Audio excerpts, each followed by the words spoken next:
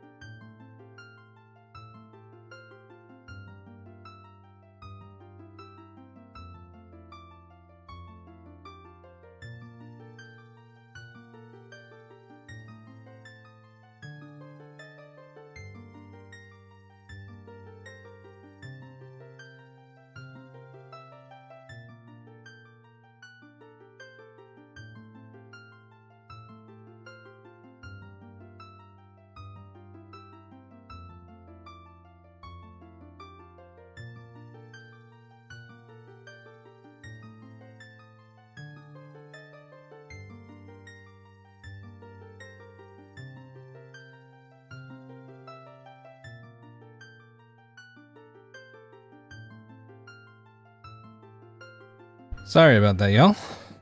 Took me a little bit. Oh, AJ, sorry I missed you, man. If you're still there, thank you for stopping by, dude. What's up, Potatoes? What's up, Jonas? What's up, Candied? How y'all doing? Sorry, I got into a conversation with my roommate. And then I was like, fuck. We've been talking for a while. What's up, Gratuitous?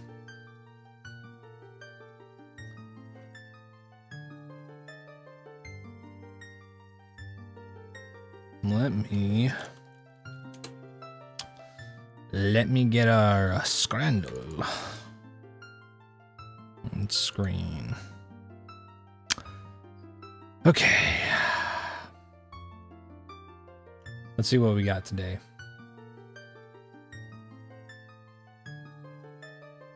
Oh, I thought that my mouse was on. Oh well, that's fine. This was a bonus round.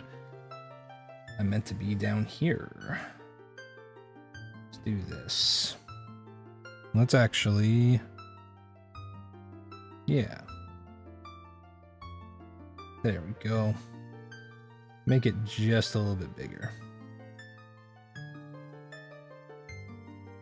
But I wanna see chat. There we go. This is the first time you cut the start of the stream. That's funny.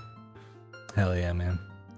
Okay, we got dirty fries, chips, cheese, and barbecue pulled pork. Okay, it's from England. I immediately don't trust the barbecue. Monster dog. That looks like... That doesn't look like just nacho cheese. Maybe that's... Okay, that looks like either Takis. I think that's Takis. Or hot Cheetos. Looks like Takis. And that might just be nacho cheese. With some chips. And this is Mexico. Pulled pork is just not... Pulled pork is great. You just gotta have someone good make it. Pulled pork is fucking awesome. You just can't lather it in like sugar. Like if it's overly sweet and it's like, or like the pork's overly cooked, it's like it's gonna be awful. Yeah, this pulled pork, no. Tastes weird and it's just crap. It's like savory sweet.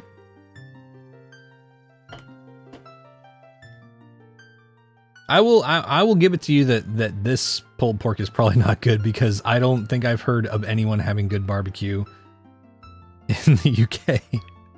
But pulled pork is really good. The dog to bun ratio is off here. Which do I think people will pick though? I think people are probably gonna pick this one. Oh, you're in England. Okay. That's fair. That's fair, Gratuitous. Okay, my bad. Yeah. I'm talking as a Texan, so it's like you take me to a Texas barbecue joint and you give me some pulled pork, like I'm probably gonna fucking decimate it. Okay. Here's the thing, chat. I think people are gonna pick this. I don't agree. Oh yeah, no, I believe you. I mean, okay.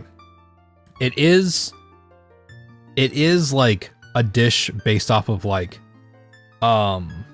Indian cooking and whatnot, but tikka masala was conceived as a dish in the UK, and there's lots of like food even aside from that is conceived in the UK that I think is probably pretty good. But yeah, anytime it's like barbecue, I'm just like, nah. Hey, Vanilla. You fuck with beans on toast, not gonna lie.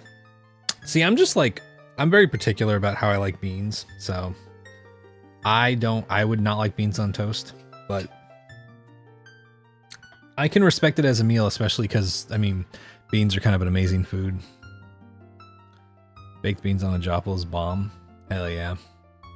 You just don't like pulled pork and barbecue sauce. I only like it sometimes with certain things. That's fair. And it can also really depend on the brand, right? Like either the brand or like where it's made, because like there's some barbecue sauces that are like full on savory and spicy. And then there's some that are like super overly sweet.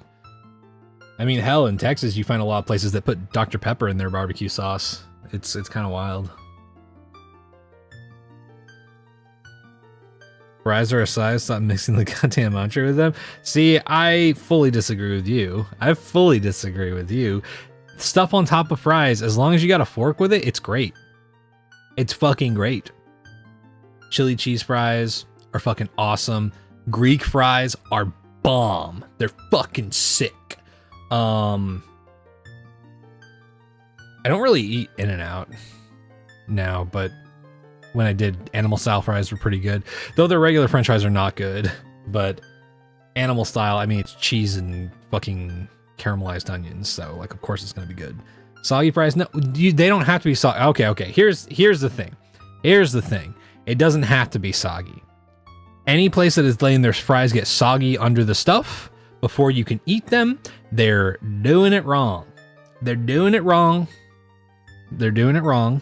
Unless you take like 2 hours to eat them, right? Which at that point, that might be a portion issue. But I have had chili cheese fries and Greek fries and carne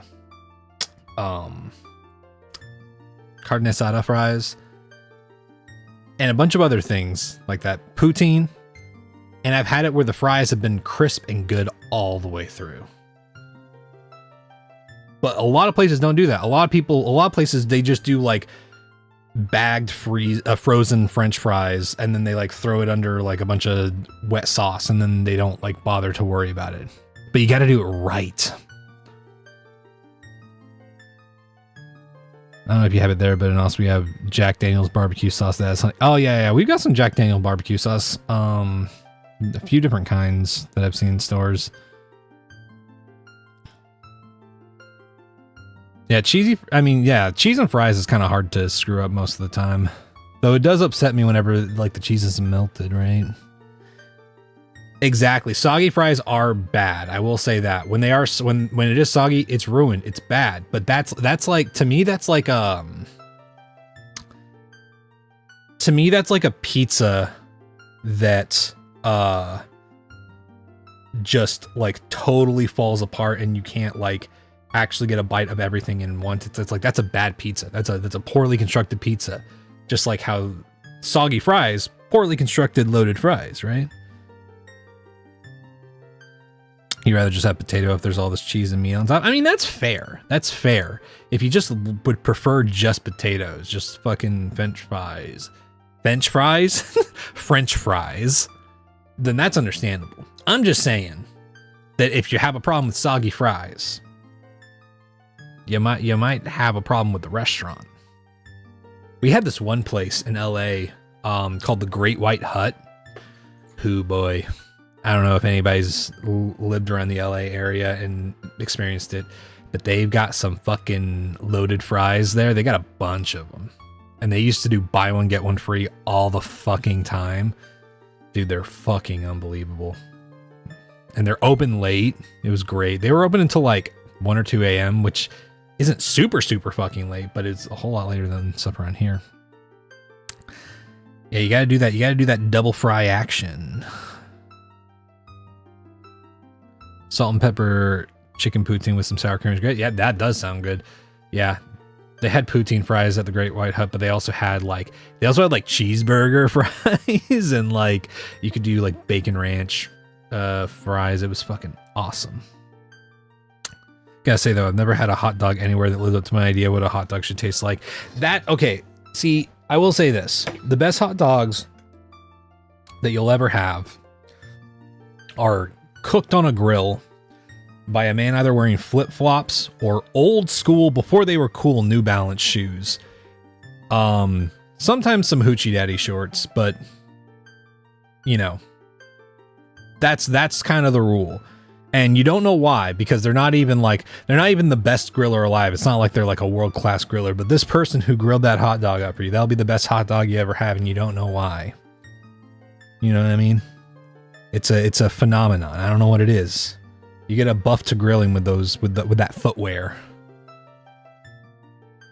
Fries or chips. We call them thick fries, are best when right bang between crispy and soft. Yeah, I mean, crispy outside, soft inside, 1000%. 1000%. That is the way to do it, especially with thick fries. That's the thing. Thick fries are harder to do. I'll say this. If I have fries at a restaurant and they're thick fries and they're really good, I'm more impressed than if someone hands me shoestring fries and they're good. Because shoestring fries, they're good. It's just like, man, it's pretty hard to fuck those up terribly. Thick fries, quite a bit harder to mess up, right? Flip-flops and shirtless, absolutely. American hot dogs look so yum. Yeah, some of them. There's some people that just like boil them and then they're like the pinkest thing you've ever fucking seen, and I'm like, I don't know, that is not very good. But yeah, if there's one thing that the US has got going for it, it's that there's some fucking unbelievably good fucking food all around. Walmart mystery dogs that don't absorb water. Hot dog looks good. It's a real hot dog, not the BS Frankfurter rubbers. Yeah, this looks like it'd be pretty good. I think people are going to pick this, chat. I don't know why. I think people are going to pick this. I don't know. I wouldn't pick this. I would probably pick this one, personally, but especially because it's cheaper, but... Exactly, YCN. You get it. You get it. It's a phenomenon. It's not explainable. You can't scientifically, you can't have like a food scientist or like a professional chef watch it and then break down like the perfect like grilling technique. It has to be a spontaneous meeting and aligning of the planets that someone has assembled all the powers of the grill, and they have managed to put forth an unbelievable experience. It's also like context, right? Because if you like, okay, this might be nostalgia talking, but you have like a day at the pool or the creek. You know, we had a place called the Blue Hole, where I grew up, and you go by the creek and you spend a day swimming. You've been swimming, so you've been active all day. You're like soaking wet and stuff like that, and you're like, as you're drying off, you get handed a fucking burger and a hot dog from the person on the grill. And that instantly makes it better. You take away the context of having swam for like hours and like hung out by a pool or a creek or whatever. You take that away, immediately worse. Immediately debuff. I don't know why. You miss Brahms fries. I haven't had Brahms fries, funnily enough. I need to try that next time I go and visit my my dad. Because there's a Brahms near where they live. Most Australian households boil or microwave them. Yeah. I mean, I would venture to guess that a lot of American households do that too. It's just, it's quicker, right? It's more convenient. Grilling is not the most ideal like way if you're not trying to spend a while getting things together. You need that salt, yeah. Hot chips after being in a pool, chlorine-filled nose, salty wet. Yes, exactly, Vanilla. You get it. You get it. That's a universal experience. That's an international universal experience. Like the way that Dr. Pepper tastes better at the pool. Yes, yes. We're on the same wavelength, chat. We're getting it. We're there. We're speaking truth to power right now.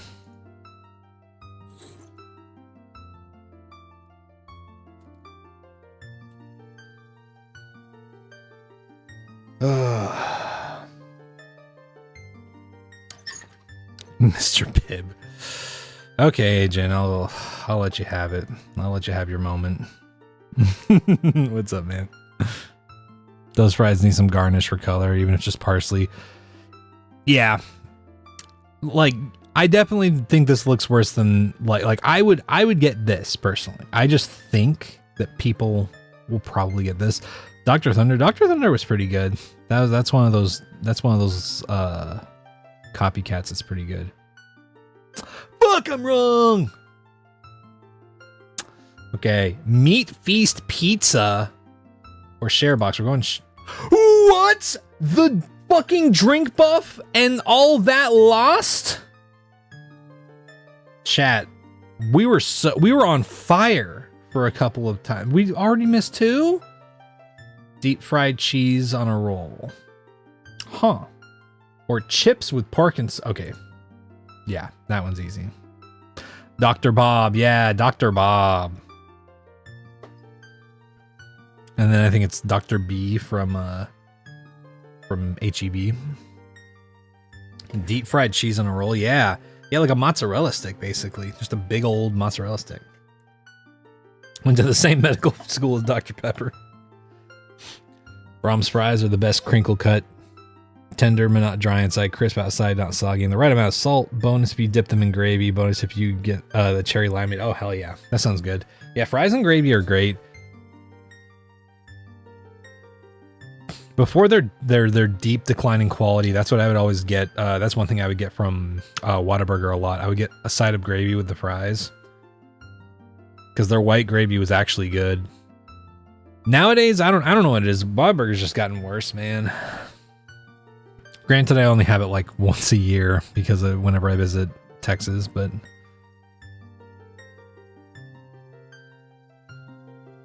yeah, I don't know, man. I don't know what's going on here. I don't know why the fuck would you submit this picture, man? Oh, man.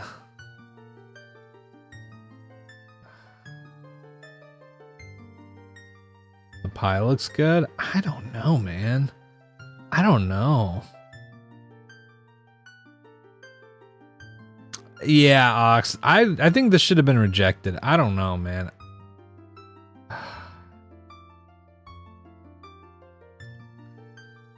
You gotta be British to like pie and peas. Oh my god. You know what? Yeah, let's take a chance. Let's take a chance. Ah, wow, okay.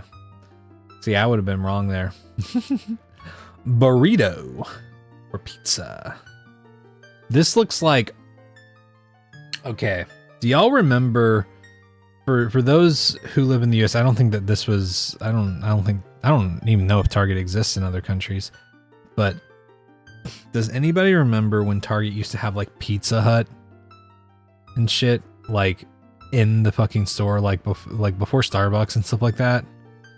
And you could get little pizzas there and shit like that. And like, this is what this pizza reminds me of.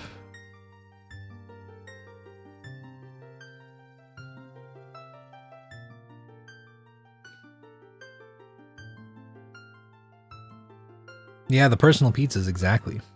This? Yeah, that's pizza. It's a personal pizza. It's just a cheese pizza, though.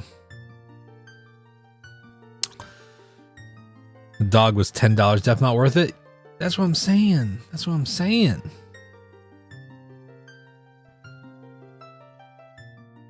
See, this looks like shit in a way that would probably be good. It's cheesy. It's cheesy as fuck.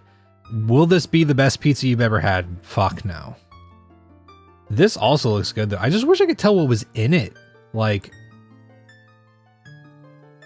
this does not... Like, okay, this is probably some kind of like either beef or chicken or something. Like, what the fuck is this? Like, I cannot tell what's in this burrito is the thing. Pork, beans, and rice? Yeah, I mean, that would make sense.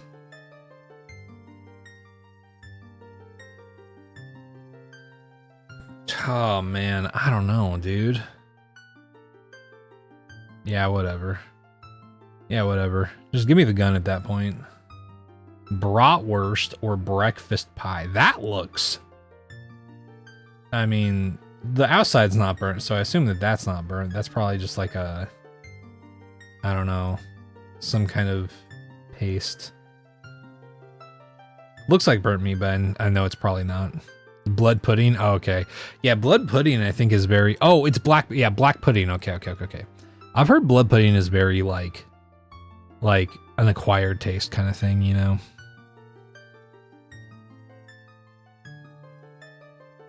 Who doesn't love a burrito with some Slim Jims right on the inside?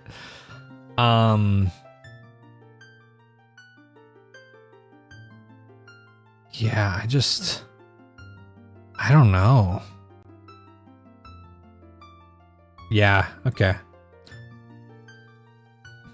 That's like a situation where I'm just like, I don't think I would pick either of these, but Argentine chorizo sausage in a baguette with chimichurri and onions. That sounds pretty good. Or kebab in Germany. No descriptor of what the sauce is or anything like that.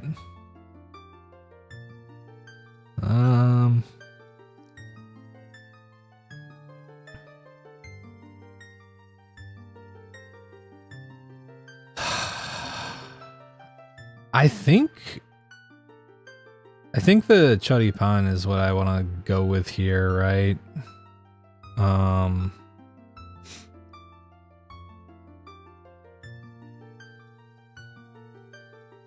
That's not kebab.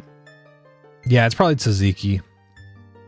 I mean, this could be, I mean, the meat could be kebab because all like that. It just refers to the cooking style. So it's like, it was probably cooked on a skewer, right? It's like al pastor, where al pastor has to be cooked on a trombo, like the rotating giant thing of pork. Otherwise it's not technically al pastor. It's, I forgot what the other term for it is. Yeah, the chorizo will probably taste like something actually, for sure. See, I don't know, Gratuitous. I'm not the person to ask about that, because as far as I know, that's not something very common here. I've never had blood pudding or black pudding, and I've never seen it on a menu in my life, I don't think. Oh, yeah. I mean, it usually is in a wrap rather than a roll because, you know, Mediterranean style and whatnot. But it doesn't have to necessarily be, you know. Okay. Yeah, we're going the choripan. Stewed chicken. Ooh, brother, what is with that rice? Okay, is that beans mixed in the rice? Dude, the rice looks gray. That looks like maggots. Noblite, thank you for following. Oh man, dude. I mean, it's probably just the lighting. It's probably just the lighting, and this is just beans and rice mixed together that's like causing this color. But dude, this is not good. Yeah, welcome on in. Black pudding is fried pig's blood and a lot of onion. Interesting. Yeah, I don't know if I'd like that. Spicy sausage. I think I'm going this, chat. Like, I don't know. I think a lot of people are gonna look at this and be like, ew. Yeah. Yep. Pie mash and liquor. 1 pound chicken burrito. We're going the 1 pound chicken burrito. Bacon roll. Once again, chat. That bacon is not cooked well enough. That bacon is not cooked well. Carne asada fries. Or nachos, not fries. Dude. Sure, whatever. This picture sucks, but whatever. I get that. This I'm baffled by. Because not only is it all of this, it has listed it, like, I don't know if these, I think these are sauce containers, but it comes with drinks. I'm like, this is so much food. And it looks good. I guess on this one, I guess this makes sense. I guess I was wrong. Sometimes I'm right with my choices on Scrandle, but I don't know, man. There are other times where I'm like, oh, it's totally this one. This one looks way better. And then I click on it and then everybody's like, no, it's this one. Yeah, I mean, the pizza does, this pizza looks adequate, right? This pizza looks adequate. I gotta be honest though. When I say adequate, this to me, looks like the kind of pizza you get from like a 7-Eleven. It's fine. It's okay. It'll get the job done. I think I would enjoy this experience more, for sure. Oh, definitely not healthy, but you know, you don't go to Stadium C healthy, really, you know? The sandwich looks sad, yeah. Yeah, that bacon was medium rare, baby. Box is 23, pizza is 5, and will fill you up similarly. I guess so. Dude, that's the weird thing, is that like so many times people do not give a shit about the price. Like there have been times where literally the foods are pretty like similar. Like one is like slightly worse. Like one is like, it's like, oh, this doesn't look as good, but it's like free. And people choose the more expensive option. And I'm like, what are y'all doing? What are y'all doing? So like, I never look at the price half the time.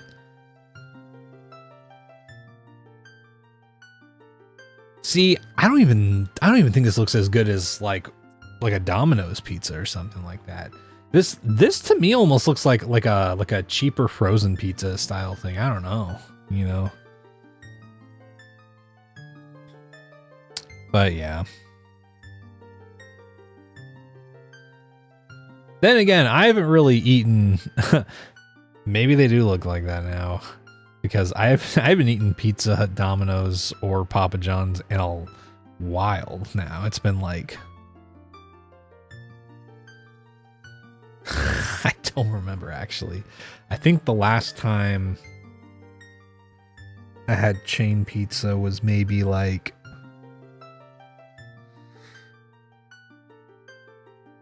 I don't even fucking know, man.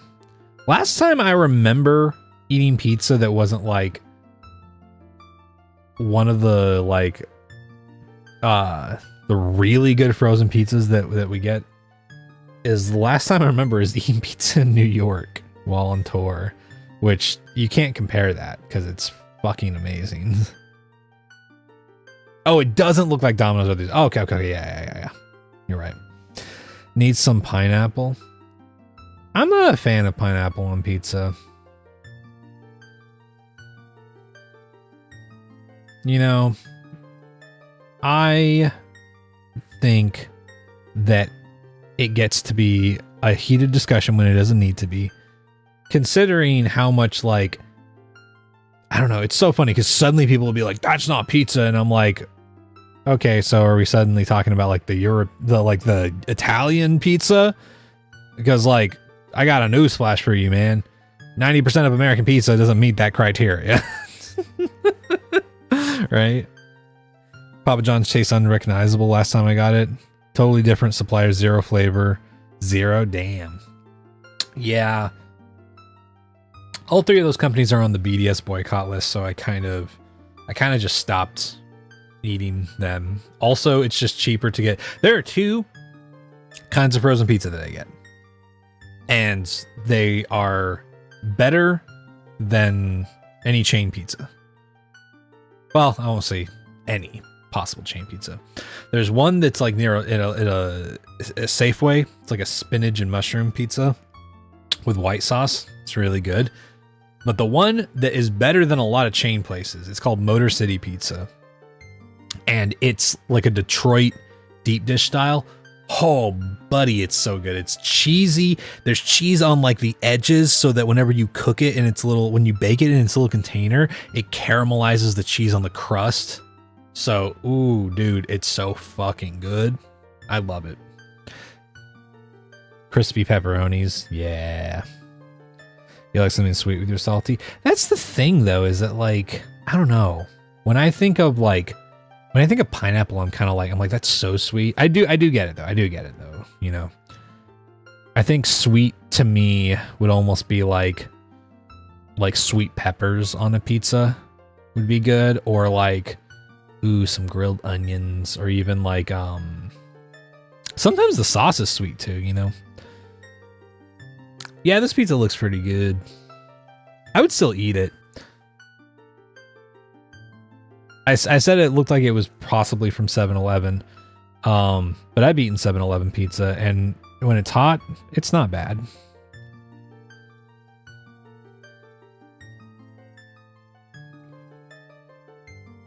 That's the thing. Out of all those chain restaurants, Pizza Hut was my favorite. I really like their crust more than I like most other places, like pizza chain places' crusts. The Pizza Hut's like the worst offender on like that boycott list, so I'm like, I can't, man. You know. Hey, understandable, YC, and I get it. I get it. Everything on the right is frozen, I'm sure. I mean, I guess possibly. These sliders don't look frozen though. Those buns are too fluffy for them to have been frozen, I think, you know. But I get you.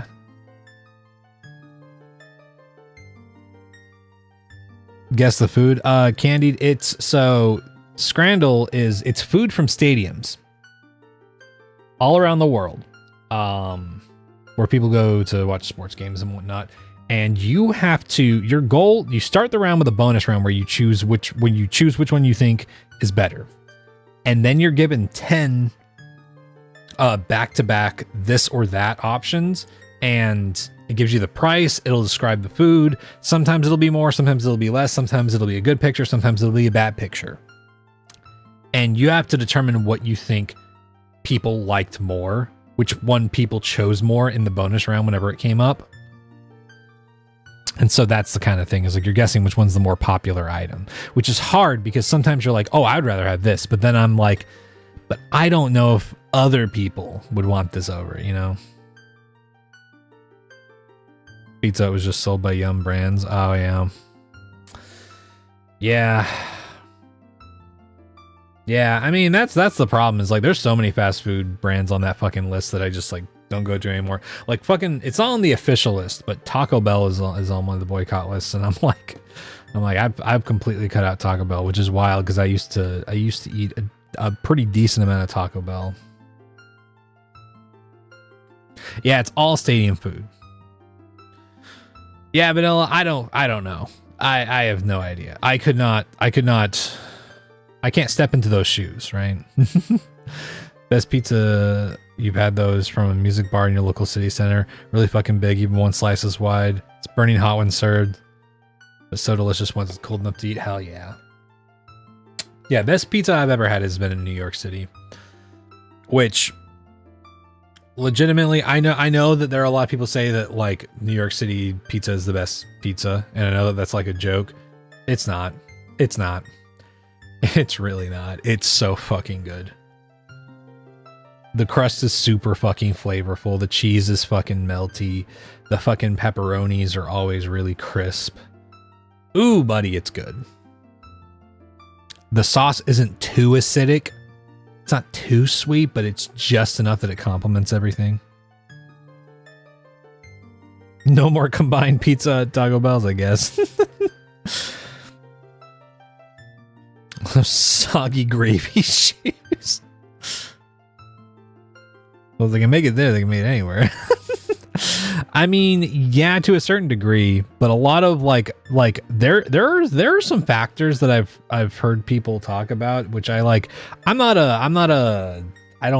haven't done a lot of research into this, so this might just be bullshit, but like I have a friend who's from New York, and he was telling me, he was like, yeah, one of the reasons that pizza is really good in New York is because legitimately New York City has the cleanest water supply of any city in the US.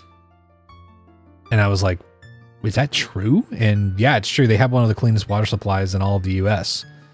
And so the water that they use for a lot of the stuff with their pizza and whatnot is just like really good. On top of the fact that there's a lot of fucking pizza spots there. Like you can eat pizza on one block and go 2 blocks down and find a completely different pizza shop that makes pizza as good, that's different, and it's unbelievable. Cornbread. Oh, cornbread's great. Yeah, cornbread is fucking amazing. Really good cornbread hits the spot. Corn fritters too, dude. I love me a good corn fritter. A good fucking corn fritters kick ass, man.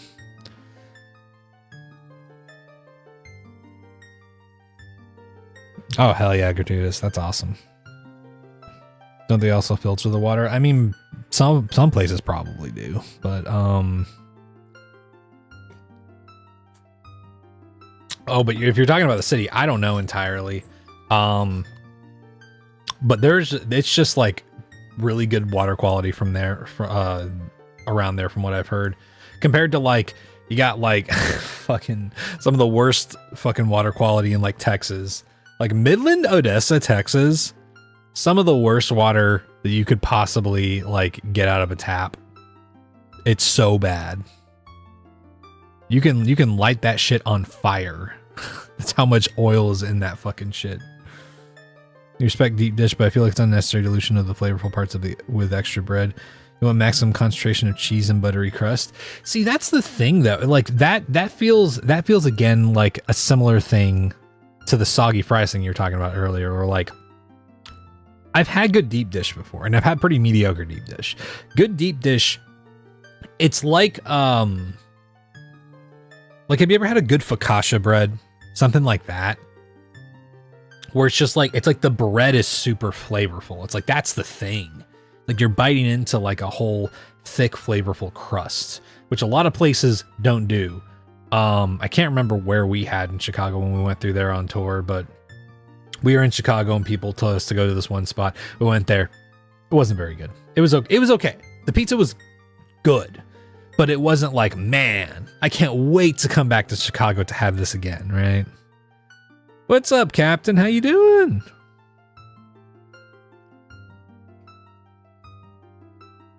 Remember reading that New York tap water has microscopic shellfish in it? Well, there's your answer. They're the ones that are making the water taste so good. They mix that water in the dough, and then those little shellfish are mixing. They're doing the thing that they do in the pizza shop where they're spinning the dough over their head, but they're doing all that together. That's what makes it so good. They got the microscopic shellfish.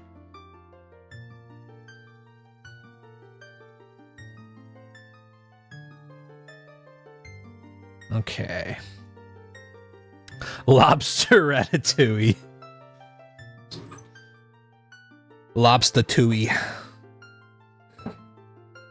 Hey, yo, it's lobster-tooey.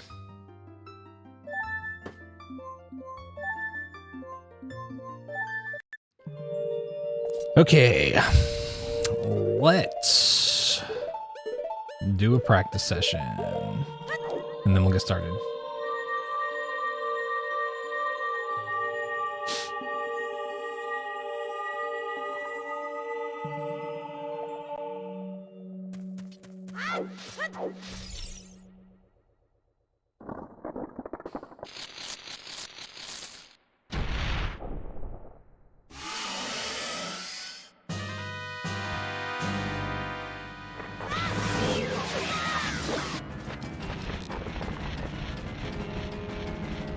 Remember your nephew had a book that was just a picture books retelling of, oh, a Pixar movie is interesting.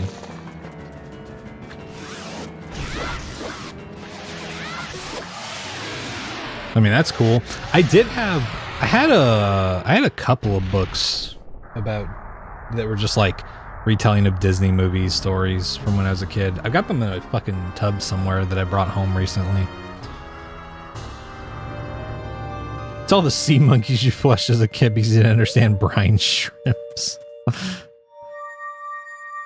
And the one for Ratatouille had him saying, "My name is Ratatouille." My name is Ratatouille. My name is Ratatouille, and I'm here to say, I'm a magic rat chef. And I deserve to get paid. Okay. Sorry, give me just a moment. There we go. Oh. Oops.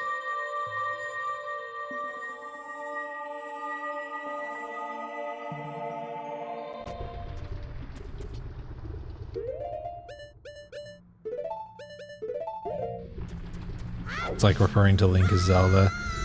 Yeah, that takes all the credit away from Zelda, who's out here fighting the big bosses and stuff like that. Like, how dare Link take credit for killing this huge thing, right? God. Like, look at that. Look at that. Look at all that skill that Zelda has. They stole Remy's name.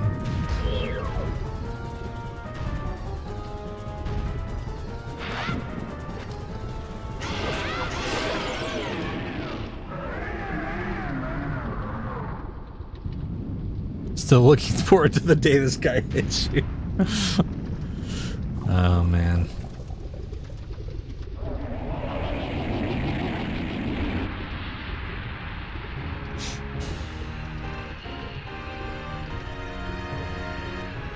I can't remember. Have we had a Morpha hit before?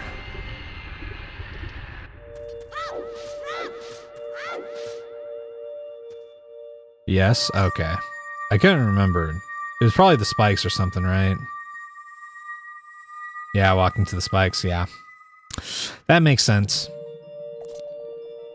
I just wasn't sure. I couldn't remember. There's been too many deaths for me to fucking remember half of them.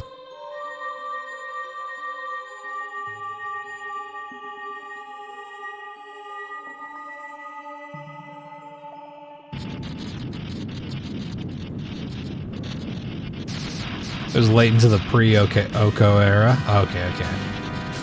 I mean, that would also make sense, yeah. I really only started doing boss rush practice once we got to Oko mode, I believe. If I remember correctly. I could be misremembering that as well.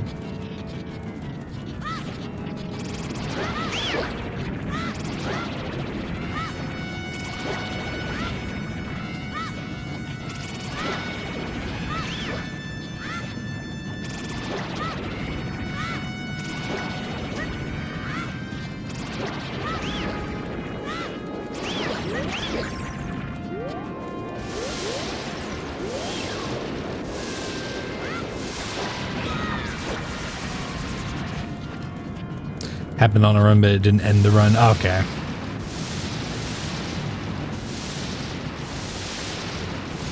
Well, that's at least good. It probably would have been devastating if I actually lost and died to Morpha.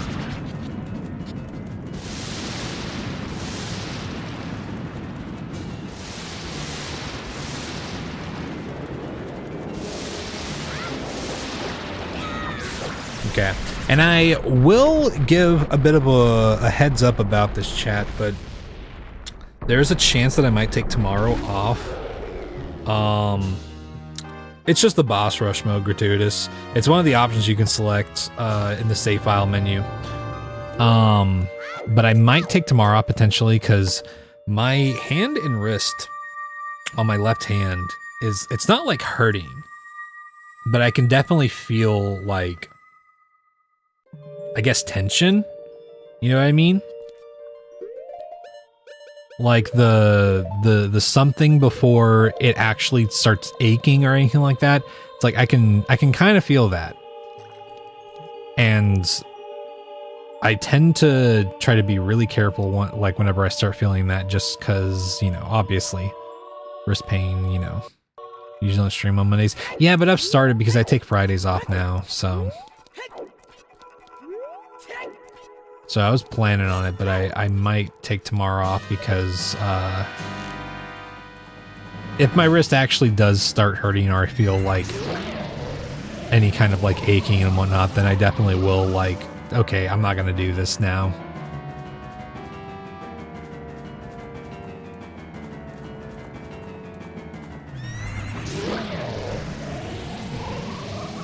Yeah, thank you.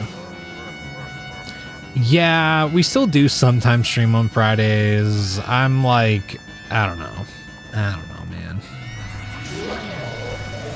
It's hard to say because like some Friday streams are pretty great. It's mostly just because like I have some friends who are actually available on Friday nights to like do stuff together sometimes. So I wanted to start making some time for that. But sometimes they're not free, so sometimes I do stream on Fridays. It would probably help also if I actually had like a solidly posted schedule, you know, somewhere, but hold on.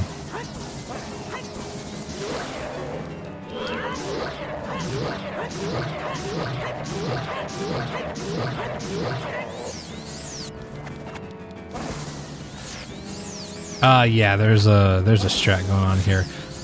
But nope.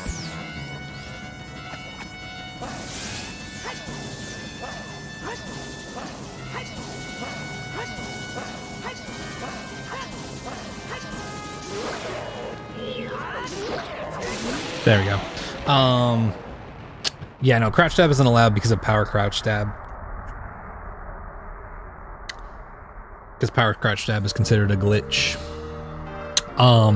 Yeah, so the strat there is we circle until he backs up. And the reason we do that is because the trajectory of the little energy blasts can get really fucky.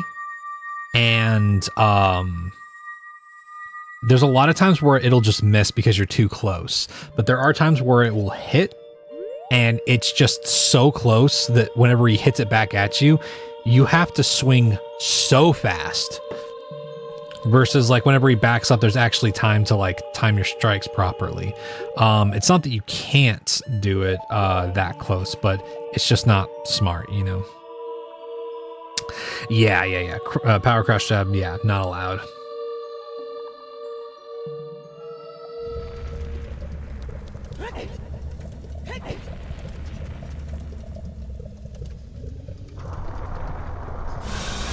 Up close tennis or no balls.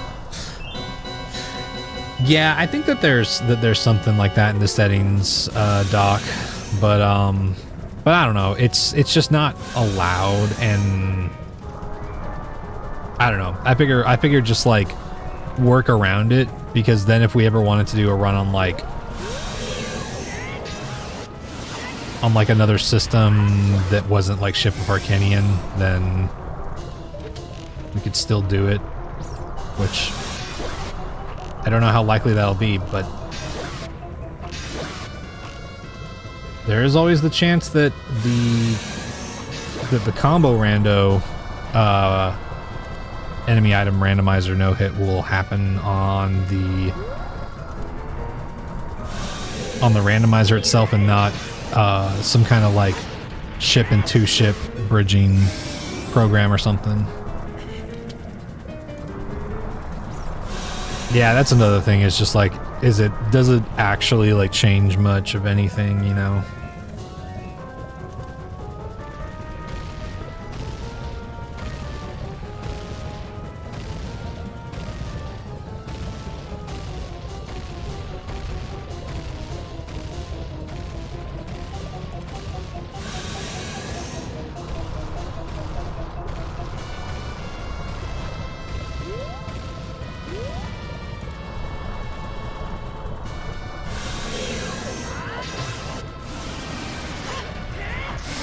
There we go.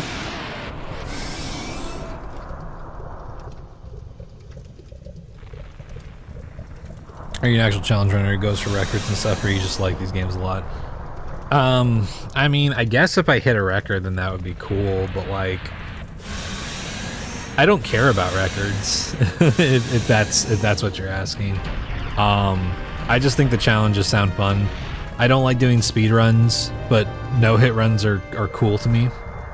They really engage my brain, especially with randomizer stuff involved. So I guess it's kind of just that I like these games a lot. But if like I had the opportunity to go for like a first time ever thing or whatever, then that would be cool. But it also doesn't matter too much to me if I don't have a record, you know? Phil's doing unban requests today. Damn, dude. I'll have to go back and watch that VOD. I fucking love those streams.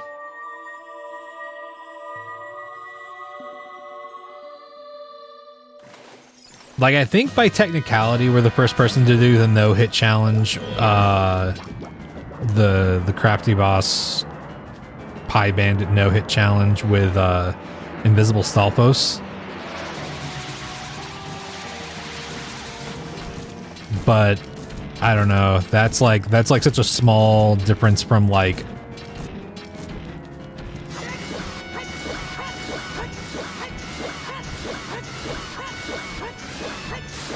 it's such a small difference from like ONES being the first person to beat the challenge with the settings, or LITE being the first to beat the challenge in general, you know? Twice a year? Oh, yeah, that's right. Yeah, he does it very rarely. But that's also kind of why we're doing the no save and quit settings, or like, not settings, but rules, because if I did that, that would be a cool thing to be like, hey, yeah, I did this without save and quitting out of like combat and whatnot. It would be more of a personal thing than anything. I'd still probably brag about it every now and then, I guess. Because that's also just good for, you know, the stream or whatever, but it's just fun more than anything. That's really the big thing at the end of the day, is I'm just like, oh, this is fun to do. I like doing it. And it gives me an excuse to play video games. Which for a while I thought were like gonna be like something that I didn't do much in my life anymore.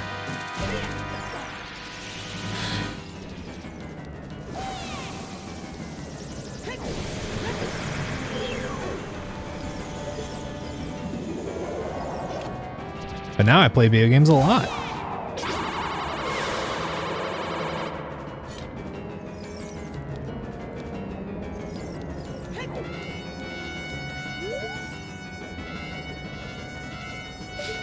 Yeah, I know I don't need an excuse. It's just like, there's always like the thing of like tricking my brain into, you know, making it a thing of like, oh, you are doing a task, and streaming fulfills that for some reason.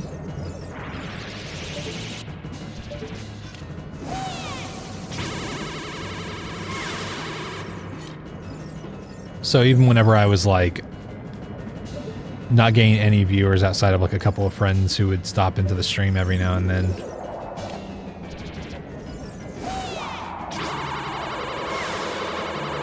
even then it was like, okay, cool, this is just an excuse to play video games, right? This is my brain setting aside time for video games.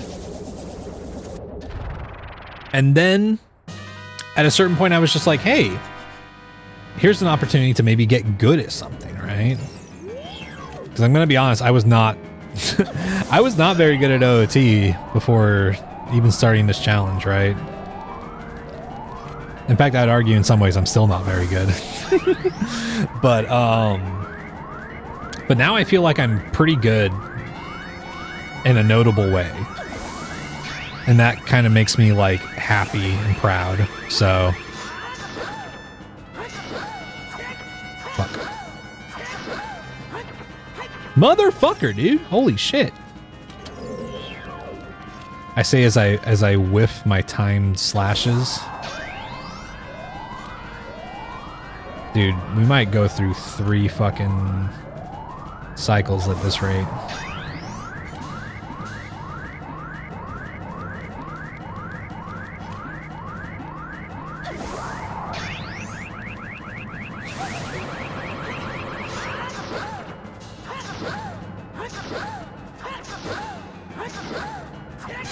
There we go.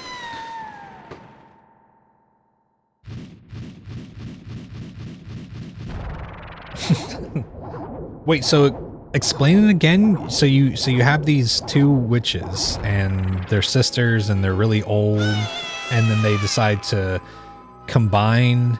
Yeah, and then they get really hot. They're just like, okay, man. Okay, man.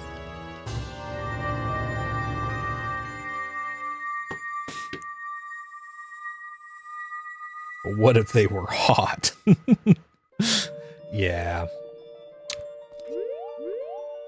But yeah, that eventually just became the inspiration though for a lot of the stuff that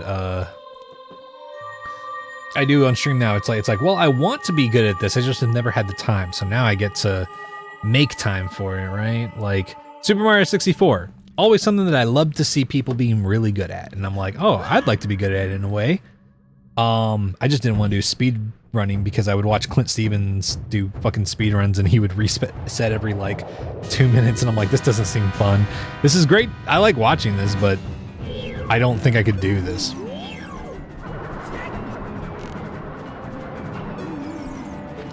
Okay.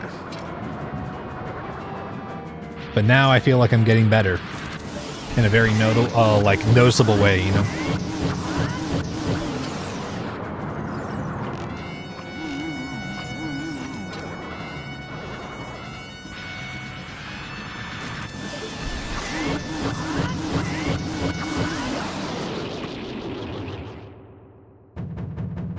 Well, if they were hot should be a question asked at all times. Right?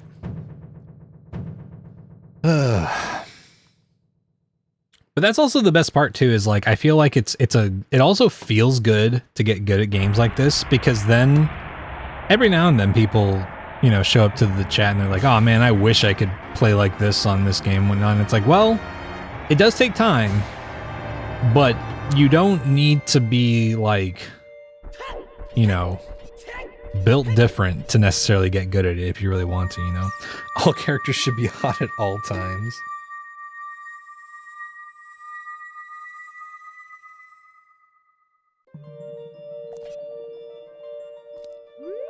Okay.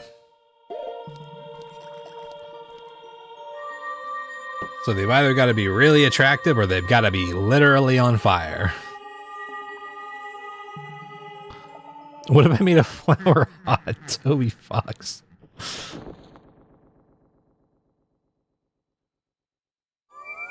Your dad's my best friend.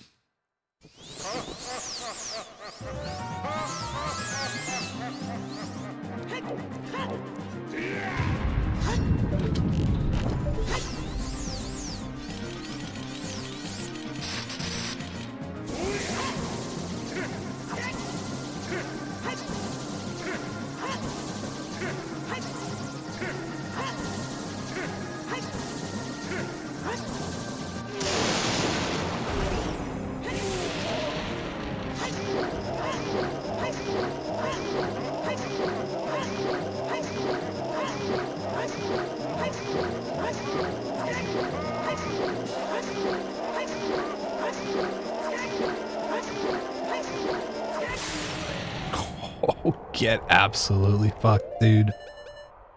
King of Darkness, my ass. More like King of Fartness. At least one of their two forms has to be hot. The difficulty of Mario is still astonishing to me. Like, if any Souls-like bosses, random challenges from Mario Sunshine are 100 times harder to me.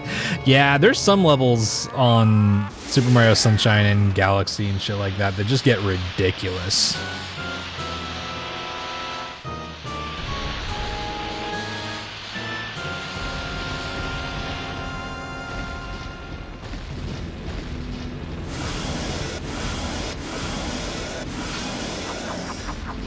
I still find it slightly funny that they gave Ganondorf a mullet.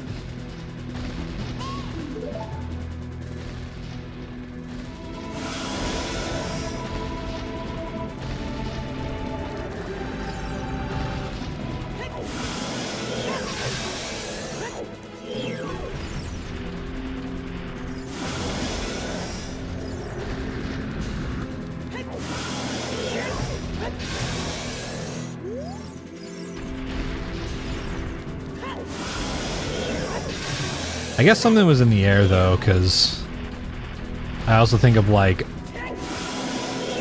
Nightwing from the Batman, the animated series, where he has like a mullet. Motherfucker.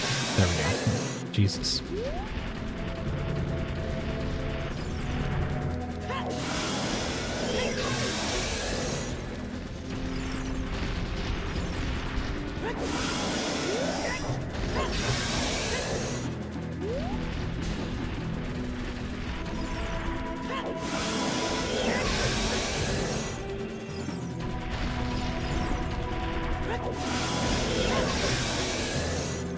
Think one more? Oh yeah, mullets can be very attractive, 100%. Mullets can be really cool haircuts just because it was the subject of jokes from like the late 90s to like the late 2010s. Doesn't mean that it doesn't have good applications, right?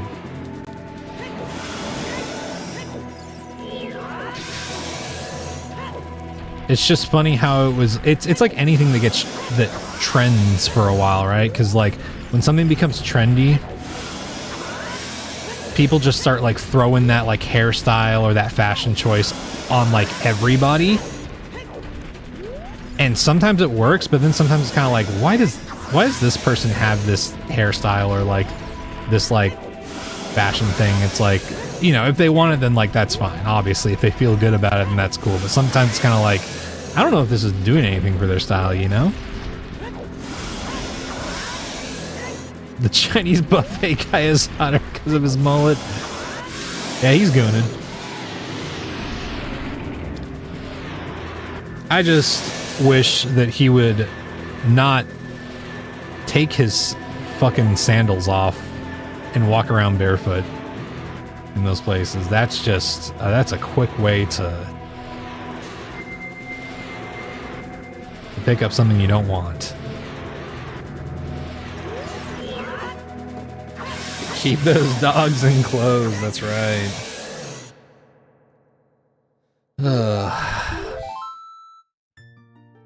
It's also funny to me because like it is kind of a funny series because of the fact of how much he's finding places where he's like, this place is really good and I don't know why it's rated this low or whatever. But like in his comments, there's always someone that's like, oh man, it's so much harder to catch food poisoning than I thought. And it's like, no, it's not. No, it's not. And here's the worst part. The more that you get food poisoning, the easier it is to get. You become more susceptible to food poisoning the more you get it. Like, according to the studies that we know, it's like, so don't go out seeking it. Don't do that. That's a bad idea. Okay. Now we're gonna start up TikTok. Start the recording.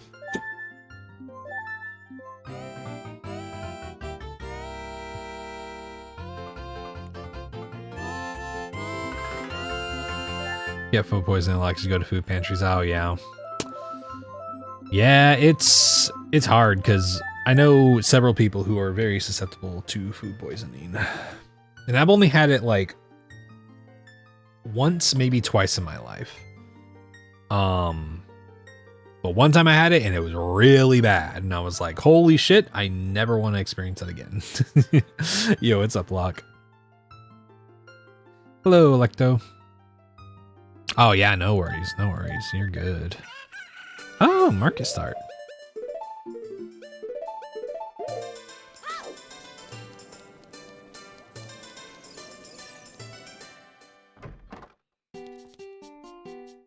Yeah, potatoes. It really is not a joke. It will fuck you up.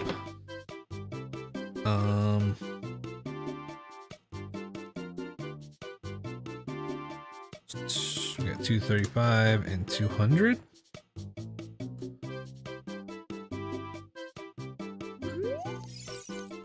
It's a risk you take for sweet and sour chicken. I mean, that's the thing is that, like, I gotta be honest. Okay, the only two places that I've ever gotten food poisoning from was, okay, number one, I was interviewing for, this was over 10 years ago. It was a while back.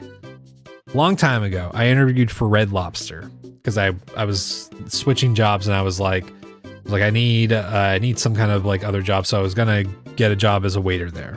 So I was like, okay, I'll do this. I got hired. And they brought us to an orientation. Now, look, this was a cool orientation idea. They were like, hey, we're going to bring out like our most popular items so that you can try them all and, you know, actually experience the food so that you know how to describe it whenever you're like talking to people and they're like, oh, where's the coconut shrimp like or whatever, you know, it's like you've tasted it. So you know what it's like. And so they brought out all this food. It was a cool idea. It was very nice for an orientation. I got fairly sick. And my first shift was the next day. And I tried to call and be like, hey, I know that y'all just hired me, but I'm like really not doing good. And I think it might have been because of the food. Yeah, I don't know, but I just wanted to let you know because there's no way that I could come in and like work like this. And I'll never forget that the manager was literally just like, huh, well, you need to bring us a doctor's note. And I was like, I don't have health insurance. I'm just about to stop this job. I'm just about to start this job. I don't have health insurance. And so I ended up just quitting because I was like, okay, I tell you that I think that I'm pretty sick and it might have been food poisoning. And your first instinct is to like, oh, you're faking it. Bring me a doctor's note. I'm like, okay, man. Well, I really don't want to work here. I have truth in the Gerudo Training Grounds reveals Greg the Green Rupee. Oh yeah, this is the hidden maze chest, right?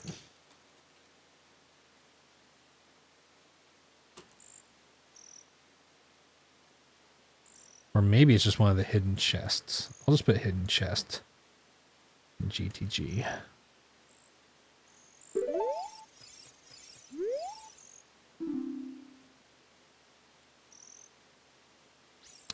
Okay, Shadow Temple boss key. Graveyard.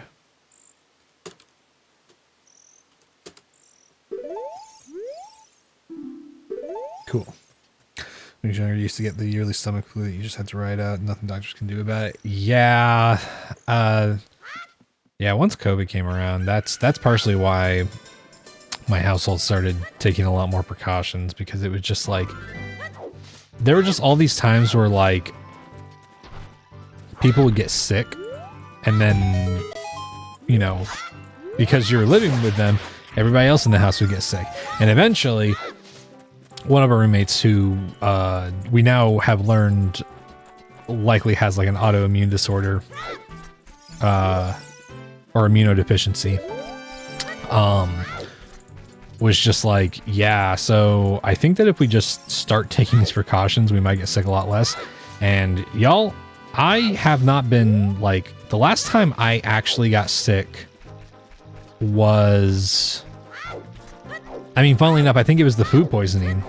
But before that, the last time I got sick was 2021, whenever I caught COVID for the first and only time so far.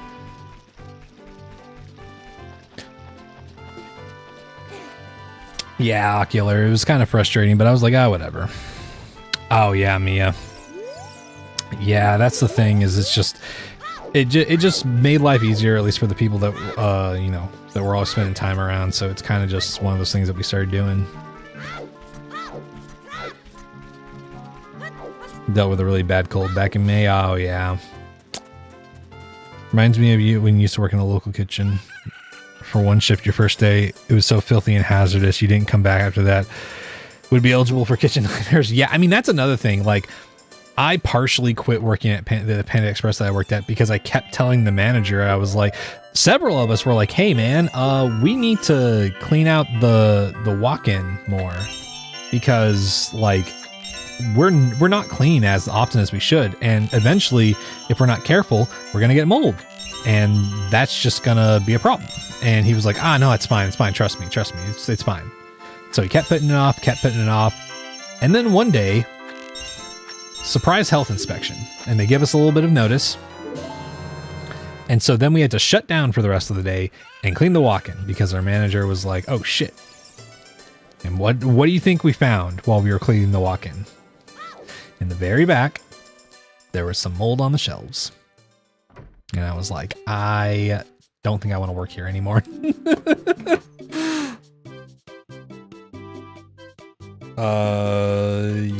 Bum shop. There we go. What's up, chicken? Attempt 28? Fuck me, man. Thank you, agent.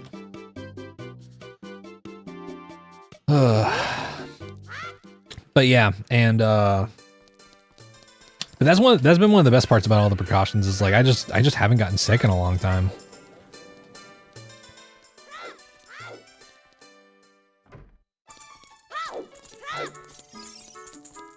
And to be honest, I mostly eat like stuff that I make at home anyway now, so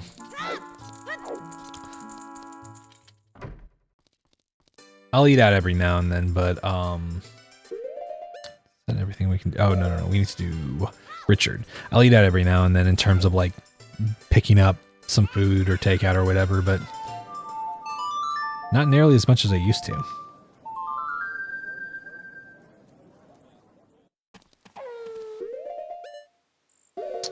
Oh yeah, I see, and I get that. Yeah, there are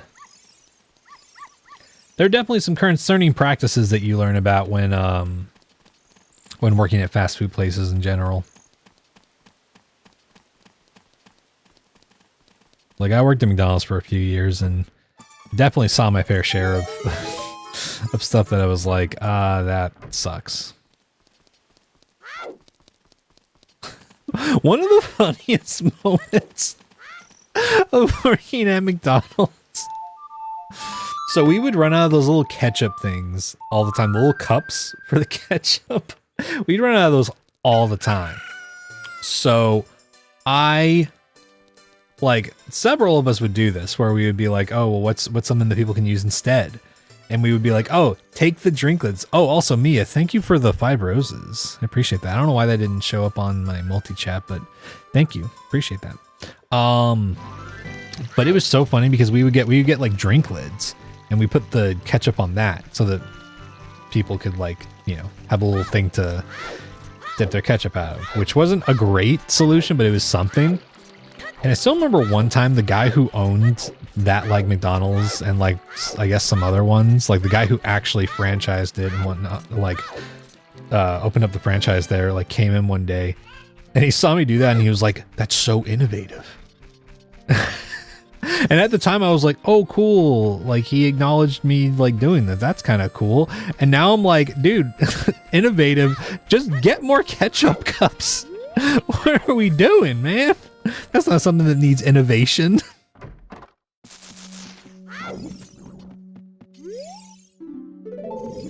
Got bombs on 10. Stick capacity on 50. That's not the most important thing, but stick bag around down 50.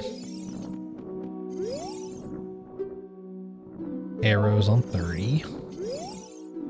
Piece of heart on 40.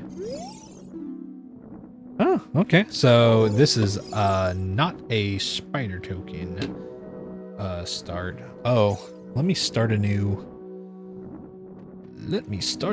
bingo. Oh wait, no. Bingo's disabled. Fuck. Okay, whatever.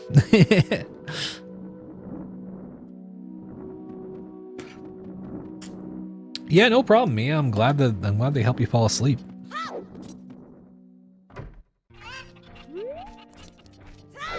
All right.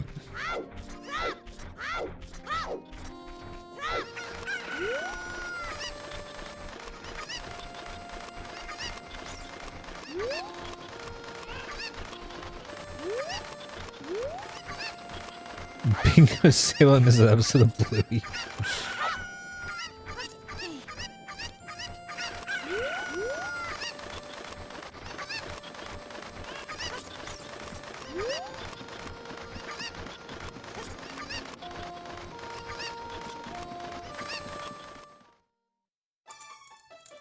Ooh, ice arrows. What's your favorite flavor of arrow, chat? Mine is blue.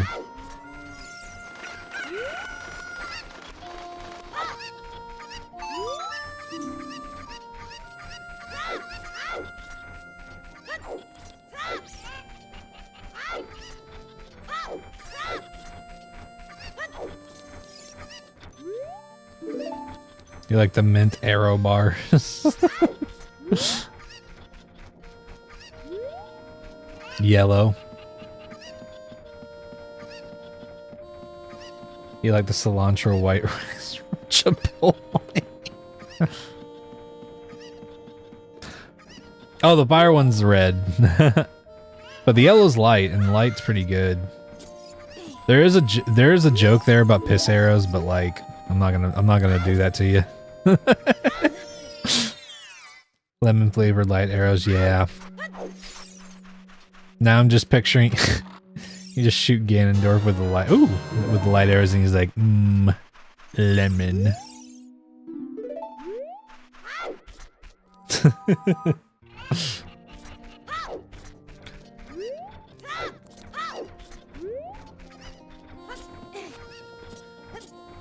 Yeah, light arrows are pretty useful.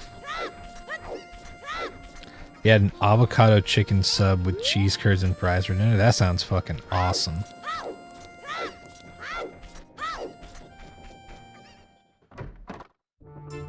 Okay,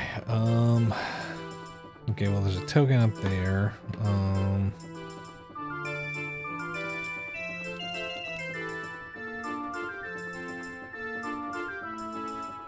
We got Doc making TF2 references.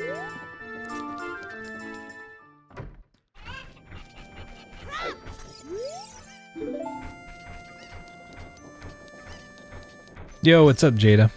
How's it going? Jar-based karate.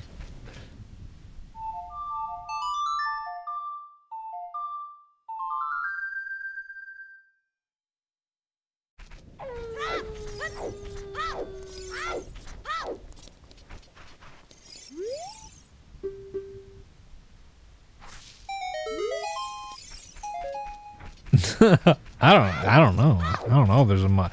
But I mean, probably there's a mod for just about everything in this game, I feel like.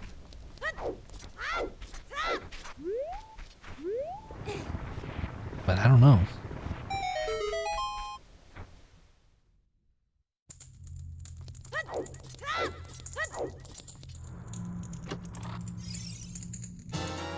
There's the boss key.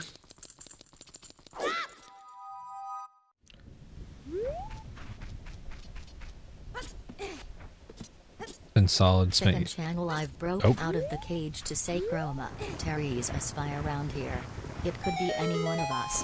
It could be you. It could be me. It could even be explodes and fucking dies. Oh, I like. Spent yesterday at your dad's because of the 4th. Been pretty nice, but sadly our rooms weren't set up. Oh, damn. Well, I'm glad that you had a good time for the 4th. Oh, okay. Well, if you can't go up on the stairs, then that's your problem, buddy.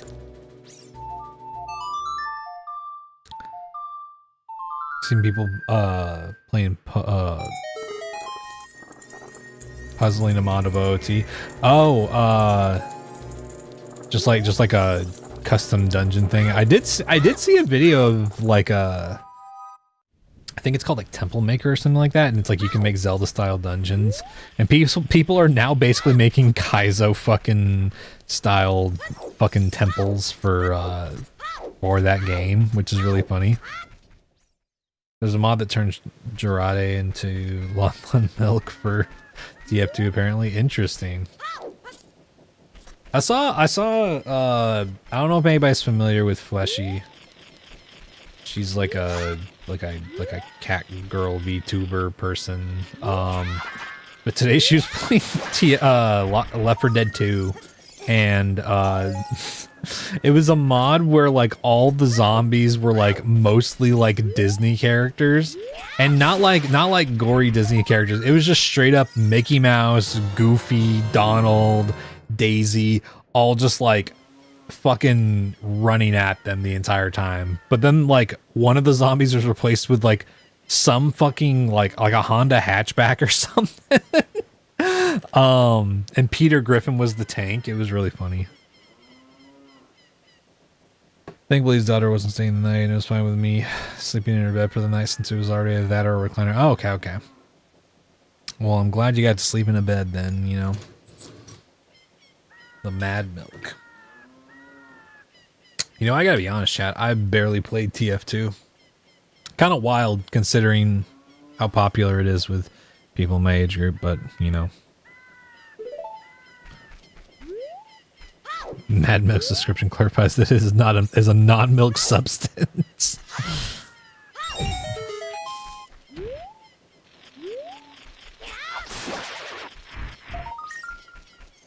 Strength.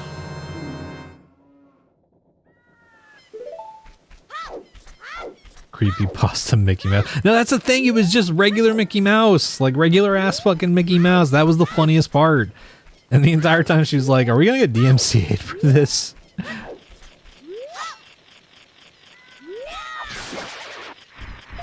One of them was their character model was replaced with Sans Undertale. And one was Hatsune Miku, I think. TF2 wear with friends. It's WarioWare, but in TF2. Interesting. That could be fun. Could probably play that with Jonas. I wonder if Jane Dax would be interested in doing that at some point. That would be a lot of fun, I feel like.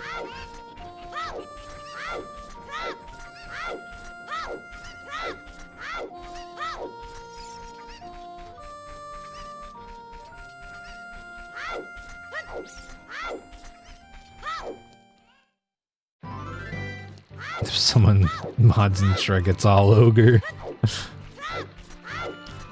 Yeah, I'll let you know, chicken.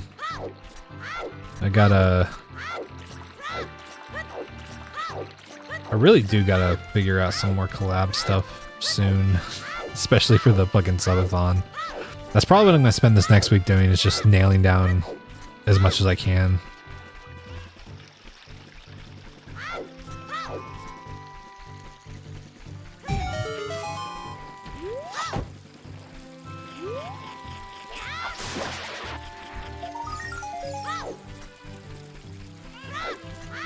Okay, let's reset the day.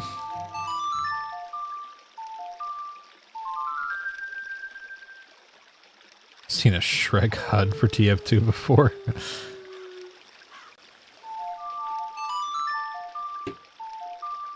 Yeah, here's hoping. I think it'll be a lot of fun. I've got lots of ideas. I just need to narrow down stuff, because it has to start with like what do I feel like I can accomplish in a week? And then, like, you know, anything that continues beyond that I can like plan for, but I need to make sure I don't over plan too much shit, because I tend to do that. Oh yeah, that's understandable, Jada. Well, I'm glad you got plenty of rest.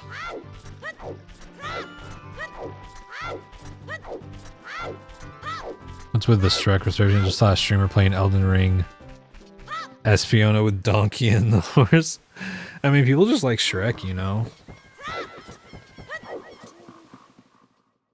Shrek and Shrek 2 are just like legitimately fun movies. For all the kind of not great stuff it did for, like, you know, always choosing celebrities as voice actors, becoming like the norm. It was also just like a pretty well-made movie. Light Arrows is fucking wild. Ooh, nutbag. That's sick. Thank you, Mito. Shrek is timeless.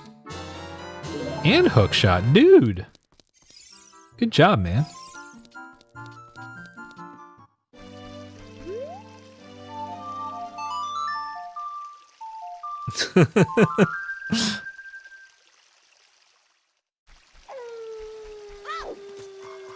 Yeah, I mean, that is kind of the thing, is that like Shrek became a big deal partially because of like, because like before then it was like what, like you had like Robin Williams doing the genie, but there wasn't like a ton of like, oh, this famous actor is like the name that is pulling people to go see this animated movie, right?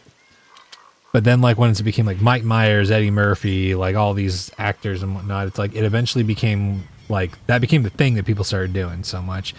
And now we get like, we'll just get celebrities who are actors but are not voice actors doing voice acting, and they're sometimes just not good, you know? Shrek 2 video game was the main video. Yeah, it was the main video game your wife and you played when we started dating. That's cool. I think I remember the Shrek 2 video game. I think I played that one a little bit. I don't remember. I don't remember why I had that one, but I do remember it, you know. Yeah, Shrek is also a huge part of animation history. That's another thing, yeah. Yeah. Well, and also people just like, I don't know. Okay. I don't like Chris Pratt, but they cast him in the Lego movie, right? And that casting made sense for what that character was. He was supposed to be a very plain dude, like very just like average Joe, like whatever, kind of like unremarkable. That was the whole point of that casting. But now they cast Chris Pratt in every like so many things as like a main character voice and whatnot. And I'm like, why? You know? You still have your physical copy, Jonas? That's awesome. Eddie Murphy and Mulan was amazing. Yeah. Eddie Murphy was good. Oh, man. I'm not really worried about tokens right now, so I'm not going to write down any more of those. Oh, yeah, there were plenty. There were multiple Shrek video games, Jada. Yeah, I mean, he's just not a very good dude, like, in general, for the kinds of, like... for number one, the kind of church that he associates with, but also just, like... in general, I'm kind of just, like... I don't know. I think he did a bad job as Mario.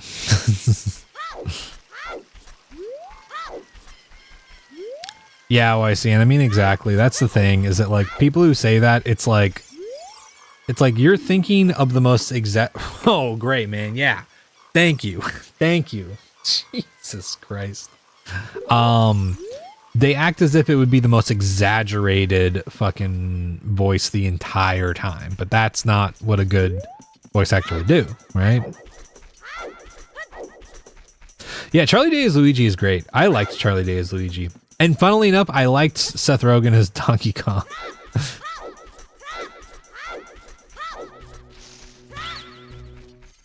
Yeah, exactly, Jada. Exactly.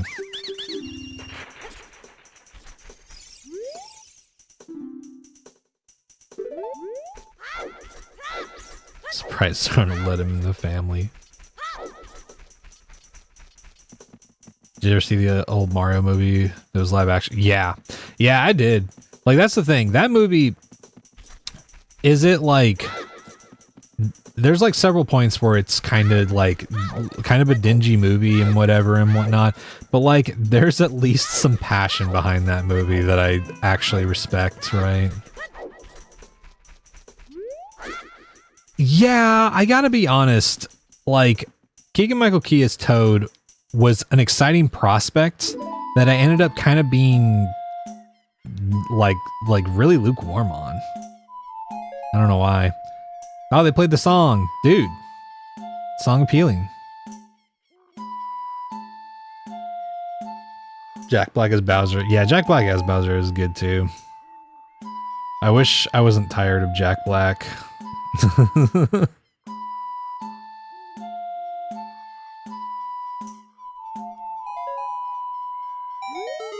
He has unfortunately entered that territory. Oh, magic.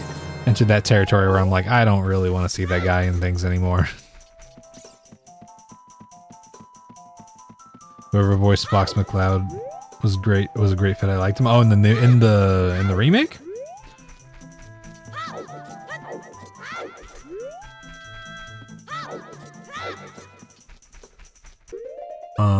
Okay.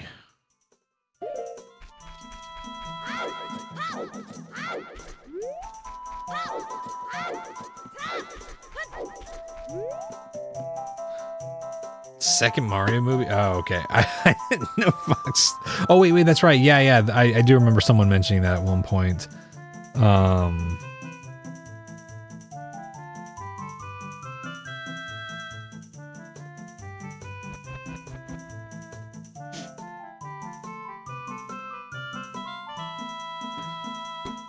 Oh yeah, Jack Black did appear in The Office, didn't he?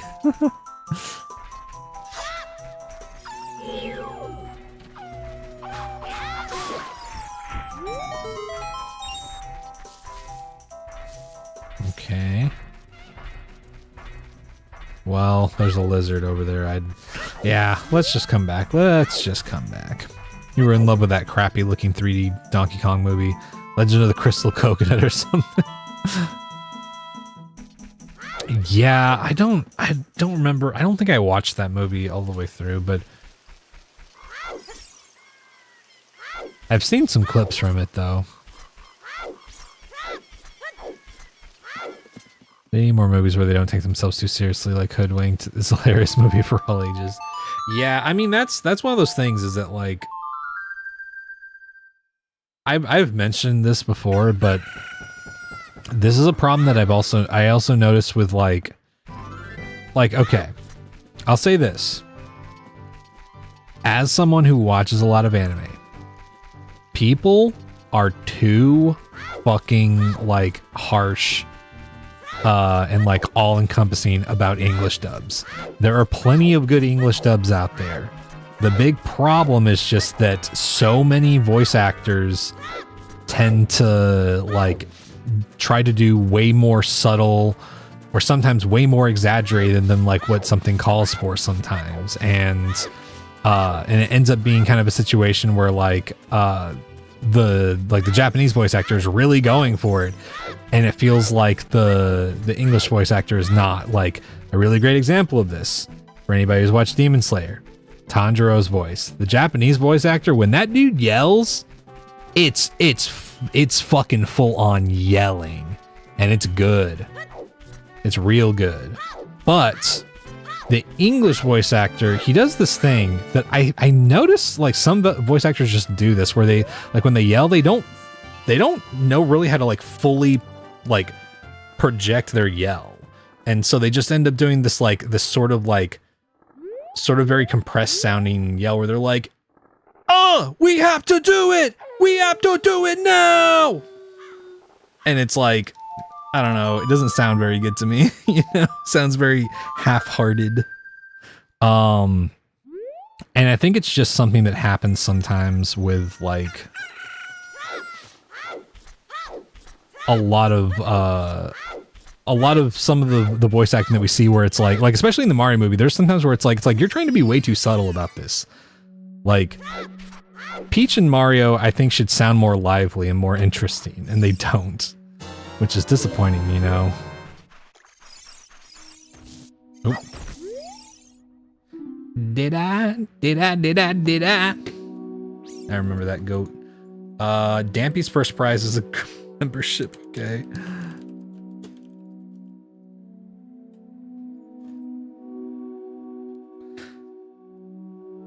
Exactly, Vanilla. There's applications for all kinds of like acting and roles and whatnot, but you know, the Naruto Believe It, I think, got to me.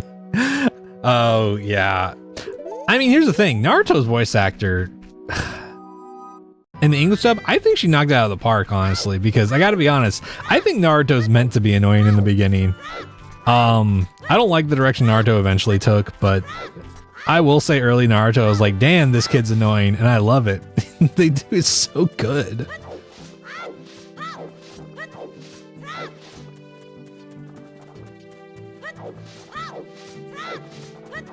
Oh, you're talking about like I know exactly what you're talking about. You're talking about old Horaloo. Warrior.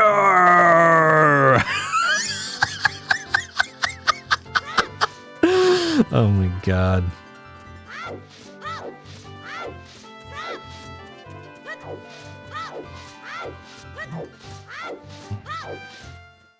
It wasn't everything, it was just the Believe It. Yeah, his little catchphrase.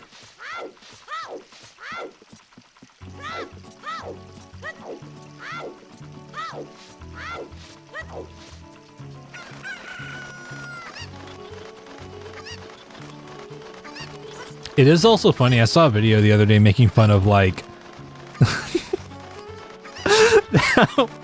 everybody in the English voice cast, like saying Naruto's name is like Naruto, Naruto, Naruto, Naruto.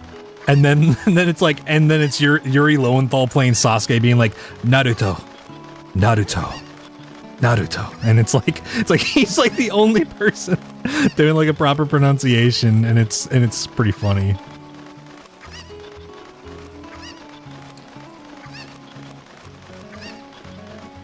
And it's like almost the same thing with Kakashi, because Kakashi is not exactly the right pronunciation. It's more like how Mike Guy says it, where it's like Kakashi. You know? Shadow Temple has Megaton Hammer. Okay. We're getting some decent hints. Yeah, Yuri Lowenthal as Sasuke was a really good choice, honestly.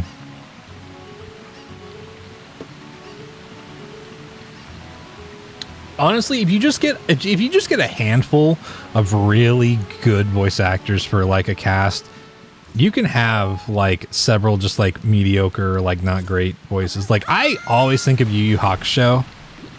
Yu Yu Hakusho, the main voice cast, like Yusuke, Kuwabara, Hiei, Kurama, and Botan too. Botan and even fucking Koenma. Just like the main voice cast being as iconically good as they are, it's like, damn. Like, there are some occasional moments where the voice acting isn't great in the English dub, but it's by like very like forgettable characters and stuff like that, and it's just like, damn, dude.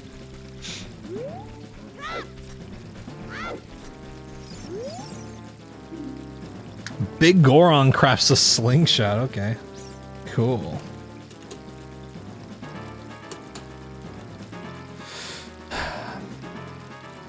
Got really scared earlier because you forgot people around here still shoot fireworks. Oh, yeah. Damn. Gonna miss him as Yosuke in Persona 4. What's up, Lynn? We're doing good. We're doing good. Just getting started right now. Yeah, you know what? I'm going over here. Yeah, the slingshot is a splinter in the Big Oron's hand.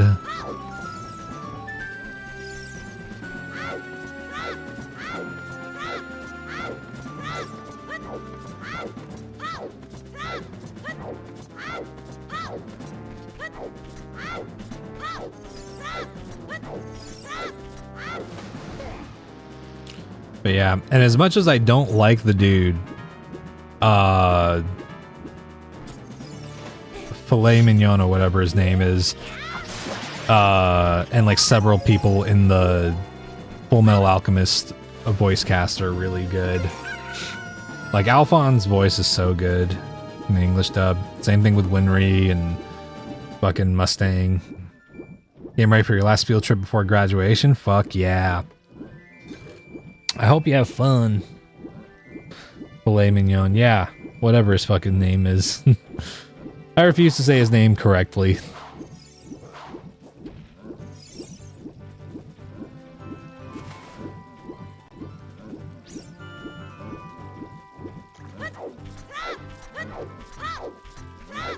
That dude is persistent.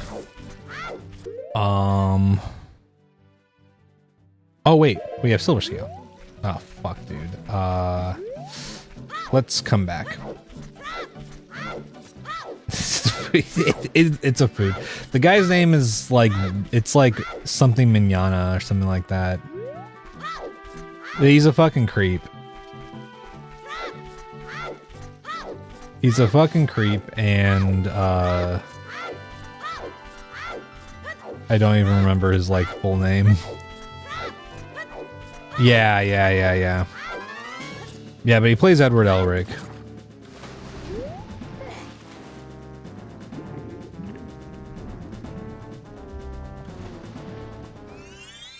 Yeah, Mustang. Travis Willingham is Mustang. Yeah, really good. No. No. Okay, wait. Who's the guy who made Hellboy now? Because, like, I know who you're talking about. And it's a very Mike Mignola, Mike Mignola or something like that.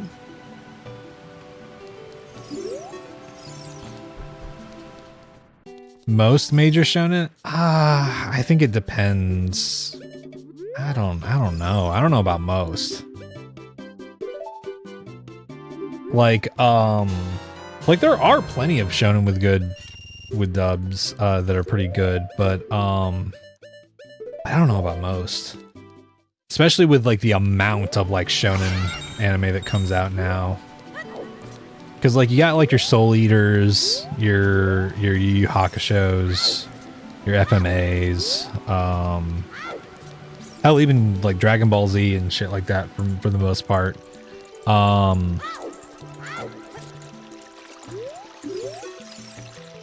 Force Temple has another, the other magic meter, okay.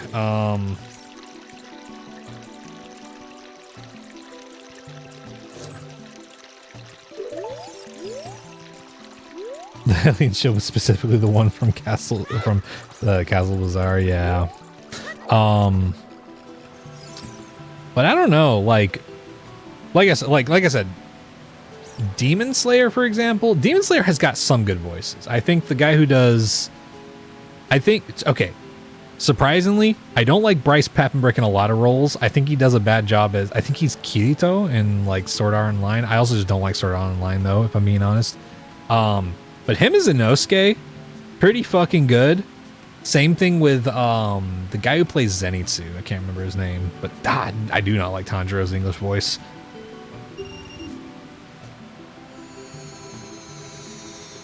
Decided to play some old Friday Night Funkin' mods because you want to have to get better at rhythm games and never really played the mods before. There's one that's called Shaggy Mod. Use 6, 7, and 9 keys in the song. Interesting.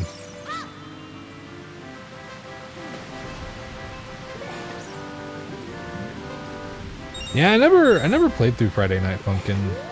I remember when it was like really the hot topic game. 6, 7, that's right.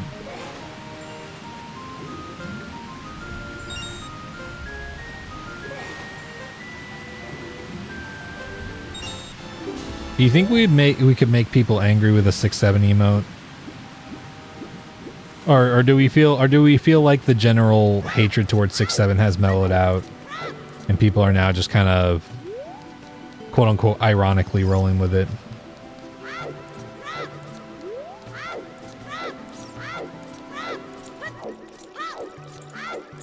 Just ignore most of the fan base. I mean, that's just the rule. That's the rule of thumb for almost anything, if I'm being honest. Thing is mellowed. Yeah, that's the thing, is like I occasionally see people who hate it and are like, no, don't, no, but I'm just like, okay, dude, if you were laughing at the 24-25 joke from SpongeBob, you have no reason to you have no reason to be talking shit. Come on. Yo, what's up, Catpix? Oh yeah, that's the thing. People start using it ironically now, and like that's always the cycle with it. Like it becomes like a young person, quote unquote young person meme, and then people start using it ironically because they're like, oh, well, it's annoying, but we're using it ironically. And then eventually everybody's using it unironically, and then it becomes the not trendy thing. You have that emote? Yeah, that's pretty good. I like that.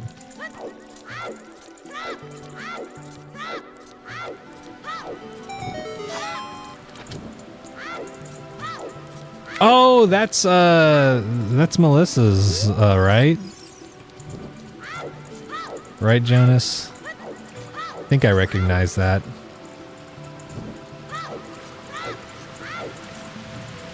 Hell yeah.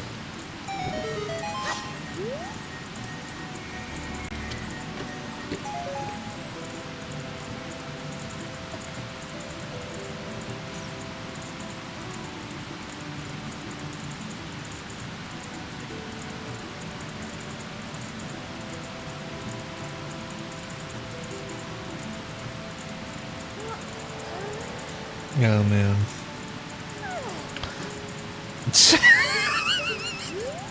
I was like, there's no way There's no way Doc's about to like blow my mind with like it being problematic. I was like, I thought I knew vaguely where it came from and it was fine.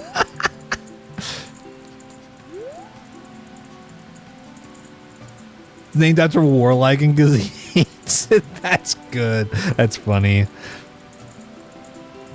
Yeah, Jada, I do understand being like, oh, I just see it everywhere, and I just don't find it funny. That's absolutely fair. It's just always the people who like are like, oh, it's so stupid. It's so stupid, and I'm just like, yeah, dude. Like, people like absurd, stupid things. Like, that's half of like if you watched SpongeBob as a kid, that's like half your humor, and that's okay. That's the funny part about it. Sometimes people say 6-7 and I laugh. Okay? Is that such a fucking crime? But also, yeah, like, understandable. Sometimes you just see something too much and you're like, yeah, I just don't like this. And that's also fine, right? It's just always the people who get like super annoyed by it that I'm like, okay, man, whatever.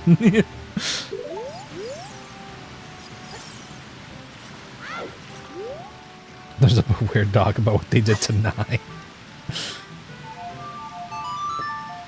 Me too, Jada. I wish I could get all of you emotes. I really do. Ooh. So what the fuck, man? Okay, sure. Well, I guess I'll open this back up.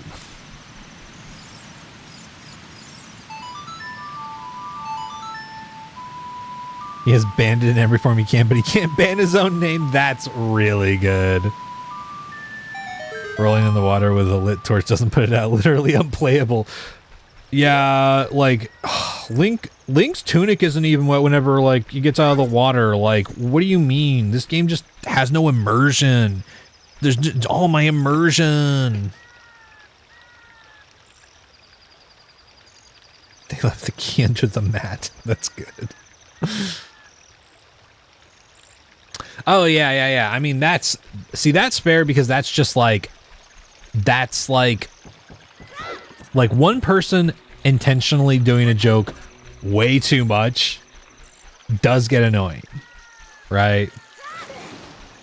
That is completely fair to say. Absolutely.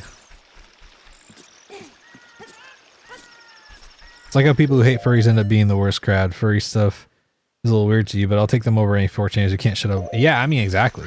Well, and here's the thing, is that, like, you know, I understand seeing it and being like, I don't get it, it's weird and whatnot, but, like, it's so funny, man, because I'm like, okay, but, like, you never thought Sonic the Hedgehog looked cool as fuck, and, like, oh, it'd be so cool to be fucking, like, as cool as Sonic the Hedgehog, or, like, you know, there are some people who relegate furry stuff only to sexual stuff, which is weird.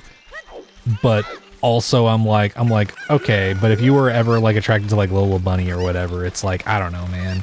Like, you know, it's fine to be unfamiliar with it and be like, I don't get it. But like, come on. It's not the weird thing. And like, half the time when people say, well, this is the problem that I actually have with that community, I'm like, well, you're talking, ooh, I heard the keys. I'm like, okay, so you don't have a problem with furries, you have a problem with like people who are like zoophiles, which is like a completely different thing, you know? It's just 3 queer hate in a trench coat. Yeah, I mean, yeah, I agree with you.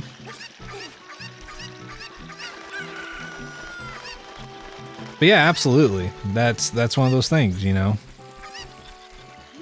Wait, no, I'm going this way. We already went the other way. Yeah, that is another thing too, is that most of the time when you see communities online, you're usually seeing pretty extreme ends of the communities. Right? Like, no shit if you go onto, like, a website with a lot of sexual stuff and you type in furry stuff, of course you're gonna see it all sexualized, right? But that's not the core of what it is. Not to mention, most furries that I've met have been really fucking cool people, you know? Are there shitty people? Yes. But surprise, that's like every community on Earth, you know?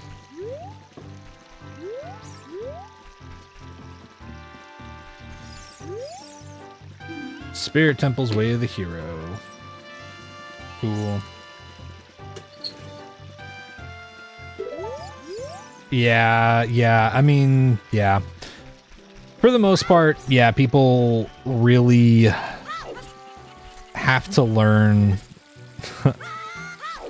where there's like very clearly a discernible difference between like a problematic thing to like sexualize and it's something that is just clearly so out there and like a fantasy that it could never like be something that would, or you know, I guess you could try anything in real life if you wanted to, but yeah, I'm in agreement with you there. Exactly, Doc.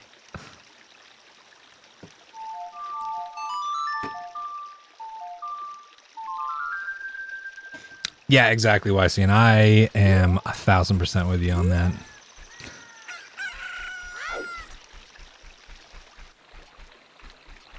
Very, very true.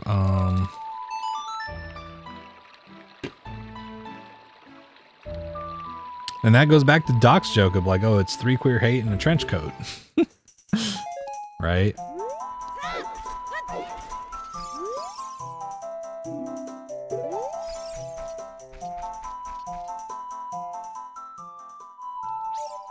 Yeah, I mean, that is kind of one thing about the internet that's just like, it is unfortunately just like people will just do whatever they want on the internet. Even if you don't want them to and it involves you or something like that, it's like, I don't know. It is an unfortunate aspect.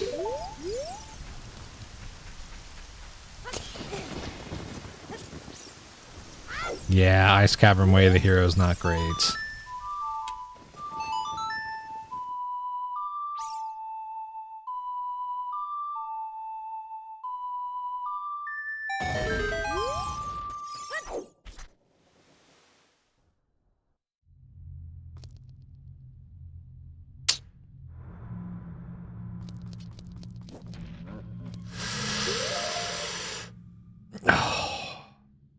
You know, I was almost about to be like, maybe this is doable. Never mind. Oh, also, fun fact, one of the people who developed the mRNA, it's in the COVID, for the COVID vaccine, is also a furry, who constantly posts about, like, medical science news. I follow them on Blue Sky and share a lot of their stuff, because it's really informative and cool.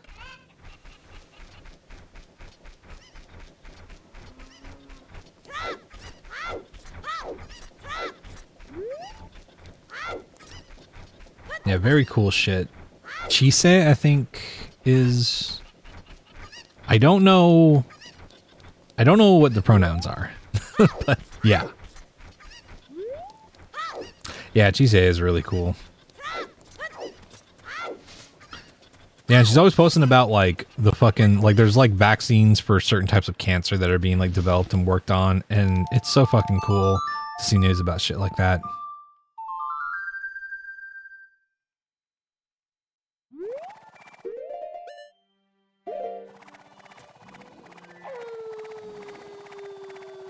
Okay, please get out of my way. Yeah.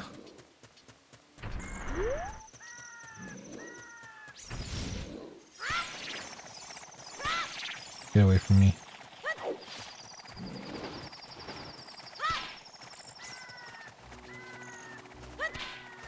Oh god. There we go.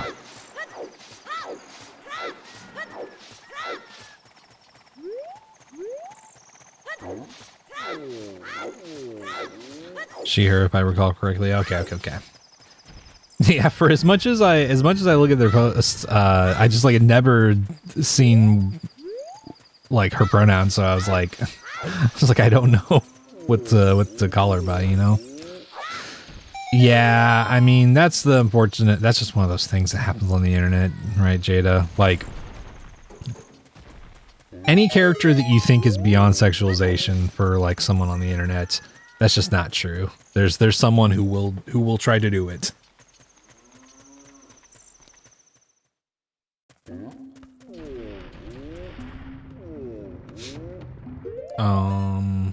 Okay.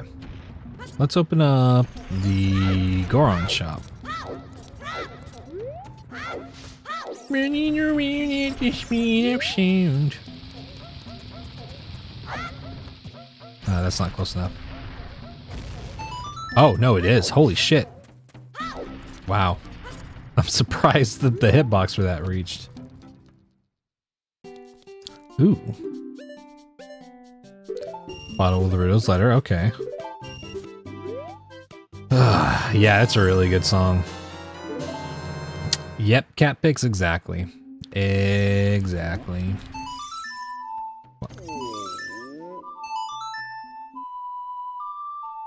So I'm not a furry. I don't really consider myself to be one. I'm not engaged in the things that I consider to be the furry fandom. Or like, not fandom, but like the community, I guess I should say. But, you know, like, I don't know. It's one of those things where it's like, if someone does say I'm a furry, I don't give a shit, really. Like, I don't know, so by some people's standards I might be, I guess, but I'm just like, I don't know. I don't consider myself one, but I am very supportive because a lot of my very close friends are furries.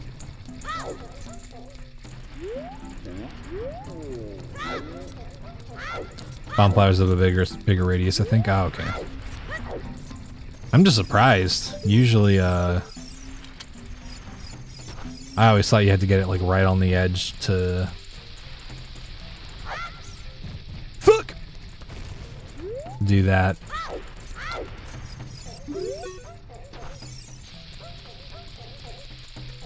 Oop, oop. Damn it. Do people assume you're furry because of the bird avatar? I don't understand. Sometimes people do. There are people who have come in and been like, oh, you're not a furry, are you? And like, if someone does that, I'm instantly like, and what if I am? What if I am? Are you trying to get fucking banned? Right? But I don't know. I wouldn't describe myself as that. I think birds are cool, but like, I just drew this avatar more than anything just because, like, fully my thought process behind the bird avatar was, oh, there's this really cute picture that my mom took of this bird that she works with, Maximus, who lets them put a little cowboy hat on him. And I was like, a little parrot in a cowboy hat. That's kind of cool, especially because I'm from Texas. So that kind of makes sense. And so I was like, that's a pretty good little thing because I wanted to draw something and I was also kind of like, I don't want to set up my like lighting and camera every day for stream. So I was like, this will be an easy thing to just do. And I just drew that. And it was just a cool thing that both people liked and I thought was fun. So that was kind of it. None of it was really like, oh, I deeply feel like I am this bird or anything like that, you know? People assume I'm a furry because I'm cool. Hell yeah.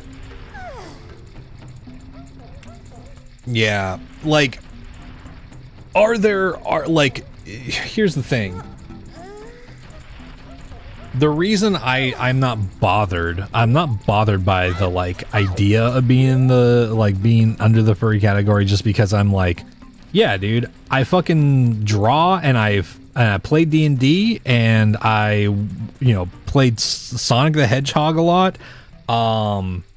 And I don't know, I watched Wolf's Rain, so like there are forms where I'm like, oh yeah, it'd be kind of cool to be like a wolf person, or like I have a fucking drawing that I did one time for a D&D character of mine that's like an owl dude. Or like a dragon dude and whatnot. Like all that stuff sounds cool to me, but I'm not necessarily engaged in it in a way where I'm like, yes, I am part of the furry community, you know. So it's a little bit like in that space for me, you know? Anytime I see someone with an animal avatar, the thought pops into my head wondering if they're furry. And then move on with life because it's still my business whether they are or not. Yeah, I mean, exactly. I like to say that I'm an ally. Yeah, and I mean that's a whole nother thing too. Is like sometimes I mean like, because like I also view it as like there's so many like, especially VTubers who like do like, oh, I'm an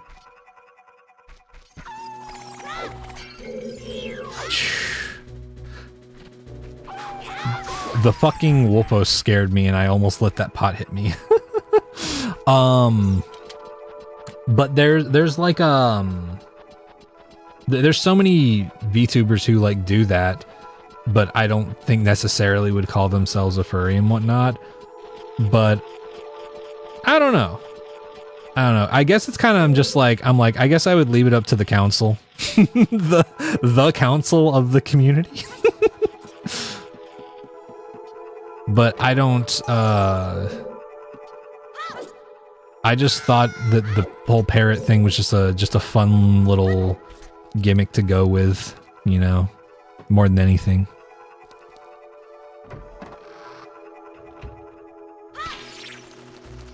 Sabat.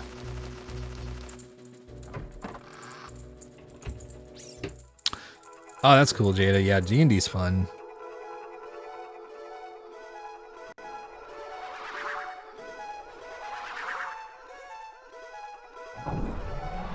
But also, like, truly, if I ended up in a situation where like a ton of people in the circles that I ran with, like streamer-wise, ended up being like in like the furry community and whatnot, and furries themselves, then like that'd be pretty cool to me because I mean it's just like you know, with like other like trans streamers and whatnot. Like I'm like, am I trans? No, but like I, number one, would rather people like maybe assume that, so that like if they are gonna be shitty towards trans people, they're just shitty towards me, and then I'm like, okay, well, cool, you're out of here. And also if I surround myself with cool trans people, that's a win in my book. Right? You know, I mean, a comic relief bard kind of character. That's always a good bet to go with. Ooh, ooh, ooh. Oh, mean lady.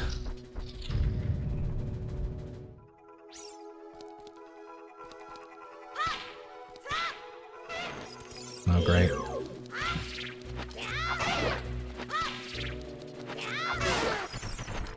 Okay. Okay. Sure, man. Song of time! There we go! Yeah! Yeah, man! Dude, this would be a last minute early Tim, too. That's so funny. Like, look at the timer. It's about to hit an hour. That's really funny.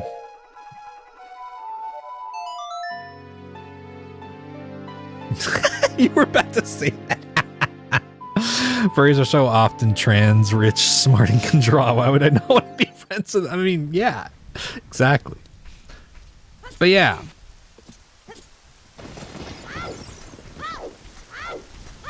And besides that, like, here's something that has really helped me in life, chat. And I think most people who are around my age have maybe realized this.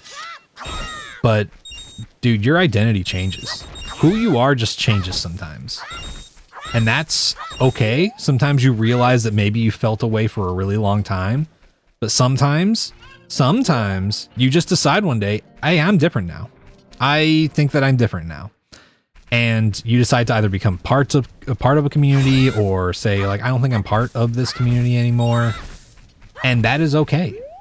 And that's okay, right? If I woke up tomorrow and I was like, actually, I do think I'm a furry, then that wouldn't be a problem. Same thing with being trans. If I woke up tomorrow and I truly felt like, I think I do want to transition in one way or another, that would not be a problem. That would just, I mean, it would definitely mean that things would change, and that could present like Like, oh, well, this might be kind of hard. This might be kind of hard. But like internally, I would be like, okay, well, yeah, I mean, if that's how I feel, then I think that's how I feel, you know? Serenade Water is pretty. All sparkly and blue.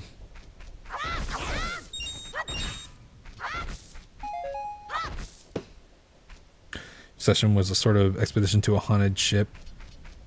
On a ghost ship, and it starts thinking you're gonna drown, so you just ended up playing a set on the violin. That's funny.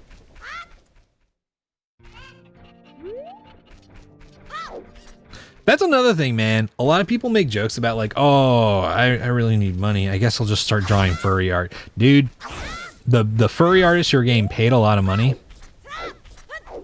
some of them, like, it's kind of unbelievable, either their like workflow or like how good they are at certain stuff. It's like that shit. Like, there's one artist that I know who charges like $2,000 to $5,000 sometimes for like a your character here kind of thing and whatnot. But like every time I see their finished piece, I'm like, holy shit, what the hell? I'm part of the Let's Get a Burrito and Tacos community.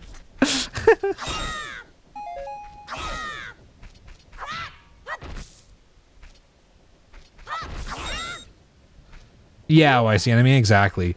Some people see something weird and they think that it means that they need to like reject it or shun it. Dude, I'm not getting... I guess I wouldn't get sticks from bushes, whatever. But some people feel like it's what they need to do. And it's not. It's not a good thing to do or a healthy thing to do. But some people feel like they need to do it to either fit in or like, or be considered normal or whatever. But it's just like, it's half the time it's people either not having a good grasp on what the thing that they are not understanding is, or they're just being like a power tripping asshole, right? You heard Haunted Ghost Ship. Return of the Obra Dinn is a incredible game. I have heard it's a very incredible game. People notice the outliers. Yes, that too. Like people talk about, when they bring up furries, people talk about that one person. I can't remember. I don't remember too much about them, but the person who was like, oh, in all ways but physical, I am a wolf, and then like barks or like woofs, like that clip, and people think about that clip, like that person has like gone online and been like, hey guys, just so you know, that camera crew and those people were trying to like, they like were really manipulative and wanted me to like, they pushed me into doing those things so that I would look ridiculous on the internet, and I really fucking hate it. So I don't want people like continually making jokes about that. I want to move on with my fucking life, because that is not like they not only made it look way more like out there and weird than I feel like I just like am, but also on top of that, they were like legitimately pushing me to do things that just like, I now realize now that I'm not young anymore, were like ways to make me look like an idiot or a fool, you know? Yeah, a lot of furry artists are struggling. Yeah, a lot of people do see the outliers on that, you know? Part of the Lego Bicycle Guacamole Train Quiznos Plus community. Yeah, that's another thing, Manila. AI is really made it hard for a lot of artists to survive.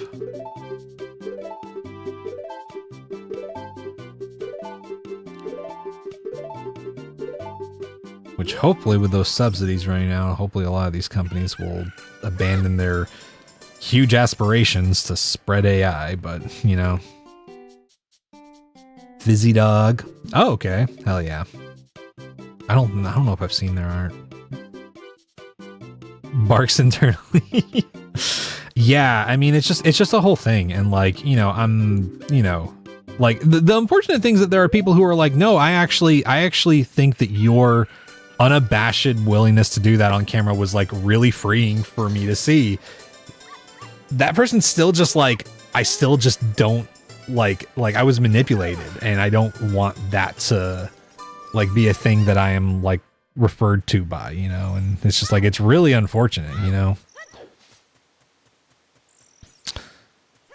Yeah, Vanilla, I 100% get you. I'm an artist too, and yeah, it's really sad. I mean, it also doesn't help that, like, I don't know, this is gonna sound weird, but like there is just also like a level of like not just art being removed from the context of the creators whenever they're fed into generative AI, but there's a lot of people who tend to do it with like art, whether it be like music or just like paintings or you know, other things from marginalized content creators, whether they're like whether they're black or indigenous or trans or whatever it might be, and like really do a thing that feels like extra kind of gross by removing like the art from its context, you know. And I don't think that that's talked about enough with that stuff, which that enters the conversation. There's a lot of people who use the term like, oh, I'm the friend that's too woke. And I'm like, I don't think that that's too woke. I just don't think that a lot of people like thinking about it because it's stressful, which is not great, but you know.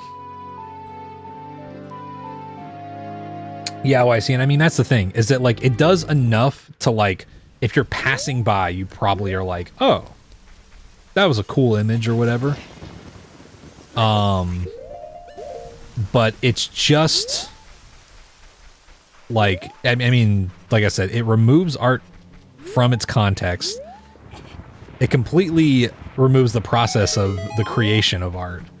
And it's also just like, I mean, aside from all the environmental stuff, which I know people say like, oh, this uses more water or this uses more water. And I'm like, yeah, but for this purpose and the fact that we actually have people on board with like being against this stuff, that's, I think it's important to talk about it. Hey, Josh, how's it going? You seen the art because I posted it? Oh, okay. Is that the artist? Okay. Is that the artist who did your character?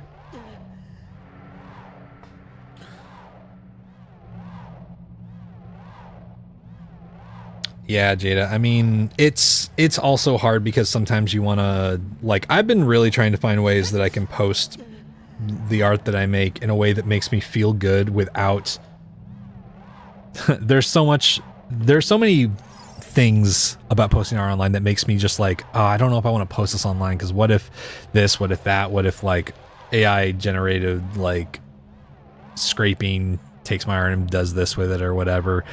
And that's why I largely don't post stuff on like meta sites or anything like that anymore. But part of me is really trying to find a way to like do it despite that, because I think that's what they would rather have, is for artists to post less and let the AI stuff be the majority, you know? But, you know. Yeah, I agree, Vanilla. Kinda, yeah, YC. And so think about this, like, so if someone makes an AI, if some random white dude just decides, I really want like a Basquiat type painting in my house, and then AI generates a Basquiat style painting, I think that's extremely shitty. Because when you remove the identity of who Basquiat was, and this doesn't just apply to like to marginalized artists either, this applies to like a lot of different artists, right?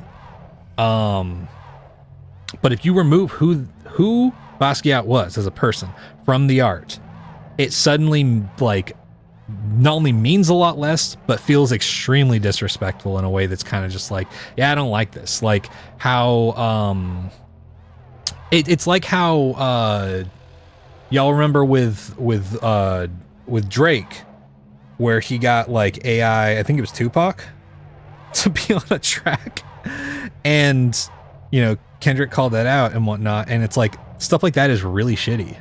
Stuff like that is really, really fucking shitty. And Drake's not even necessarily in the most egregious position to be doing that, but it's still fucked up and bad. And you know, the Pancake one, a couple others. Okay. Yeah, Vanilla, I feel that.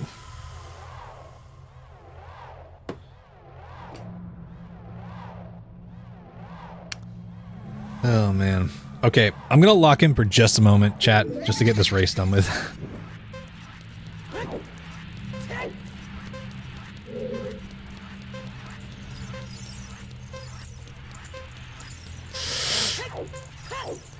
That was fucked up, Dampy. You can't do that, man. That's against the fucking rules.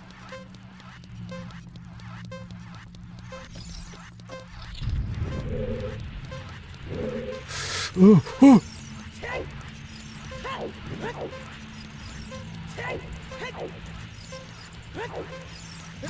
Fuck!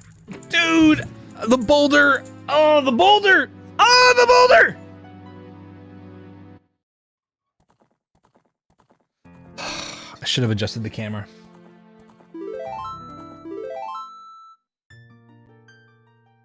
The boulder! Oh no, dude. That fucking sucks. Okay. Yeah. I guess unsurprising. Dude, Dampy was out for blood. He like let it rip with like a dozen flames, and then he just like stopped and then just started like pelting them out again. That was fucked up, man. Oh yeah, shout out to Busy Dog. I was wondering, I didn't see the thing at first, Doc, but hell yeah. Good shout out. Yeah, Dampy doesn't mess around, man.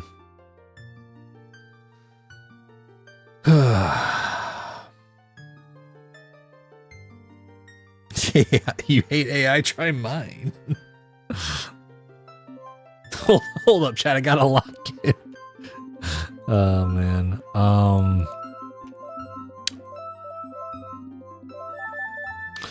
But yeah, I just think and also ICN, like another just a brief addition onto what I was saying. It's not just who the artist was, but it's also like tracing the influences and like practices back to people, because people made those pieces of art with specific techniques and influences and ideas and approaches, and you lose that with AI because it just makes an amalgam of stuff. Like you, for example, cannot study Rembrandt paintings through AI because Rembrandt used very specific techniques for achieving the kinds of lighting and like portrait painting that he had. Same thing with like Sargent paintings. If you want to do like master studies and understand how artists rendered stuff, approached subjects, and like really figured out how they wanted to portray things, you cannot figure that out through AI art. And so even when people are like, oh, there's this AI thing and I'm gonna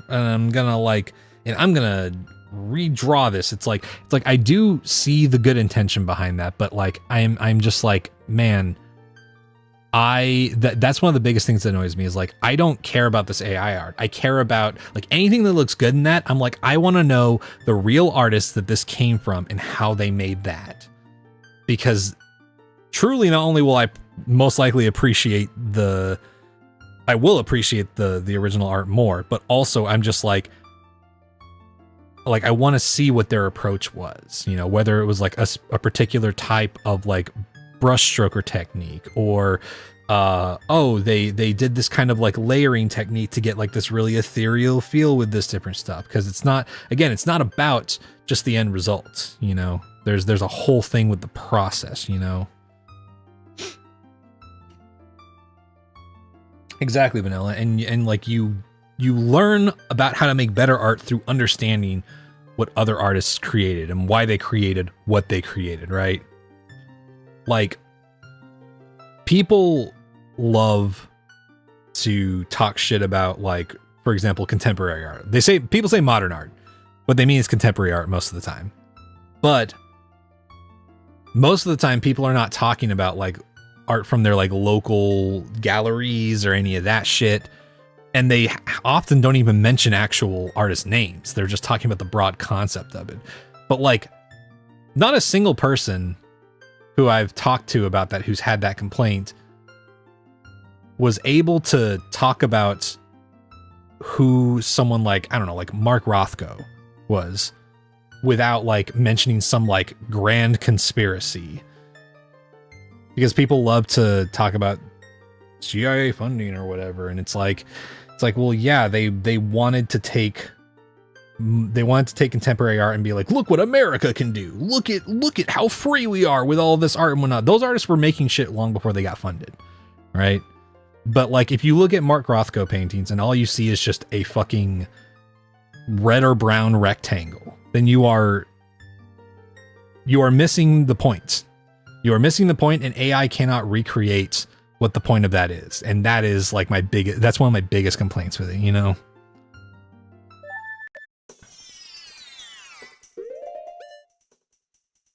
I feel like shit because one time when I was a baby artist, I traced a doodle someone made. Can't remember who made it, but I didn't post it online or anything. It's like when you look back at something cringy you did as a kid. I mean, honestly, like tracing isn't even okay. If you trace something and then post it online and take credit for it, that's one thing, right? Tracing is not a bad way to learn like shapes and how to physically get down the technique of drawing certain shapes, right? Sometimes if you really are just still learning the very basics of like shape language and like how to communicate certain things, it is good to be like, oh, I really like this image. And then like through tracing, you realize, oh, there's lots of hard edges on this drawing. Maybe that's what I like about it. Or maybe it's like, oh, this person uses a lot of soft edges, or like there's a lot of like hatching going on in the shading, stuff like that, you know?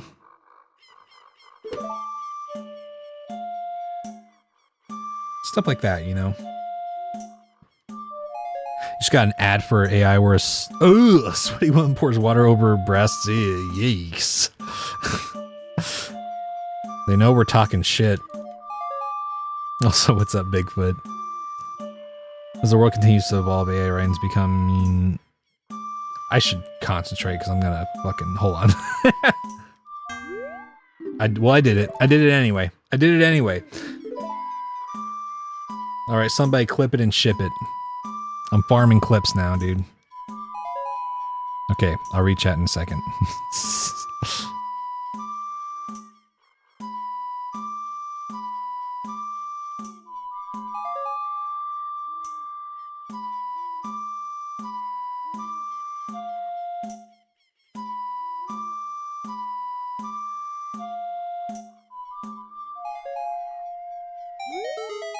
There we go. Okay. AI writing is becoming more of a problem. It can be confusing, annoying, difficult to delve into. Oop. It's not just inhuman, it's also not art. Yeah. Fear AI a lot in video games.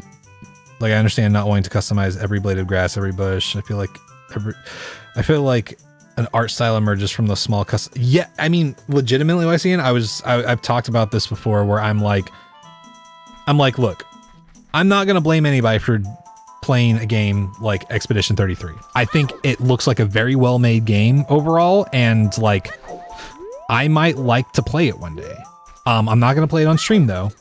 And a lot of people are just like, what? But they only used AI in like the very early stages of like placeholder imagery and whatnot. And I'm like, yeah, okay, they did that. But number one, did that influence any of the concept artists and the people who were involved in making the art? Because then they were influenced by that, and I don't want that. And like, that's a thing, and it's unfortunate, but like, that's just like a principle for me, right? Maybe if we lived in a different world where like making, oh, strength, hell yeah. Making a living as an artist was not as hard as it is. A spider over waterfall, and the water temple has Greg. Okay.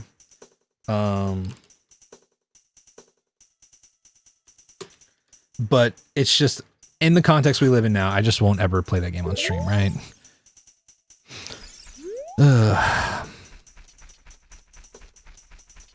Yeah, that sounds like an unhinged ad. I have a web app that like mutes all ads the moment that they come on, so I half the time am not looking at what ads are playing. But that is pretty fucking ironic that that's the ad that was playing.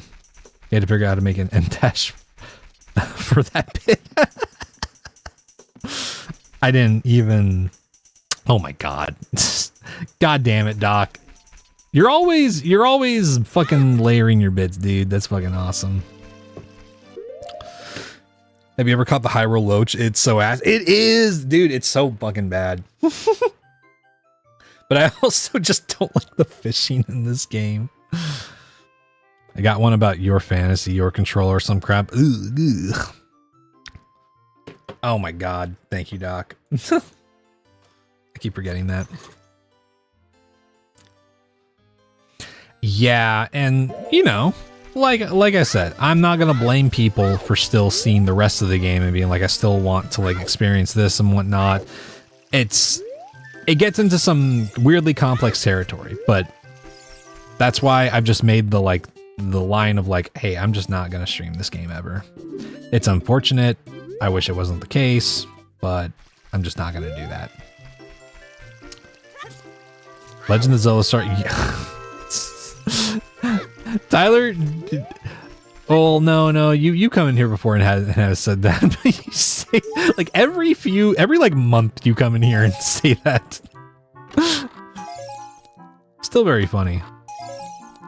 Also, I don't believe AI is only being used in conceptual stages.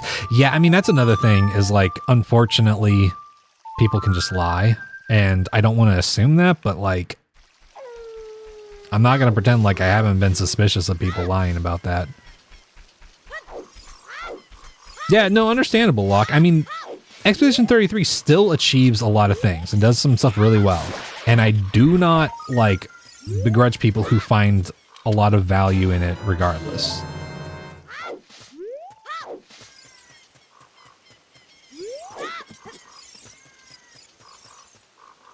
Yeah, I could do without the fishing in general, but the Loach is going to take forever without a guide. Yeah, it's fucked up. It's one of those things. It's like it's almost, I mean, it's worse, I would say, than like the Hadoken from like Mega Man X, where it's like you just have to look up how to get that. You caught the Loach back when the OOT was released because you would just sometimes fish for funsies. That's funny.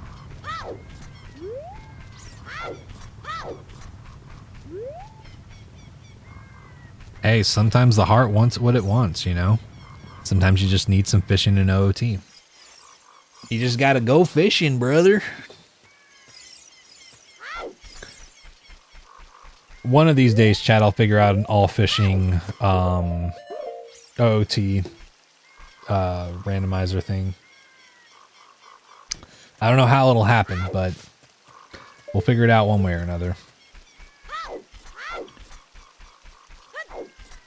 Back when you had less game, you fuck around in a game more, I guess. That's true. That is very true. You would just, like, fucking do shit, like, randomly. Like, I always think, like, there's such weird stuff, too, where it's, like, the other day, I was watching this one guy who streams, he does Mega Man X speedruns. And while he sets up his stream, he just has like the intro sequence, like when you start up Mega Man X, how it shows like the demo gameplay video of just someone playing through Armadillo stage. And one of the points where he gets on one of like the carts, the like person who's playing shoots a couple of buster shots. Almost in the exact spot that most speedrunners that I've seen shoot buster shots to kill two particular bats that normally would knock you off your like little cart thing. And I'm like, I could be wrong, but is that maybe the inception of where like people who were speedrunning saw that and were like, huh, that's a really good way to avoid that. But I don't know, you know, you have zero tolerance for time wasting nowadays. That's fair. That's fair. Sometimes I don't know. Sometimes you get to a point where you're like, I don't want to sink 20 more hours into this, you know? No, God, dude. You never had to fish during random. You have no desire to. I think it'd be funny to develop an entire rando around fishing, but I still haven't figured out settings that I really like, you know? The big things with AI are, one, how bad it is for the planet right now. Yep. And number two, how low effort every AI thing feels and looks. Yeah. And I mean, both those things on top of like how it's affecting artists and whatnot, you know? Yeah, the whole job loss thing. Exactly. It's just one of those things, man. Like, I've said it multiple times. I'm not even like someone who's like, oh, generative AI should just like be banished from existence. It should just not exist. My whole thing is just like, we have to fundamentally change so much of like how people use it and think about it and whatnot before I'll feel even okay thinking it's okay to have in like certain things, right? But like right now, the way it exists and the way that tech companies allowed it and how it gets used all the time, I'm just like, no. Like there have to be systems set up to protect people and make it something that doesn't just end up being a net negative. OOT Rando, where all non-essential items are in fish. You want nuts? Fish. Zoratunic fish. Absolutely. Yo, what's up, Hades? Yeah, how's it going? What's the loach? The loach is a very specific fish that can spawn in the OOT fishing pond. It's a long fish, and it's very rare, and you have to fish a certain amount of times, and then it will start appearing in a very particular spot in the pond.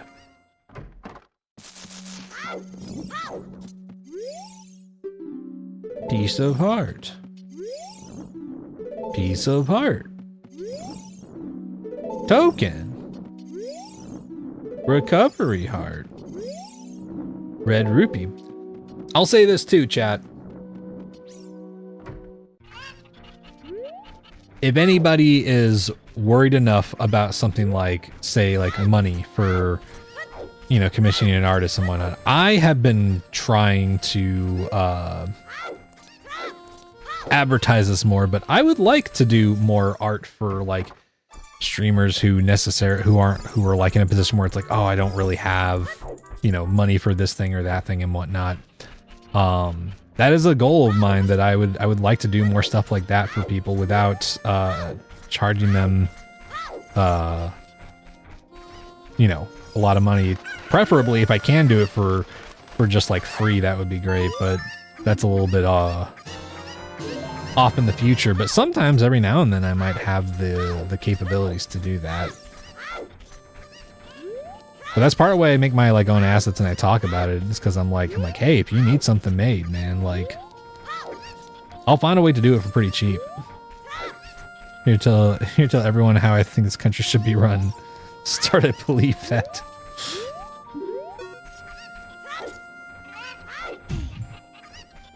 Spawns every fourth time you fish, and if you spook it, it hides for like 10 real minutes. Damn. I think every X amount of days and X amount of times entering the pond. Yeah. Also, what's up, insect?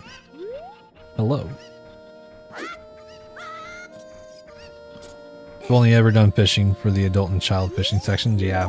No, that makes sense. The loach is a pretty like niche thing to go and do in OOT in particular. Can you try you gain an education? I mean, sure, I could do that. Educated on what is the question?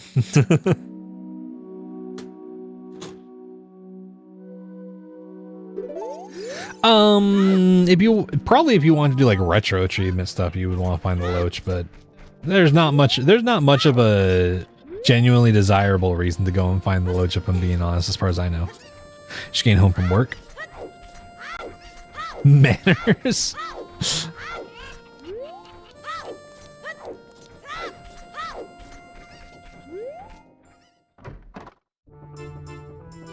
Token.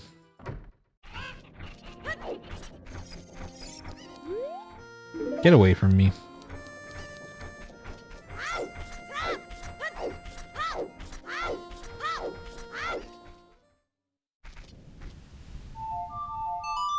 There we go.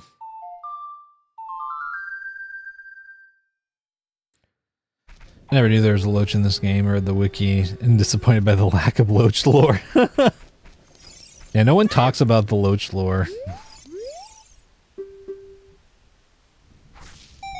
Here's what we do, chat. We make a bunch of alt accounts, and we flood every forum and wiki with a bunch of Loach lore. Make it the most important creature in all of Zelda. Do not try Hades eating a burger after. I know what someone would say.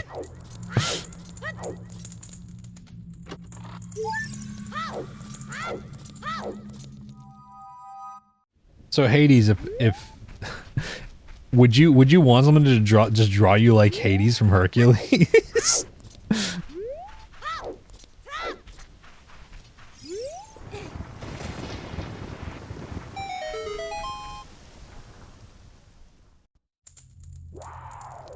Oh no, what are we gonna do, chat? Can I kill this thing? Nope, I cannot.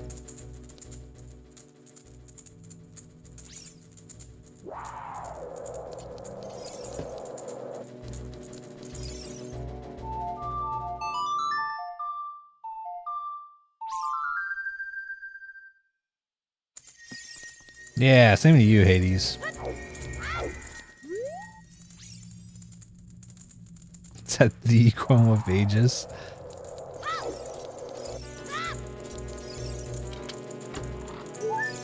More like, chromolate. No, what's up, Angel? It is I. The bird with no words.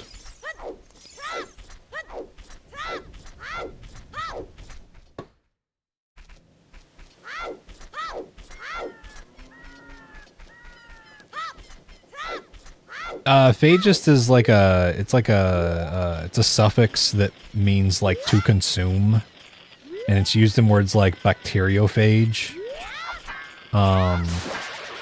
There's also a band called Necrophagist. They're like a tech death metal band. Very, very fucking good too.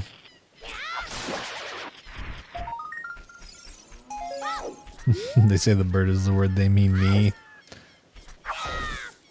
I cannot deny it. The color eater, exactly. I'm eating all the paint.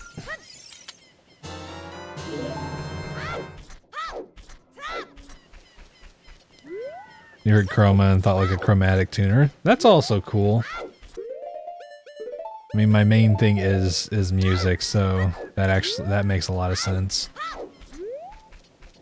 Okay, we got bombs, chat. That means bomb chew bowling.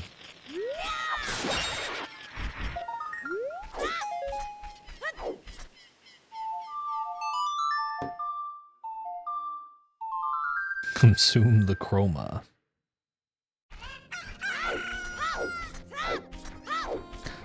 Please don't eat my chromatic tuner. Suspicious crunching noises. In the corner slurping Sharpies like they're a freezer pop.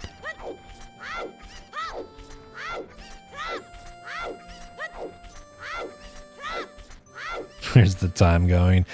Yeah, that happens. Even I'm like, fuck, that attempt took that long. Fuck, man. Like, it's already 11? Holy shit. Then again, we were live for a little bit before I started the run, so... Haven't touched your violin in years, but any day now. Violin's a fucking cool instrument, honestly.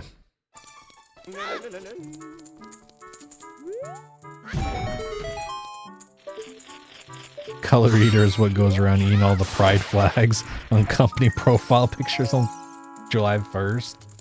Yeah, that's right. I'm going on Amazon's Facebook page and I'm eating their fucking profile picture.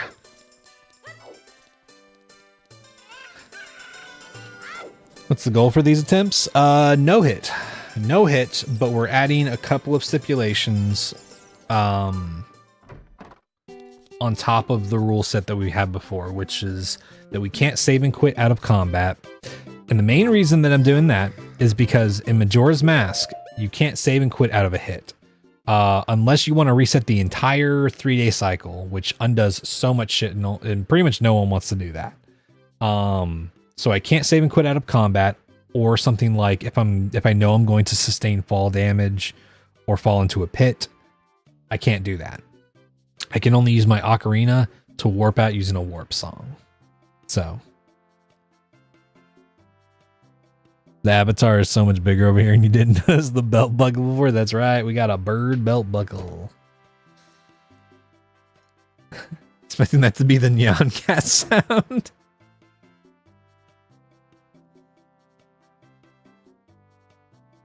A neon command would go pretty good. I wonder if I could, dude, you know what I would put? I would get some fucking Neko Arc sounds. I put some Neko Arc sounds on my fucking channel point redeem stuff. I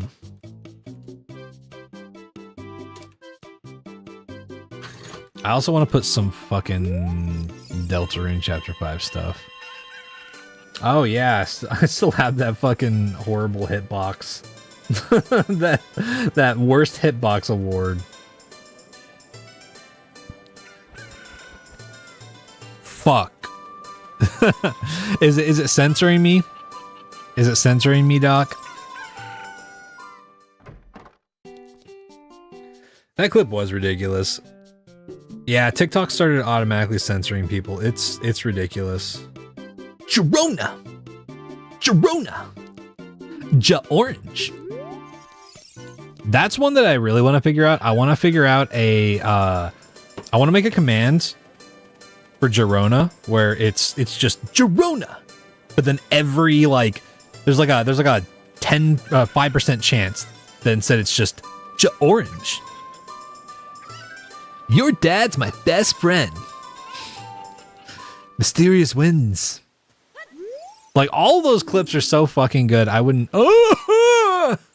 Okay, well, maybe Bottom of the Well's not important.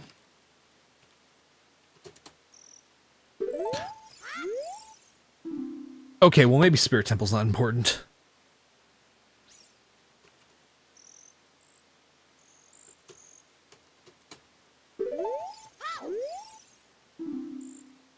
Okay, well, maybe Death Mountain Crater's not important. Okay, well, Zora's Domain is not, is actually not important.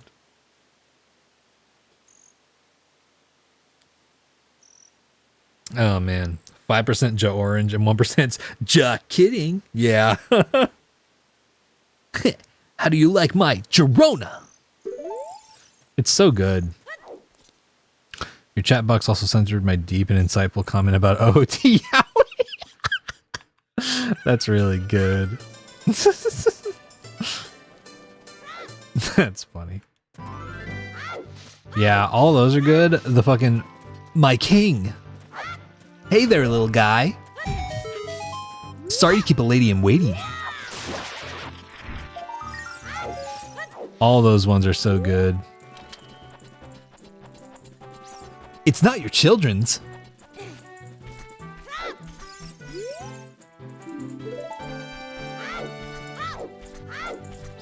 With your powers combined. Wonder who the voice actor is. I think it might just be Toby Fox. maybe I'm wrong. I was like, I think that's just Toby. TikTok doesn't do a very good job of censoring you. It misses 50% of the F-bombs. Yeah. The guy who I watch doing Mega Man X speedruns, he has a text-to-speech thing that reads out comments, and it's a lady with a German accent, okay? And every time someone types the words Mega Man, it censors the first word because of what it, like, I guess kind of sounds like. But I'm just like, dude, this is so ass. It's straight up Toby Fox. Yeah, no, that makes sense.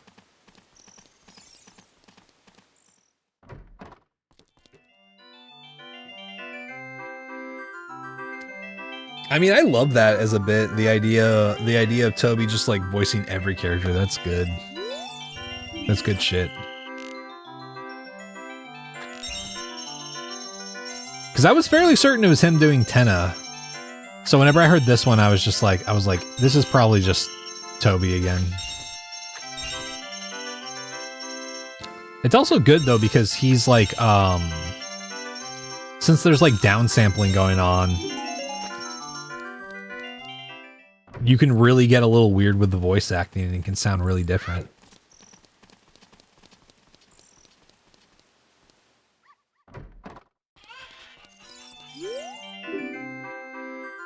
Yeah, dude of many talents.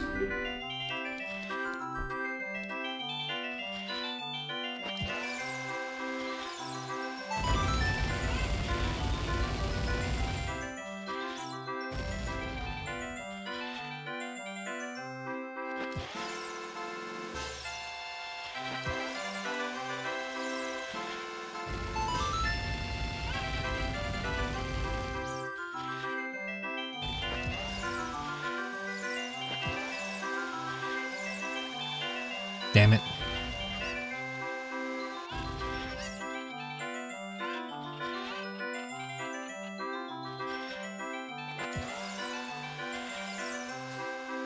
Is that good? No, it's too high, right? Oh, no! Fuck yeah, man, it made it in. He voiced a skeleton in Wee Baby Bears and Homestuck Pilot? I mean, that makes sense. Because he also worked on Homestuck, right?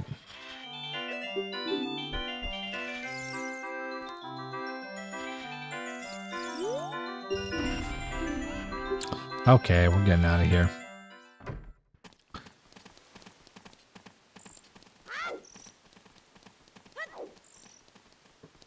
Made some of the music for it. Yeah, okay. Okay,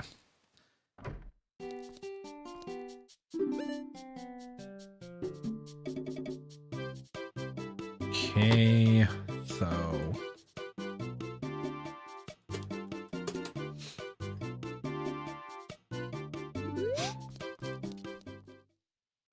Your voice, John Egbert.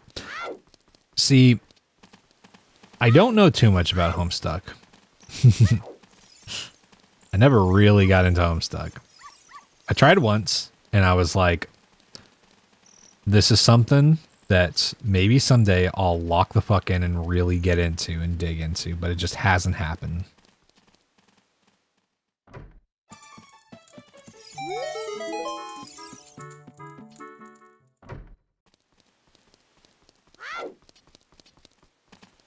I've been playing OT and studying ever since you woke up. Damn.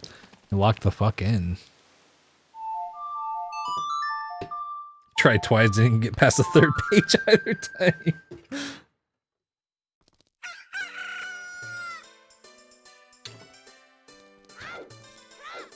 Yeah, my only hesitancy with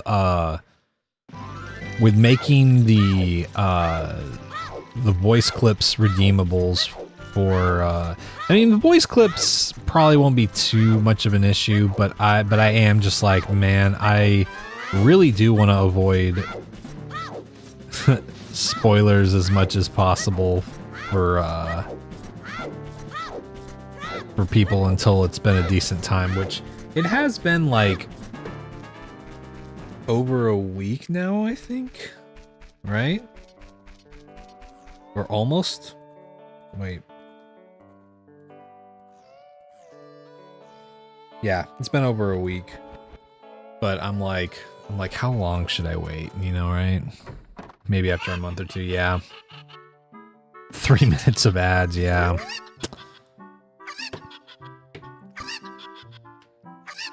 Tried listening to Shay Deltarune reading Homestuck streams, but he got caught in some BS. Damn.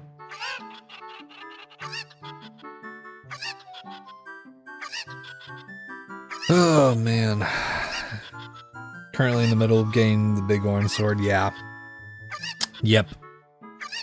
That is a task and a half. What's up, Benar?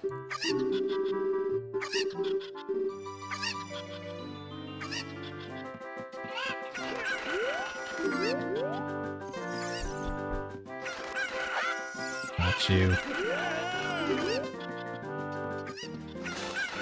There we go.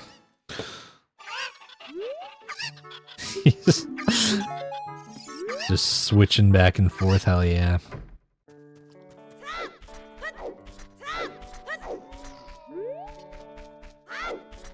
Yeah, Twitch ads aren't great. God, man.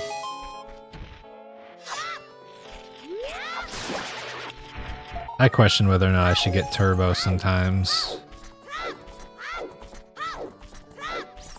Because I do visit enough people's streams that, like, I think being individually subbed is not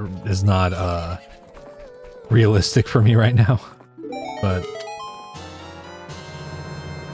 you have a new Acura MDX, has driver assist. I don't know if you knew. Oh, interesting.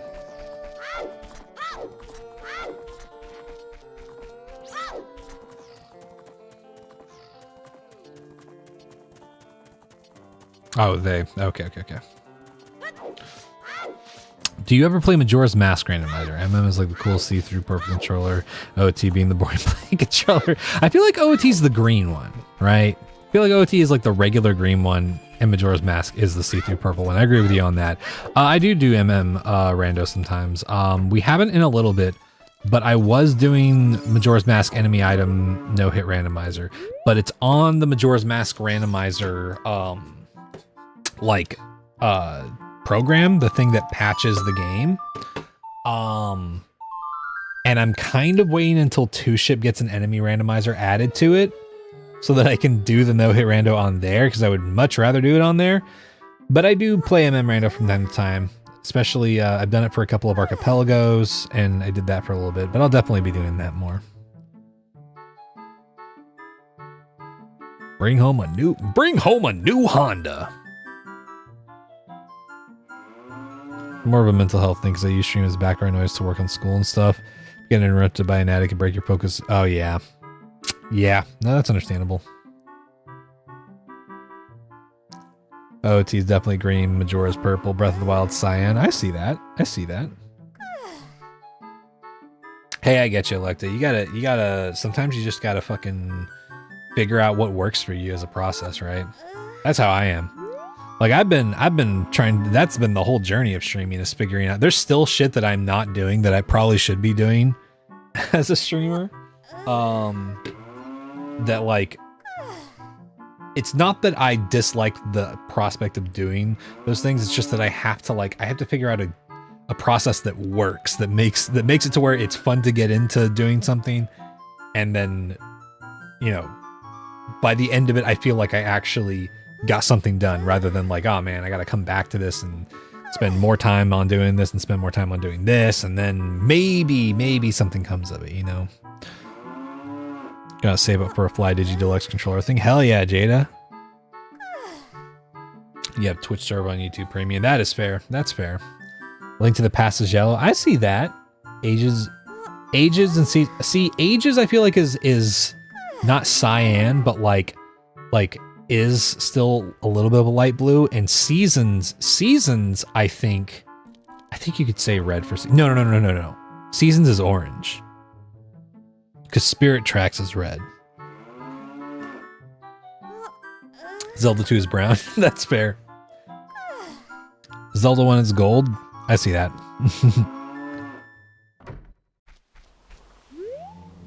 Oh, hello.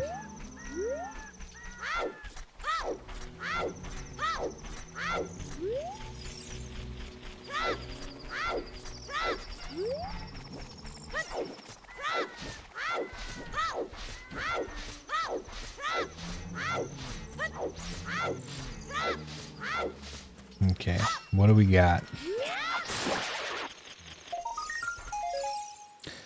Turn to OT into a steady game. Whenever you collect an item, I do a 10-question generated quiz on your Quizlet. It's generated from all the notes that you put into it. Yeah, that's pretty cool.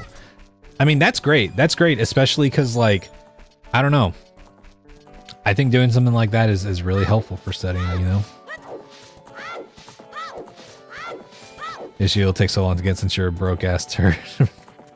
Hey, do what you gotta do. Take some time on it. Maybe if you get a chance to put it on some, like, gift lists for, like, Christmas or something like that.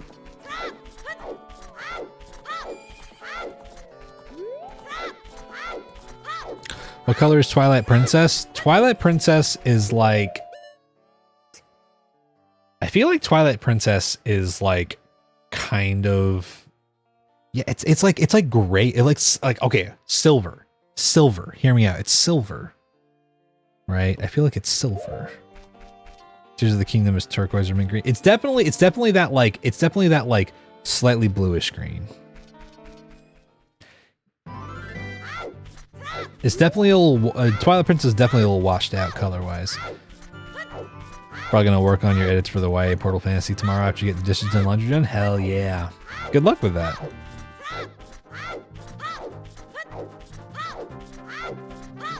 It's not pastel as for damn sure, that's right. Ew, yuck.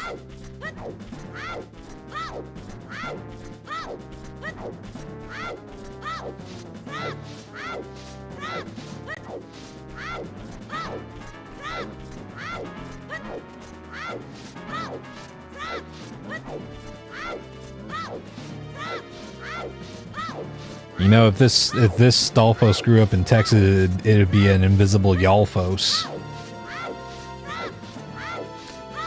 Been putting it off for too long. I feel that.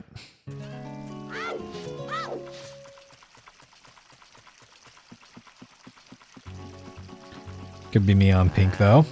That's true. That's true. There's all kinds of color combinations. And here's the cool thing too is that, you know, we can all have our color palettes too, you know. That's the cool thing.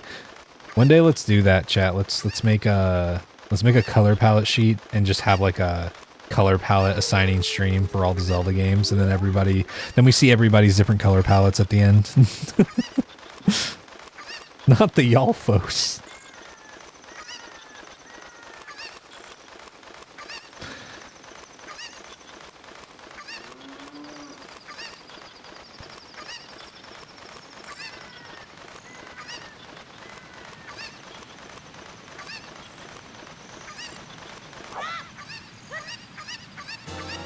Light arrows. Okay. Haunted Wastelands Way of the Hero? Brother, what? This is...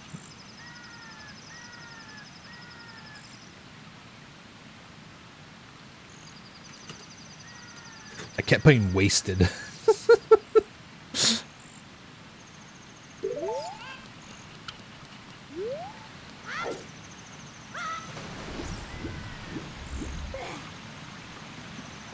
Yeah, Wind Waker, I suppose red might work better on Wind Waker than Spirit Tracks, but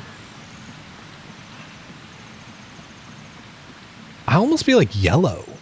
I don't know why I'm thinking yellow for Wind Waker. I don't know why. No, Skyward Sword yellow. Skyward Sword yellow. Skyward Sword yellow.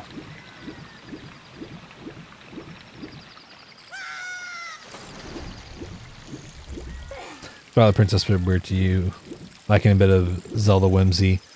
Half Skyrim, less memorable side characters in your opinion. Lots of great things too, though. Yeah, I stand by kind of how I felt. As I was doing the PC port playthrough, I kind of just felt reassured on like my opinions from before, where I think that I liked the satisfaction of the combat in Wind Waker more. I do think that some of the character stories are really interesting, and there's some definitely cool stuff going on. The atmosphere is kind of fucking unmatched in Twilight Princess in a lot of ways. All the dungeons are pretty fucking good. I still think Xant's a more interesting villain, and I kind of wish the story went the other way around, where like you get built up to like fighting Ganondorf, and then Xant is like actually the final boss, but other than those things, I think Twilight Princess is a really, really, really solid Zelda game. Spirit Tracks is pastel. Interesting. Interesting. I do need to go back and play Spirit Tracks at some point. Skyward Sword pale purple, Phantom Hourglass dark blue, Spirit Tracks yellow, Twilight Princess dark green, OOT green, Wind Waker pale blue, MM dark purple. That's your thinking. Okay. Okay.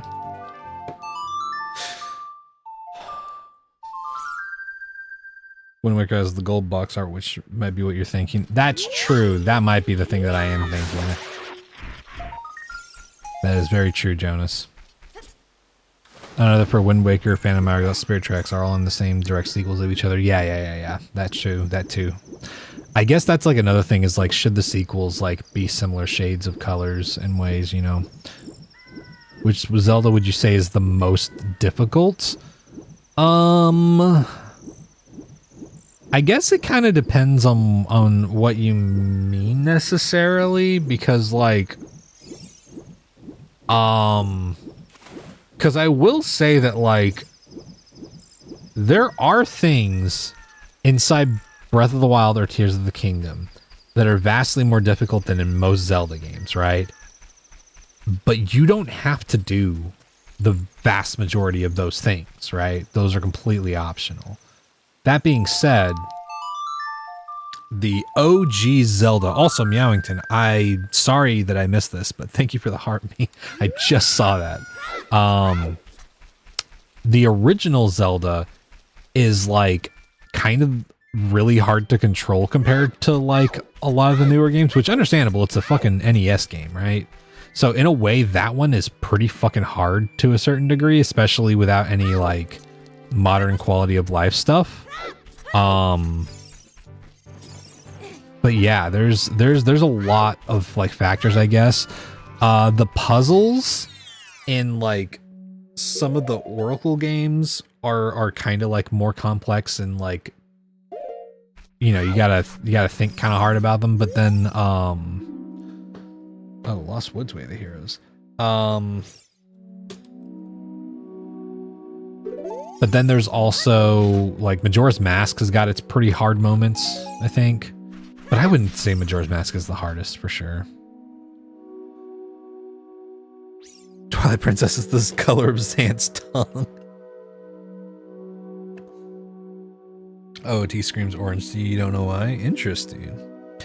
Zant and Majora's Mask cleared Ganon, no diff as villains. Yes. I understand why Nintendo thinks Zelda will collapse with the villain. Here's the thing I see, and I am like 100% interested in like, I like the idea of Ganon being the villain in most Zelda games. I just think that his role should like vary quite a bit, right?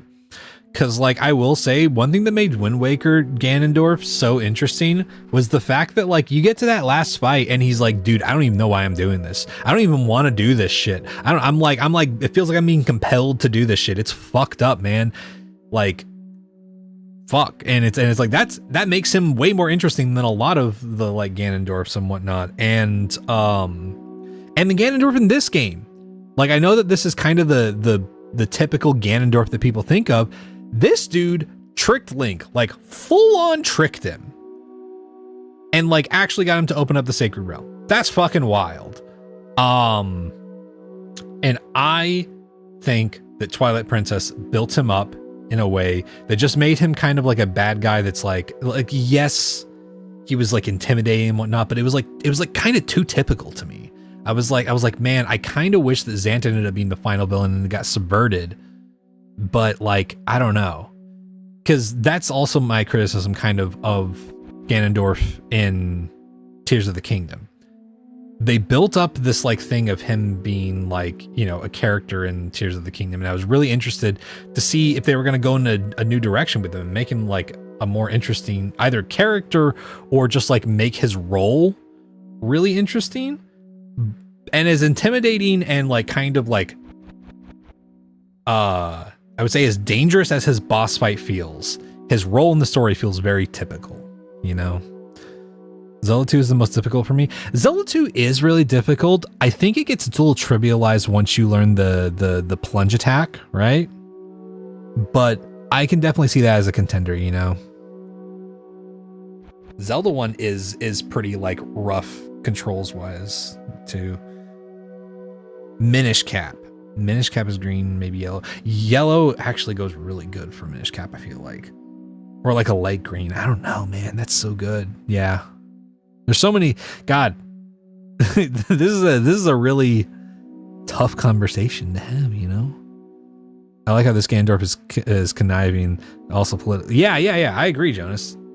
Like genuinely, this Gandorf seems so prototypical, but in the plot, you're like, actually, this dude is pretty fucking like he kind of just does totally like rip the tablecloth out from under everybody.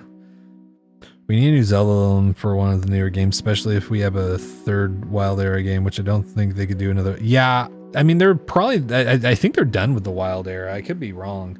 They've said they're not going to go back to the way of making like old Zelda games for new stuff, but like, I think they're probably done with the Wild Era. But I don't know, man. They don't even have to make the villains themselves super interesting. I just want them to like position them to be like interesting in terms of how they're placed in the story, right? Let's see a version where Ganondorf unites the kingdom into charisma and charlatan speech and becomes a despot. I mean, yeah, exactly. Definitely think Echoes of Wisdom is purple and gold. I could see that. Okay, this is gonna... I don't know why Echoes of... Here's the thing. I have not played through all of Echoes of Wisdom, so my opinion is kind of invalid here. But I got like a... For some reason my brain was like pink, but then I was like, maybe I'm thinking of Zelda in like her Ocarina of Time dress or something like that, but purple and gold also feels pretty fitting, you know? Biggest problem with OOT Ganondorf is the way he slurps his soup. You fool, Link. You come into my lair, interrupt my soup.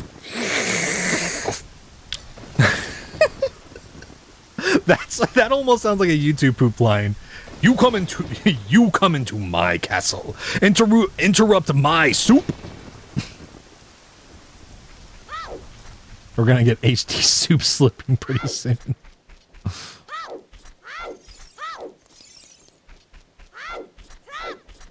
Do interesting things with your villains. Yes, Ox. Exactly.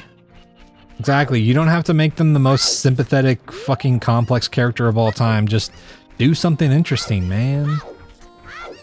Where is our spawn point? Okay, yeah. Let's go back to spawn.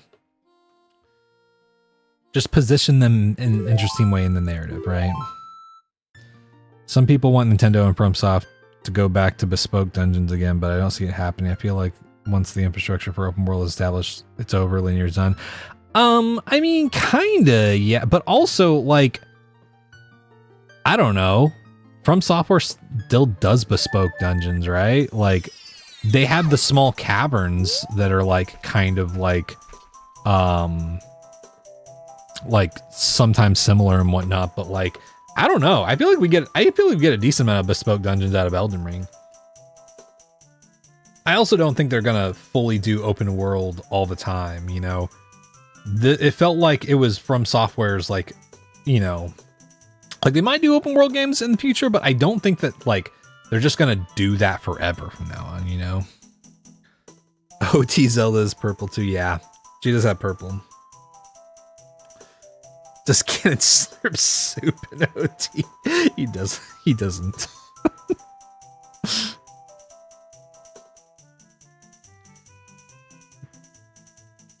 Yeah, Jonas is not potable. They are not potable.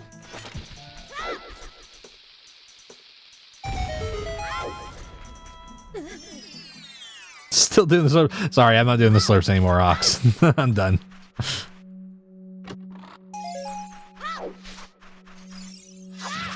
Nope, don't do that.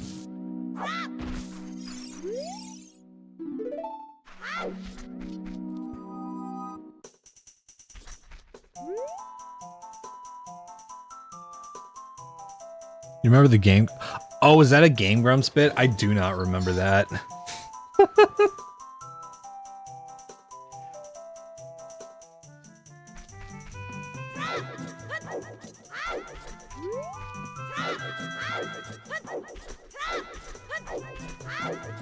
God, it's been a while since I played OOT. I still remember this reaction to fucking Sheik being Zelda. Dan's reaction, that is.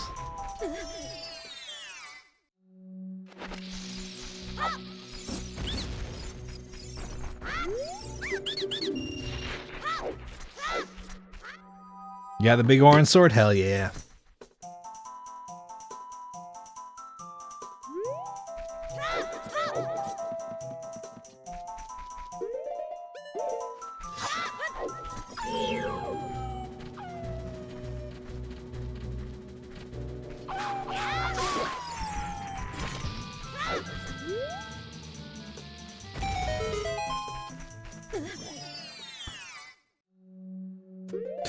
Went and told your older brother that you're gonna change your name. Technically my name isn't legally what it is, but I gotta change that eventually. Oh, okay. The Adventures of Slurp. That's right. I think Aaron, when he first saw him through the window, is just look at the way he's. Oh yeah, just look at the way he slurps soup. What an asshole.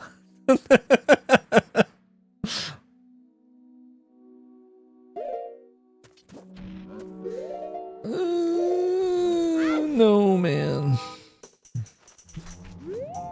Cannon slurps a soup.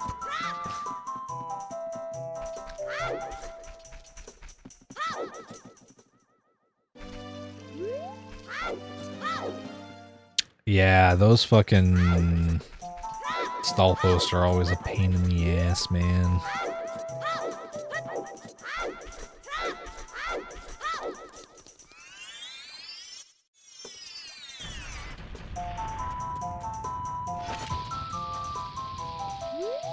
Kind of tired of the actually this thing was Zelda the whole time twist at this point. It was cool for oh yeah, I mean like well here's the thing is that like it was good when it was Sheik and it was good in Tears of the Kingdom. I didn't have a problem with Tetra being like Zelda, like reincarnated Zelda or whatever. Until they were like, and now you are bleached. And it's just like, why did they make her skin whiter? That's so weird, man. I was just like, what the fuck, man? Oh, great. Okay, so there's another wallet out there somewhere.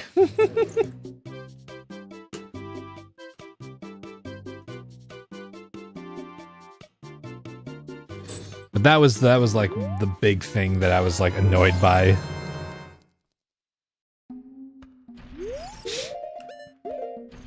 A kill for some French onion right now. Hell yeah. French onion soup is good as fuck.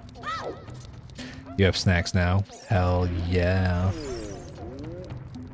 They also did ice caverns so that you can rapid fire these first 3 temples if you want. Fuck yeah. That's smart. I haven't actually done a vanilla playthrough of OOT in so long.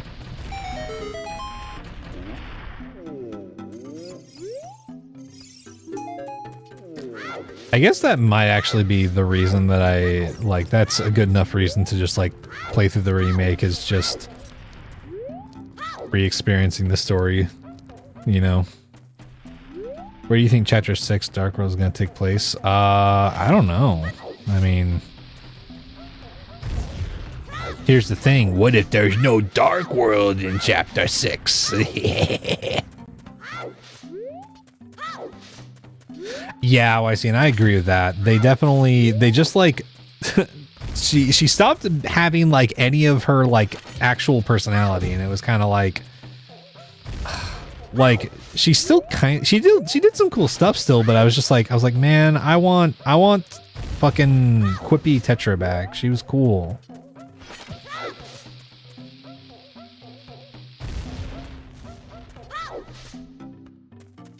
Oh yeah, I mean, I'm sure they didn't think about it. I'm sure that they weren't like, oh, we're gonna do this to Tetra. We're gonna make her skin whiter. You know, I don't think that was the thought process going into it, but it's still shitty that like they did that, you know? That they didn't think about like, hey, maybe we shouldn't do that, right? Hookshot and Kokiri Forest. Great, man. Yeah, sure. But yeah, I mean and RE5, like that is just those people being ignorant about something rather than it being like, you know. which that's the issue. It's just that it's coming from a place of ignorance, which sucks. Got cashews, Slim Jims, M&Ms, and the last two cotton candy. Cool. Hospital? Oh, you think it's gonna take place in the hospital? Interesting. That actually makes a lot of sense now that I'm thinking about it.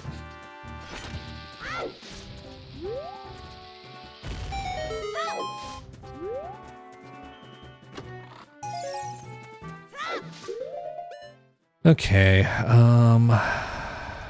we haven't checked out what's in this dungeon.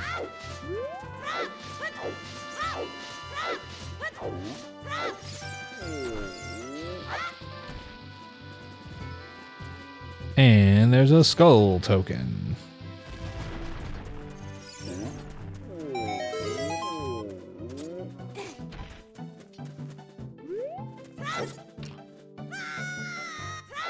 Yeah, no, that absolutely makes sense, and that absolutely makes sense with some of the stuff that happens in the weird route, which I will not talk about because it's likely that people have not experienced that. You want to eat the blue rupees? Absolutely. They look like Jolly Ranchers.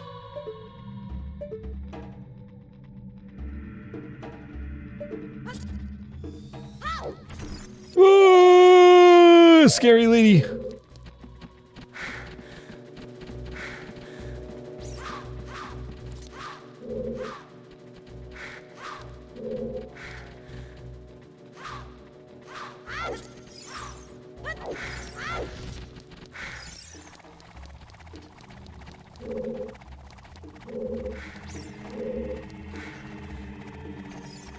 Yeah, goodbye.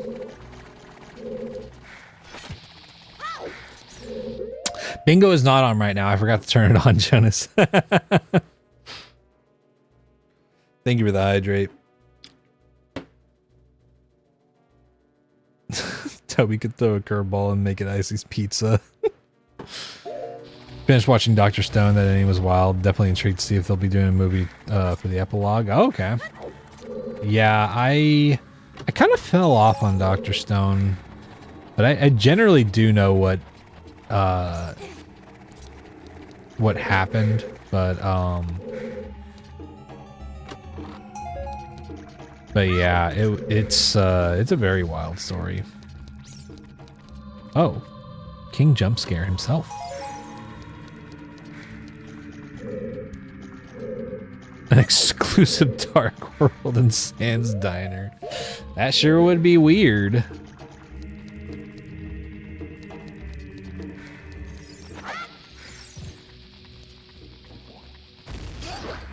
Goodbye.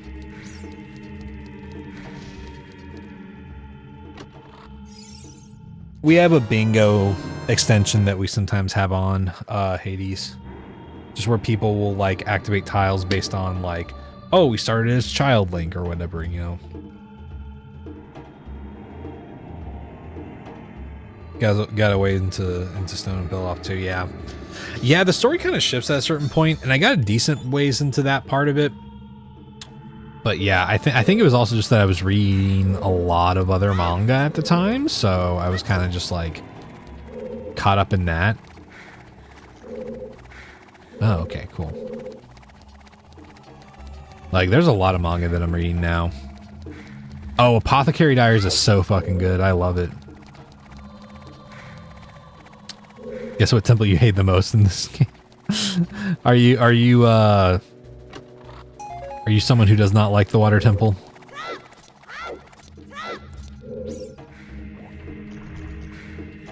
Where's everybody going? Ocarina of Time?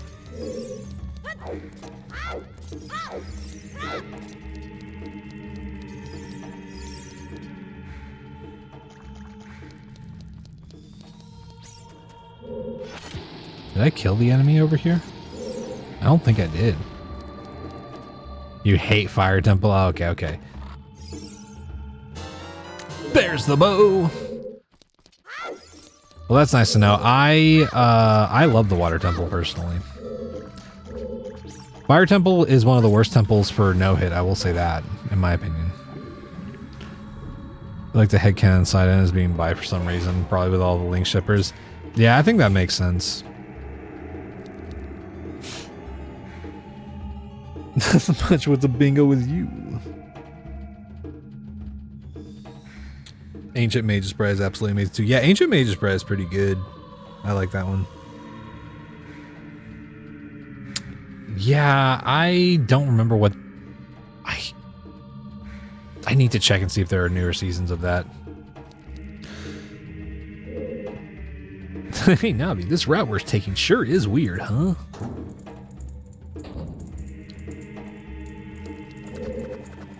Oh, no.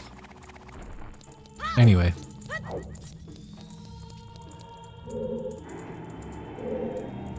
Look. Damn it. Come on, Link. A blue pea. Cool. Water Temple's grown on you, and Fire Temple's grown off me since doing more randos and playthroughs. Yeah, Fire Temple just has all these areas where your camera is like locked in a way that I like. It's just not super helpful. And well, I shouldn't say it's always that it's locked in there. It's that your camera, it always feels like you're working against your camera in Fire Temple. Especially like in randos, in enemy randos, the fucking tile rooms are god awful. But yeah, started Dora season 2 and wasn't a fan. Doesn't feel the same. Interesting. You don't think so? Maybe you should give the manga a try. I really like Doro. Oh no. Anyway.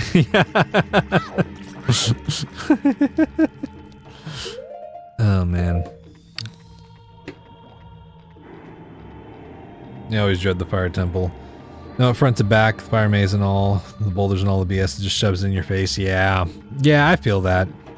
I feel that. Although, also all characters are trans unless proven otherwise. Until further notice. Favorite anime is Ted Lasso. You would. No, I need to watch Ted Lasso. I've heard nothing but good things about it. Yeah, Delicious in Dungeon is so good. I'm so excited for the rest of that story to get animated, especially because I know it's coming. I know what the future seasons are gonna be like, and I'm very excited about it. I don't like this, man.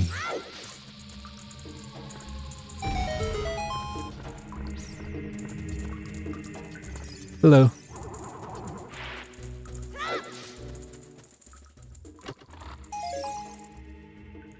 Yeah. Okay.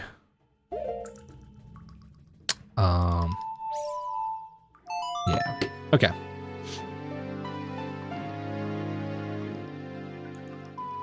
I feel that, Electo.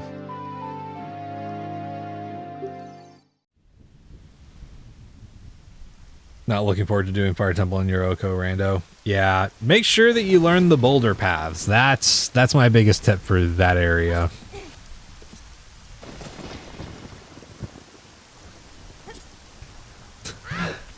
Yeah, I mean, that just makes sense as a ship, you know, like... Link and his dark self. That's just ripe for, like, fandom fanfiction, you know? Okay, bombs, please. Though I guess we could just go... Yeah, we could just go to market.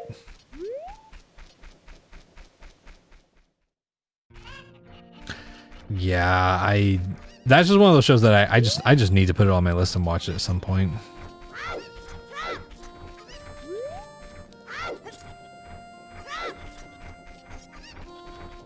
We should also check what's down in here.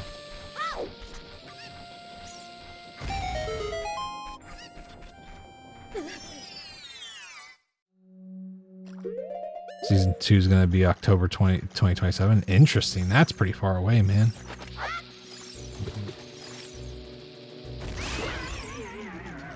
Okay.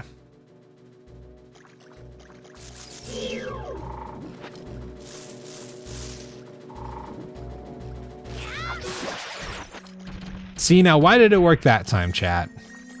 Why didn't that happen in the last time that I did that?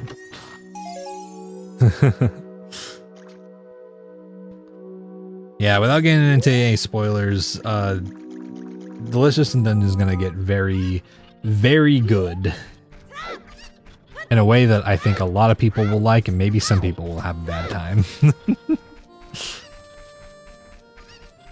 Yeah, Big Oran Sword makes them pretty easy. Honestly, Deku Nuts and Megaton Hammer also make them pretty easy, you know? The Boulder takes issue with that comment. Yeah, as long as you don't target Dark Link, he's a lot easier. The moment you target him, he becomes, like, way harder to hit.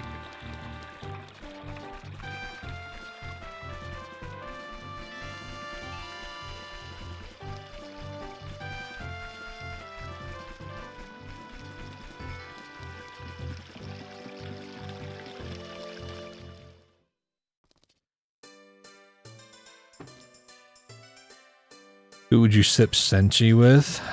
I don't know. I actually don't know. I never really shipped him with anybody as a character. I was always like, that dude's just there. He's just having a time, man, right? He's there to eat food and have fun.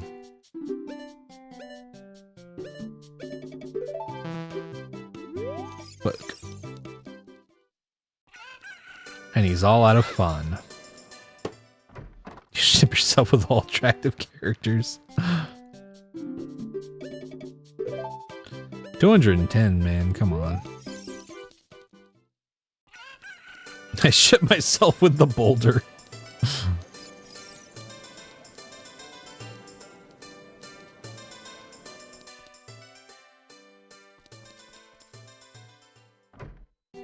Thank you for the M&Ms.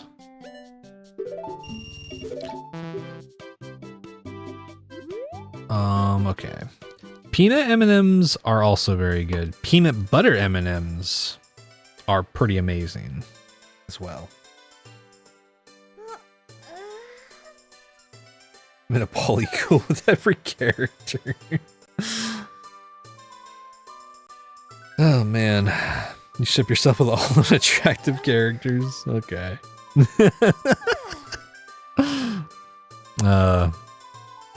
Darkling just doesn't want to be perceived, and that's honestly so. Yeah, that's true. Just let him be mysterious and not be seen. It's okay. Oh, wait just a second. Deku Stick. We should buy Deku Sticks while we're here, because we're gonna run out again.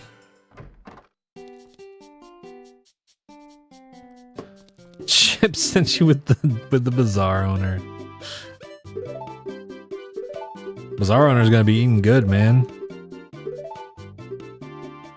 If Flowery was in the last Airbender, he would have sold the Fire Lord. He would have one-shot him with my Girona.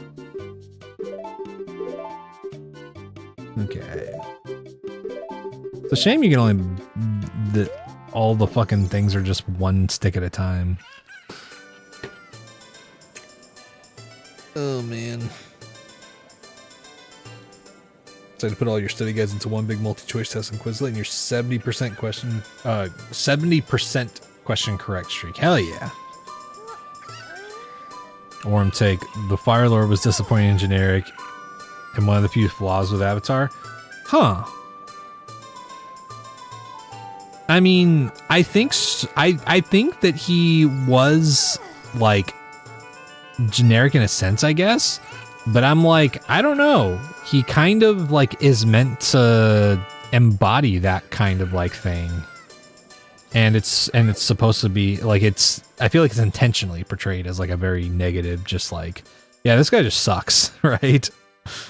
Like he's a fucking evil, like shitty leader, you know? Why keep him so mysterious if he's just an evil man?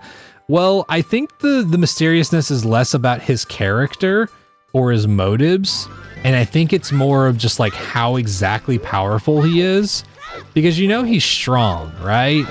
But you don't like ever really see exactly how strong he is. The one example you have for the longest time is he burned his son's face Which are like, yeah, he's a fucking kid.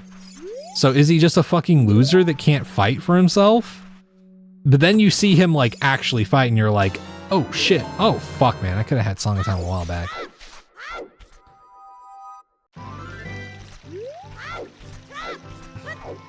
And I think that's the mystery of it, right?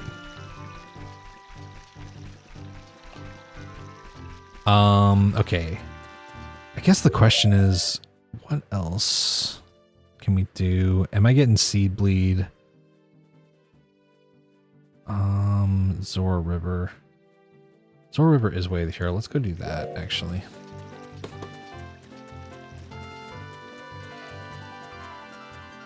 Gonna reset the day. Caramel M&Ms are good too. Well, yeah, he's a wimp with Avatar with Aang in Avatar mode, but that's because anybody with Aang in Avatar mode is a wimp, right?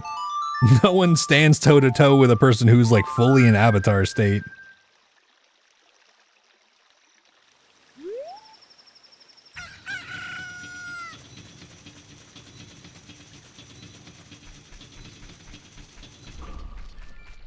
Oh, I'm just like working through the chats whenever I can, so some of them might be a little bit late, you know.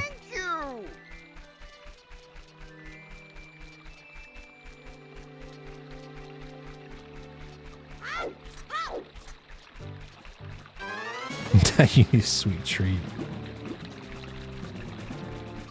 I put my childling bosses on like everyone else, one stick at a time.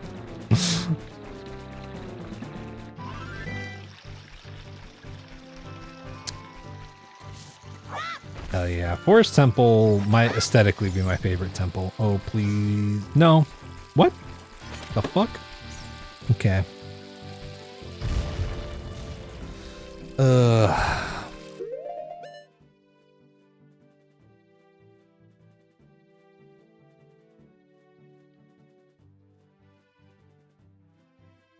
Yeah, sorry. It's because I do something and then I fall behind on chat. I'm trying to trying to keep up, y'all.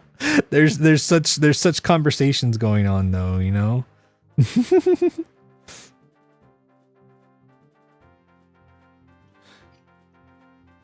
See, Jada, but that's what I think is the point, right? He's a hell of a drug. See, I think that's the point though. I don't think that you should see how strong he is. I think that like the entire time is the buildup of like you learning not just like why this guy is in the position of power that he's in, but why, despite him being like maybe not the best bender in history, maybe not even the best firebender of the nation, he is still like pretty dang strong, right? Especially during the comet, right? Like it's very clear that even whenever Zuko like, you know, meets with his dad and tells him like, I'm done, I'm joining the Avatar, like as much as Zuko probably would have been willing to stand and fight there if he needed to, he very clearly didn't want to, right? Like you could probably argue that like Azula was enough of a prodigy that she might have stood a chance against, you know, taking down her dad or something like that or something, but like he's just one of those villains where it's like part of the point is that you never quite know how Aang's gonna match up to him, right?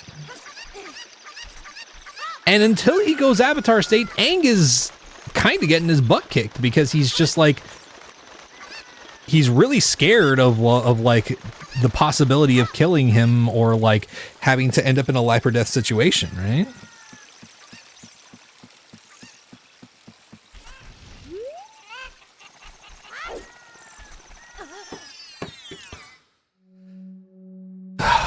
But I do love you all. I do love you all, and I'm trying to keep up with chat. I'm just also like I don't want to,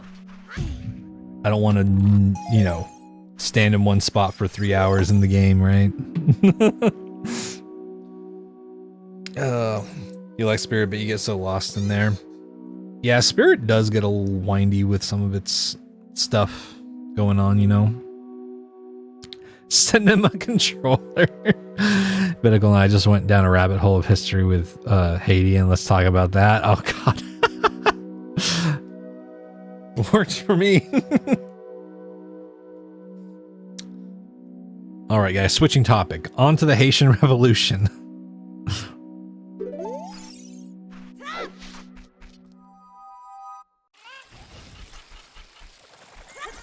Like, I do understand seeing, like, Ozai fight and being like, we probably could have gotten some more cool fight scenes out of it, right? Like, I understand that feeling, but I feel like it's one of those things where, like, sometimes the importance narratively of what's going on is what's not being shown.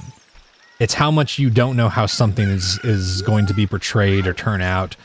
Because I talk about this with like several games and whatnot. It's like part of the point is that you don't see something happen for so long that is like that, like characters will talk to you about and be like, oh, this thing happened, or like that person did this, or like this person's capable of that thing. But then when it actually happens, like you're waiting on bated breath for like what it's going to be. And sometimes the intention is that it's very impressive. Sometimes the intention is that it's very lackluster and disappointing, you know?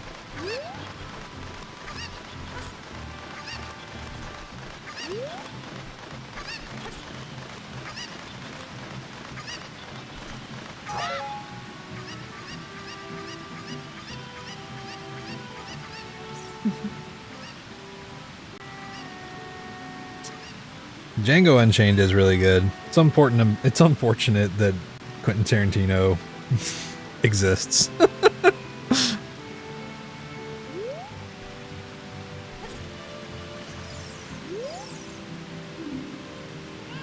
Dongo Cavern has beans. Oh yeah, the blood sugar tests and whatnot. Yeah. That seems like it kind of sucks.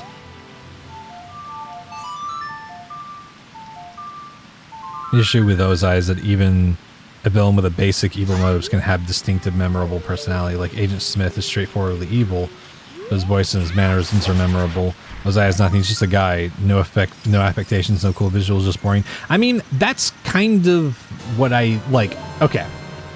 I think the intention is that Ozai is not like appealing at all. He is kind of just a boring man who seeks power, right?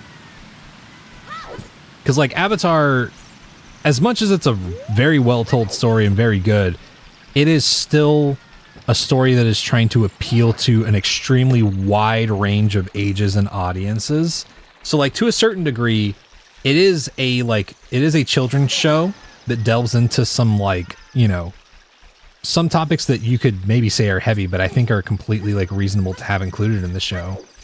But with that, there's also kind of the thing of just like, sometimes there has to be a thing of like, like with Ozai, it's kind of a thing of like, yeah, this man has nothing to him except the desire for more power. He wants to control the country. He wants to be in control. He wants to take over these nations. Because that's what he wants. And it's not good or reasonable or even like there's not even like a really good motivation for it other than he is a selfish, hateful person, right? And that's the big thing is like Ozai, I don't think is supposed to be a character that holds our intrigue more than beyond like, oh, how strong is he? You know? Because that's the thing that we care about. How strong is he? Because like when Aang fights him, he's gonna have to beat him. That's gonna be the big challenge. And even Zuko's kind of like, I don't know what to tell you. I can't tell you how much you'll stack up against him, right? But it's like, fuck you, I'm staying in. Yeah, I imagine it's annoying.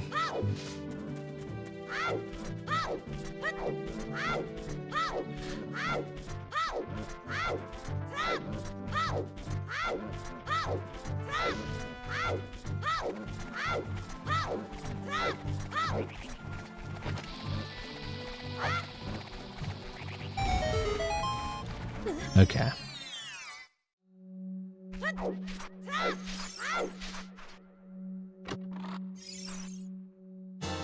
That took a minute. What the fuck? Okay, we got Epona song. Hell yeah.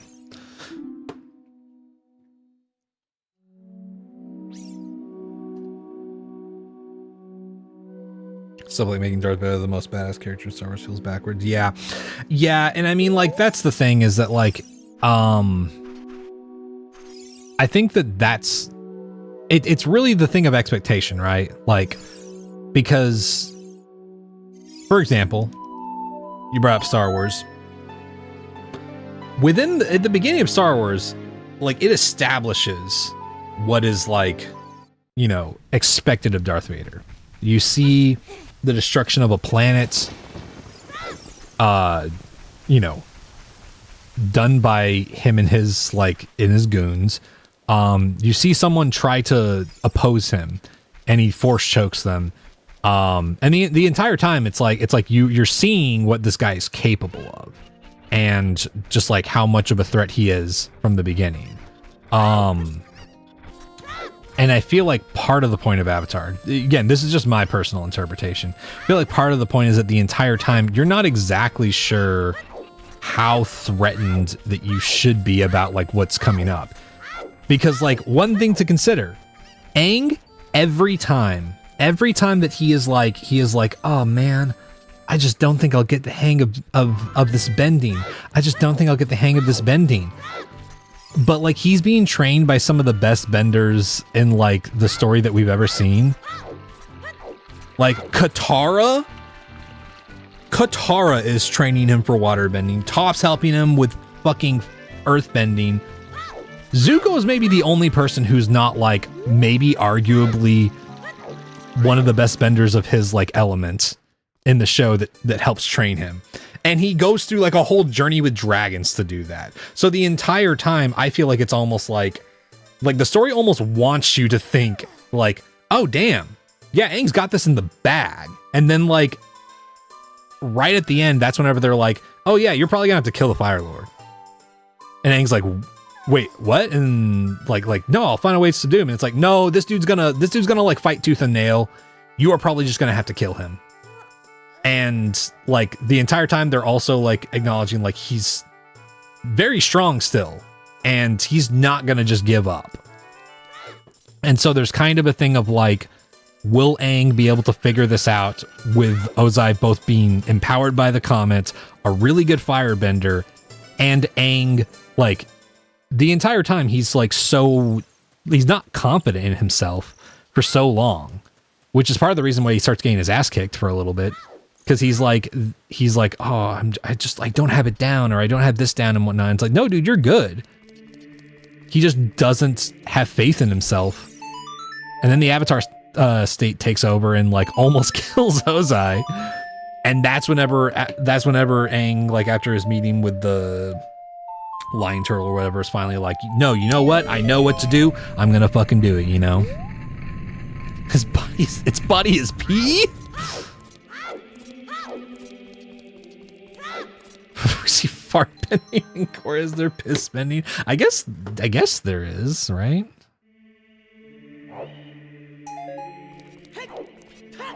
He's a kid, of course not. Yeah, exactly. I mean, that's a big part of it, is he's a kid, he's uncertain of himself. And he's also just like one of the best parts of Avatar. Like, I've seen people complain about the ending, because they're like, oh, it's like a Deus Ex Machina, having them just like do the spirit bending stuff. But I'm like, no, that was good, because Aang was looking for a solution the entire time, and like we knew, like we were told explicitly that spirit bending is like really risky, and that he probably shouldn't try it because it's very possible he will have his spirit subdued instead of Ozai's, which could just like throw everything into chaos. But he takes the high and hard road and does that. And it's one of those things where it's like, oh god, dude, that looks super weird.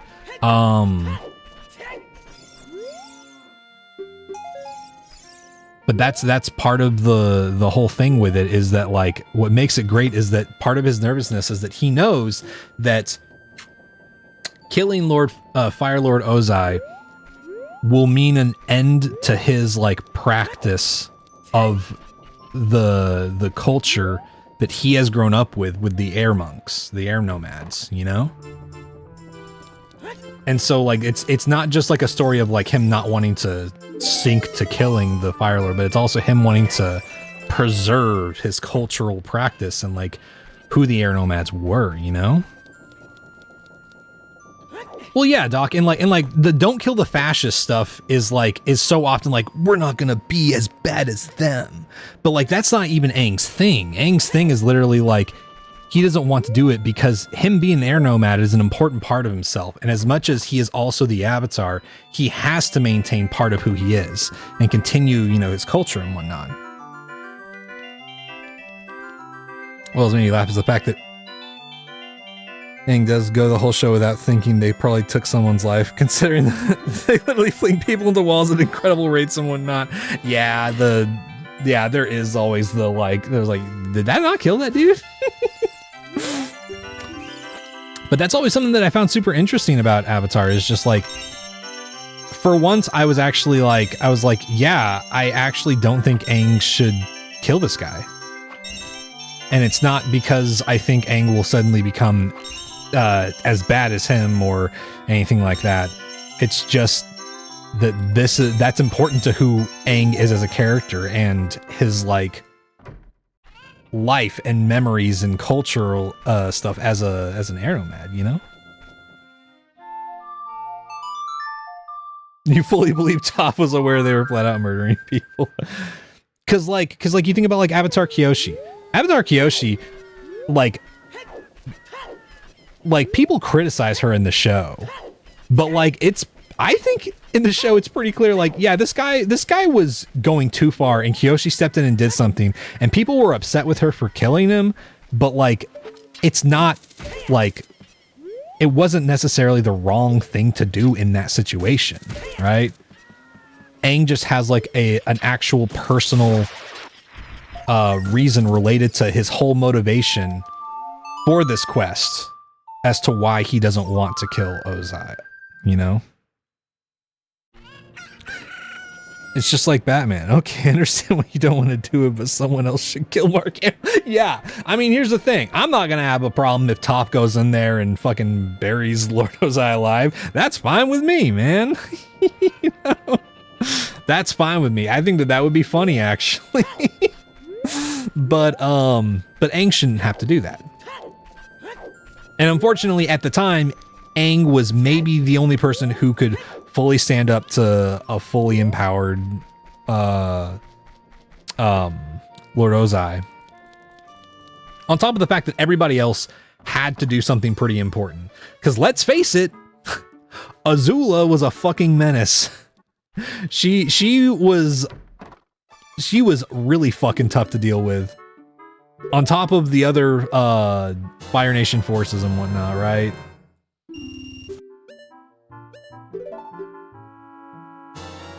Kyoshi, the greatest avatar to ever live.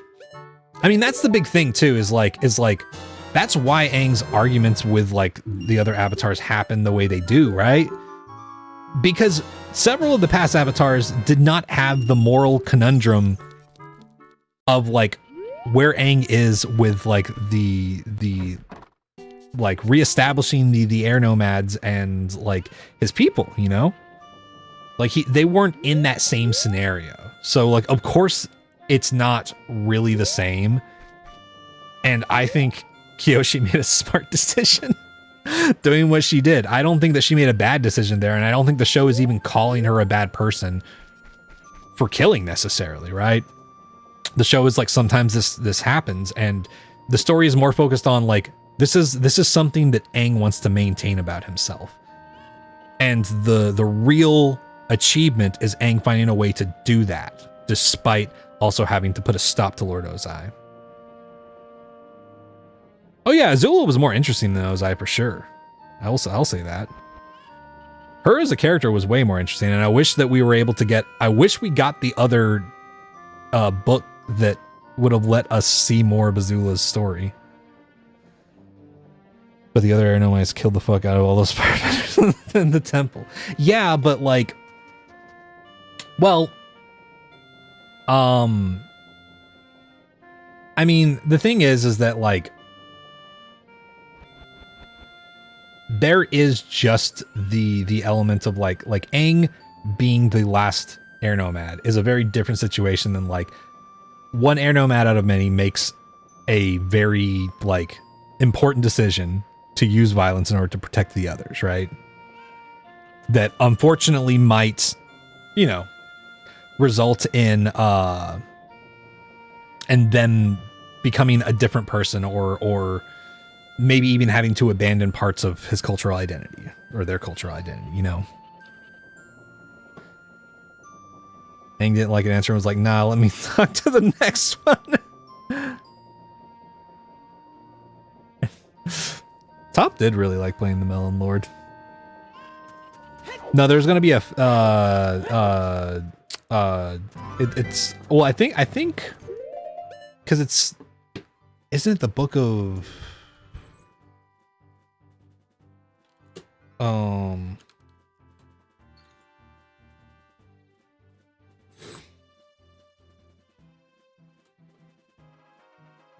yeah, because it's water.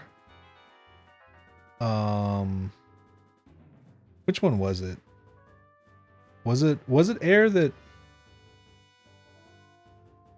I can't remember. Either way, there's going to be another book. Can't remember which element it was. There's going to be another book, and there's going to be more stuff about Azula. But yeah.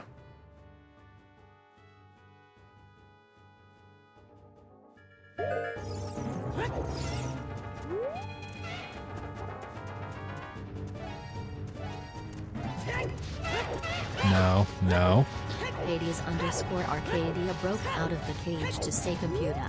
Activate no-hit protocol. Make this attempt be the last. Also make the bird bald and oiled up.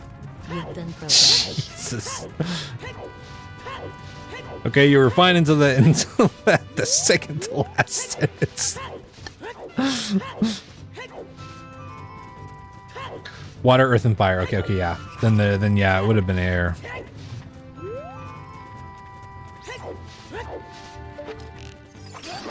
Get the fuck out of here.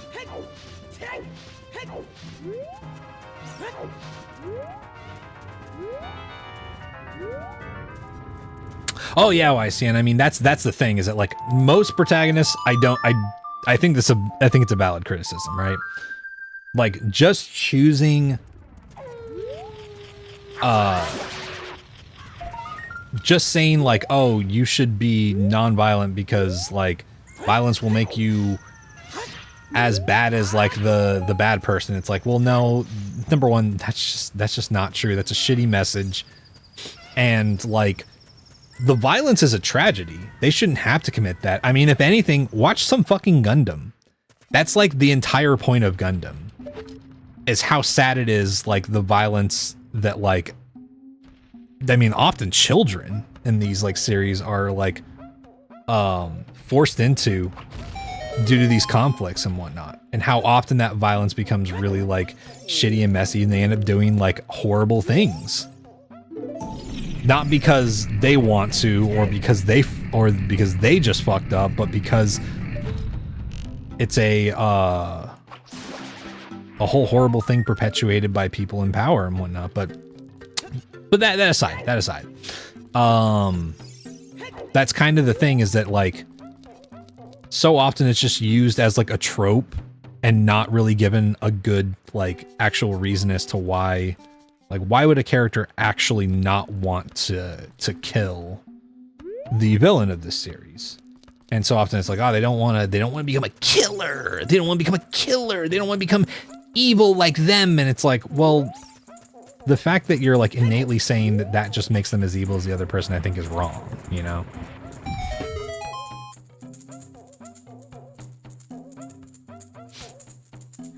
But yeah, I don't think that criticism makes sense to Aang, just because again, it's part of who he is and his specific mission as both an individual and the Avatar, which is in direct conflict. That's part of the whole thing. His goals as the Avatar and his goals as the individual are constantly in conflict. That's how he said, "It's kill or be killed."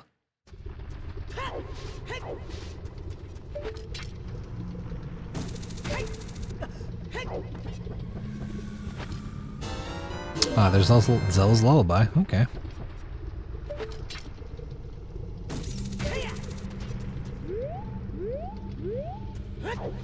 But yeah, and there's plenty of I think there's plenty of great media talking about like at what point is violence like a necessary reaction or whatever. Like there's plenty of shows that dive into that and talk about that to a really great extent.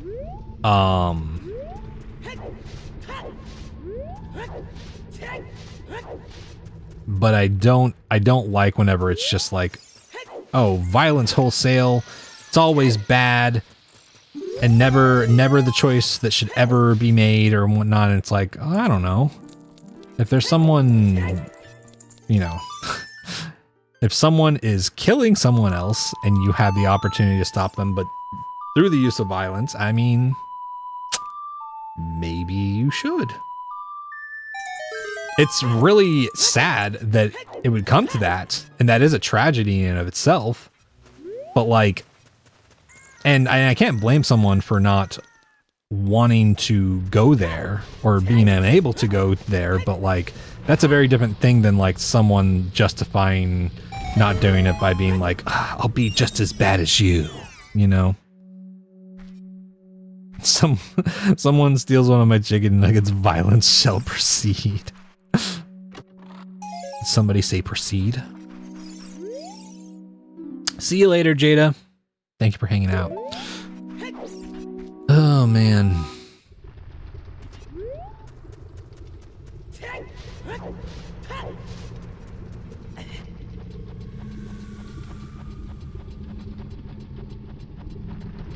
The food thing. Oh, Scrandle. As you're craving greasy fried garbage for hours. Sorry.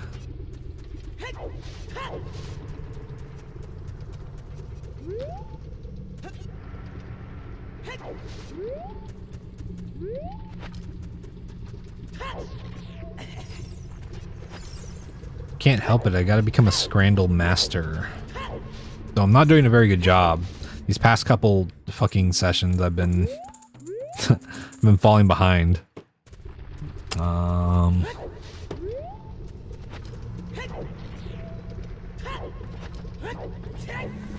Let's see what's in this entrance. Scrandle training, yeah, we've been doing Scrandle, and we got one that was like a perfect 10. I can't remember if we got only one that was a 10 or two that was a perfect 10, but we got some 9s and a 10, and we were doing really good. And then the past couple ones have been just kind of bad. Like the other day, I think it was a 6. It was fucked up. I was like, what is wrong with people? Also, what's up, Soji? How's your Mario Kart training going? You're still doing that, right? Ooh, mama.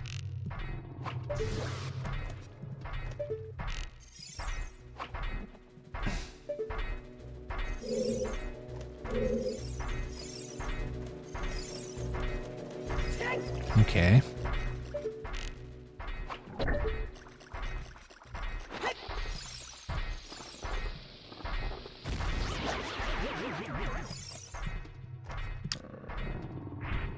Train your Scrandle skills too, hell yeah. Get the fuck out of here.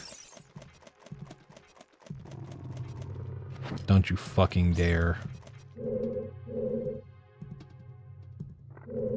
Okay. We're gonna see whether or not Child Jabu is gonna be necessary.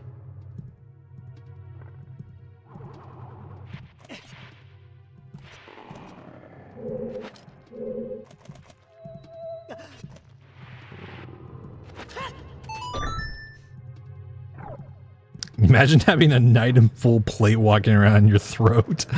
Yeah, that would fucking suck. And then some fucking asshole shoots your uvula to fucking... to get into your fucking stomach. Oh, man. Okay.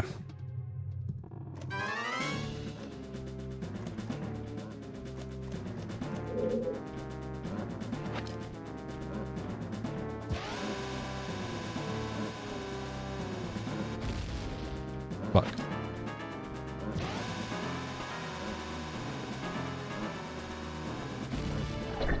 There we go.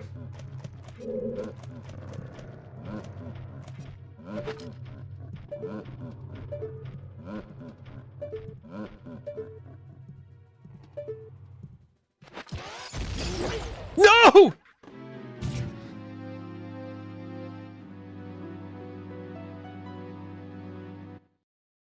I didn't think he was right up against it, dude.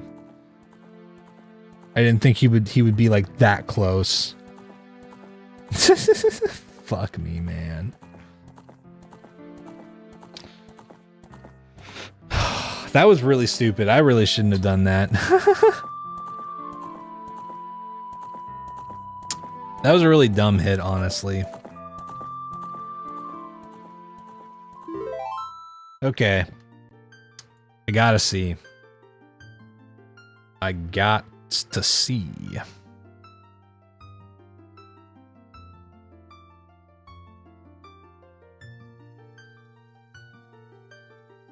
Yeah, I thought about using regular bombs, but I was like, dude, I should have just backed up. I don't know what the fuck I was thinking there. That was really dumb. I mean, I most of the time I would. With no lens, absolutely, I'll blow myself up before I deal with one of them. Okay,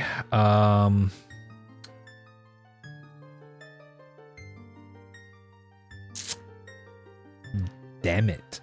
Okay, well. Oh, dude. Let's see.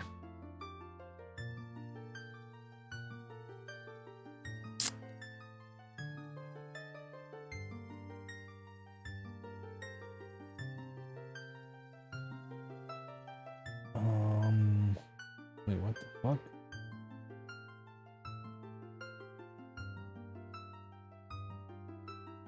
Where in the world was it Bongo? No, it wasn't Bongo.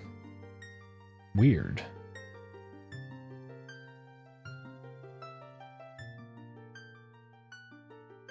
Dude, what the fuck? Come on. Just show me.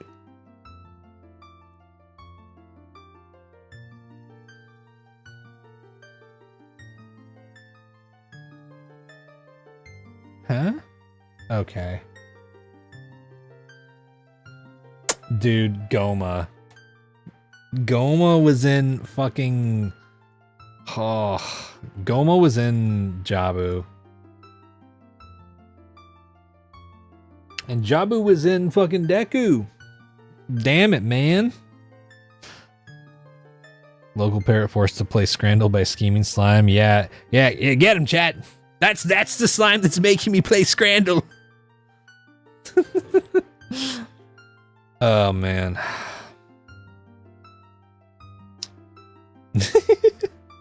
What's up, Spaskal? How'd your training go?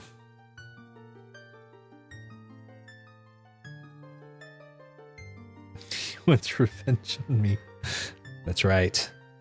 That's right. That's right.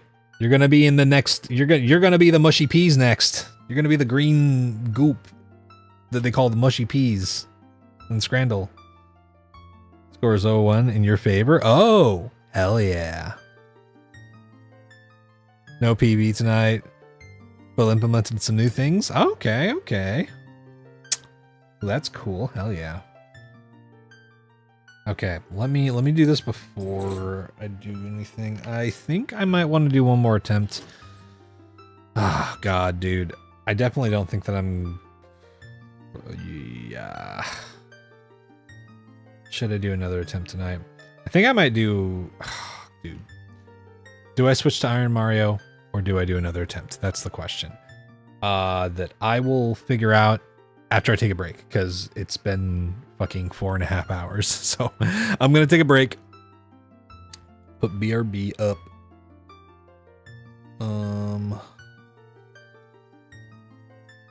Okay, chat. I'll be back in a little bit. Twitch, YouTube, enjoy the clips. See y'all in a little bit.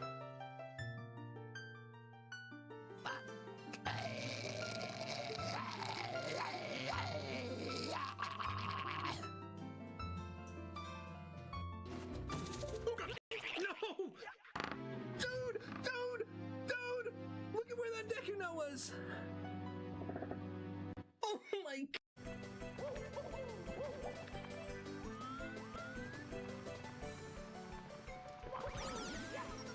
Oh! Oh! Oh! Oh!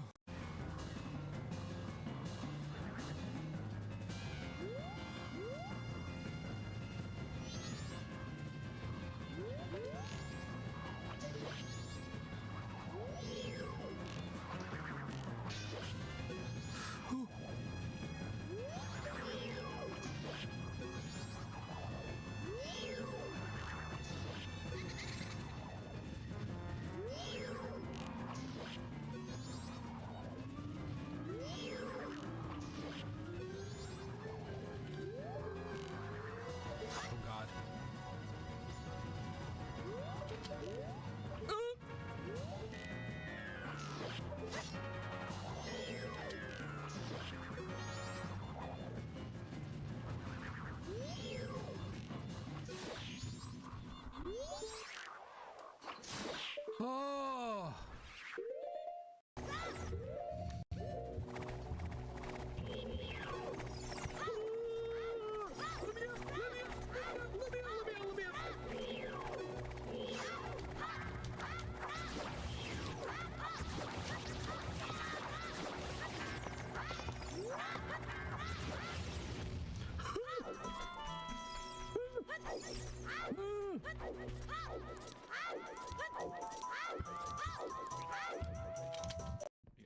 I'm just gonna kind of put it here until we find this spot and come back. Yeah, I've also got the feather drone, so it'll make it easier to get. No! Damn. Well, stay hidden. Oh my god, that sucks so much. Oh no! Oh my god! Oh, was that fucking gnomes? That's skulls! Worse!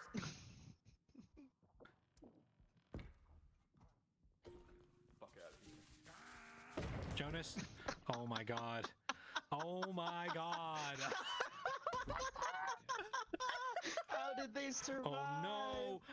No. Now there's the gnome. It ran away. The gnome. This way. Oh, he had somewhere else to be. Yeah, he was he was short on time. Just passing through. Oh, yes! No, yes! Yes! That's the other extraction! Oh, and your cards! Oh! This might be clutch! Bingo. Bango. Boss dog. Right. Oh no, Jonas! Jonas. Jonas!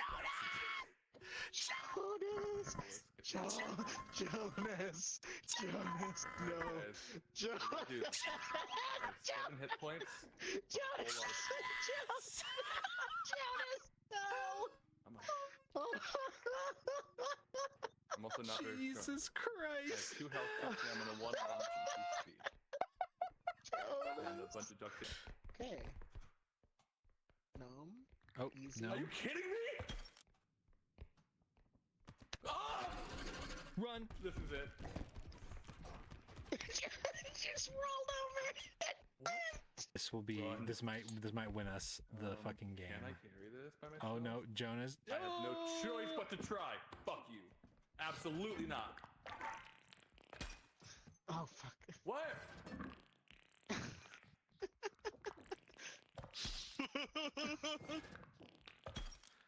Oh my God! Even when Jonas isn't working on tower defense, Jonas is doing tower defense. Yeah. That's what it's like to be on gnome duty. It's fucking ridiculous. Oh my God. Okay. Oh no, there's. Oh no.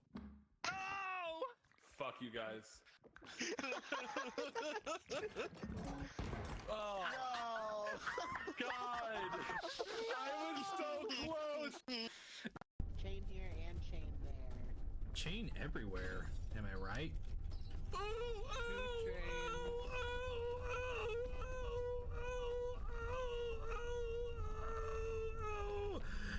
It's fine. Dad. Lane. Okay. It's like Boromir's dad.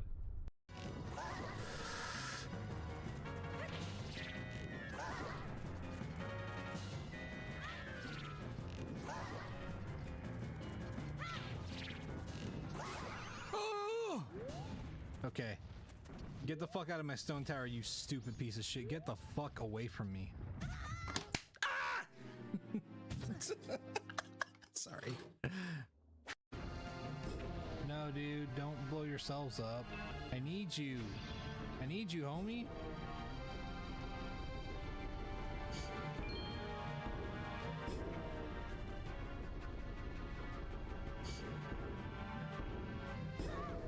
Oh! We got it. Unbelievable, dude. Holy shit. The rats saved the fucking day, dude.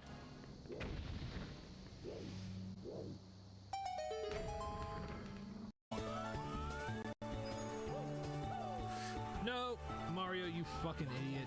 Okay, come on. Mario, stop! Stop! Stop! Oh my god, Mario!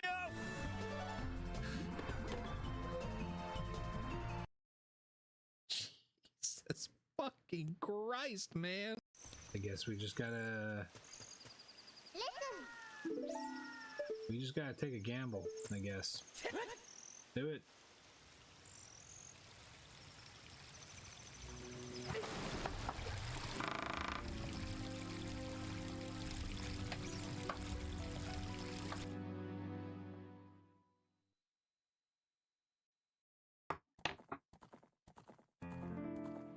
You know...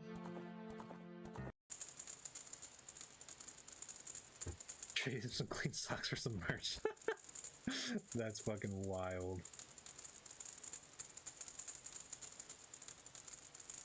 Went to school with the son of Dave Mustaine? What the fuck? Watch him become a god.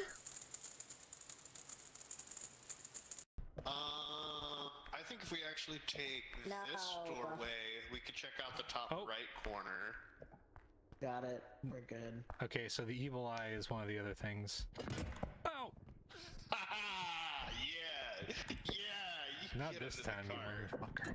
You motherfucker. Blaine, why would you do this? What have I done? You're drunk behind you. Oh no, that's just Tio. I'm so scared for a second. I was like, oh no, the Reaper. They're just standing there, menacingly. Oh shit. Liddy's in the freezer, help them. I'm trying. I can't. It's not letting me climb. I don't know why. You know what? Whatever, man. I'm gonna fucking go through this pipe. There we... Oh my god, he's... Oh no! Dude. Mario, do not whiff this. Oh my god. That's not good.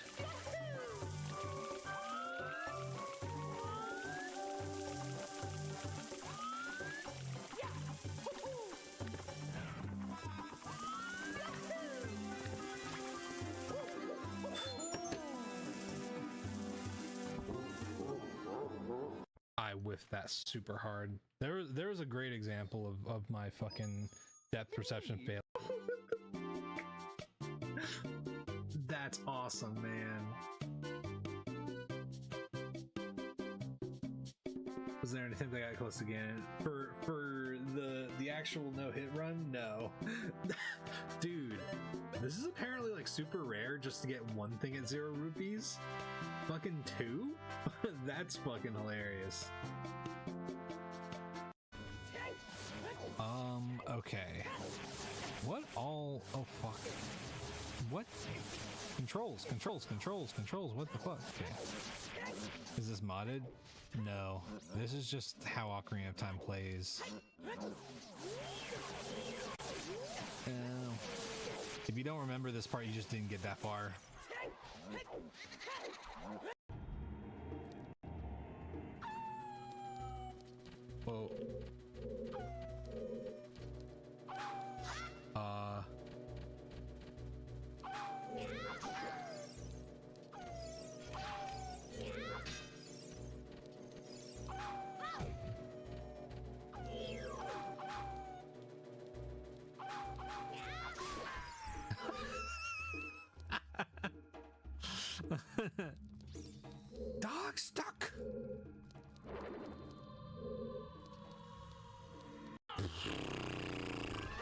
Holy shit, man.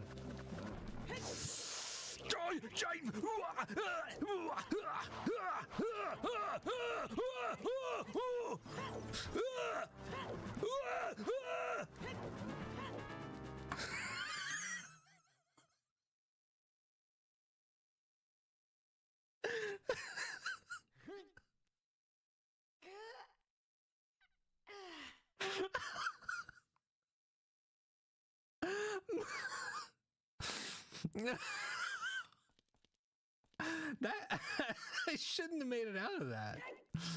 No, what the fuck, man? That's so bad. Holy shit, man. Are you stuck?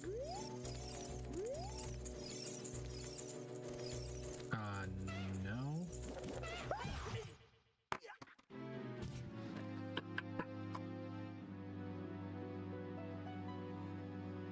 Ugh. Whatever. Check this out. What? Oh. Okay. We're trying to go up, Ancient right? luggage. There's a gem on it. Oh. Ow. What else down there? Got a Brain bugle? fuck you up. I'm over Whoa, here. my graphics just got real fucking weird. Did that happen for anybody else? No, but the sun just came out. Like in game. Is it? Okay. Like my screen. Oh, the vibes. Wait. Can you stay right there for a second? Oh, Who the fuck is that? Whoa, Who the what fuck the is hell? What is that? Use it! Use it, Spencer! Use it! Oh my god, I'm really far away. What? Oh, that's new. And I No! found glorious luggage. No! Oh my god. The bugle! I'm coming to you, but there's like shit here. that? Here, have a snack. Ow! Oh my god, what the No, fuck? hey, put me down. You just couldn't did even see it this. in Yeah, fuck detail. you. Ow, ow, ow, ow. Oh no. Oh my fucking god, what the hell? I'm running. Oh shit. You Oh, guys don't shit. understand how fucking scary this is with my screen currently fucked up. Oh my god, my what God. the fuck?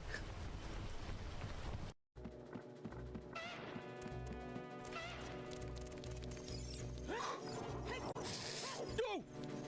Iframes! Ah! Holy shit, that was bad. Okay, careful, y'all, the alien is right over there.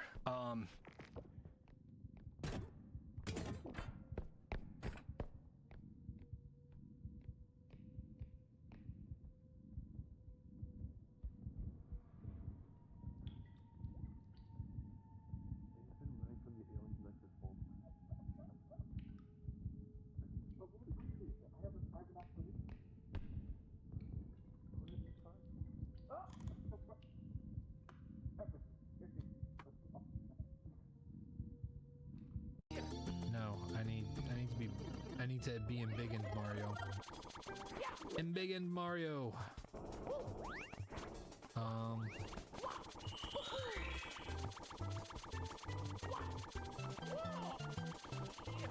Oh my god. Oh my god!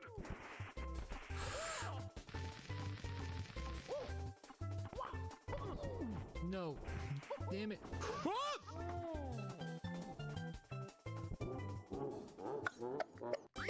Game.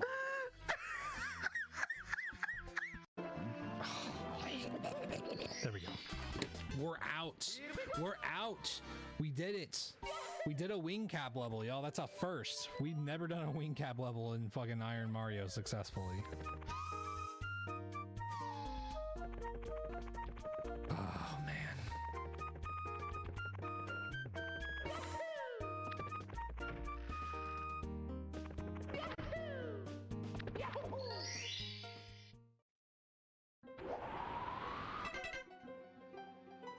Oh, stop, dude! I fucking hate these old wrinkly bastards. Get off of me.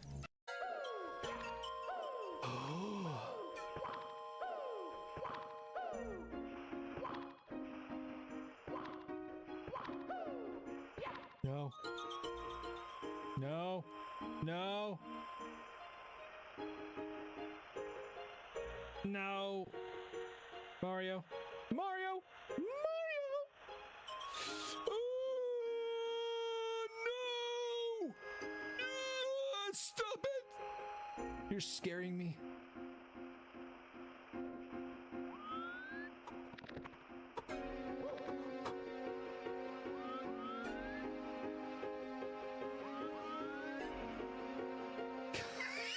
The fuck, man? What the fuck? What the fuck? Ah!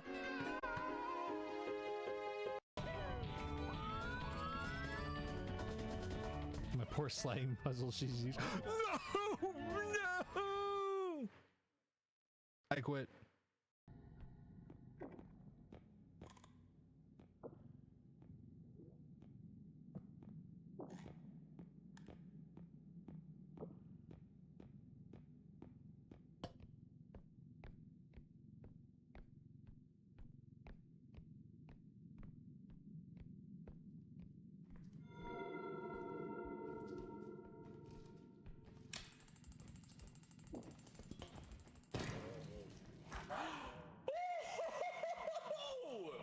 Hell yeah. Whoa!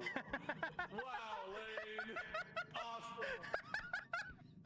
I can't believe that worked. Hello. Aren't you out? Aren't you glad we brought the grenade? I am.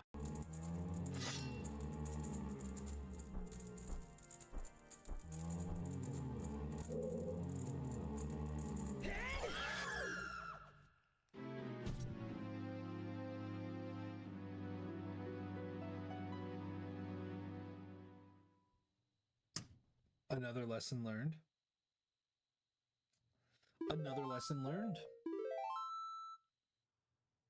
Wait, we're making a dick. Whoa! Chris! Dick and balls. Just go back to the center middle. Wait, Chris, yeah, get up here, get up here, get up here, Yeah, and, get up, and look, go and up. look. I'm coming up the tip. F12, F12, F12, F12, F12. Coming up the tip. Oh no, I can't make it up there. I'm not I got a strong bunch enough. of screenshot. Oh no! Okay. Okay, Okay, I know. I got a screenshot. Clip that. Someone clip that. Someone post that on TikTok.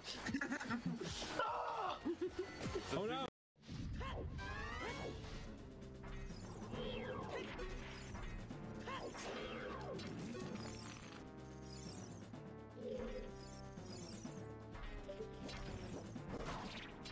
Oh my god, I fucking stunned him before he hit me. That's pretty funny, dude. That's Spencer. Okay, that's Spencer.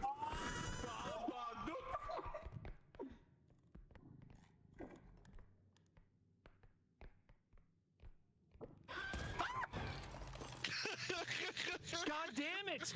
He's so quiet. You can grab it and slam it against. Welcome to hell. Did it like teleport? Oh no, Jared! Jared! Oh no! Jared has no idea. What do we got? Okay. Bandages and an energy drink. Got a cursed skull? Oh, great. Just what we were looking for. Can I commune with it? I don't think so. What does it do? That's a good question. Let's see. Sick. Oh. Holy fucking shit. Oh, Holy great. fucking shit. Great. Holy fucking Great.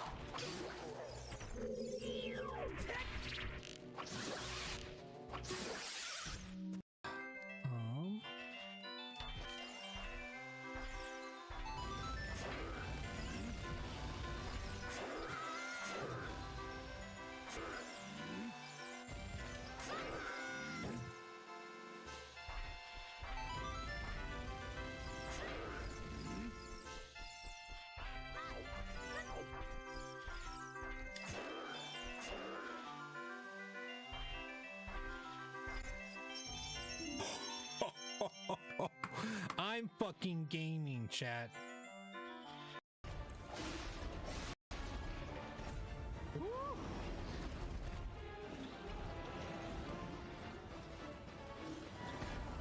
Was he jorking it? Oh, oh no, oh no! He was jorking it. Oh shit! Oh! Now he's got a gun! Oh! Oh! Oh! Oh! I'm gonna die. Oh god. Okay. I am back. Holy shit. Give me just a second, chat. I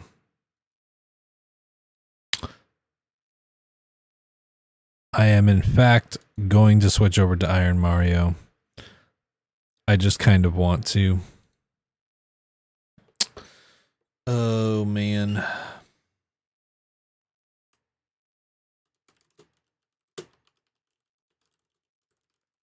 We're gonna try this one more time today, TikTok, but there's a chance that stream might have to end on TikTok if it ends up being kind of stuttery due to the TikTok live app, unfortunately.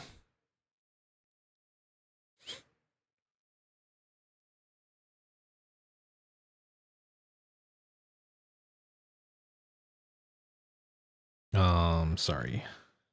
Just had to get something typed out. There we go.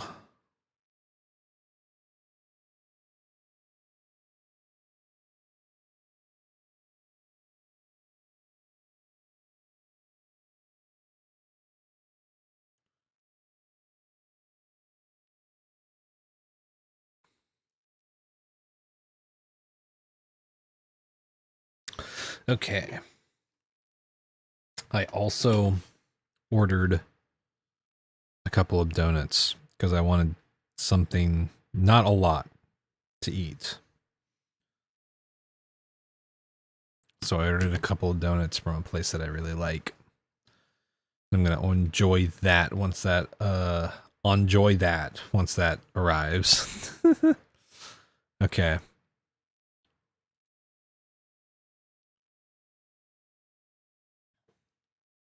Okay, I think everything's good. Oh, there we go. Now y'all can hear.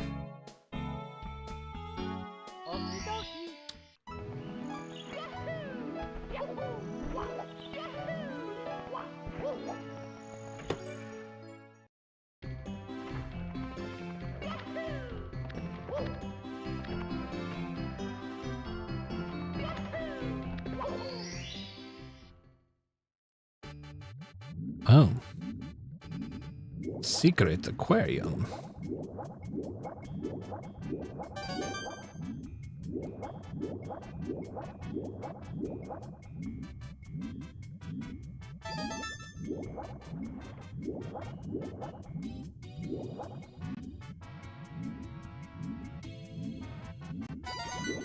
Got to watch part of the Nirvana the Band, the show, the movie today with my roommates. And every time I hear the Wii Shop music, I can never not think of it.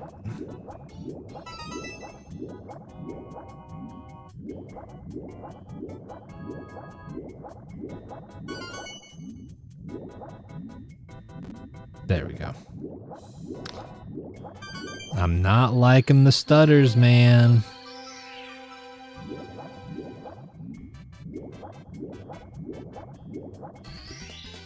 Here we go.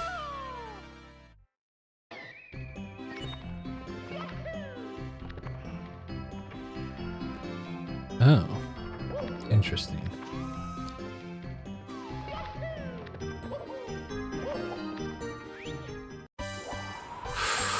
Okay.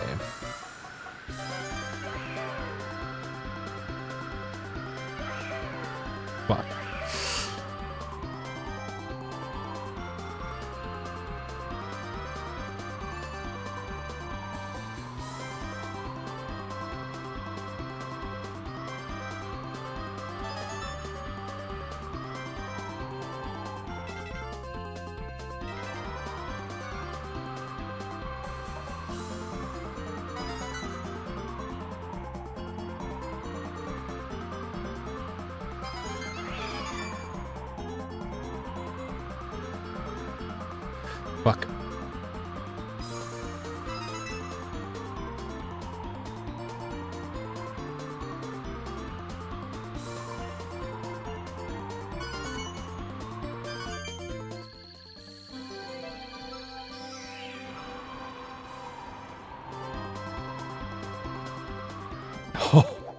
Oh my god, dude! We did it!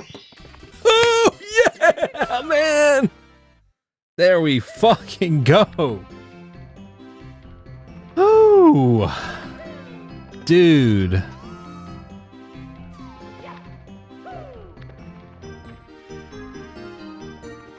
What a fucking start, man. Party Shark Cave.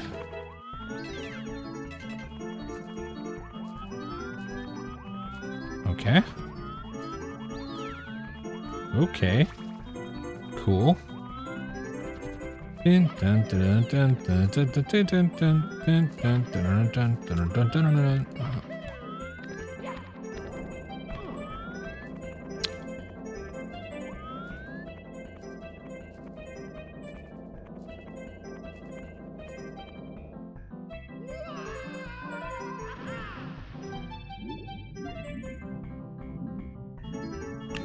Okay.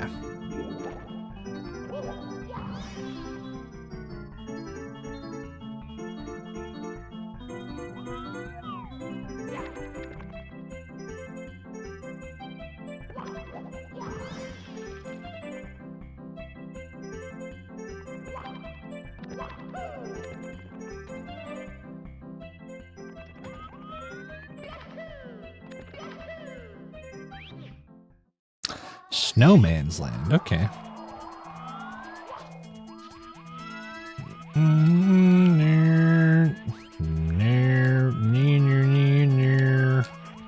I wonder. Yeah, we could probably reach that with a side hop.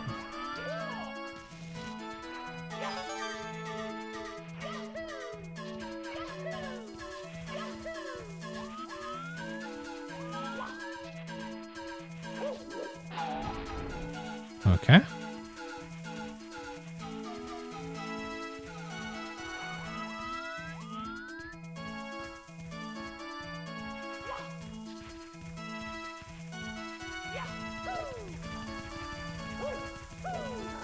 No, dude! He fucking... Oh! Dude, I was trying to get around him so I could butt slam that fucking flower. Damn it, man.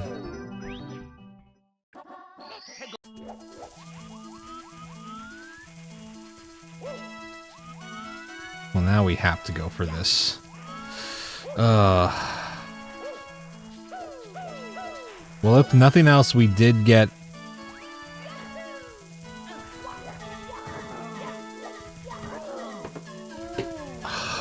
Okay. Okay, man. Okay.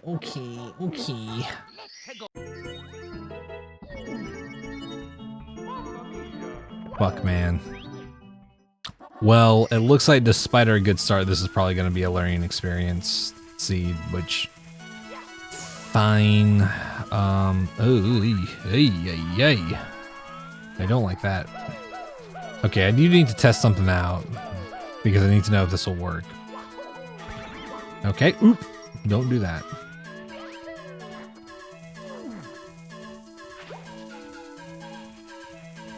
And will this work? Yep, okay. That's whatever.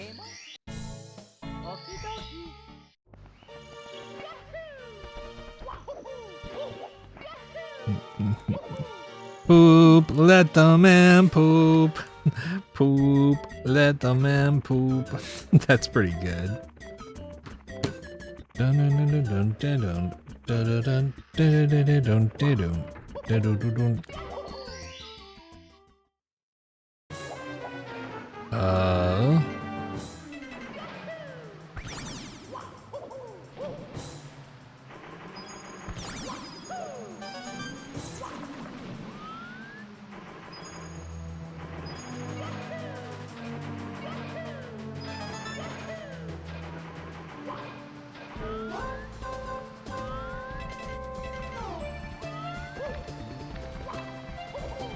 Nope. Okay, we're fine. Dun, dun, dun, dun, dun.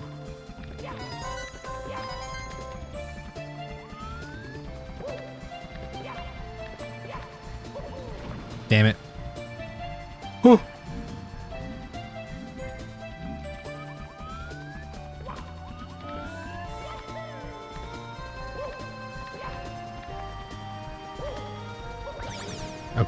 I just wanted to get rid of that dude.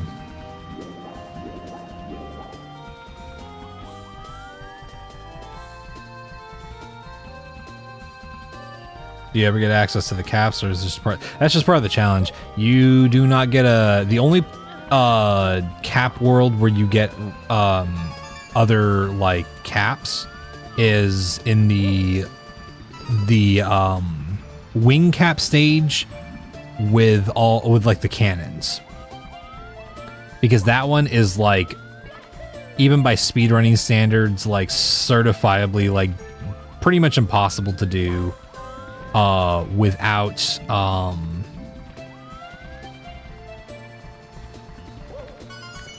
multiple caps. So with that stage, they pretty much just have the other boxes with the caps, because that's like not really possible. But every other cap stage, you only get one shot. So it's unfortunately a little yikes.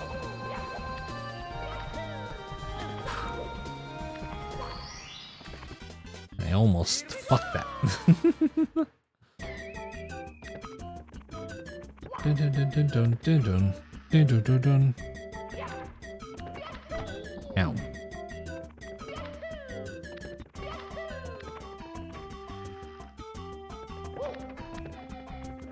Secret aquarium.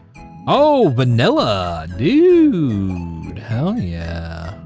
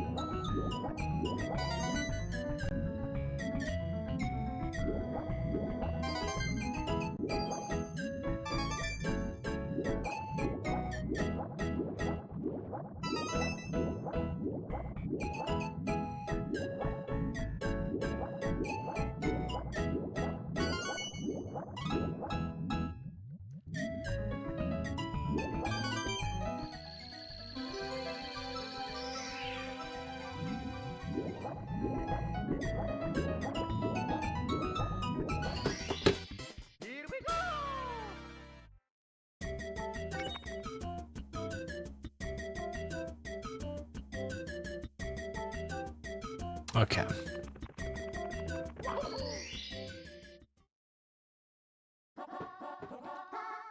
Let me just check on my order. Okay.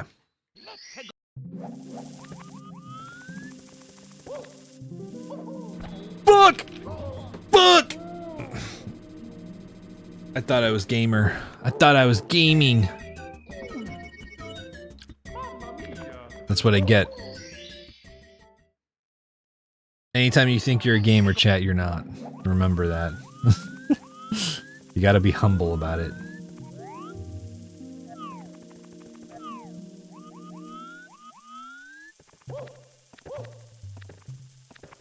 This is funny music for this level.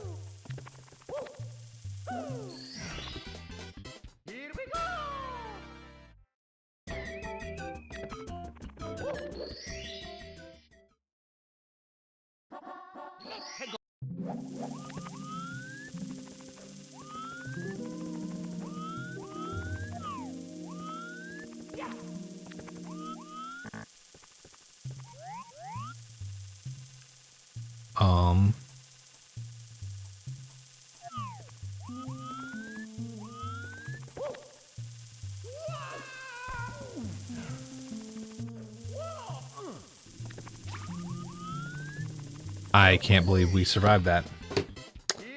I'll take it though.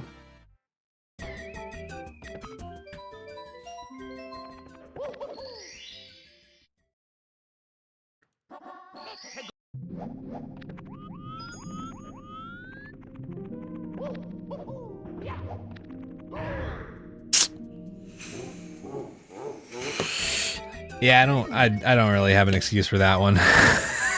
I don't really have an excuse for that one. Yeah. Yeah, agent. Yeah. Wait, why is my fucking thing not doing its fucking thing? Hold on. Dude, streamer deck, come on, man. Get your shit together. Okay. This is a reminder for me who just put the marker here. Go back a little bit. You got smashed by a fucking rock dude.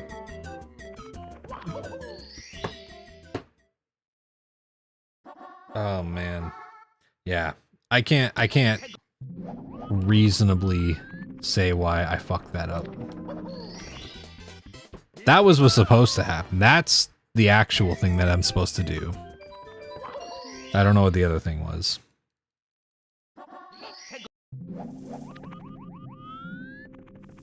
Ew.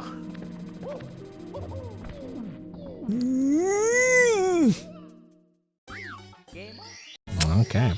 But good news, Agent, our first seed, we did a successful wing cap tower level. Yeah, that was pain. Yeah, that's the thing, is like, I feel like the only there's a part of my brain that's like, the only way you're gonna get better at TikTok clock is if you just start trying to do fucking real gamer shit, and then you just get crushed a million times before you actually get it down.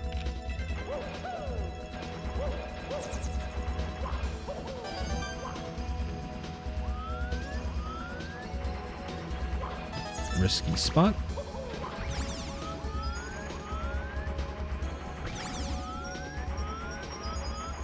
Okay.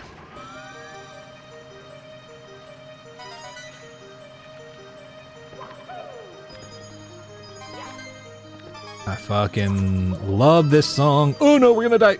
Ooh. Yep. Yeah. Dude. I didn't actually mean to go into the water there. Look. Yeah, we're actually getting good. And it was wild because like the wing cap ended like right as soon as I landed. So it was like the perfect wing cap level. It was ridiculous.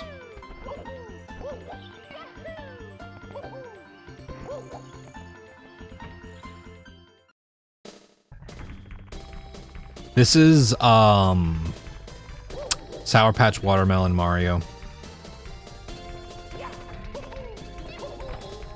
Fuck.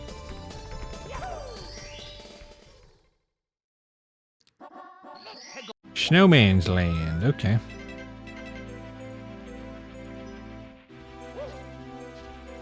Bully.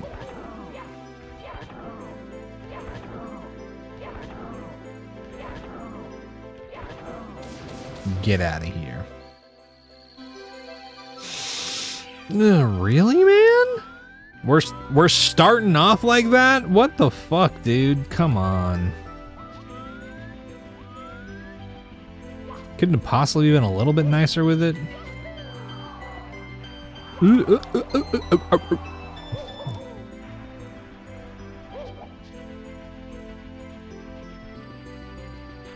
Oh god, dude. Okay.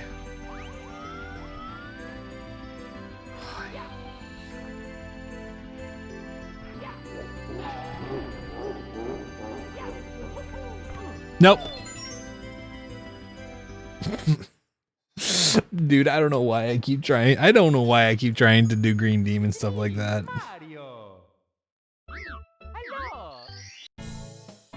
No one count the last 4 deaths. Oh, but you'll love this, Agent. I remember to up the counter before I ended OOT's segment.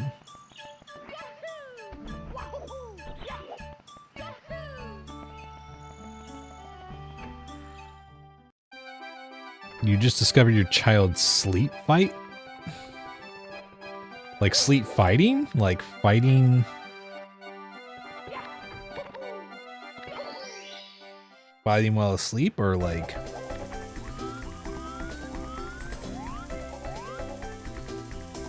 Shit. Okay.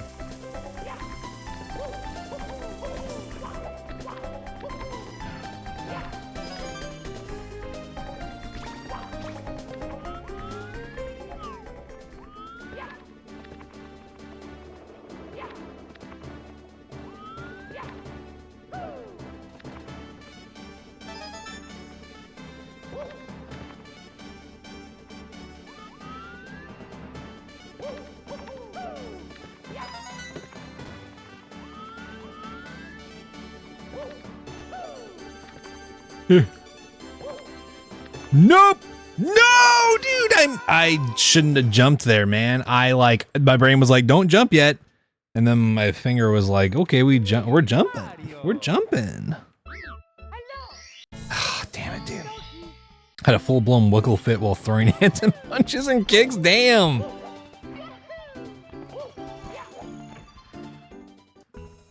Now here's a tricks Mario. Yeah, we're actually getting good. We're getting back into the swing of a million deaths. Okay, cool. My order is on the way here. Oh god, dude. Dun, dun, dun,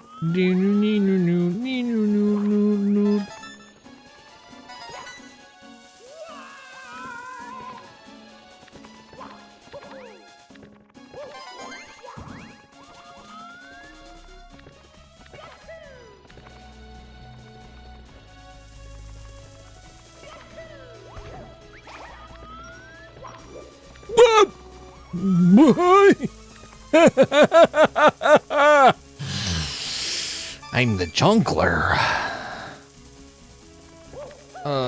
Okay.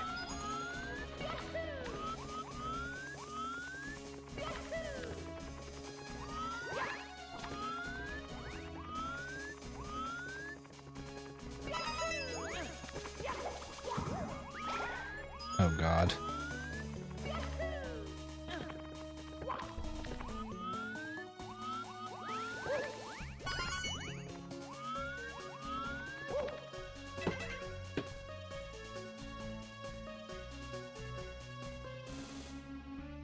Oh wow, okay. Cool. Also, you watched the video deep dive on Donkey Kong Country's composer and TLDR. He went into not knowing what to do for the game / instrument limitations and proceeded to pop up. Yeah, I mean, that's what happens.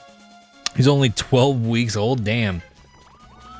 Gonna be in the UFC by fucking by fucking month 5 or something, right?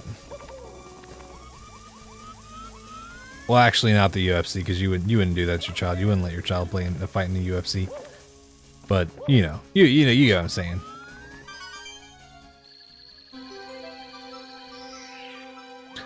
But yeah, the instrument limitations in a lot of earlier video game stuff really does lend itself to a lot of creative decisions in a really cool way. Because then you really have to think about composition and whatnot. Which, honestly, like, you listen to bands like The Strokes and whatnot that, like, compose very orchestrally or, like in the ways that, like, symphonies and shit like that do a lot of times. Structurally. And you can come up with some really good ideas that work for, like, video game music and whatnot. When you think like that. Talking to your wife the other day about how you said you had no desire to do anything on camera, and her response to that was how she wants you to just so she can see your facials and the noises that come. I think you might take MMA classes whenever he's old enough, right? Just get all that energy out. Start what happened in the 5 minutes I was eating a burger. Lots of stuff.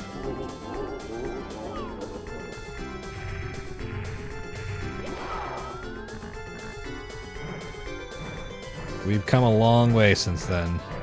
We're not the same person we were 5 minutes ago.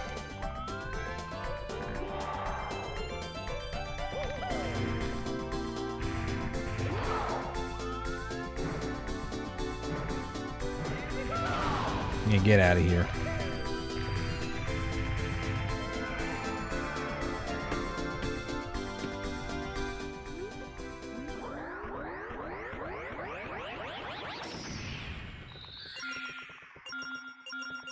I took Taekwondo when I was a kid. It taught me butterfly sits. And then I learned about Brazilian Jiu-Jitsu and boxing. And I learned that I want to get into as few fights as possible throughout my life. Because even if you're a bad motherfucker, let me tell you, fights are not fun.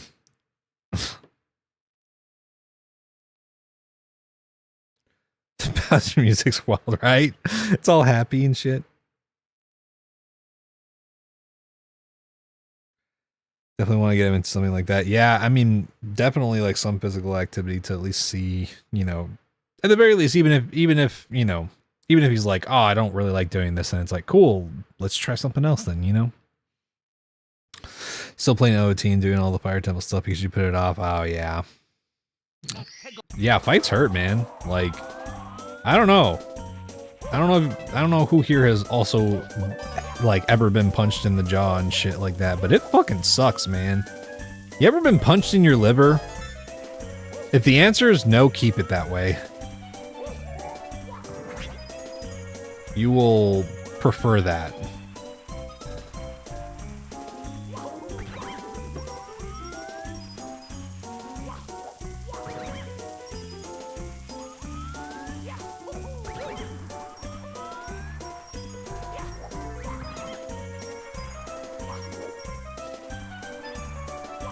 Oh, the butterfly position? Yeah, butterfly position does hurt. Statement still stands. Okay, I think my order got here. Give me just a second, chat. I'm gonna grab those fucking noodles.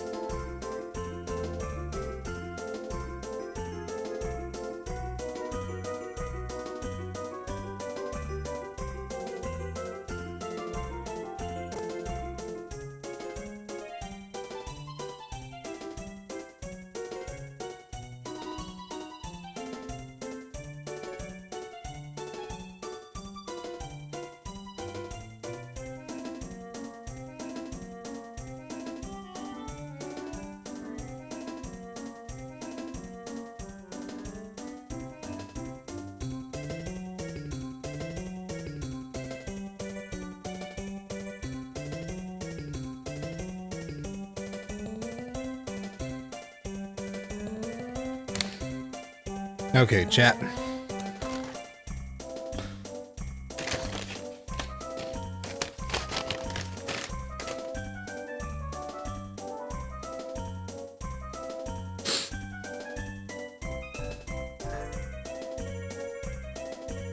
Hell yeah, Kyra, I think that's the way to do it, right? Oh, man. Yeah, I mean, genuinely, Agent, that's the thing. The best stuff I've ever learned from anybody about anything fighting wise is, hey man, if you cannot fight, like, it's one thing if you're doing professional with rules and shit like that, but like, if you can just not fight, do that, man. Because let me tell you, even in a professional context, concussions, broken bones, all that shit sucks, man. And sometimes it's good to know how to defend yourself, right? But like, there are too many people who think fights are like something that they would revel in experiencing. And it's like, no, man. Oh, man. Not to mention, you can actively start bleeding internally from a bad enough punch.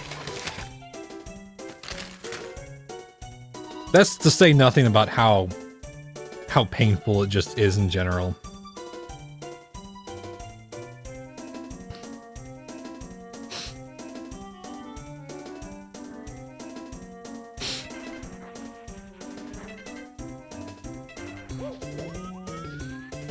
It's a good goal to have. Hell yeah. Nope. Fuck, dude, I got so fucking worried about the fucking flower piece of shit, whatever they're called. Damn it, man. Mario. I got a cinnamon roll.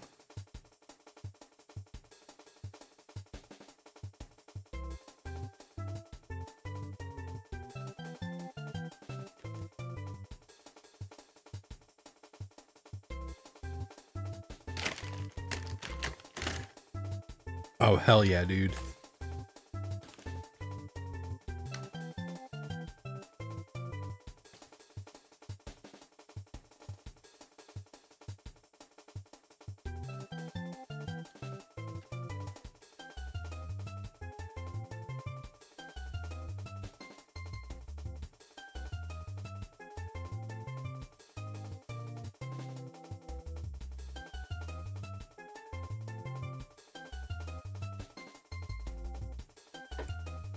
Chat.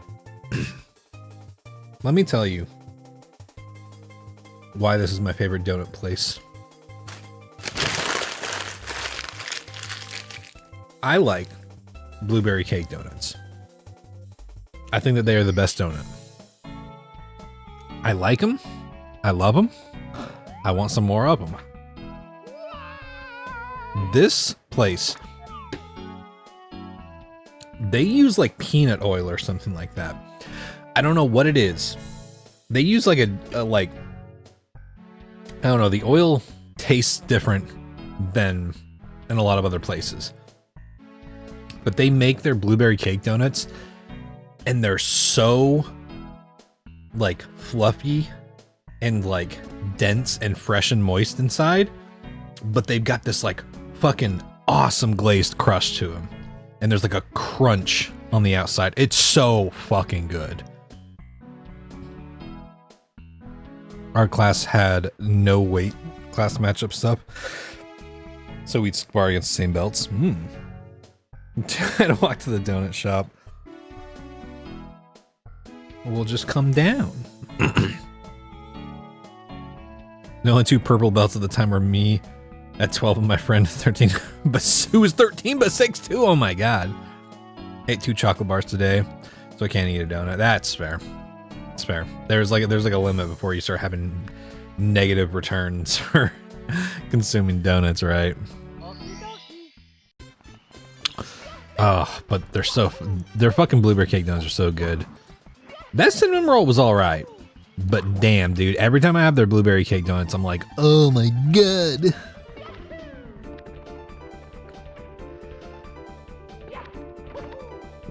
2789.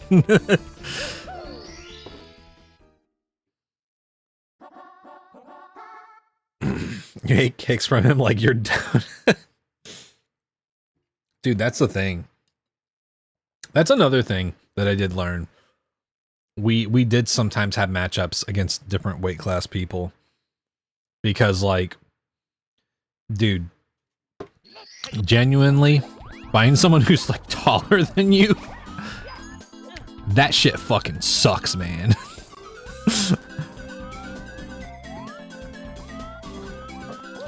Like, you can do it for sure. You just gotta really hope you're fast enough and have enough sense to not walk off the edge of a fucking cliff. It's me, Mario. Yeah, I'm lucky. This is like one of the only places that's open after like 11 p.m. here, which is fucked up because they stay open like all night. I think they cater to like night shift people. And okay, I'm not positive, but I've seen cop cars there a time or two, so I think that sometimes they serve cops donuts overnight, which like, but fuck, man, their blueberry cake donuts are fucking unbelievable. Beef tallow or lard when used in baking is magical. Yeah, I mean, I don't think it's beef tallow necessarily, but it's definitely like, I don't know. It tastes like peanut oil kind of, but really good. Doing really good with the cover despite being limited to 8-bit sounds. Hell yeah. The donut shop next to your apartment's 24 hours. That kicks ass.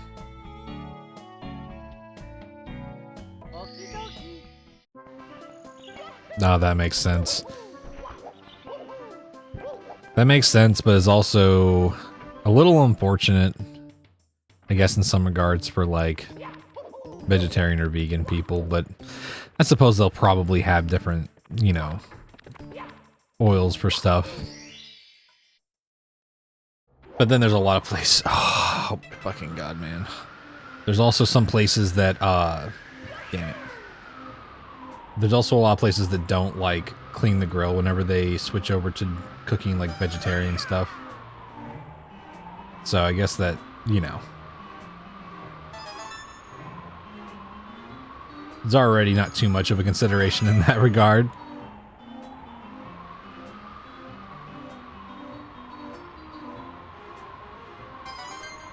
Also, I've definitely seen some, like, restaurants leaning into the, like, beef tallow, whatever stuff, because, like, tallow's becoming, like, a huge thing, or it's become a huge thing because of, like... No, dude! Okay, we're dead. Goodbye. It's become a huge thing because of, like, unfortunately, because of, like, carnivore and anti-seed oil people.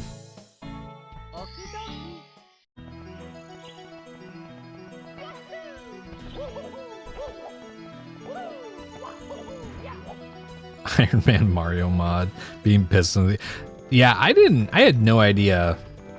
Like, when I heard the name Iron Mario, I was like, is it just where you're like Metal Mario the entire time, or what's the deal, you know?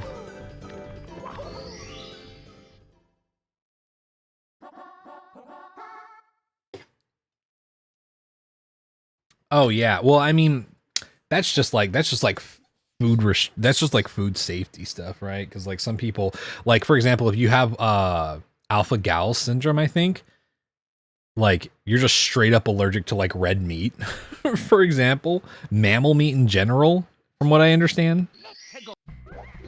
But yeah, the fast food companies were honestly never that considerate in the first place, so.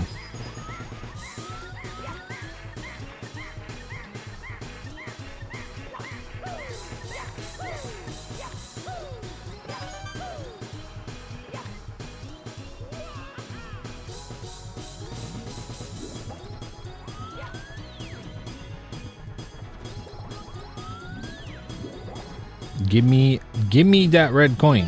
There we go. I love it when we get this song, man.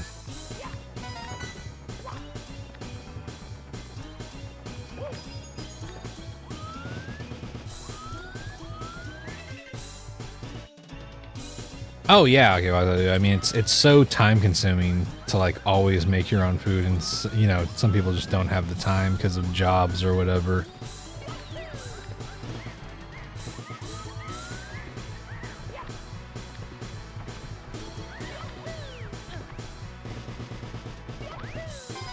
Dude.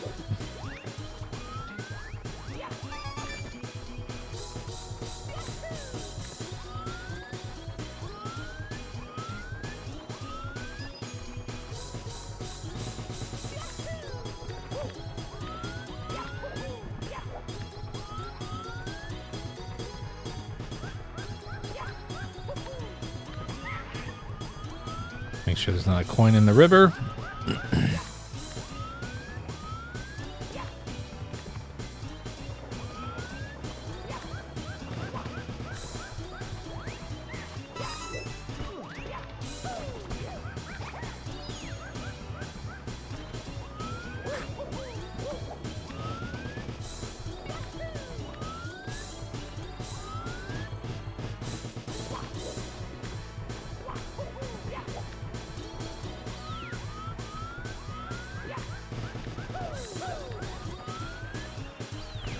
Okay. I think we're good. We don't have to worry. I don't think that there's anything in there. It's always nerve-wracking when there's one on that little track where the balls roll down, but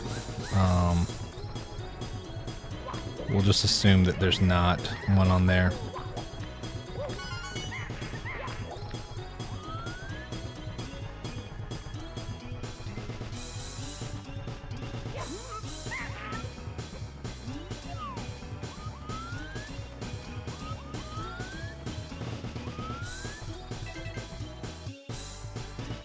Yeah, where the fuck could this last coin be?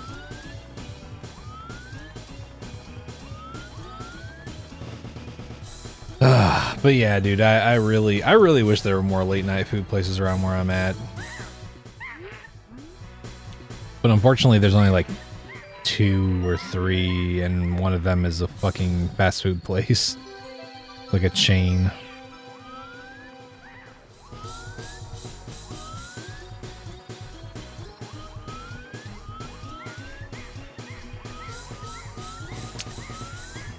Okay.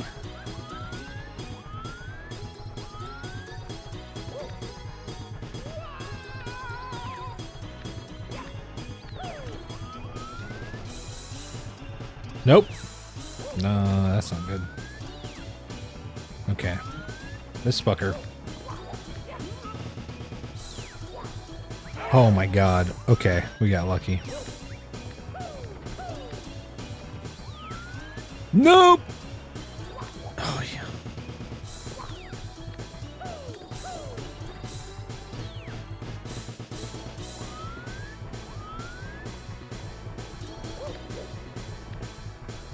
Don't do it.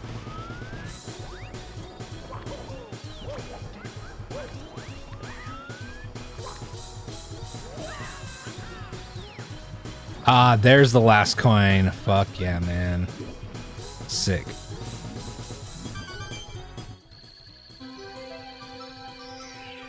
So glad you're moving away, way closer to the city soon. Oh, hell yeah. Yeah, that'll be nice.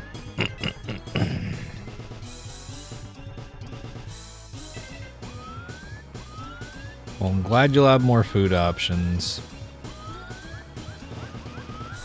Okay. So number 5 and 4 are there. We gotta find star number 2.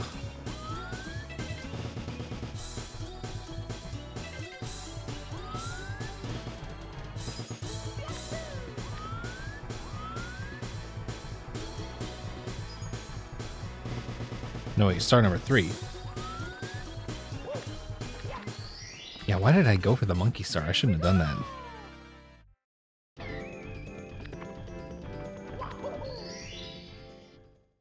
You escaped to the city. Ooh.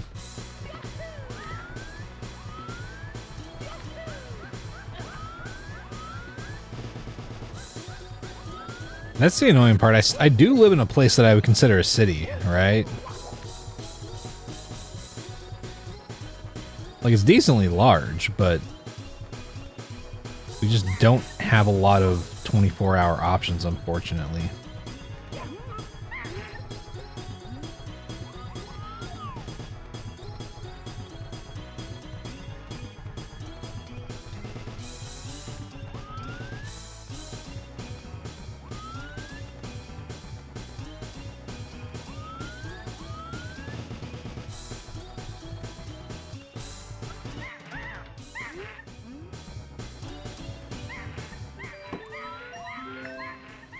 Okay.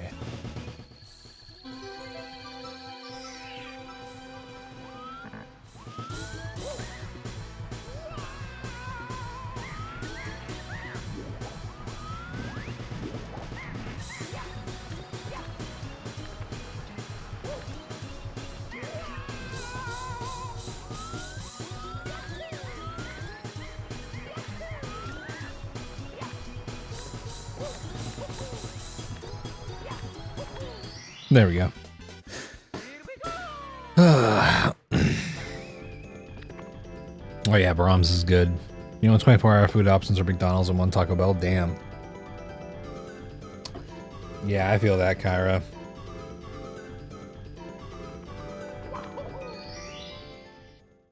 Yeah, we have a Taco Bell that's open until like 1 a.m. But other than that, I think it's literally just like, okay, just open stars now. But other than that, it's like there's like a McDonald's, a local joint that's I guess kind of good, but like kind of pricey, and I don't really love the food there. Like it's okay. And then there's like a local fast food place that has pretty tasty stuff, but it's all pretty just like, oh, ID, thank you for sharing the live. But it's all pretty greasy and just like, I don't know. Like, I definitely could like be convinced to eat it, but I'm just like half the time I'm like, man, I really need to eat how much, I need to limit how much I'm eating that stuff, you know? COVID ruined everything. Yeah, I mean, legitimately, it was so annoying how like everything was so like there were so many 24-hour places, and then COVID happened, and then like when places reopened, they just stopped being open late. Like I'm pretty sure it's gone a little bit more back to the way that it was, but even in LA, when I lived in LA, like after 2021, when like they started trying to open places back up and whatnot, just like almost every place started closing down at like 2 a.m., which I'm like that's early for LA. What the fuck? Miss grocery shopping at 2 a.m. Me too.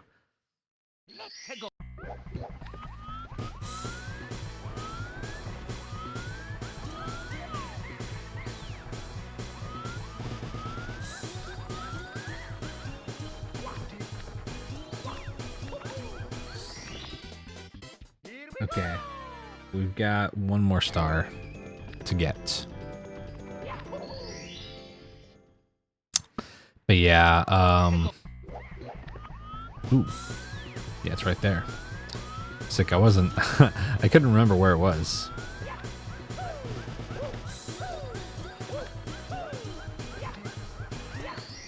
There we go.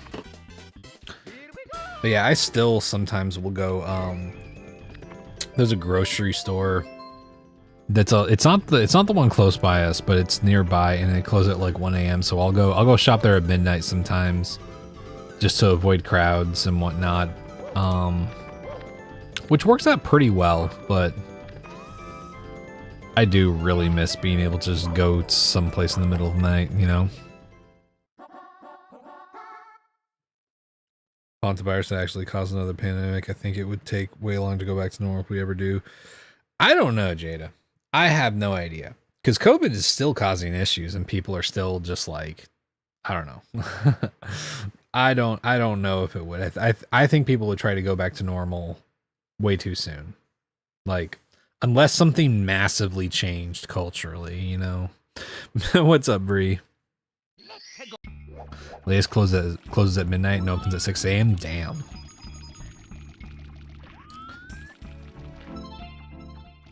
Am I missing something? No, we were just talking about how,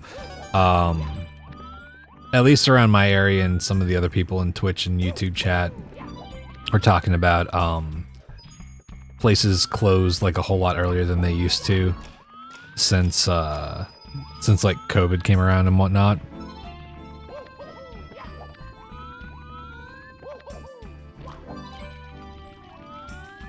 But we were just briefly talking about that. Yeah, oh yeah. So sorry, there's multiple chats. I've tried putting the other chats on TikTok before, but the app that I use for live streaming on TikTok makes it kind of unbearable to like get it to work. So I've been trying, but they have not made it easy to figure out how to get the multi-chat on screen, unfortunately. The only way I could figure it maybe is if I do like a window capture, but then that would require me to keep the window the same size at all times and stuff, you know. I'm doing pretty good. Doing pretty good. Having got a 6-star run so far. How are you doing?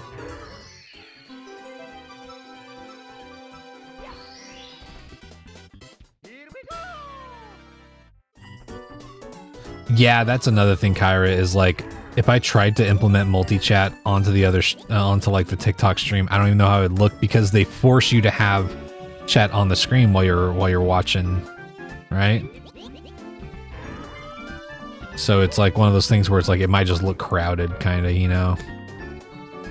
TikTok shopping has you in a chokehold. Yeah, I mean, honestly, like, every now and then I bought something from the TikTok shop just because, like, I don't love it, but, like, I am trying to... I have not bought anything from Amazon in a long time. And there's been a couple of things where I've been able to find on the TikTok shop, and I'm like, okay, well, at least I can get it here. But,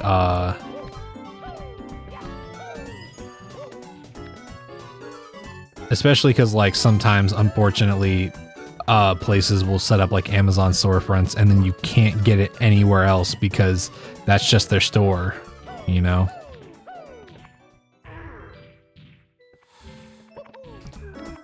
Oh, man. Okay, we got it. Hell yeah. I'm surprised that we managed to do that.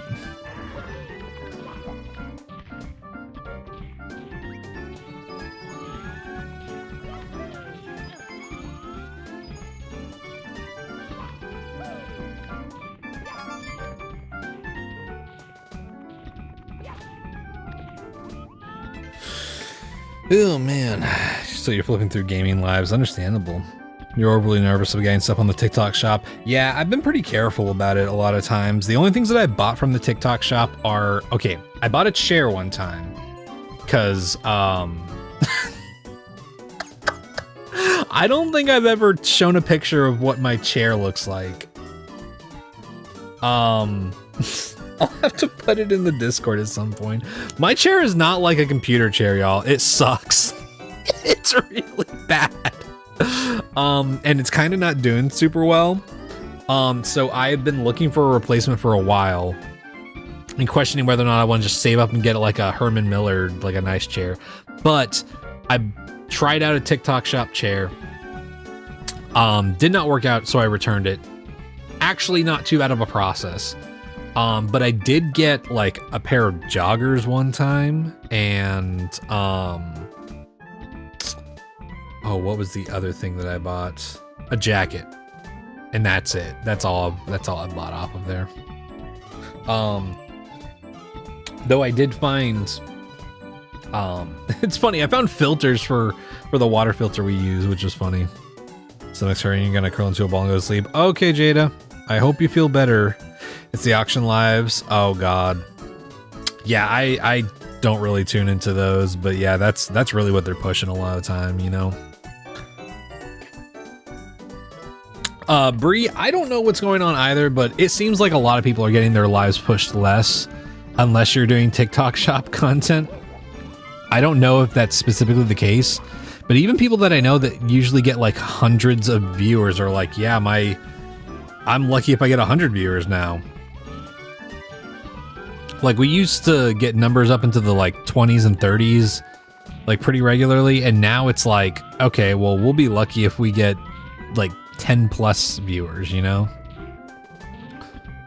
So I don't know what's been going on, but I think it's been pushing my live a lot less lately for one reason or another. Ah, there it is.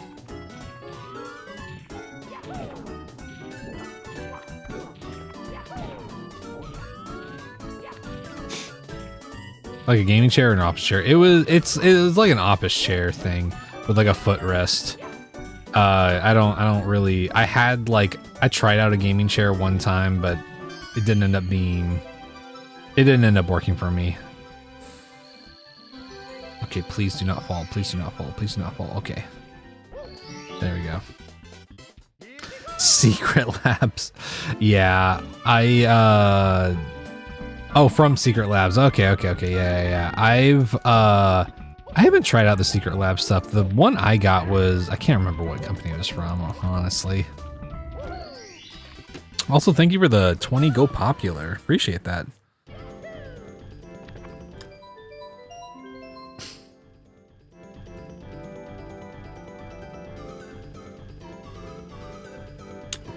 But yeah, I've heard some good things about Secret Labs chairs. I really want a Herman Miller chair. The problem is those things are fucking expensive, man. They're like over $1,000, but they last forever and they're really, really fucking good. And they're very suited to what I need dude, I don't have like, okay, for context, I don't have armrests on my chair. My chair just like curves around the sides, and the backing for my chair is like, it's virtually non-existent at this point. It's because your parrot has a cowboy hat and boots on. Yeah, I'm showing boot now. Okay, yeah, let's just grab this.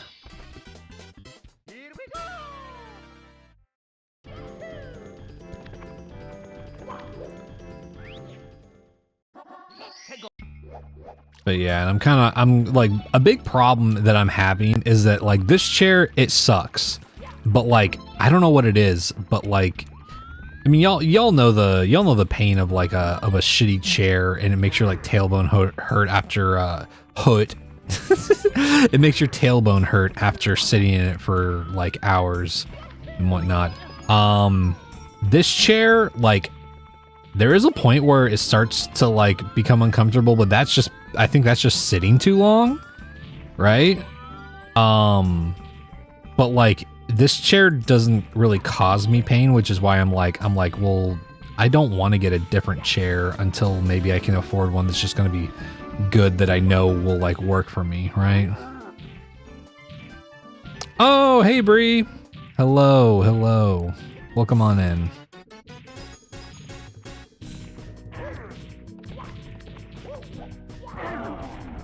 Okay. This is good boss fight music. You gotta be sure not to hit that star.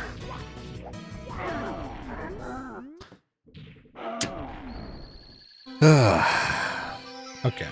But yeah, I still definitely like streaming to TikTok a decent amount, because every now and then we get cool people to come on over and whatnot. But yeah, lately it just hasn't been as viable of a thing. Like, there were some months, dude, it was wild. There were some months where I would just make like, I could make like $150 from like gifts on like TikTok from like live streaming. And I didn't expect that or even like need it to be that, but it just like at some point has become like so much less viable to like expect anything out of it that I've kind of just given up on like improving things on there for now, if that makes sense. Ooh, don't do that. Don't do it. Like if things really did take off or something like that and I could put money back into it, I'd probably do it. But like, the only reason I really like to put money back into like, you know, the promote stuff or anything like that is whenever it's like, oh cool, I earned this money from it, I'll just put that back into the like promote stuff so that I can get more views on it.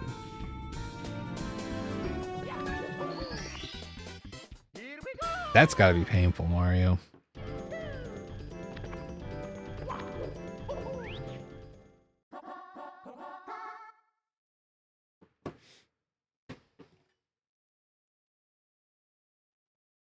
Yeah, well, I mean, that's another thing, is that like so much of the stuff that like seems to be very well paying on TikTok is like shop related, and I just don't want to do that. I don't want to sell stuff to people.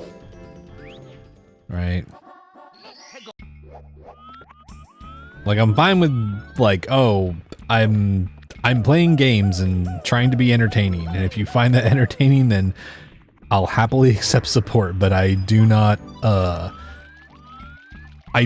want to ever promote like a product for people to buy unless I'm genuinely like, hey, this is actually like really fucking good, and I think more people should have it if they can get it or something, you know? Which might be because of the Oracle purchase with like TikTok stuff, or might not be, but I don't know. Oh. Wait, why did it say... Oh, it was saying 8, not... Okay. For some reason, I thought it said 6 stars next to Lump's Fortress. It said 8 because we got the fucking toad.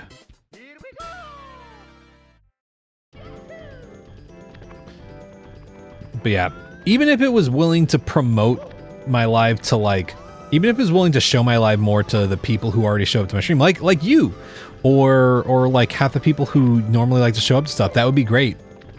But they don't even do that, man. Which is why like I tend to funnel people over to Twitch or YouTube, because then it's like, okay, cool. You can at least get more of a fun experience here. There's emotes here. I'll do like predictions. I'll do things on here that are pretty fun. I can put stuff back into it, right?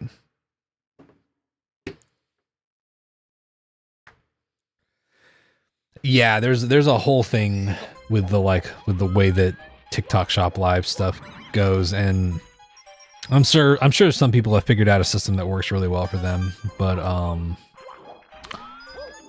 like I definitely would not ever want my streams or like videos or whatever to become that, right? Well, hell yeah.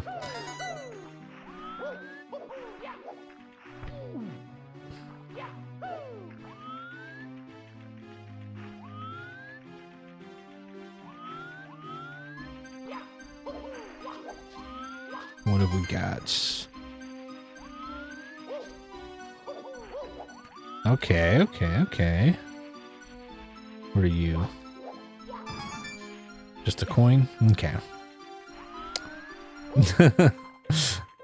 Yeah, I appreciate it. I mean, that's the thing. That's I was talking to chat earlier about it, where I'm like, that just seemed like the fun thing to do. Like, I was just like, I didn't want to have my camera on all the time, so I was just like, what if I just draw an avatar, man, and just like start streaming with that? Because don't fucking do that. Because then I don't have to worry about setting up my lighting and all that different stuff, and gives me a chance to make some art and show it off and be like, oh yeah, I made this. Yeah, I drew it. I drew all my avatars.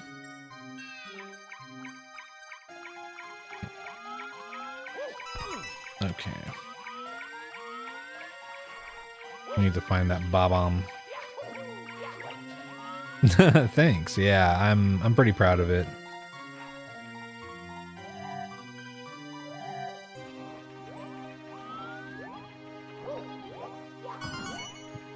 Okay, please tell me that this other coin's somewhere up here, man. Oh, it's right here.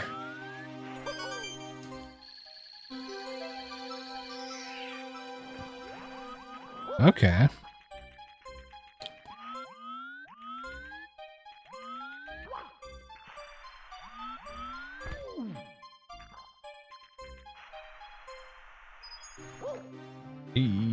Don't do that. Okay.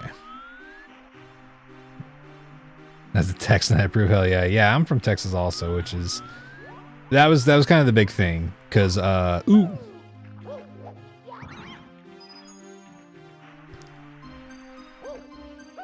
Like, it was kind of fun. Ooh, careful. Okay.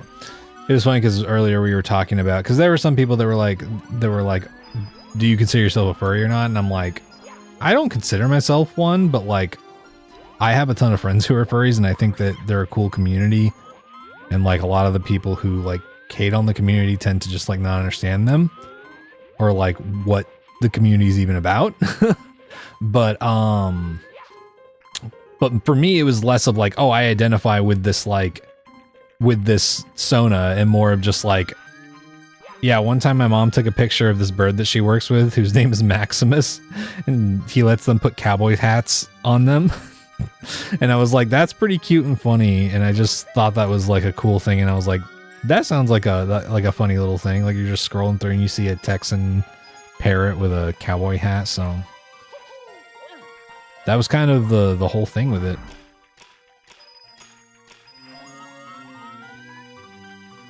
Just rolling with whatever sounds fun.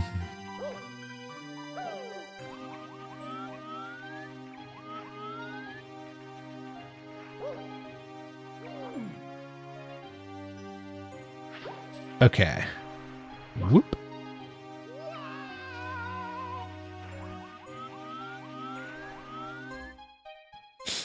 Okay, we gotta go on the slide and see if we can get enough coins for 100 coin.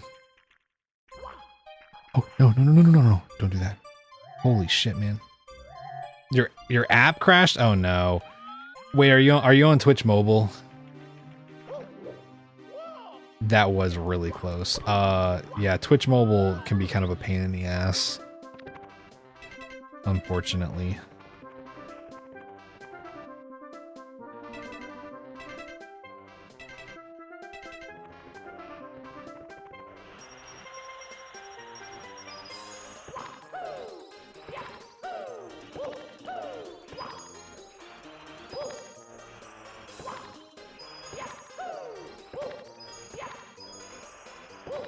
Oop, oop. Oh no, that's not good, man. Okay.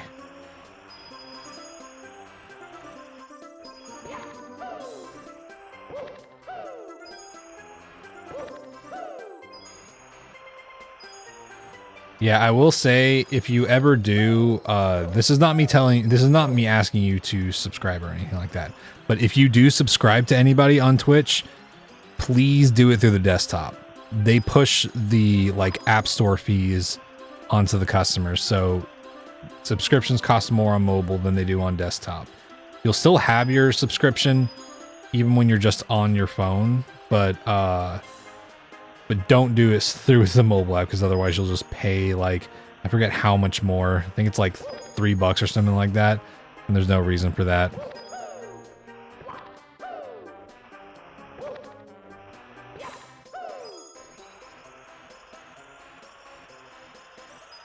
Oop.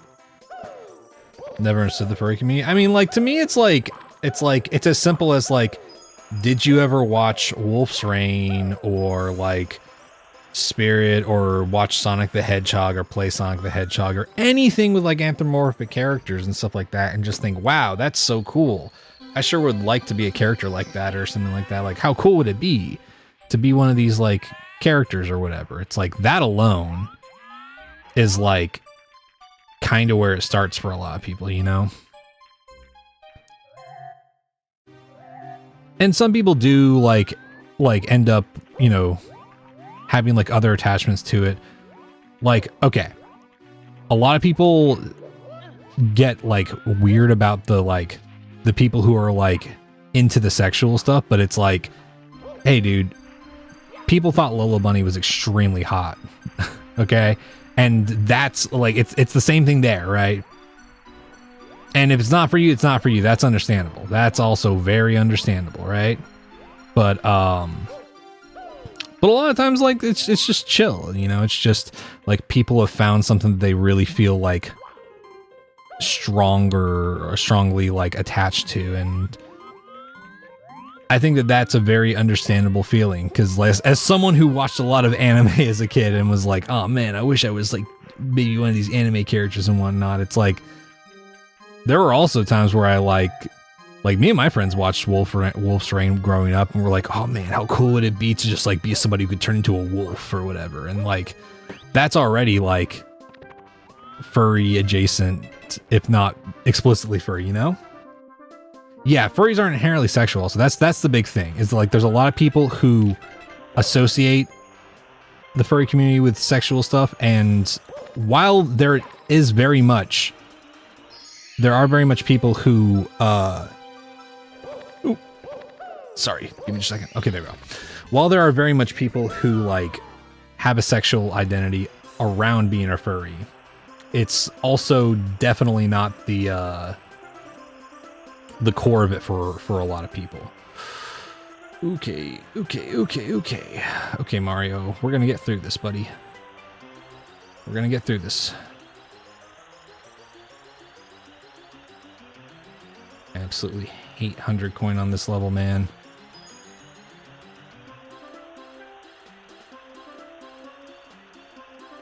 But yeah, it's just like most communities, you know? And sure, there are probably some weird and shitty people among the community, but like that's just, you know, that's just any community, right? The fetid looking belly slide, that's right. Okay, but we did it. We did it. Here we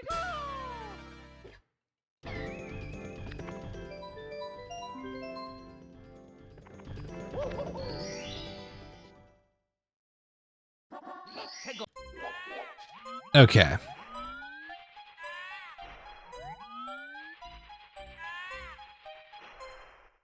Now we do the slide.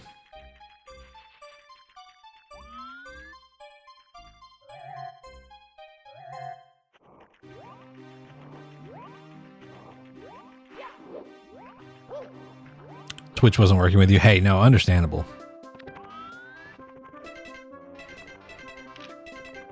I completely get that.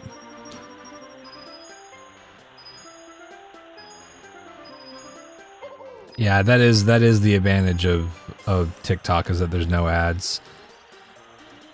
Ooh.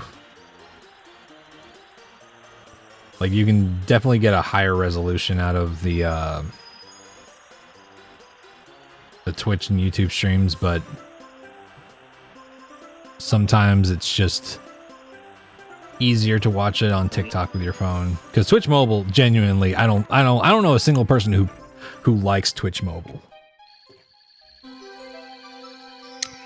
Yeah, I added blinking frames because I didn't have them before, but I was just like, that'll be super easy to make. I just make it look like my eyes are closed, and then I added that.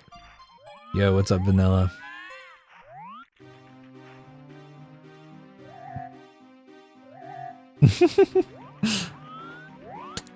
Yeah, before I was like 2 frames, that's enough for me. Just talking and closed mouth frame, like that's... Don't do it!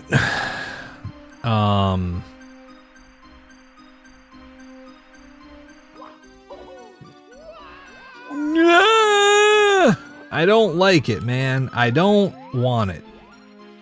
That fucking sucked. Come on, man.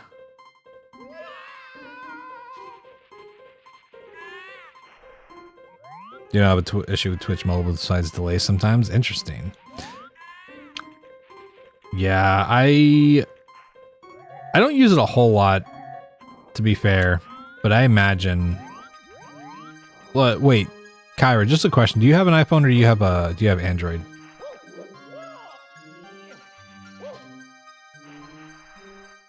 Because I'm curious. Android? Okay. Okay.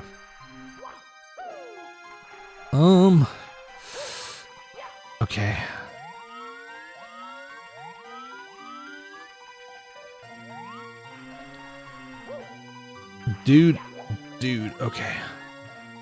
Okay. I think we can just do this. Ugh. Okay.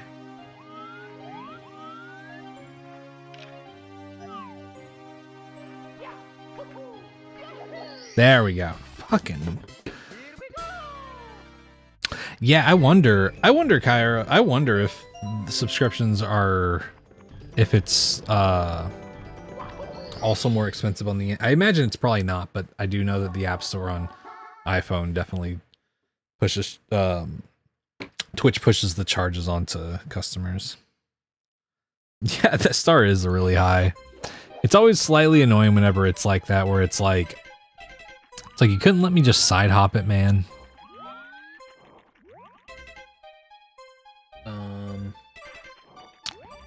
Okay, I don't know where the open star is right now, but...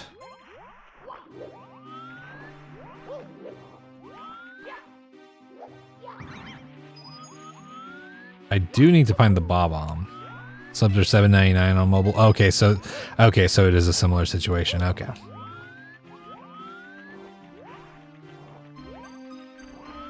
You fucking hate iPhone. Yeah, I mean, I gotta be honest. I hate myself.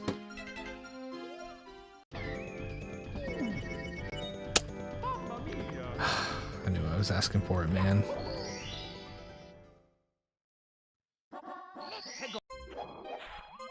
No.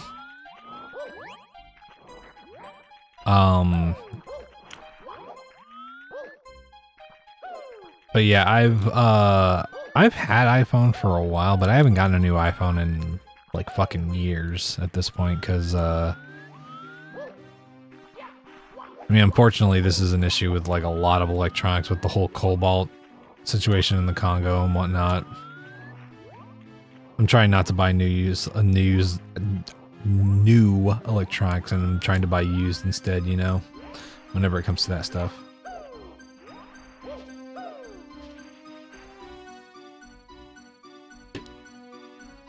Had issues and it was super fragile. You chucked your Samsung against the wall once and not a single scratch. I mean, hey, that's understandable.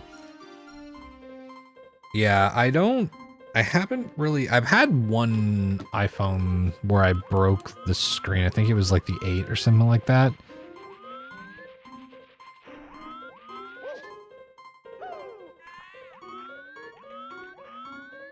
But a lot of times I've gone through a lot of cases, I'll say that much. That is one thing I have had to go through a lot of cases, because if I start working like a job where my phone is gonna like fly out of my pocket or something like that, or take some damage, I'll buy like a heavy duty case or whatever. And I've gone through a fuck ton of those. From like 6 inches in the screen spiderwebbed. Oh yeah. Yeah. Also, my iPhone now, I think mine's a 15. Yeah, something like that. That's the last one I got, especially because like the new ones have like the fucking the new chip, with the fucking Apple Intelligence and everything like that. And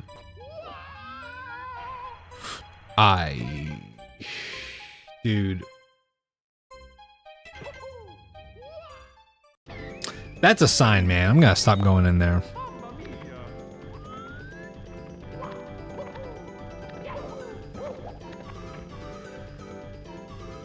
Hey, no, yeah, that's fine.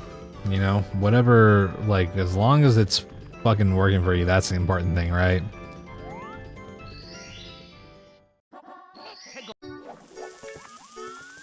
Wet, dry world.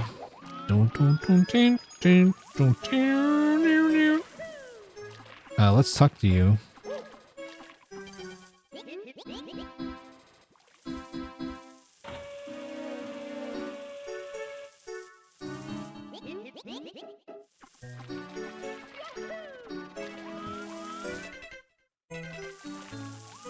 Oh, fuck, dude! Oh, come on, man. It is a good song.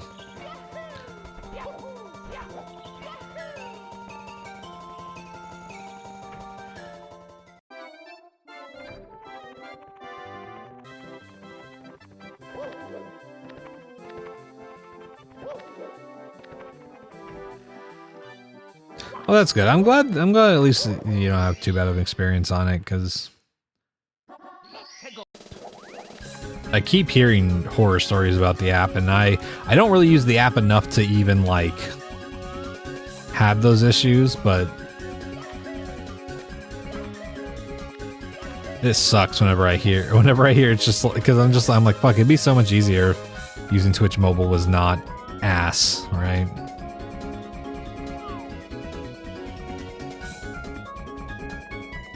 Your typos are really apparent on mobile. Yeah, the Dragon Roost Island track on this is really good. Scramble did a fucking awesome job on these songs.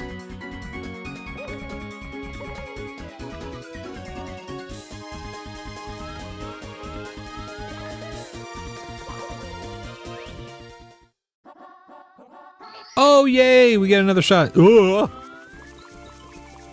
We get another shot at Wet Dry World.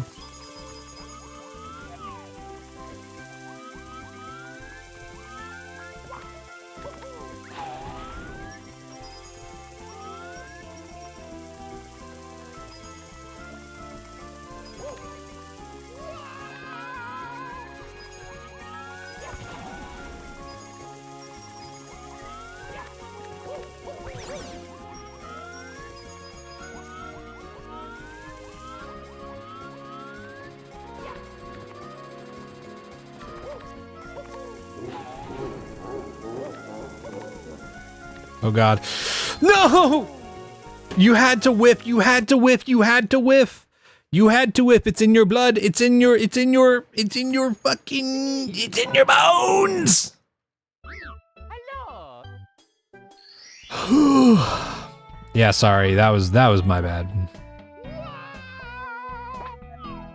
Okie dokie. Nope. Don't do that.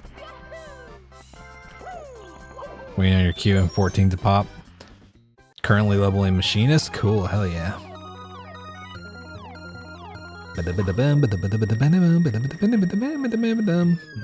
Hell yeah.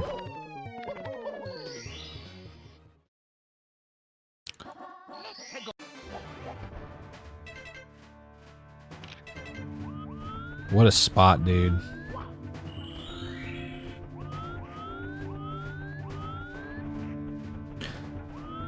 I fucking love this music, dude.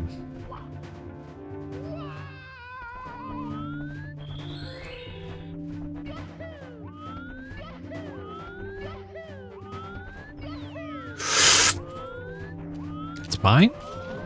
It's okay.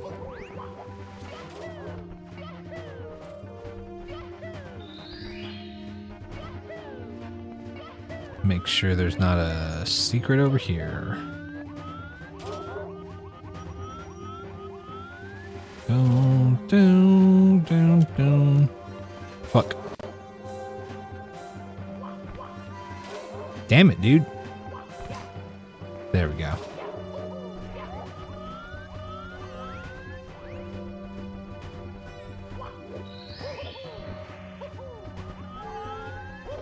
And there's the last one.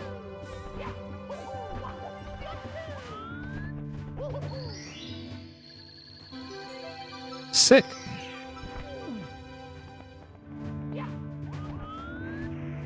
Oh, it's a coincidence. Yeah, usually it's just randomized.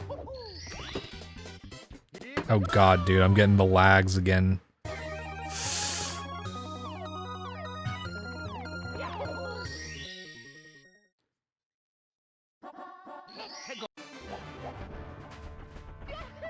King Babam.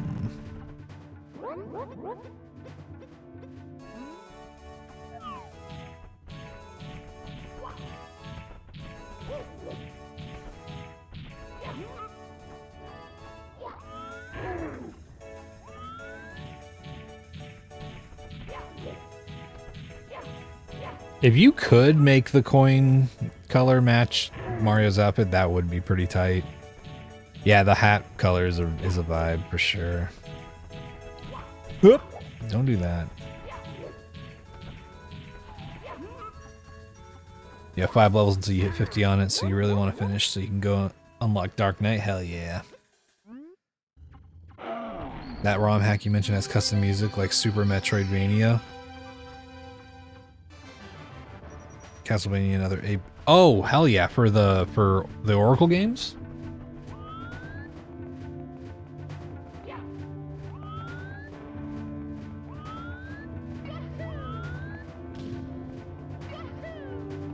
Oh, wait.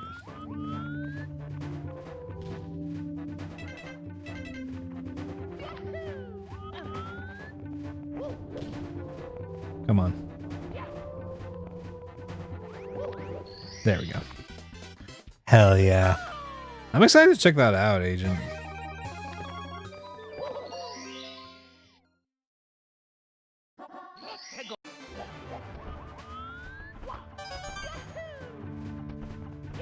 Whoop.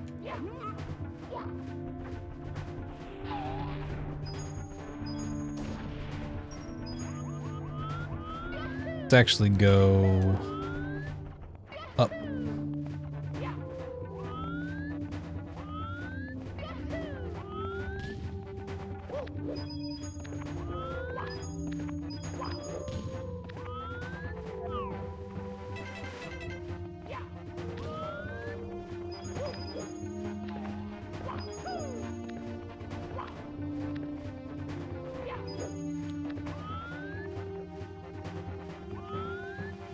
Boom, boom, boom, boom.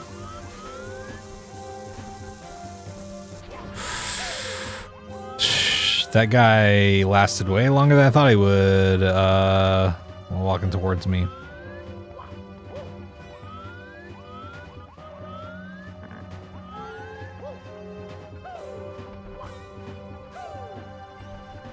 Dun dun dun dun dun dun dun dun dun dun dun dun dun.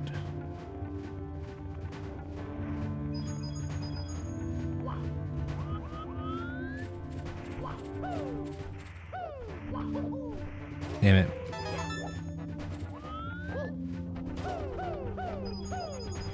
Okay. Okay, Mario, you're gonna get us killed.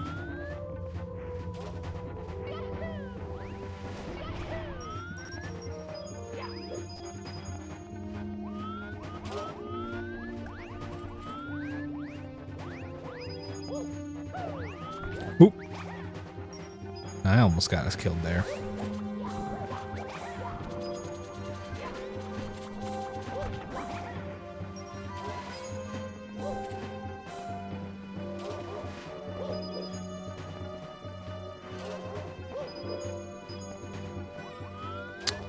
There we go. Okay, no coins on the edge there. But ugh, don't do that, man.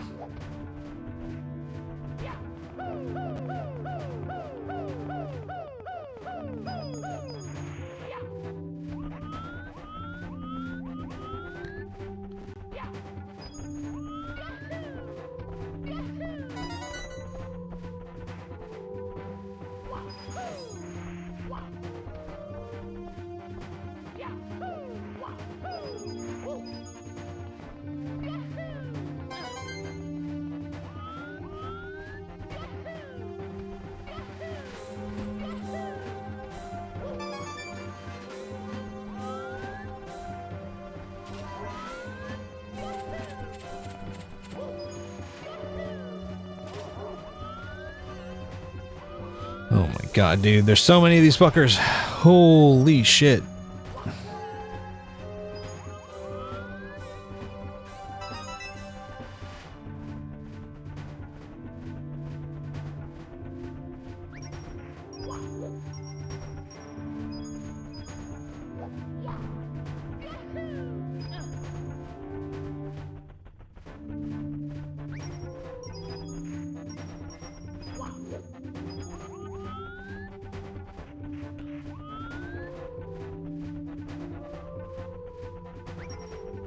There we go.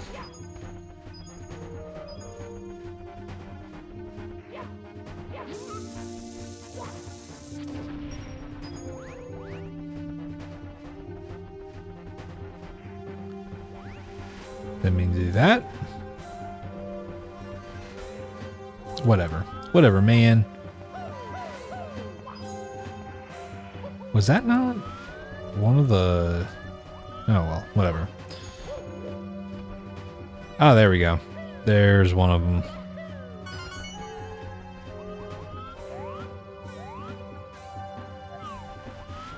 Is the other one down here? Nope.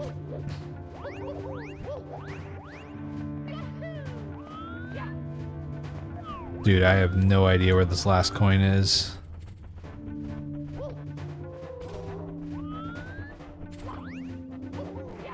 I have a feeling it's someplace pretty stupid, though. If I had to guess.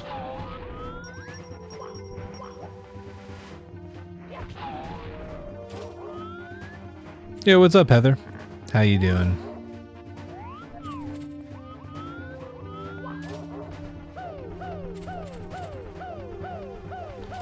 There it is.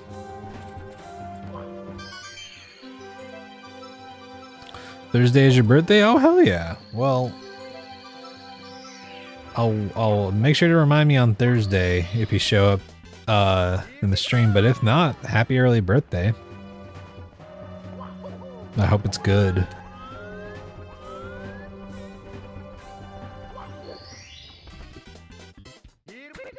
I just had my birthday like a week and a half ago. Turning 41? Hell yeah. Congrats on that.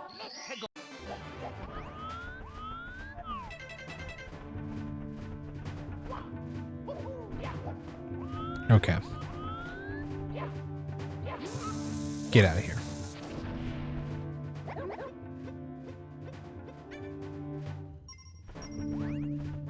Oh, oops. You were 11 years old when this game came out 30 years ago. That's fucking wild.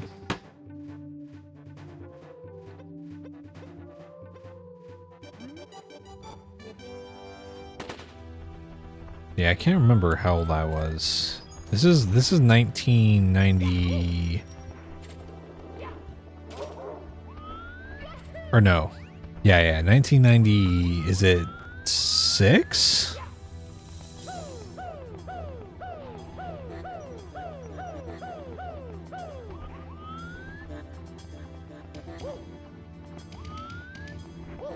$1996. Yeah, okay, I was 3 then. Damn it. Dude. Mario. There we go. Remember asking your dad for this game in 1996? Yeah, I would always borrow my cousin's copy. You were 5.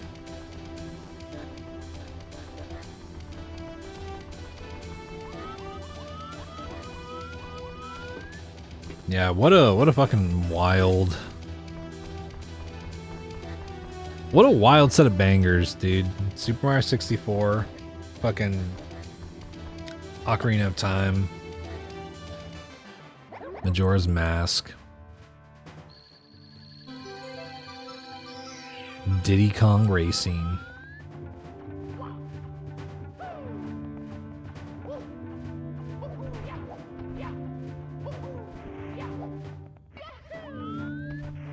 Ah, there we go. Right there. Donkey Kong 64 was your favorite? Hell yeah. Yeah, I remember I always wanted Donkey Kong 64, but it was so frustrating because I had played at a friend's house after he had like unlocked all of the different Kongs, and I remember playing late game DK64 and I was like so like, oh man, I gotta get this game. But then every time I would play it at one of those like I don't know if y'all remember those McDonald's kiosks with the N64 games, every time I would play one, it would be like the beginning of the game. So I would have to unlock the other Kongs and it would like take long enough that I'd be like, fuck, I don't have enough time.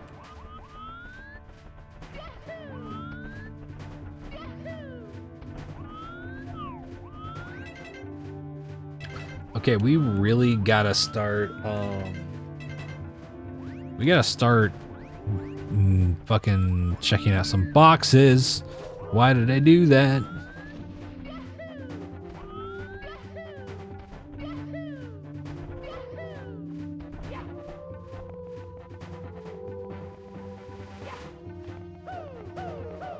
To be honest, I would really like to do a DK64 randomizer at some point.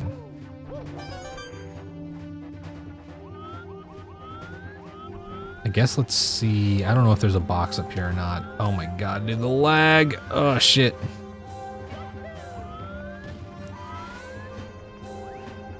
I don't think there is.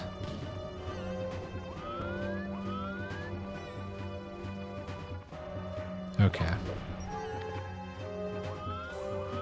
I'm just gonna check and make sure there's not anything near the top. I don't think that there's anything over here. Nah. Okay.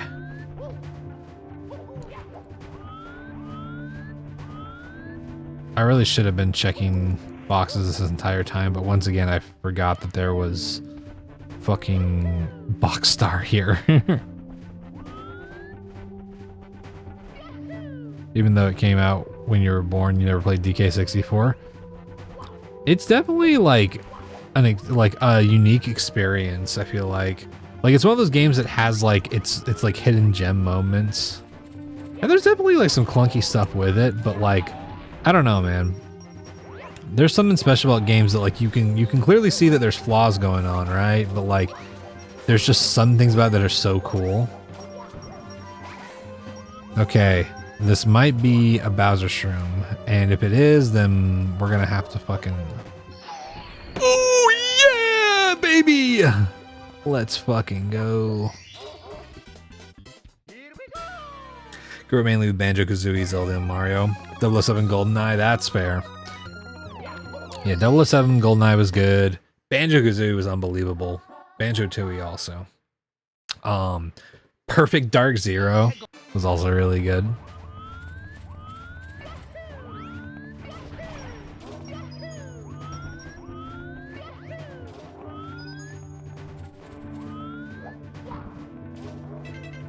What do we got going on? We got the open star. That's it. And then it's a full clear.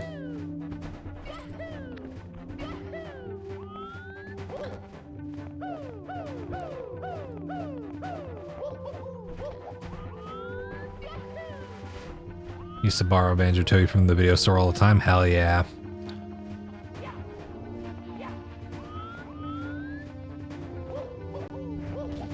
Best worst game was Jet Force Gemini.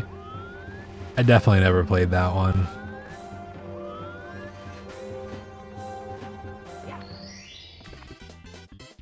Okay, we'll clear on Bob on Battlefield.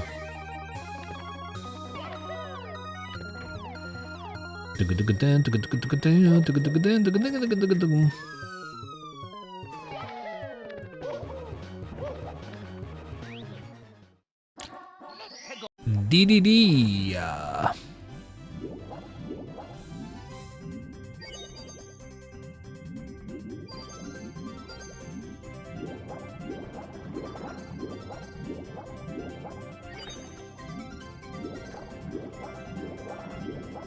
You get candy in a movie at Blockbuster. Yeah, I remember distinctly, like, I'm sure a lot of people have this memory. I distinctly remember the smell of a Blockbuster. Did anybody else have that? It was like a particular smell.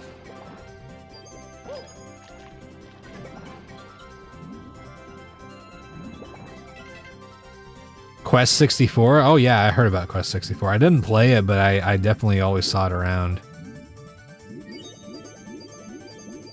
Yeah, there, like, I don't know if it was just like that they carried like some products, or if it was like, if it was just the smell of like the kinds of supplies that they used to, you know, upkeep on the games and DVDs or whatever. But there was some kind of very particular smell about Blockbusters that I remember. I do remember I stole our Blockbuster locally closed down, and I had stolen, or I say stolen, they closed down before I got a chance to return it, but I had Shinobi for the PS2. And so just I don't know if I still have it I don't know if I still have it, but my case for Shinobi, was legitimately just the Blockbuster case for it. Which was really funny to me. You had to rewind and bring back in time for... Oh, yeah. Sounds like a them problem, not a you problem, absolutely. Yeah, they had those displays where they tried to get you to buy popcorn and candy and stuff like that, yeah. Ooh, I'm telling. Dude, have I told y'all that we stopped by the last Blockbuster while me and Glass Beach were on tour? We went to the last Blockbuster. It's pretty touristy, I'm not gonna lie. But I got a keychain. I got a little keychain. And they had like a pile of like VHSs for like, I don't know, like $3 or something like that. Oregon, yeah. Yep.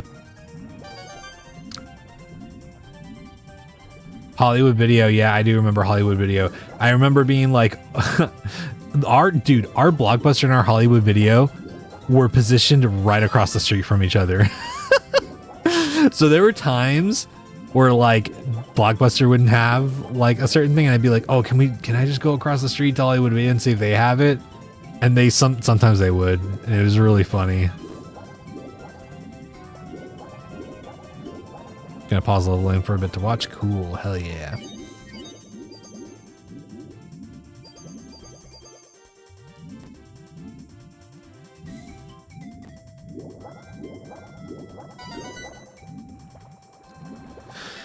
We had Video Easy Y in Australia.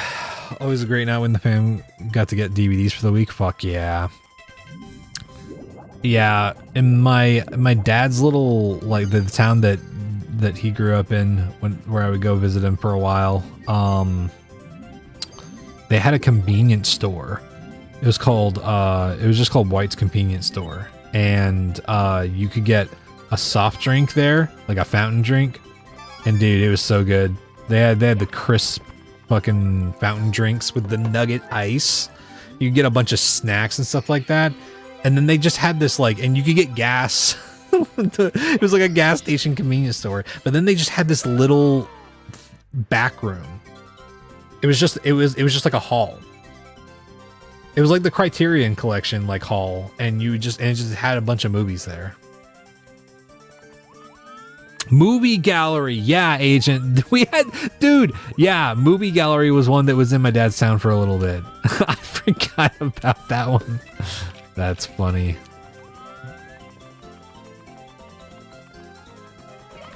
I wasn't even sure if that one was a franchise, if I'm being honest. Ooh. Okay.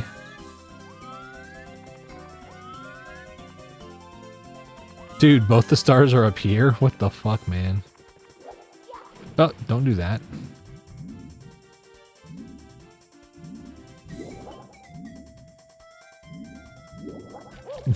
You're like, what do I do in this game, right? And that's the best part. You either had to look in the fucking you had to look in the fucking the strategy guide or the little game guide to figure out what to do. Oh god, dude, that's kind of toxic if I'm being honest. Fuck, not enough momentum.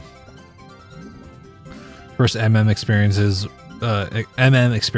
was competing with someone else. I'd run MM every other weekend, and we slowly completed it. That's fucking cool. Hell yeah. Dude, Vanilla, something... Okay. I'm gonna get... fuck. I'm gonna get a little pie in the sky on y'all right now. But, like, part of the reason I'm learning game development is because I have ideas that I really want to bring into, like, an actual vision. But even more than that, I want to, like, get something made. There we go. And then I want to do some kind of, like, crowdfunding thing that's like, hey, regardless of how this crowdfunding goes, we're releasing this game, right? But if we reach this goal, I'll be able to do a bunch of cool stuff, including making like physical copies with like guidebooks inside of like crystal cases and whatnot and shit like that. You know, shit like that. Cause I'm like, that would be so cool. Now, granted, again, that's a big goal. That's a big goal. That's a big goal for Elmo. And I don't know if it'll ever happen. But that is something that I would like to do someday. Can I reach this? Nope. He really wanted to go ass first into the water, yeah. Yep, Mario just loves going ass first into water.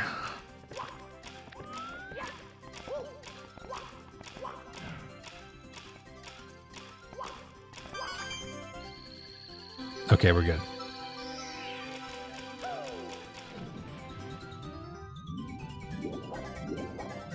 When it happens, your Twitch chat will be... You're all going, yeah, I knew it would have a guidebook. That's the thing. And regardless of how it does go, like, one of my things is that I want to at least make digital ones, right? Because I just, like, think about making the art and, like, the graphic design behind it and whatnot. Like, that just sounds like such a fun thing to do. And granted, it's not, like, super realistic for a lot of, like, indie devs to do that when it's their, like, livelihood on the line, right? But that's also why I want to make it more of a passion thing rather than like a, oh, if I don't make this a success, my career comes crashing down. You know? You're joking, man.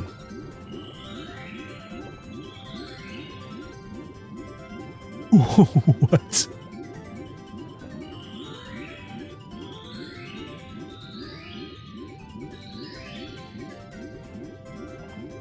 There we go.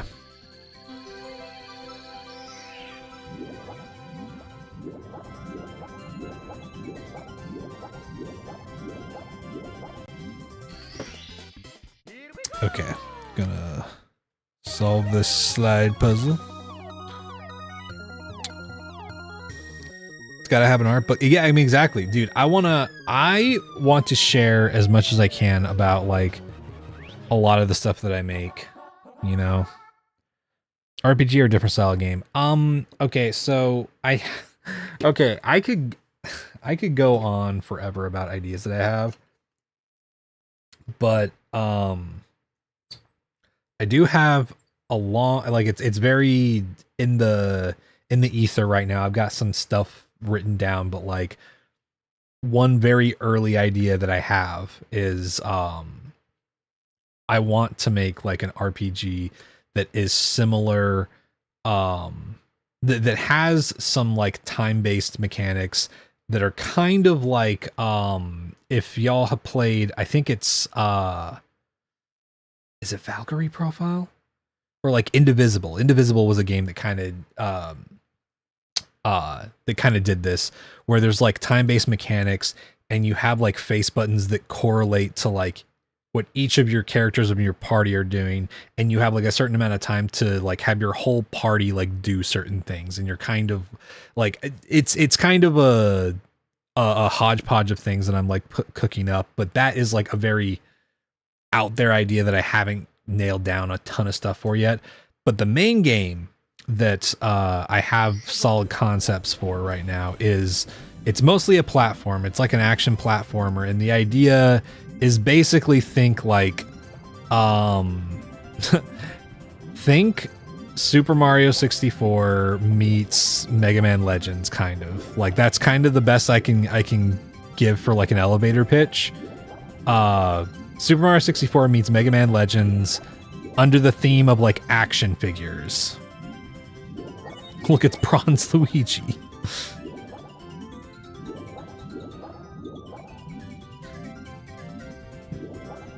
Yeah, see, so many of those guidebooks like are so cool, because even though they're like, even though so much of the art is coming from like other things, so often just like, I don't know, just the way that guidebooks were structured and everything was always just like a really cool thing to me. And I'd really love to just make something that, you know, even if we couldn't manage to get a Kickstarter off the ground that would like be able to make a bunch of physical stuff, making something that like, I don't know, if you have access to a printer, you could print out a book or whatever, you know?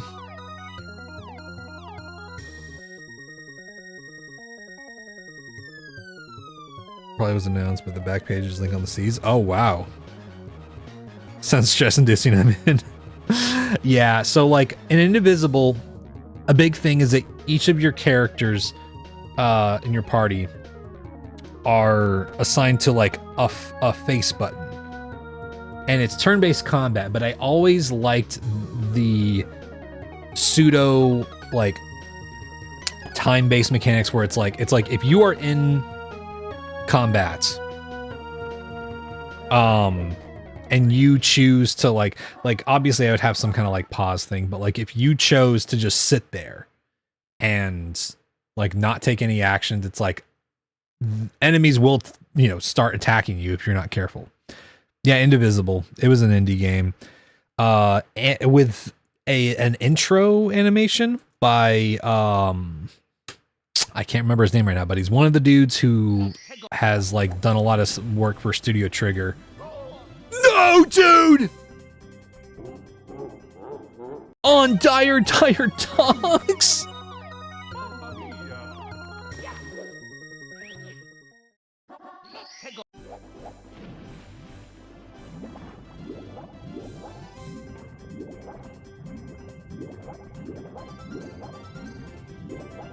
Oh yeah, yeah. I mean, that's one of the things is like, there's a lot of there's a lot of projects in the works that are kind of like developing enough like Swiss Army knife skills so that I could handle something like that for the most part and like work with someone, right?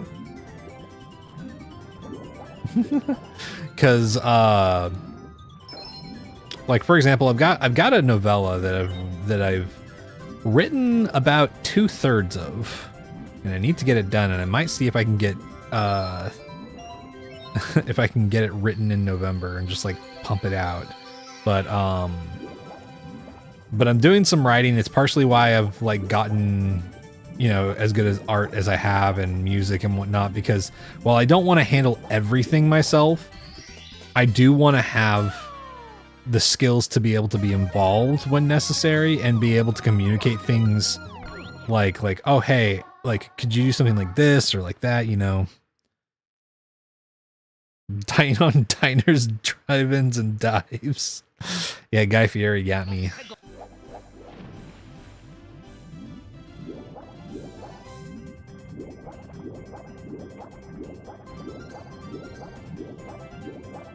Because ideally, I would like to have a team of people helping out with stuff, but something that I'm actively preparing for is the idea of like, I don't know how much funding some of these ideas would actually get. So there's points where I will have to like just do things myself, right?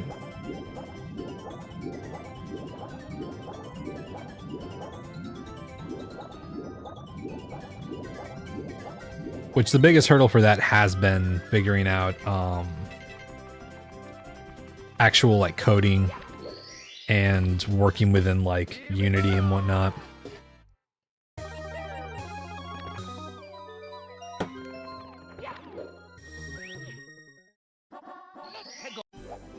Also Blender. I've been learning Blender, and that's been a whole thing.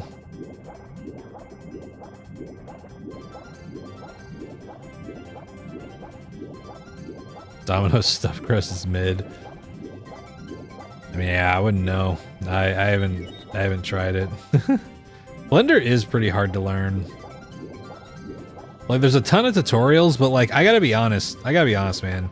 The donut tutorial did nothing for me. It didn't really help me get a grasp at understanding the things that I want and kind of need to understand. So I've kind of been learning things very gradually. Also, the main guy who does the donut tutorial is a piece of shit. So, you know. You got ads for Domino's, a chair you can use for gardening, Sally Mae.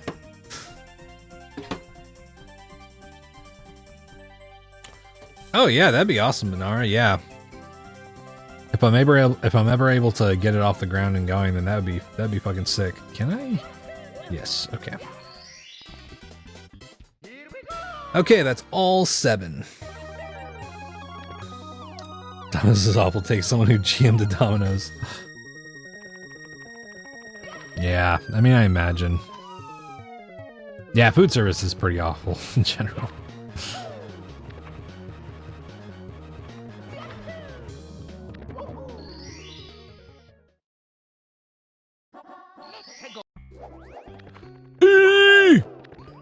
You can't do that to me.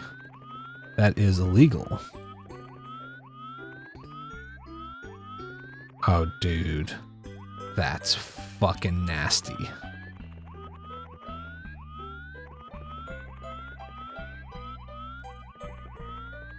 Dude.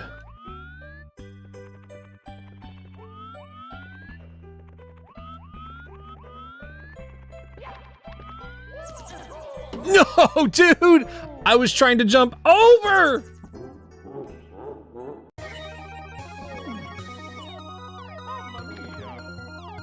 Fuck that place, man. Wait, no, I need to check what the fucking pool is.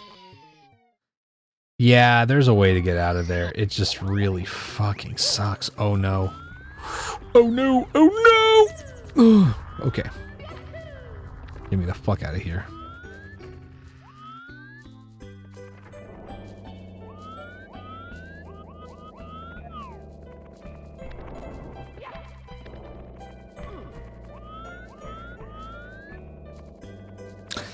You quit your job at the deli and Stop and Shop because your manager unprompted me told you to grow up, and my coworker asked me if he could pick up women at my... Oh god, ew. Yikes. Yeah, that's fucking gross.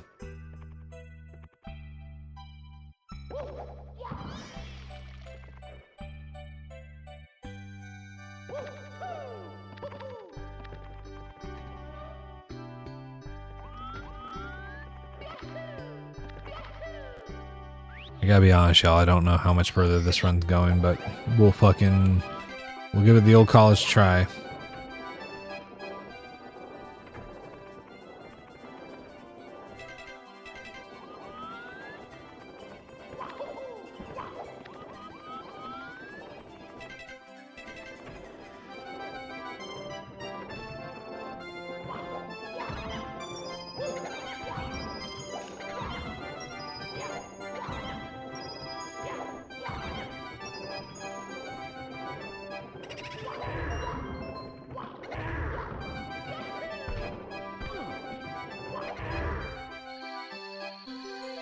Okay, cool.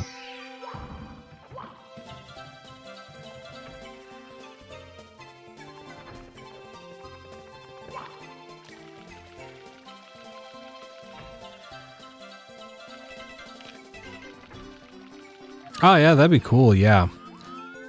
I definitely would be interested in like seeking out and seeing like what help I could get with certain things. The nice thing about the platformer idea that I'm working on is very much like it's very simple, and I don't even plan on having characters have like dialogue or anything. Like maybe noises or something like that, but like it's gonna be a pretty simple project, or well, I say simple. It's gonna have a decent amount to it, but the idea is that it's okay. But the idea is that I'm gonna try to break things down enough that I can okay, well that's not good. I shouldn't do that. Yeah. But I'm trying to break things down enough that I can like really handle a lot of the tasks, and make it a game that I can hopefully put a decent amount into, while also just making it like pretty simple in certain areas. Like I said, with the writing and stuff like that.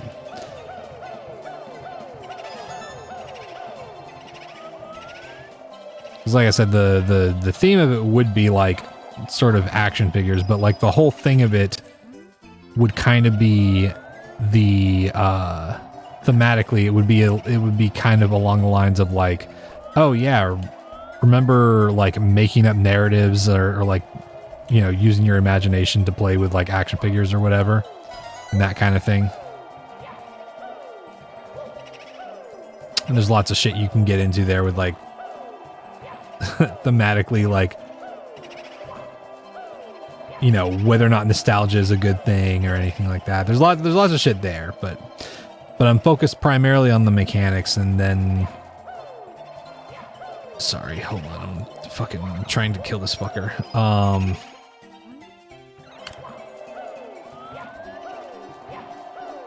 But there's a lot of things that can thematically follow that through line, right?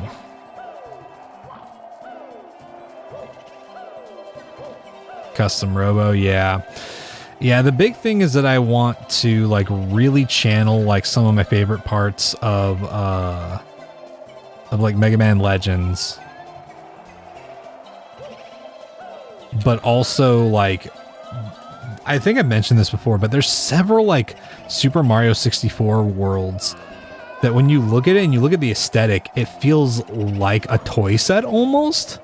And I kind of like that aesthetic. Also, just the idea of like an action figure that can like that has customizable parts, and using those customizable parts to do different things, either to solve puzzles or like get over challenges and whatnot. So it will have a little bit of the DNA of like, I guess like Kirby 64 or something like that. No, dude.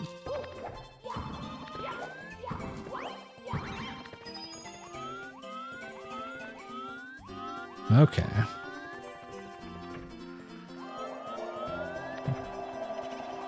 Yeah, customizable robot parts, but like puzzle design and platforming?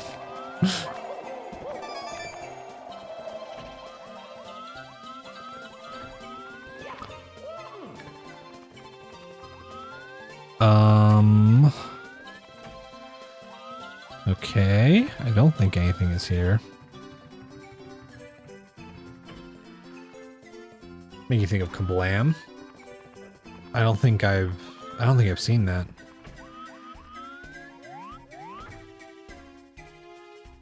Yeah, Mega Man Legends is great. It has, like, its good parts are so good.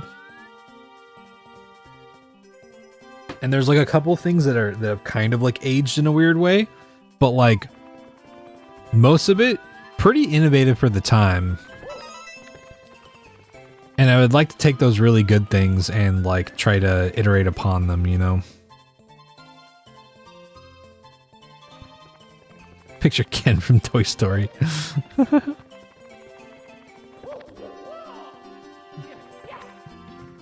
Yeah, and that's one of the things is I really want to try to take the good parts and make something, you know, new with it. Make it more than the sum of its parts.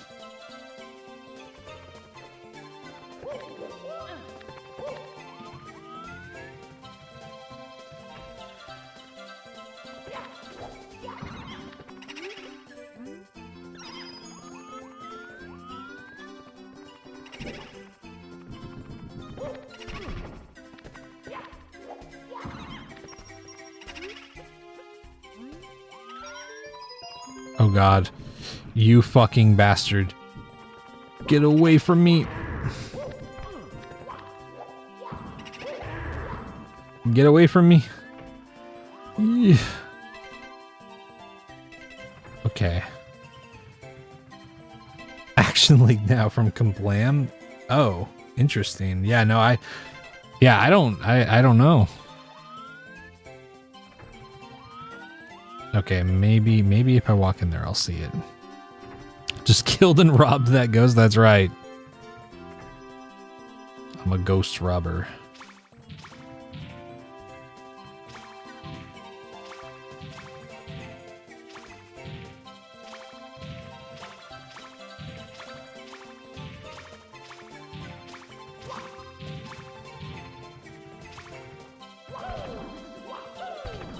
Look, come on.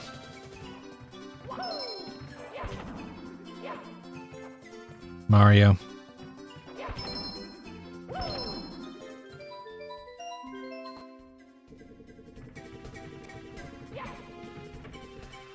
I mean, I honestly might remember if it, like, I might just be not remembering it and need like a visual reminder. Oh wait, you know what? You know where the last coin is? It's down. It's down. It's down.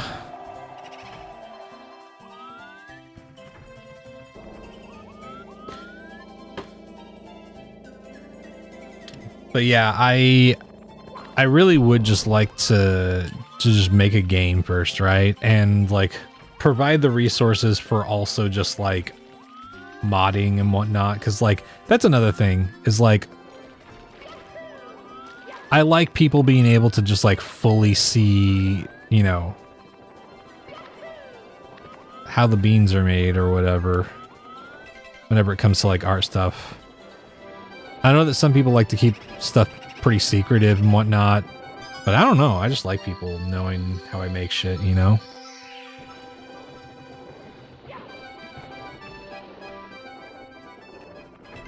We're not calling me a boomer.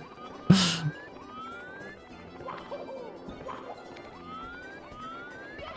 mean, I don't know. I don't think that makes you a boomer.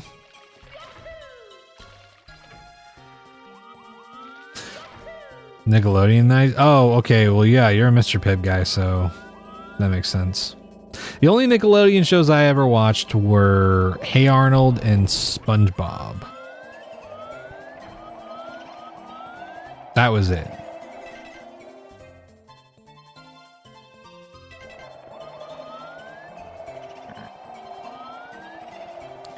Every other show I watched, Cartoon Network, pretty much. You fucking...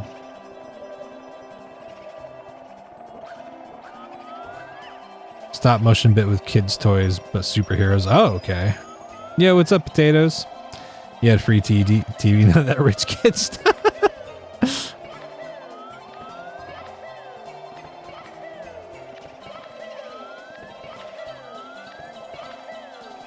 Ah, damn, dude.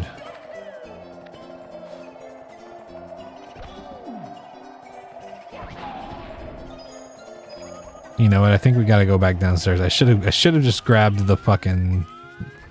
I should have grabbed the 5 coins down here with the ghosts.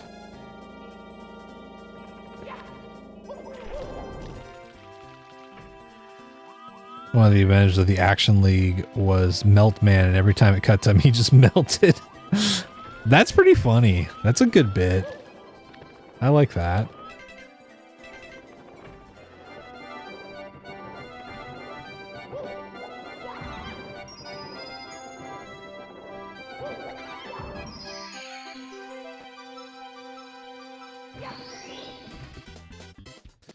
No. Don't do that. What the fuck, man?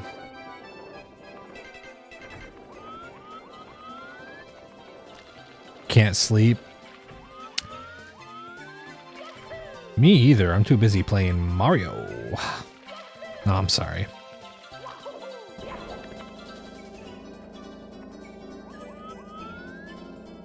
It'd be like that sometimes.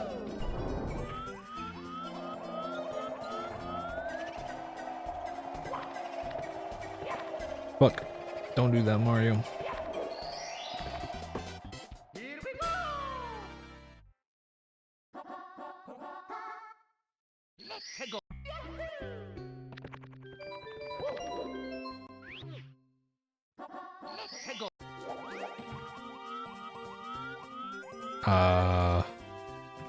Okay. That's fine.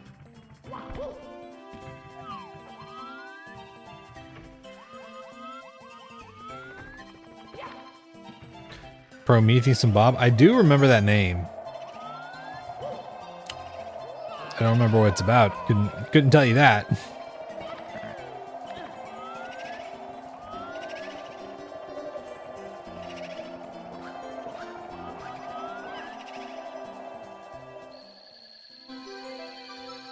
Yuck, man. No, we're not doing that.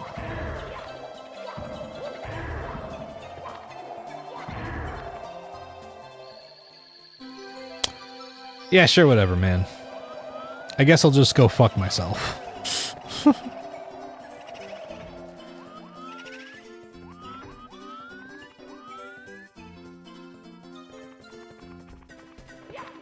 We had Round the Twist as a show here as a kid? Interesting. I have not heard of that. There was a period in my life where my parents just taped like Looney Tunes episodes, and then I watched that like a million times. At some point we got cable, but I can't remember when.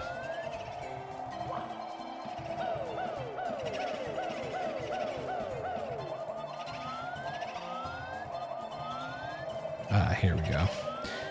Here we go.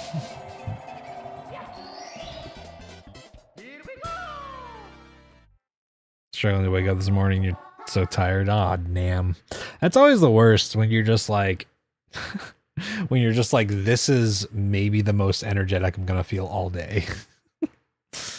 Claymation of Prometheus the alien and Bob the Neanderthal, where he tries to teach Bob things and hide. Oh, yeah. Oh, man.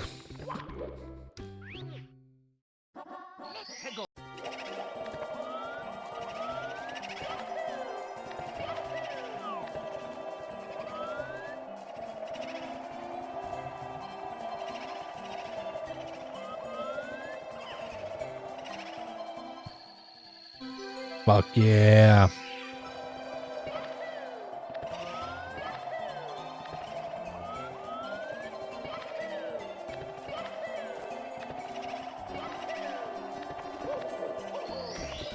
Just one time last year when my stepdad was lighting a firework and the firework tipped to the side and a police car drove right as... Oh god, he rolled up his window. Oh no! Oh no, for your stepdad. No, for the cop. Whatever about the cop.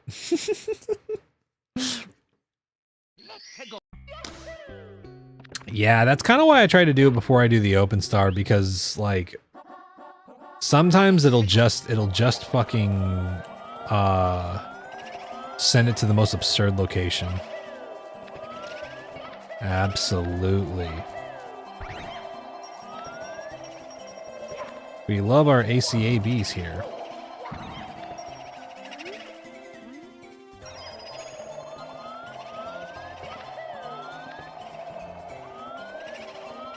Okay.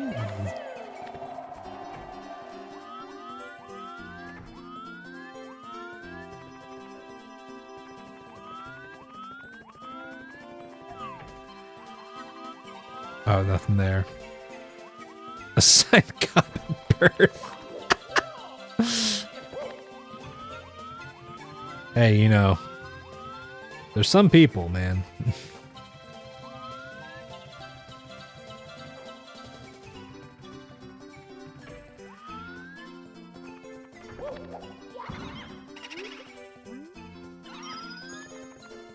Yeah, I mean, look, any individual cop can seem like nice and chill and cool and whatever. They're still a cop, and that's the problem.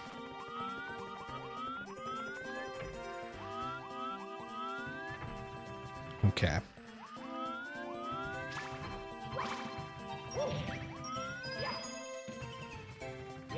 Ugh. Oh yeah, that's right. Oh, live visibility restricted. Somebody on TikTok got angry.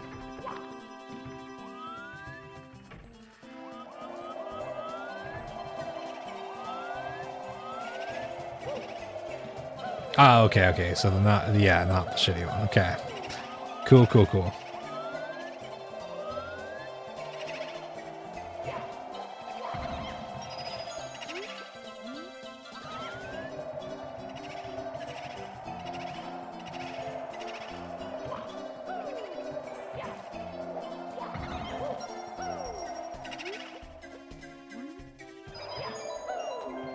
Okay, I do know where that other one is. Call us snowflakes. Yeah, I can't tell if it's someone who just like reports the stream or if it's just certain words mentioned, but happens every now and then.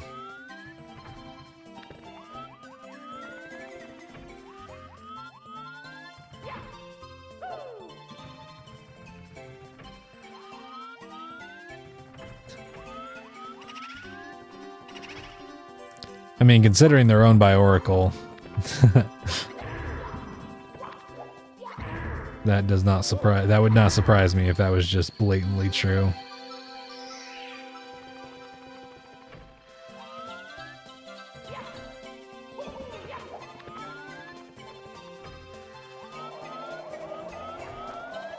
Okay, now where in the fuck? Okay, there we go.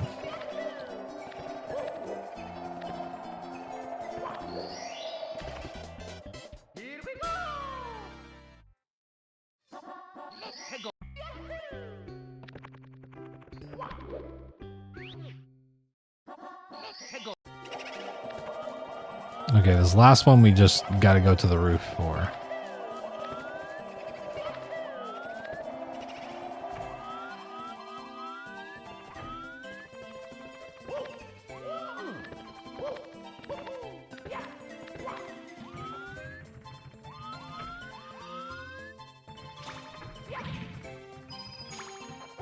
It's the most stars you got on bronze, Luigi. 44. That is our PB currently. 44 out of 50 for the challenge, so. He's so tiny, he need only one popcorn.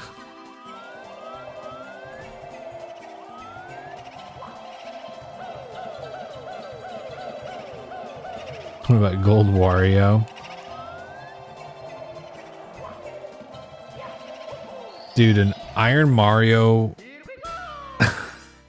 an Iron Mario ROM hack where you play as Wario, and it's still one hit, but you got like a Wario moveset.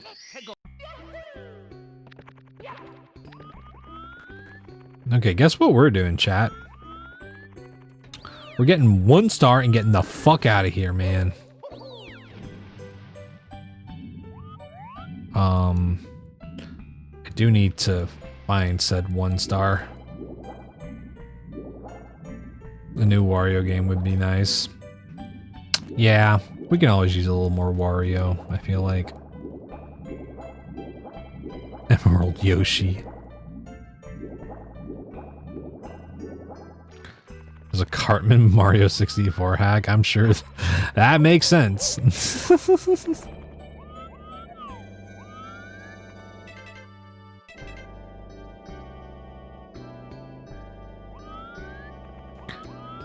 You don't remember this level? Oh, yeah, yeah. Nessie's in the basement.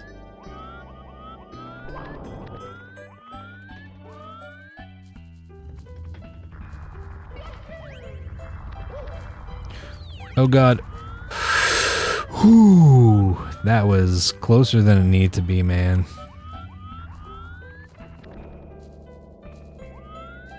I didn't get the long jump off, so I was like... I was shaking hands with danger there.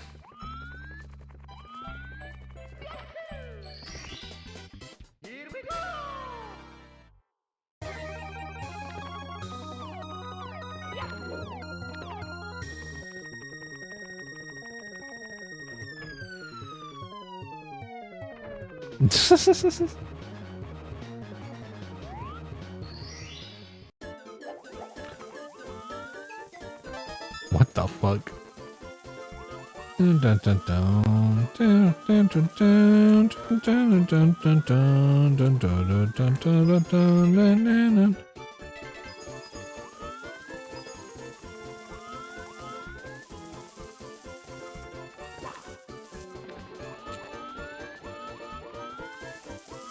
All I can think about whenever I hear this song is the edit that someone made with, what's her face from Toho? And she's riding a tricycle. And it's playing this song sped up, mashed up with El Sonidito.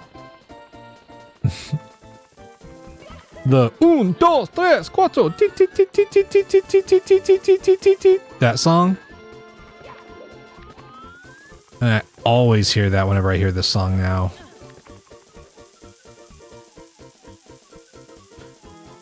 I fucking love that fucking shit. Come here. Come here. Dude! Okay, there we go.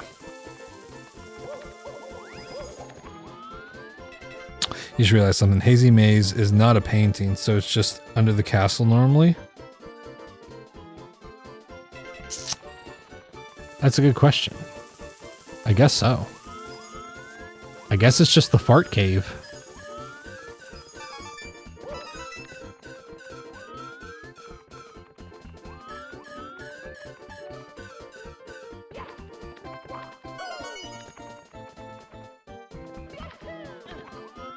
Dun, dun, dun, dun, dun. There we go.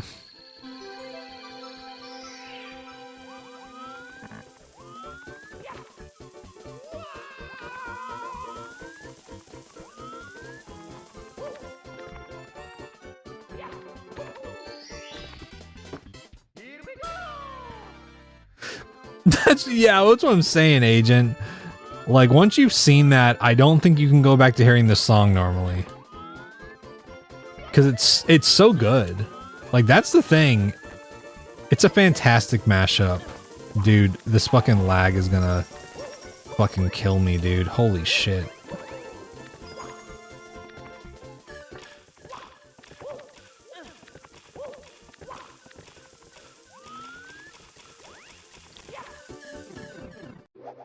Toothpaste is out of the tube.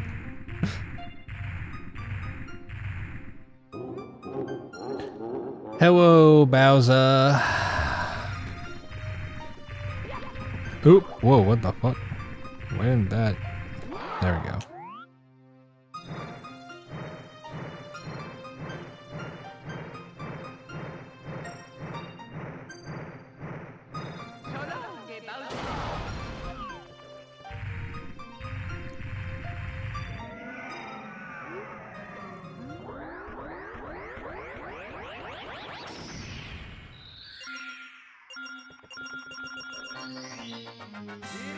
Video of the spaceman guys on that game messing with the TTS.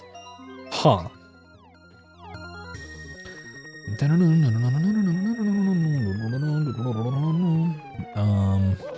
Yeah, I don't think I'm familiar with that.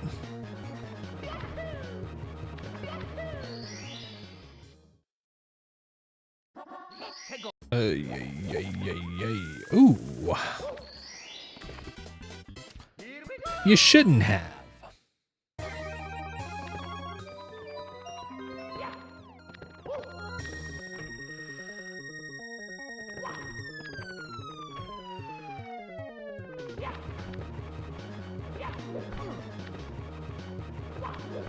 Look! Dude, I was like, what if... Oh, dude, what if we get Tower Wing Cap?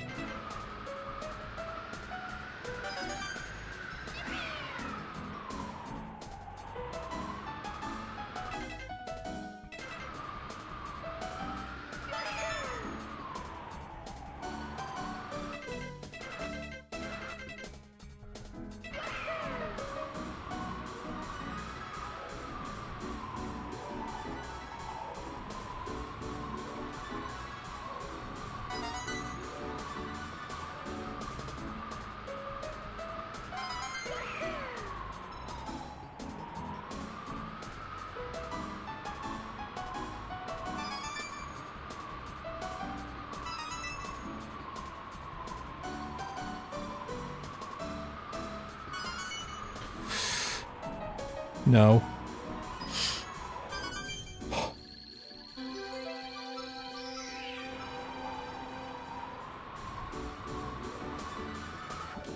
Oh, fucking hell, man.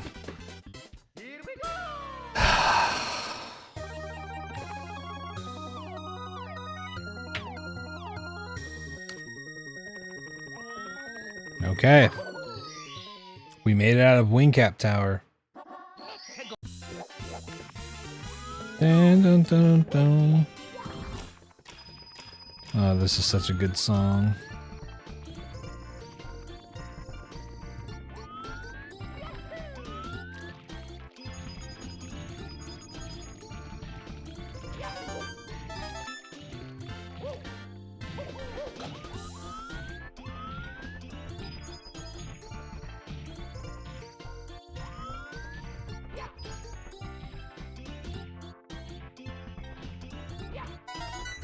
Don't get the one right next to the landing before the other.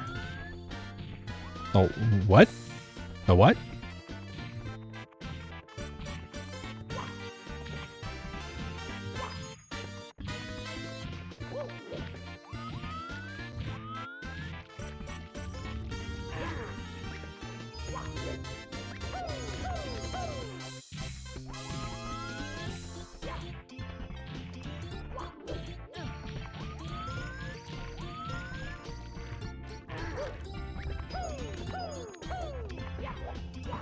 Damn it.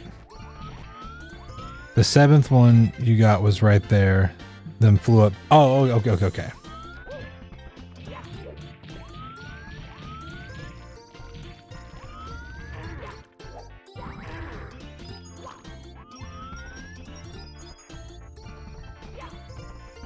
Yeah, I was a little nervous about that. But you just have to like full send it with that level, otherwise it just gets really fucked very quickly. The moment you start slowing down, it just gets really fucking... Oh, God. Eesh, dude. Well, that's not good. But whatever. We'll figure it out. We'll figure it out. We'll figure it out.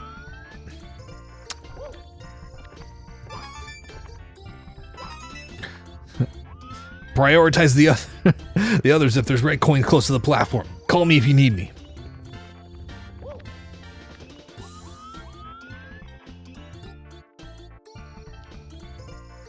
Oh yeah, I saw a video of someone who was doing 3D models of some of the flowers. And they're like style. It's pretty cool. Very cool, very fresh, very nice.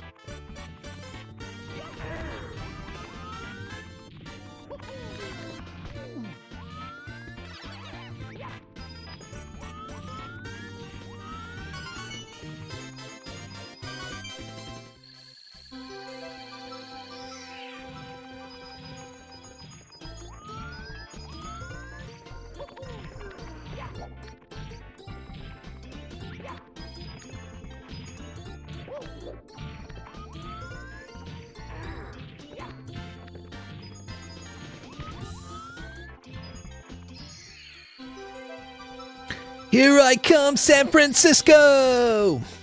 Here we go!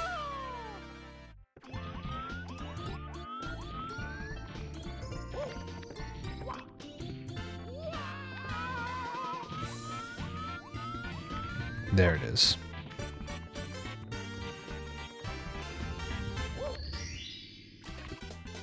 Here we go! Thanks, Agent. Yeah, that was pretty cool. I feel good. I feel good. We have now done it 3 times.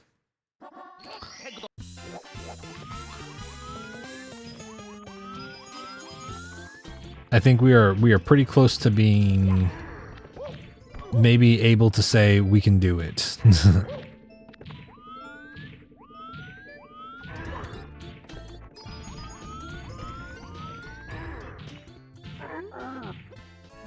Yeah, why don't you come over here, dude?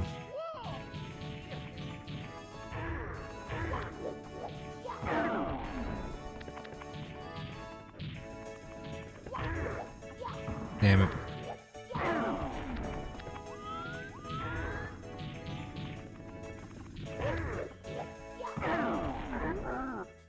Backstein, where are we going? Can we stop at Taco Bell?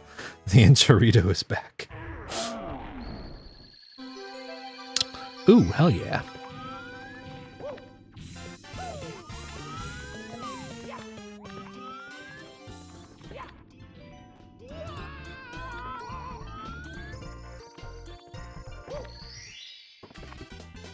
Here we go!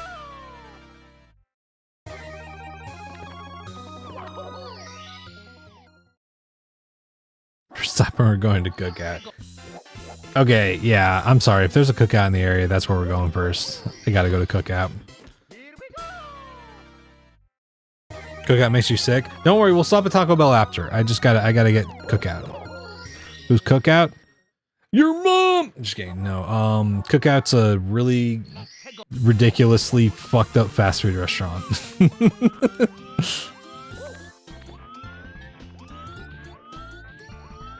Okay.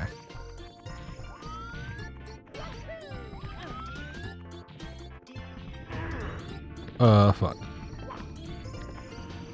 Damn it. There are cookouts everywhere there? Damn. You know, maybe I wouldn't desire cookout if I lived near one as much. But I've only been able to have cookout on tour.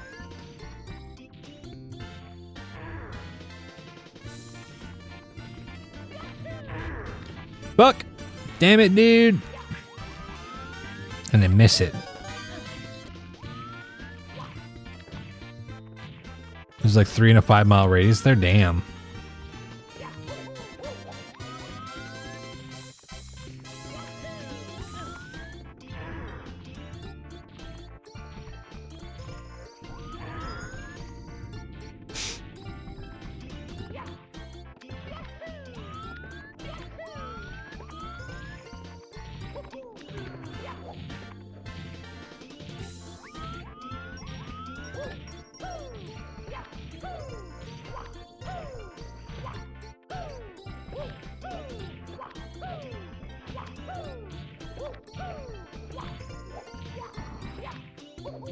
No! What do you mean?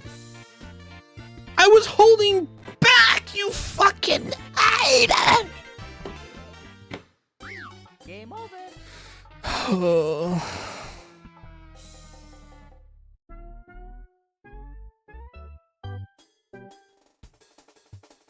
Yeah, Hades, they're sloppy as fuck and they're awesome. And they just sell whatever, man.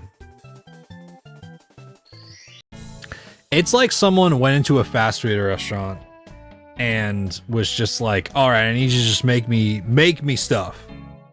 The staff were like a burger, and he's like, yeah, and he's like, "You want like okay, so do you want like a wrap?" Yeah, a wrap. Okay, we can put like bacon in it. What else? And he's like, "That's good. Just bacon?" Yeah, bacon wrap. It's shit like that.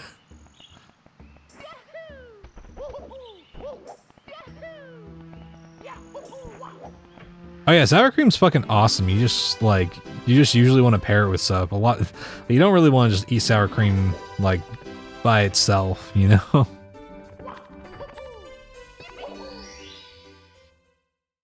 My foot slipped on a beefy 5-layer. That's funny.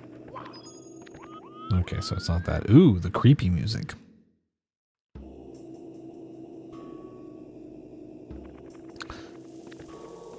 But yeah, it sounds like we'll be stopping by Cookout and then Taco Bell.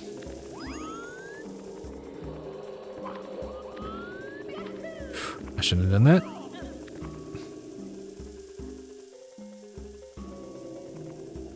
Look.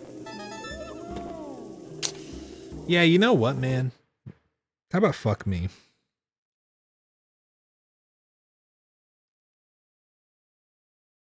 What? Huh? Wait. What the fuck was that, dude? Why was it so fast? It's me, Mario. What the fuck? Go to order for Cookout's a burger plate with 2 corn dogs. Oh yeah, that's fair. That's fair.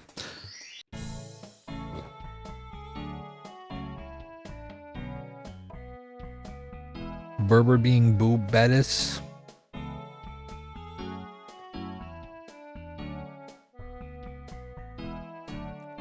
You pay for it, Chroma. Yeah, fine. Yeah, whatever. Every Iron Mario is personalized. This is my Iron Mario. There are many Iron Marios, but this is mine.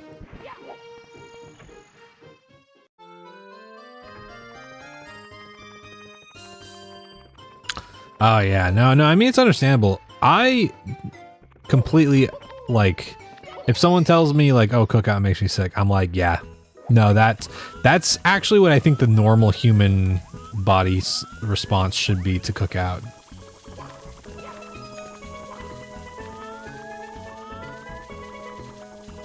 What?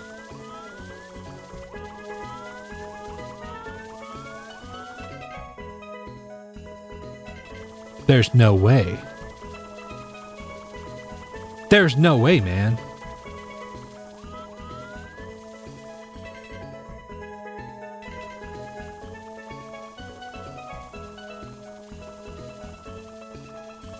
These can't be the right coins.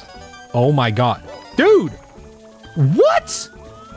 There's 6 of these bad boys all lined up? What the fuck? Yo. Oh my god.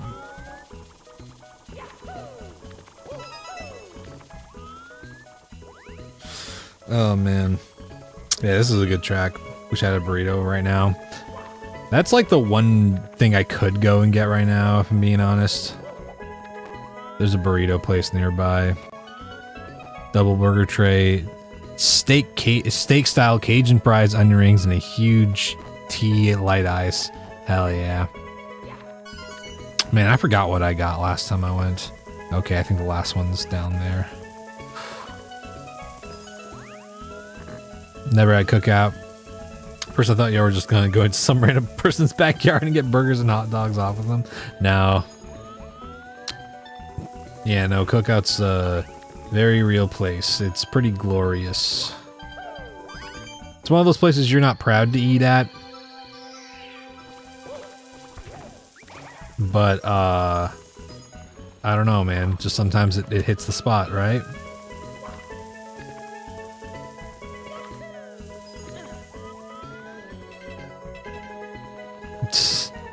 Hey, sometimes you just gotta do it, right? You gotta do it to it. I understand. If I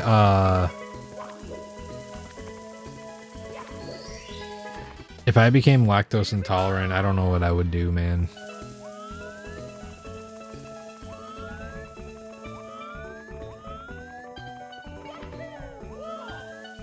I guess anything's possible. But like legitimately, I don't even know. I was talking with a friend about this the other day.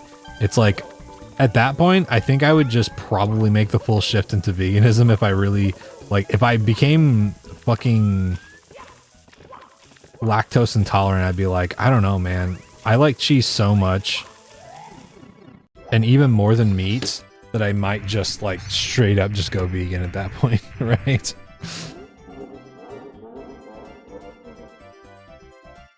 Yeah, I mean, it sometimes depends on like what you're eating as far as like a balanced diet, Jada, right? Because like there are lots of times where like just enough dairy can fuck your stomach up, even if you're not lactose intolerant, right? God looks away when you eat Cookout. Recently lost your gallbladder, so now every food is lactose intolerant. Damn.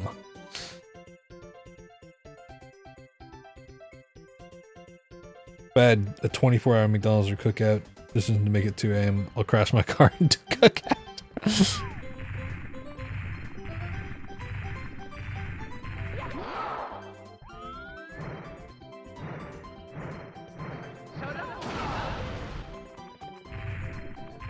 Can't eat beef anymore, it makes you sad. Yeah, I know at least one person who's gotten alpha-gal syndrome before. I don't know if that's what you deal with, but alpha-gal syndrome's fucked up.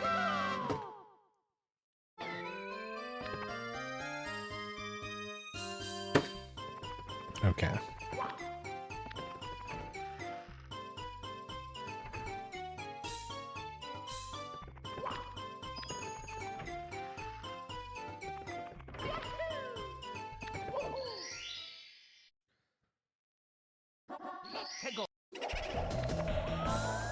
I'll tell you what they put in there. Everything they're not supposed to. And it's awesome. Unfortunately.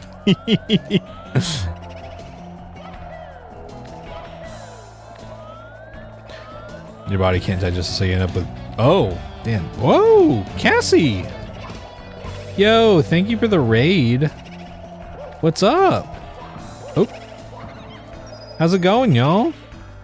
Yeah, welcome in, Raiders. Yeah, thank you for the good luck. Were you doing some Iron Mario too? This fucking bastard Mips. Come here. Yeah, welcome in, Raiders. My name's Chroma. I do a lot of challenge run stuff. I mostly do Zelda, but I do Iron Mario. I'm pretty new to Iron Mario. Like, I've been doing it for a few months now, but I've never done like Mario challenge run stuff before, so it's been a learning experience and really cool. So I've just been gradually getting better at it. Part of the reason why I'm doing light mode, so I can learn it and whatnot. Thank you for the good luck, Tessa. Appreciate that. What's up, Aussie? You got Mips beef? Dude, Mips is trying to fucking kill everybody. It's messed up. I've seen a Cookout right now. Hell yeah. Iron wasn't horrible today. Some half-decent runs. Nothing over 30 stars, unfortunately. We got a run to 20-something, and then I absolutely fucked it. I cannot for the life of me ever get anything on like the side of the death wall in Womp's Fortress. I think I have to just give up on ever getting anything that's placed on that side of the wall, because no matter how careful I am, it always just ends up with me dying. So I don't know. I think I have to just give up on that.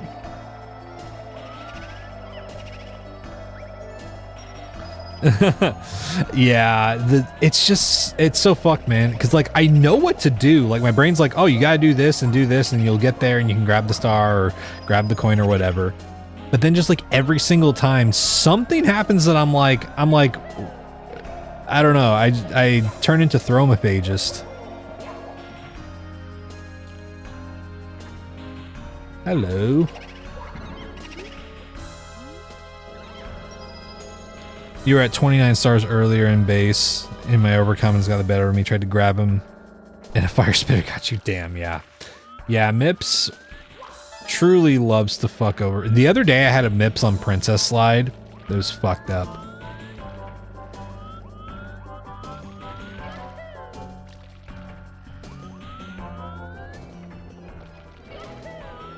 Okay. But yeah, so we're doing light mode because as soon as I am able to actually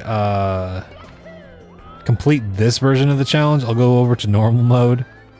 And depending on how confident we're feeling, I might check out hardcore. Like I know that would be diving headfirst into stuff, but like part of me, that's how I thrive sometimes. So, oop. So it's really gonna depend on how I'm feeling, but you know. Yo, Yoshi, how's it going? What's up? How you doing?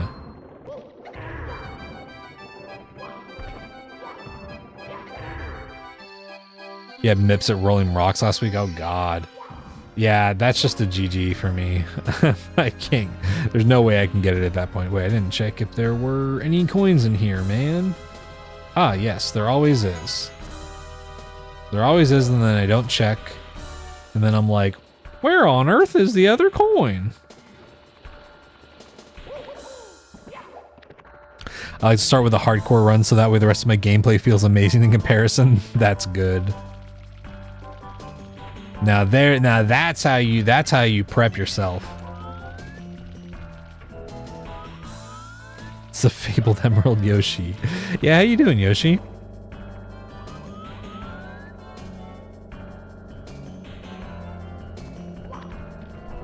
Okay.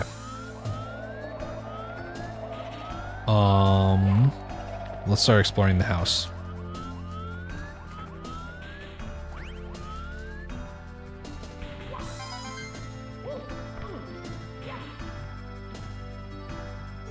Is there anything up here? Damn it. Okay, no. What about over here? Oh, there's a spider up there, though. I hear him. He's trying to ruin our day. But yeah, earlier today we were doing some OOT no-hit 2.0 runs. And we had a run that was going okay, I guess, and then I just made a really stupid decision. And it would have been a good run, too, because that seed was fucking awesome. We didn't have to do Child Jabu, which would have been fucking sick.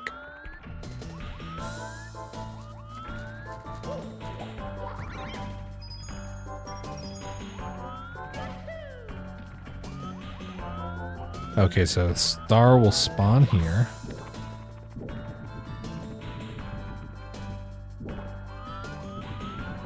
And there's another star in here. That's kind of funny.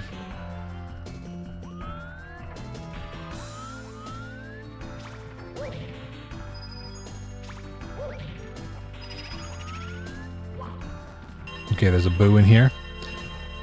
Oh yeah, there's our worst hitbox of all time. You can see where the boss is, and you can see where I am. And it's a ridiculous hitbox. It happened in no-hit randomizer? I can't remember if that was normal or randomizer. It's pretty absurd. So just a warning for anybody who does that challenge that Twin Mold can basically hit you like across, like a screen's distance apart.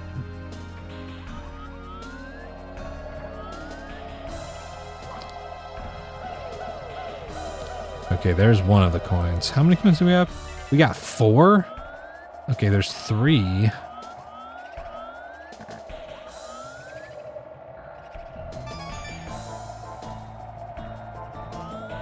Well, there it is. Dude. Okay.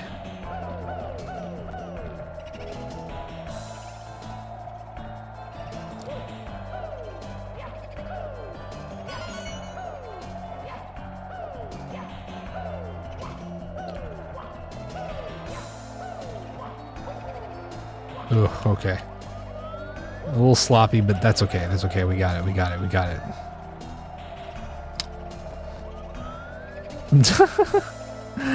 Jada doing the agent command on YouTube. You have therapy at 11 and it's almost 6. Damn, I'm sorry. Whoa, no, that's not good. There we go.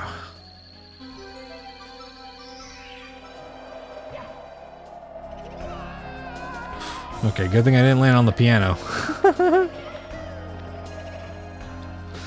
Yeah, we have an agent command. So if you're ever questioning if agent's the greatest,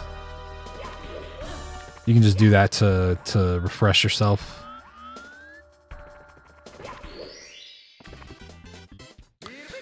Machinist at 47, 3 more levels so you get to 50. Hell yeah. Agent is kind of okay. Yeah, well, I hope that the therapy at least goes well. Okay.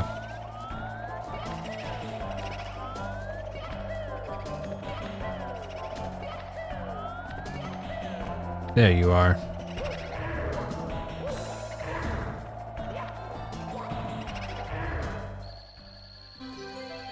Okay, man.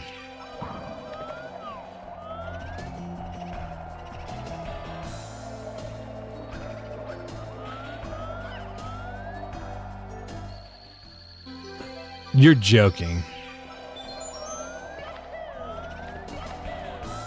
You must be joking, man.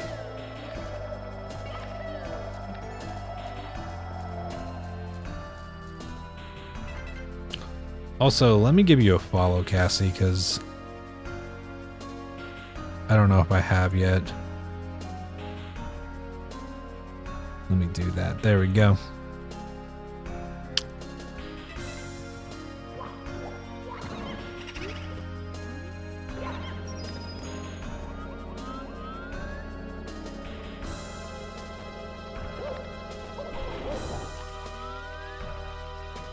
That'll be good. That'll be good. I hope it all goes over well. I hope at the very least it ends up being an insightful session.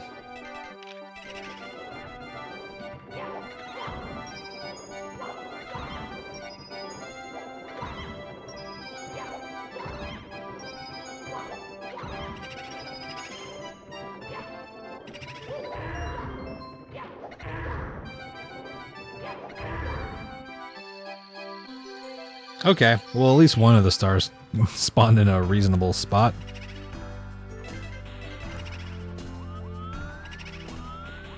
That would have been really sad if that hit me.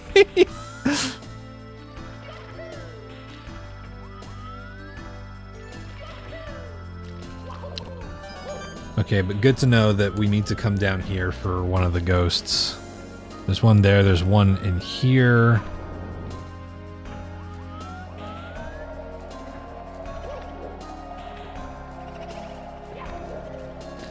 Damn it.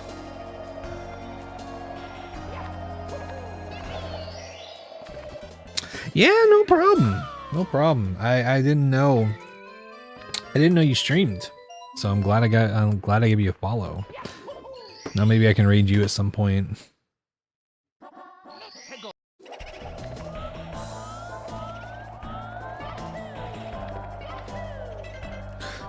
No, you're all good. You're all good. You do what you need to do. Thank you for the raid again. I appreciate it. I am all good.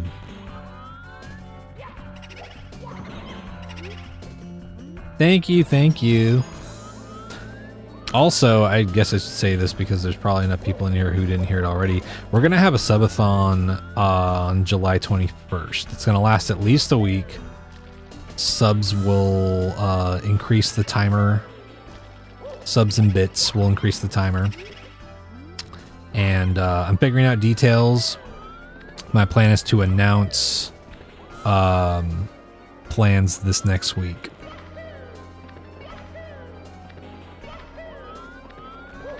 But we're gonna figure out some cool stuff to do. You know, even though TikTok usually messes with our stream a lot, it hasn't been too bad this session. Yeah, vanilla.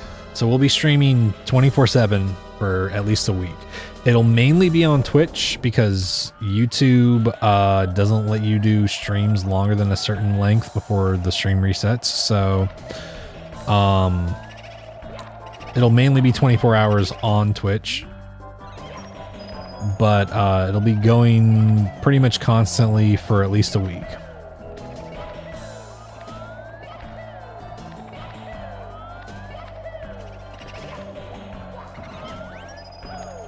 There we go. Oh, yeah, I'll definitely sleep. I'll just have... Okay, so what we did last time and what I'll probably do this time, I want to find a way to improve upon it. But I would have basically a setup so that so that I would sleep and anybody who wanted to hang out in chat could play Pokemon through chat. Yeah, that's the plan. Probably doing Pokemon. I might poll and see if people want to have options for other games, but you can. I made a system where you can play Pokemon through chat, and I'll have some kind of plan for sort of like rewards and whatnot for like, oh, if you manage to like progress the game or whatever, then that would be cool. I'm gonna see if I can improve upon what we did last time, but worst case scenario, I'll just do the same thing we did last time, which will, I think, still be decently fun. Okay, so now we have to find out where the fucking Big Boo is. Let's check some of these rooms first, because if he's in here, then it would be nice to just get it out of the way. Yeah, it was a really fun thing to do before, and I think it's a great little thing to keep people entertained, especially like if it's like, oh, you do just want to have the stream on in the background, but every now and then you find yourself needing to take a break or whatever. It's like, yeah, play some Pokemon or something, you know? Good night, Hades. Thank you for hanging out. Yeah, I can just load up Emerald again.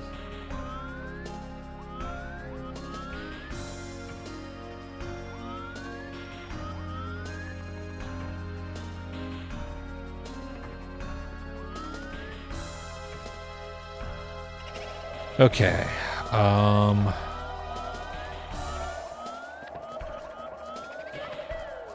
I know that there's one Big Boo back here. Okay.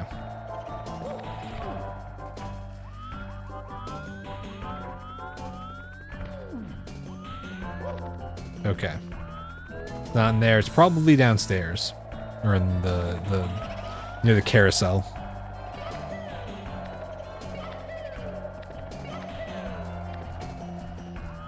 I mean, pretty much it's Pokemon Gen 3 or like Fire Red, Leaf Green type of thing. But if not those, then it would probably just end up like the only other options I can think of at the moment are like Final Fantasy Mystic Quest, but I don't think that's going to be as popular of an option. Oh yeah, Golden Sun. Yeah, that's going to be the big thing is like there are lots of options that we could have. I would really like it if there was a way to like, if I could make it happen, I would love to one day have a system where people could like switch games through like chat commands. Like I don't know, you do like a certain amount of bits or something like that, and you can switch over to a game. It does a save state of whatever game you're on. And then opens up the other game. But that's kind of a very complex system, and I don't think I'd be able to figure that out. Dude, where the fuck is this big boo? Is it on the roof? Final Fantasy 1 or 2, 1+2 for the GBA? Yeah. Lots of options like that are really good.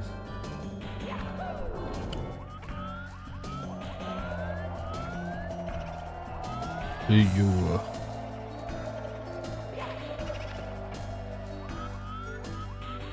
Might be able to do something like that if you have a Steam Deck. Oh.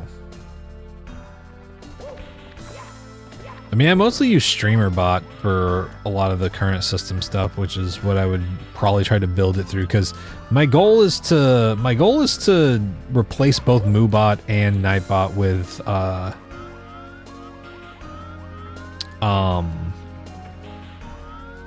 StreamerBot, and that way I can just fully program everything that I like want to do with Jonas. And dude, where the fuck is this fucking big boo?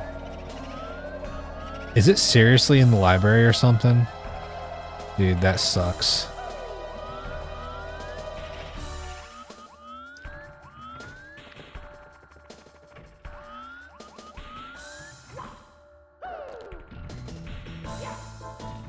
Could be a mod command. Yeah, I mean, that would be the big thing, is it would have to be a mod command, because if there are like 4 or 5 people playing a game, I don't want it to be like, oh, I'm gonna switch it over to this other game in the middle of other people playing. It would have to be like, hey, can I play this one? And then a mod being like, oh yeah, you can do this or whatever, you know?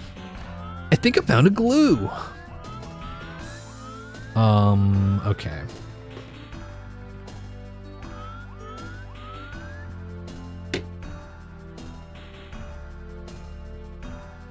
Use MooBot purely because, oh yeah. You renamed it the VCam, that's funny. That is pretty funny. Oh. Toad.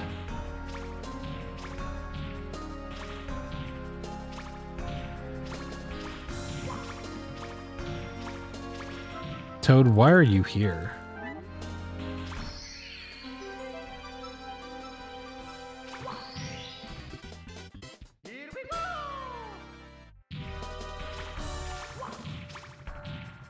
Ugh. We're not gonna talk about that. We're not gonna talk about what just happened. That's not,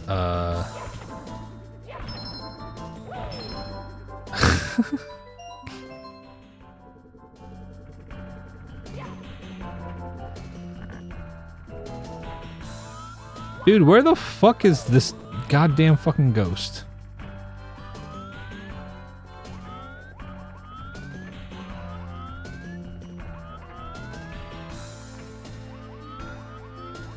Dude, I am looking all over for this fucker.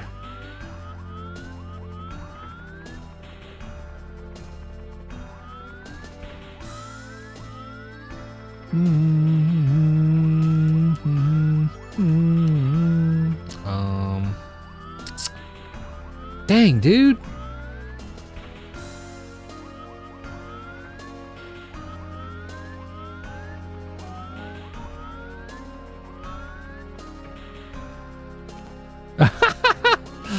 We commend your sacrifice. Oh wait, dude, is he on top of the? Wait, is he on top of the fucking carousel fucking shed? Hold on. No. Dude, where on earth is this fucker? Oh, is he right? Jesus, man. Come on.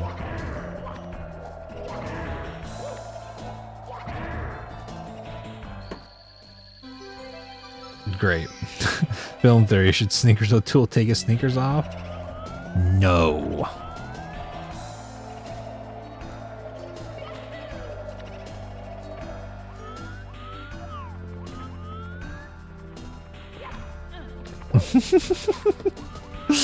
I just love the exclamation point seppuku and then just it works. That's good.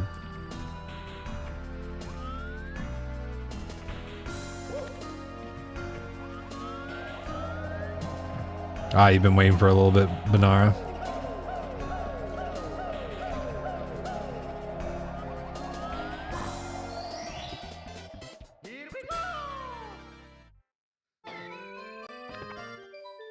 It's a MooBot command, Jada. It's a MooBot command that fucking, so it times you out.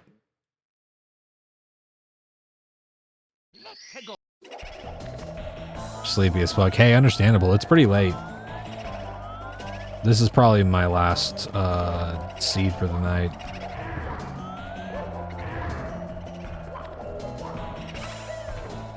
Fuck.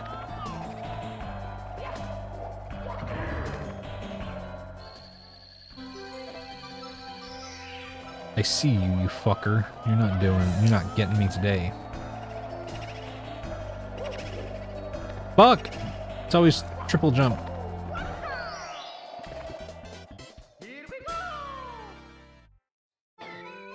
Yeah, I have been going for like 8 hours. Dude, I hope I didn't miss any of the streams that I like to tune into for my streaks. Yeah, it's 4 a.m. right now. Ooh! It's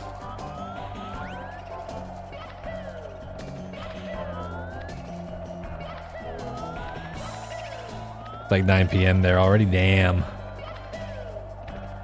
Did I already get you?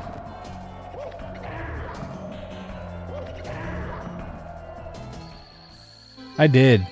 I did already get you.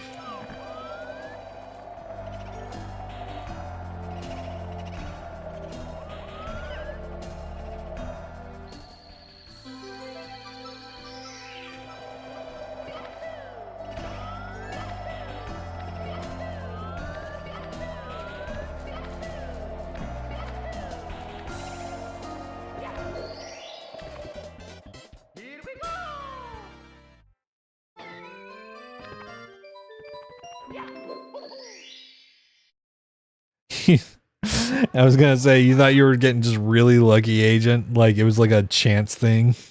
It's 6 there. You've been off and on watching stream all night. Yeah, you have. You have. I'm gonna do that. Okay. Where the fuck is this other? Where the fuck is the star? I don't remember, man. We must have spotted it at some point.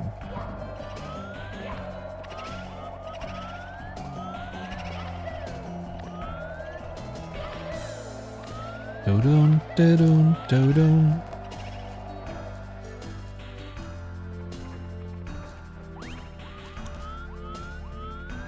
Okay.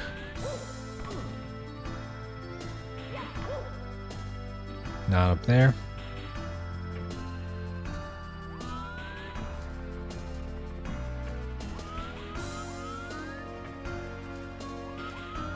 Got like a 3750 on Iron Mario 50 hardcore. You need your world record back. Damn, you had a world record. Oh yeah, I think we had this conversation. Yeah, that's fucking wild. That's fucking sick. It's fucking sick and twisted. Not in here.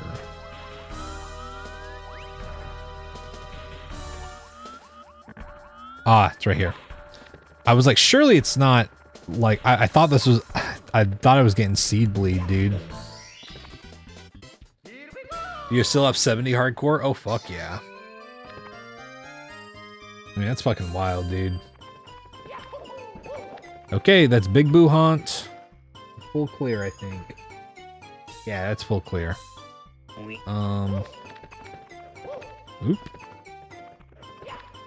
Motherfucker, come on.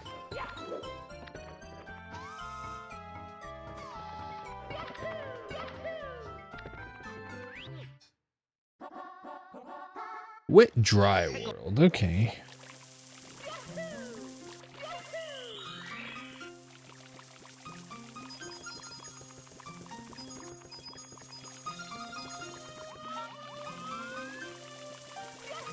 Okay, let's check first to see if there's...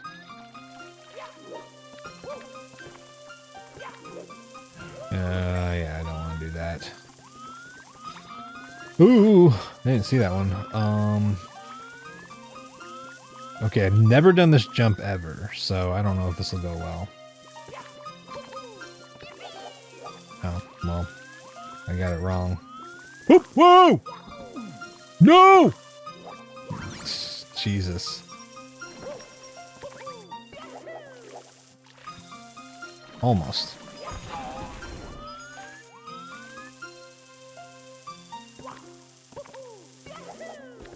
Ooh!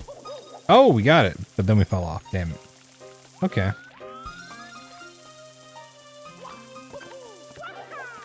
There we go. New strat acquired. Okay, there's...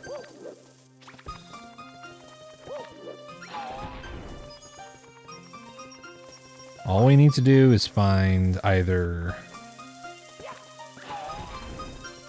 both... Just one of the stars would be nice here. Okay, get away from me.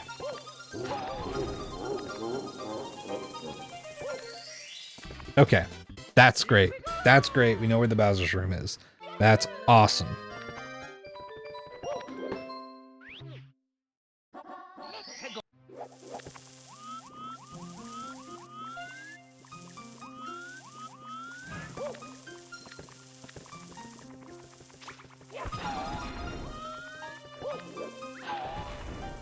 Coins.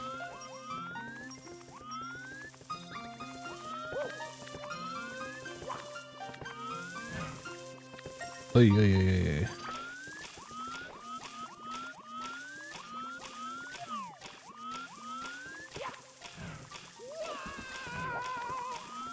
Oh God, dude. I don't like this, man.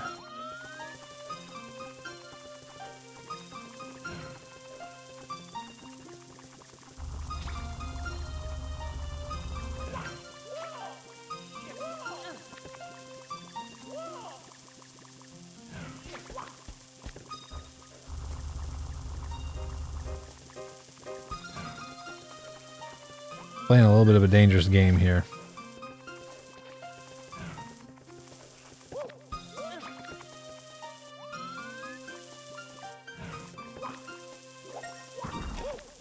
Oh God.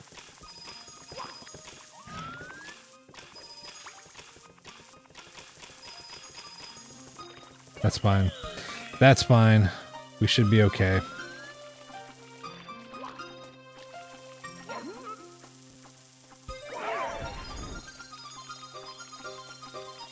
Yeah, I mean, at least if you like put your focus on something, you might get tired while doing it, right? And then you might be able to sleep potentially.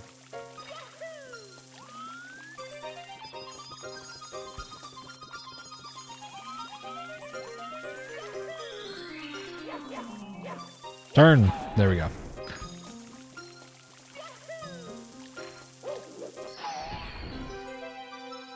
Two. So where's number one?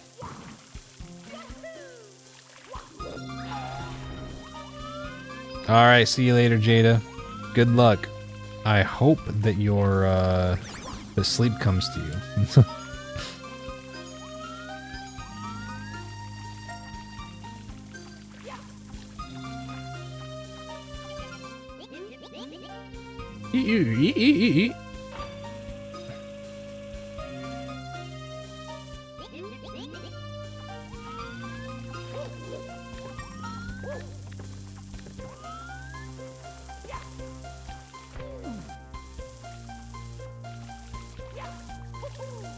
Damn it.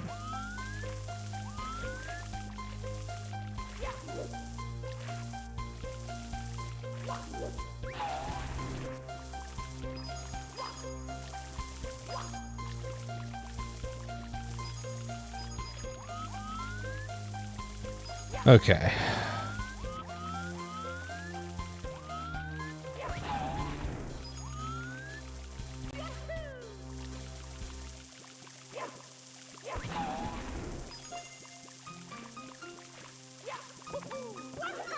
Damn it. Try that one more time.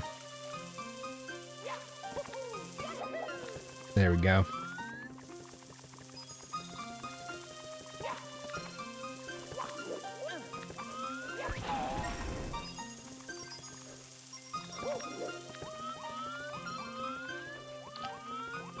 Okay.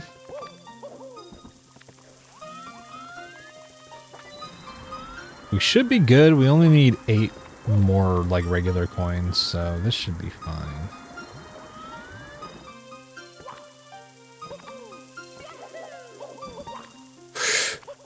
Oh, dude. Thought I was about to go over the fucking wall. I got nervous.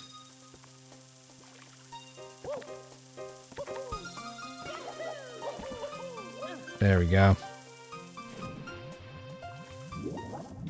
That's the thing, Vanilla. I was talking earlier about how Super Mario 64 feels like a toy set sometimes. And that's like partially why like I feel that way. Because some of it just looks like wooden blocks and like just, you know, there's like platforms. And sometimes it's just like, it's like clearly like meant to be blocks of wood or whatever. But it just feels like, I don't know, like a toy set. And it's really cool.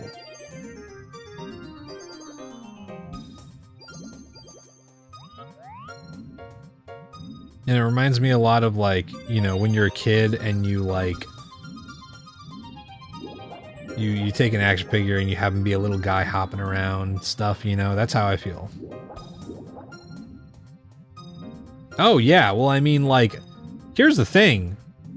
3D graphics were in an awful place, like in terms of just like how good they could really be, and the fact that this looks as good as it did for the time is unbelievable. Along with it both looking and playing as well as it does, that's pretty absurd.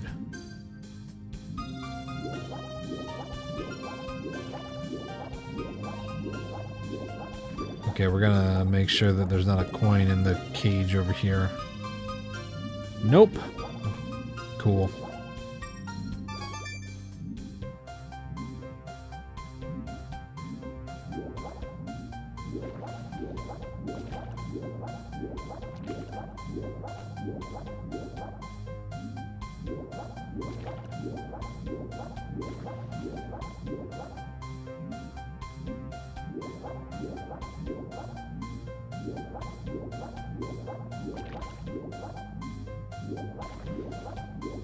Okay, where are these last few coins? What the fuck?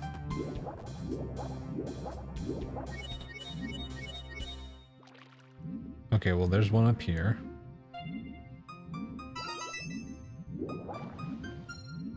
There's 2 of them missing. Ah, I see them. Yeah, Vanilla. I mean, like, to me that just speaks to the strength of the art style. Right? Because like nowadays you can make graphics like and 3D models and like environments and all this different shit. You can make it look about as good as the like concept art, right? But like the cool thing about this was that they didn't have the capabilities to make it like OOT, for example, look as good as the art. It was just like, that's the concept art. That's what it's supposed to be. So how do we represent that in a 3D space? And it's like, it's one of those things where it's like damn, seeing such a strong art style, then represented in that way is like, I don't know. It's good. I think it's really good. And it does look limited, and that might be, it's still looking good might also partially have to do with us growing up with it, but it's still just one of those things where it's just like, yeah, you can't deny that the art style is super strong, and that makes a huge difference.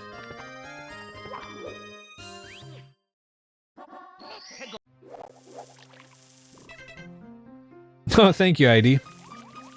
Thanks for stopping by. Thanks for the drive-by hi. I can't remember if we opened all of these or not.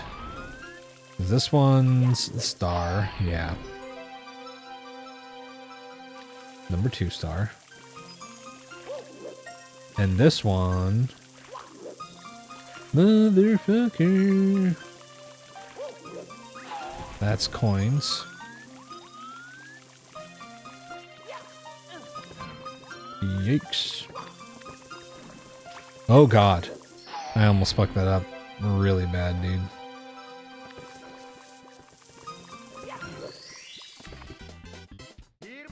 Sick. We got 2 more.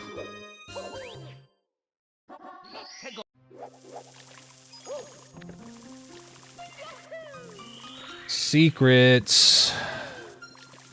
I got a secret. Warmed it up and just a little bit of high and a little bit of home.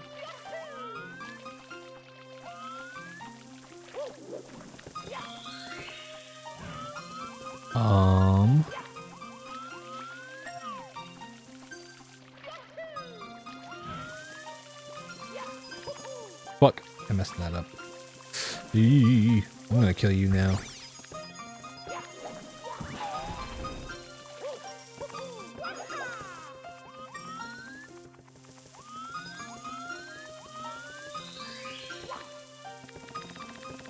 Ugh. Okay.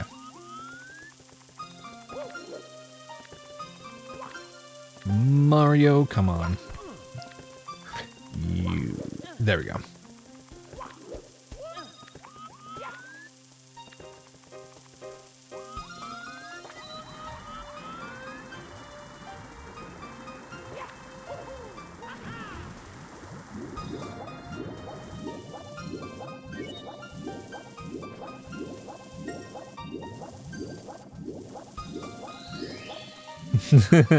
You saw where I was going with that, agent.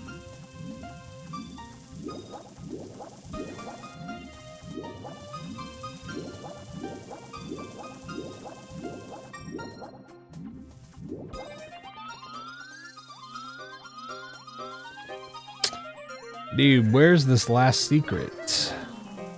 Ah, there it is. Dude, where's my secret?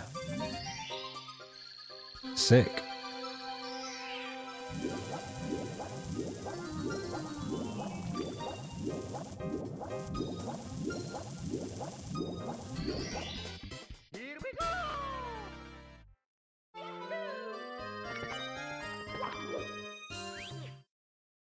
One more left.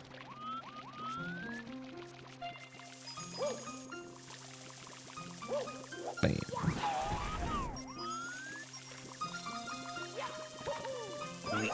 Damn it. I wasn't aimed in the right direction. There we go.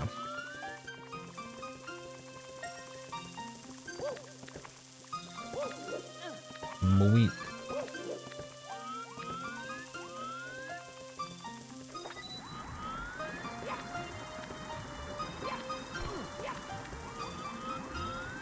I think one of my ideas for a new channel point redeem is a giant like amount, right? Like an actual amount that would be like, it'd be like, damn, that's a lot of points, right? And it's just King Zora weeping from one side of the bottom of the screen to the other.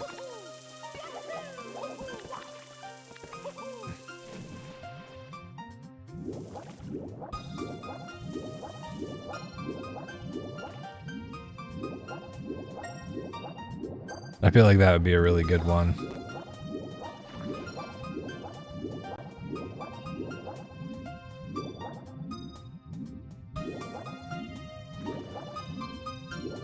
Ooh, come on.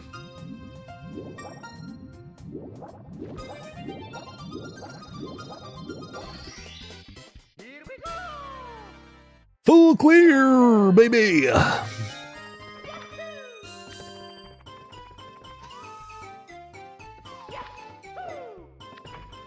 Wait, we went in there.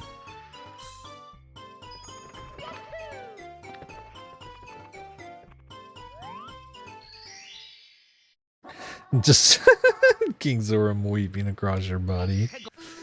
THI.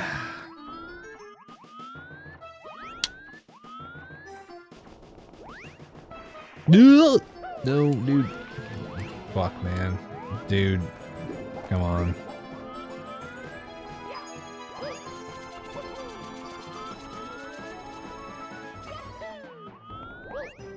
No! Whoa! Oh my god, dude. Holy shit.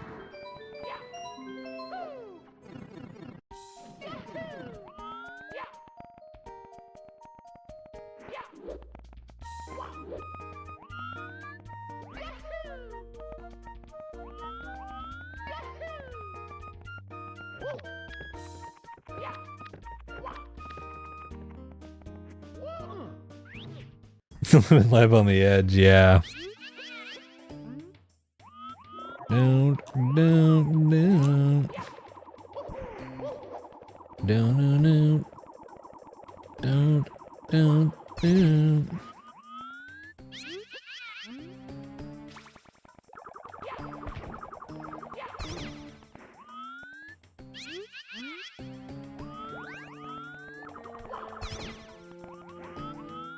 Fucking Twilight Princess Gerudo Desert.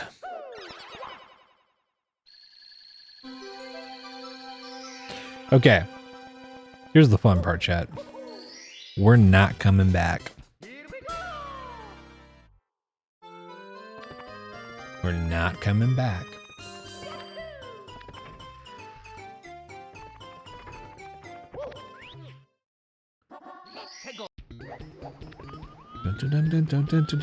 Ooh, a toad.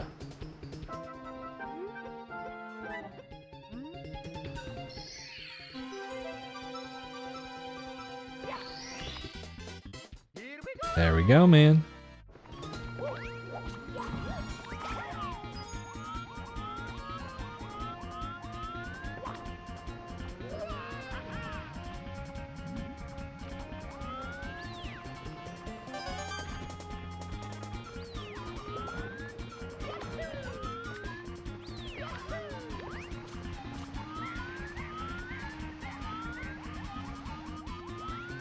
Okay.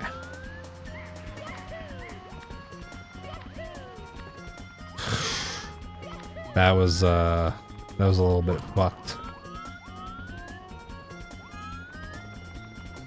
Oh no, yeah, okay, we're not getting red coin. We are not getting red coin, y'all. I don't know if y'all saw that death wall coin over there, but we're not doing that. Damn it, dude. I'm waiting too long. There we go.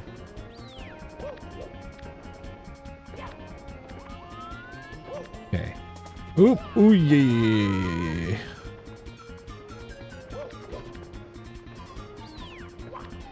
Damn it.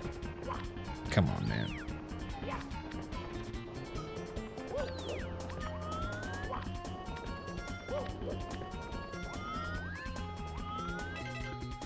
$80 spandex workout outfits. I see that. I can see that.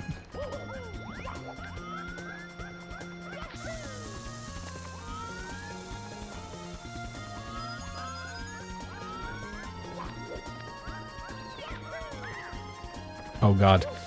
What? What? What do you mean? I call bullshit, man. I call bullshit.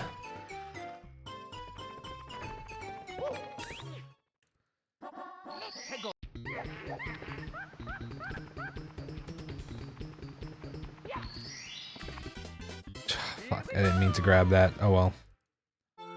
You know what? Whatever. Whatever, man. We don't need the monkey star, really.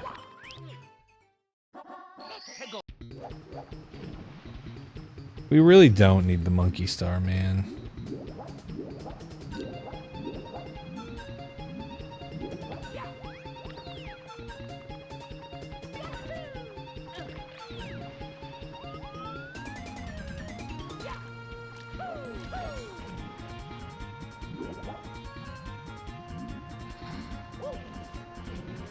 Now the question is, how on earth?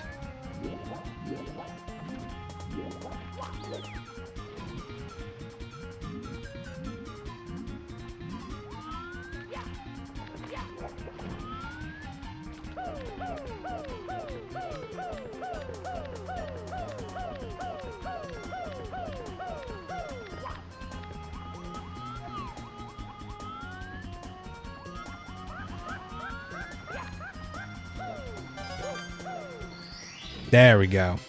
Rudy's vet filled his meds last Thursday, but the tech that could give them to me took off for the 4th and they were closed all weekend, so you're headed there now first thing. Ooh, understandable.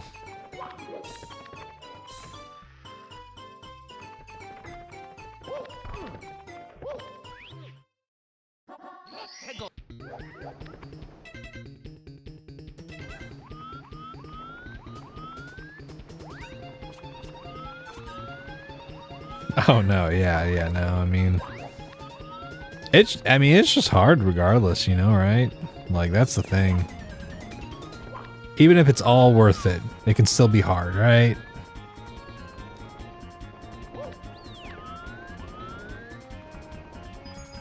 Okay, there's star number 1.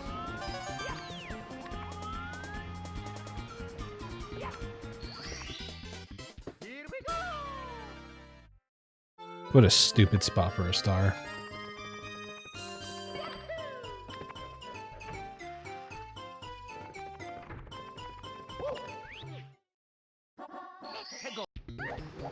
Ooh! Dude, get away from me.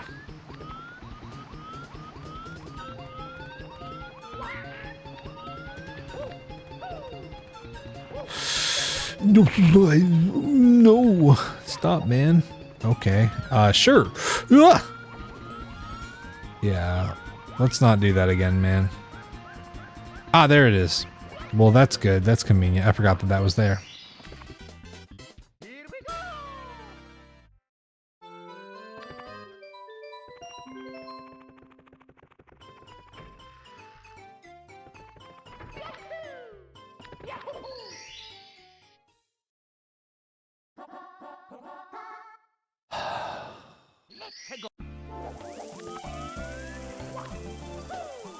You're joking, man.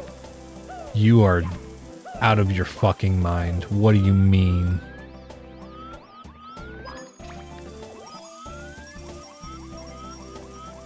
What in the fuck do you mean, man?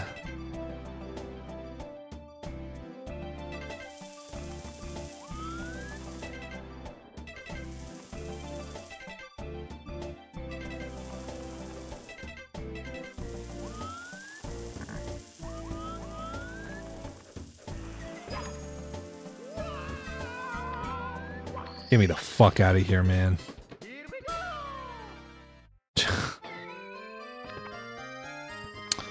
Oh yeah, controlled substance. Yeah, no, understandable. Yeah, that was annoyingly shitty, man. Yeah, good night, Agent. Oh, a vanilla aquarium again? Yeah. Good luck getting the meds. If I don't see you later, then I might have raided Celestial or something, but yeah.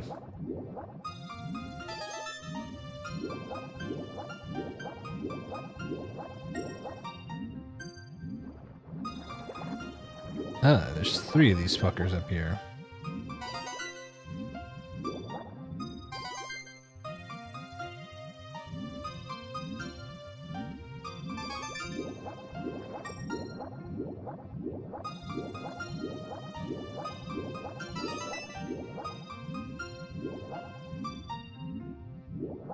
Okay, 1 right here. And then 1 over here.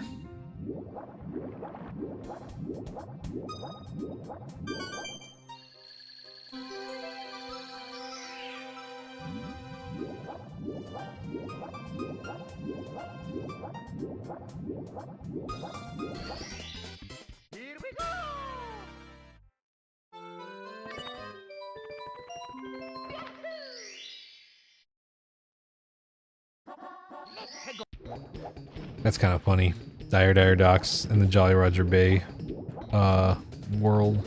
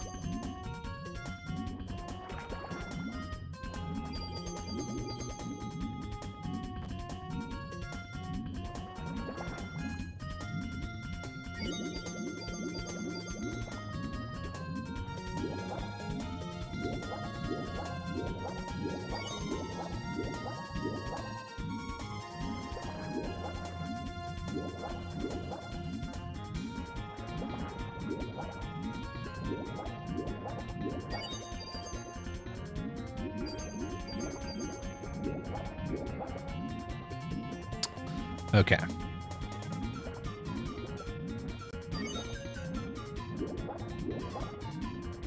Pretty good haul for this area.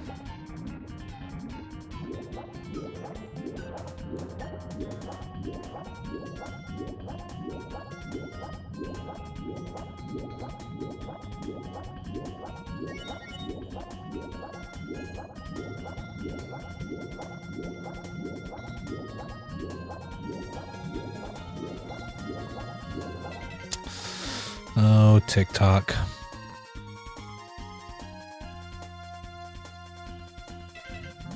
Making me do slide puzzles.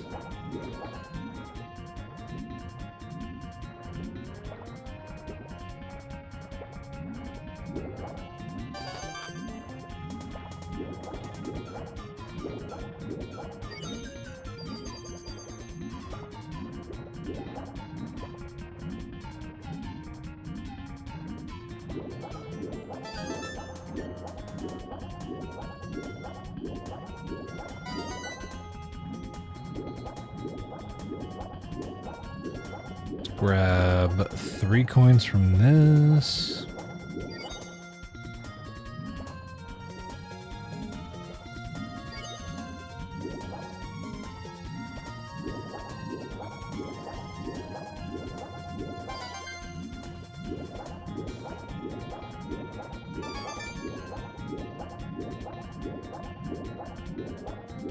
Oh god, all 3 of them together here? Dude.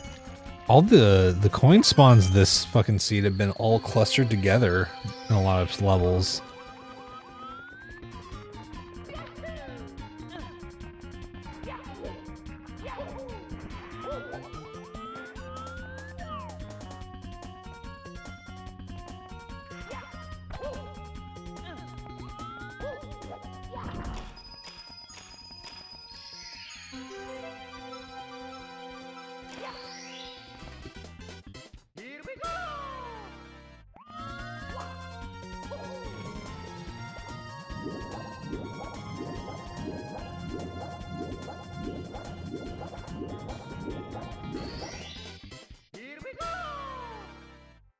I think that's the fastest we've ever just managed to get red coins and the blue coins with the sub jump and everything all at once. That was wild.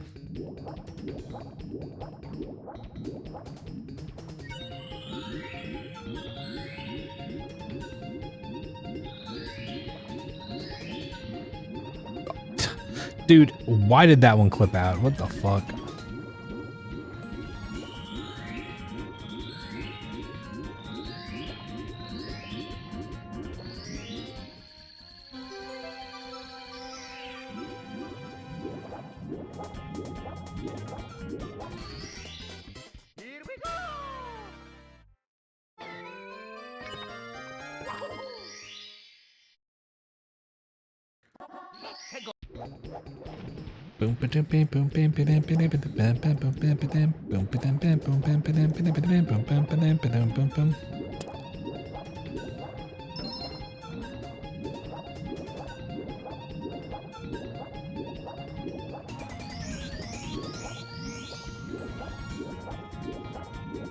There we go.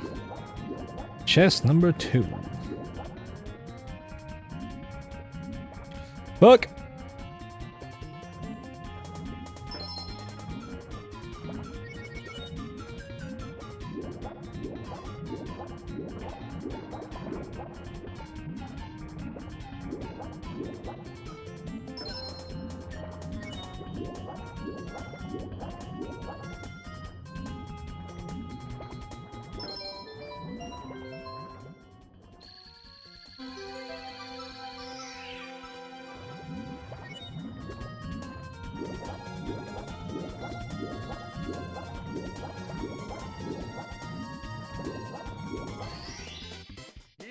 There we go.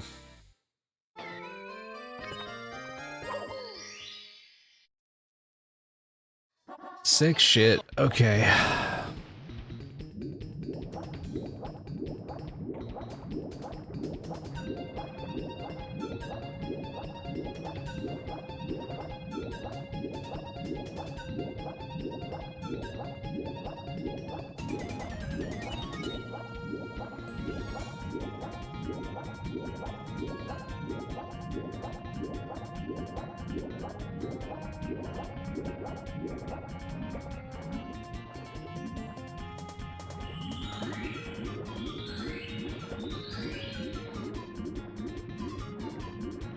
Fuck. Oh no.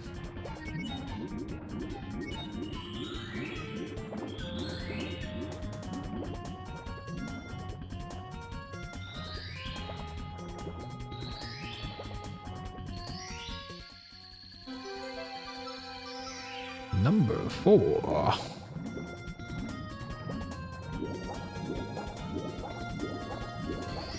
Now just the 2 freestanding stars.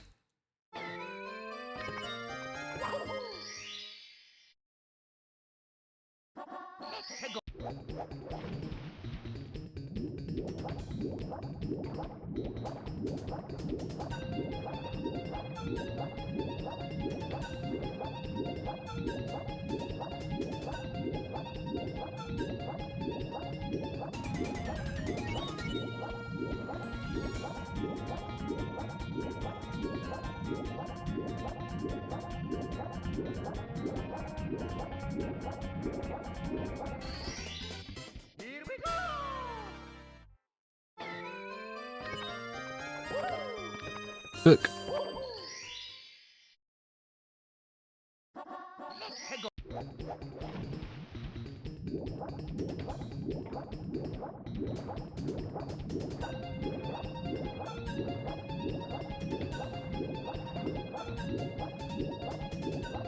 I should actually just check and make sure there's not a MIPS or a toad.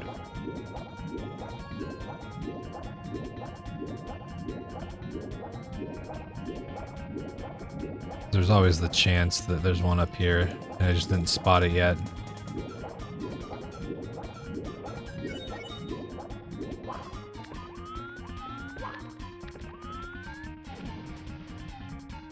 No, I don't see any.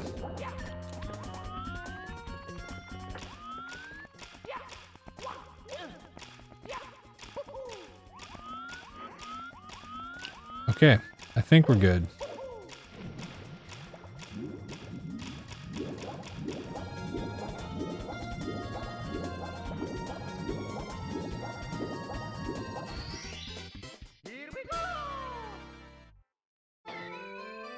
Okay, that's a full clear on Dire Ducks.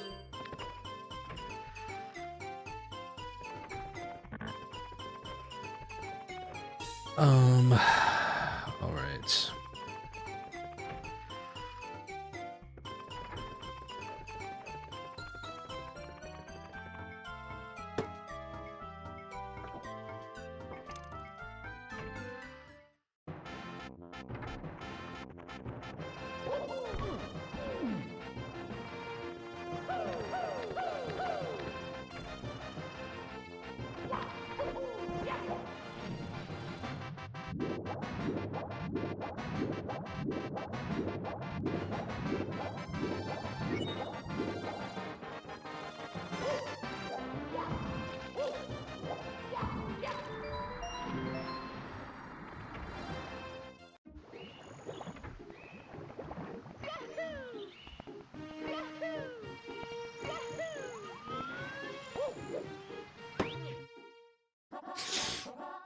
Okay, man.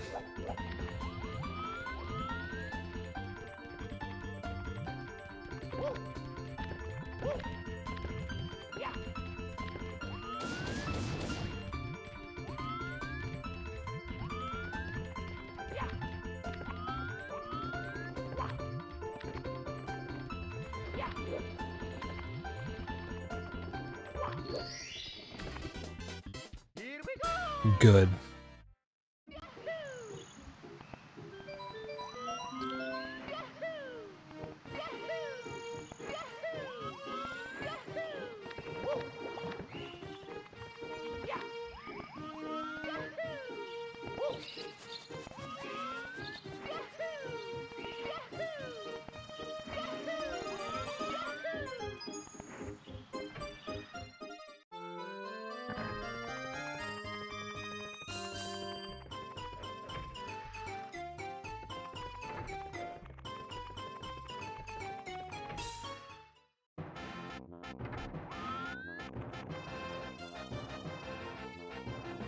Oh man, okay.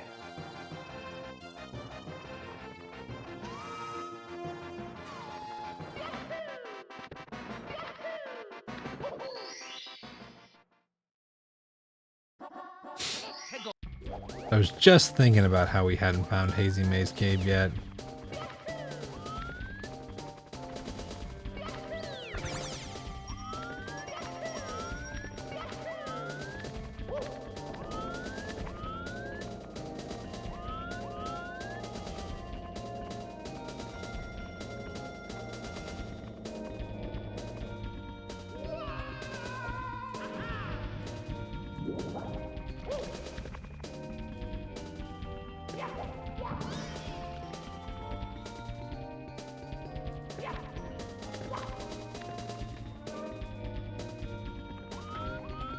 Alright.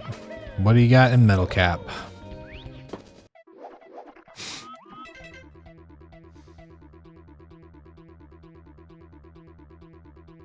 Okay. This is not good.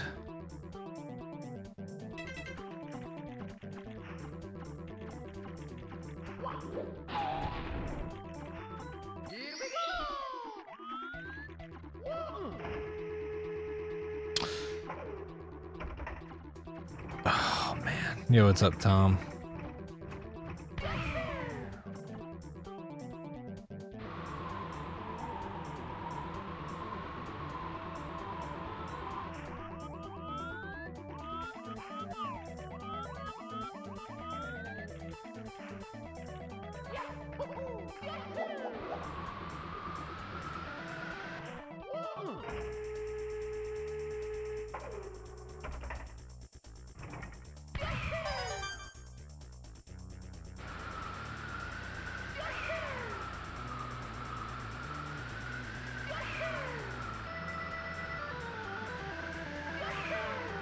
Come on.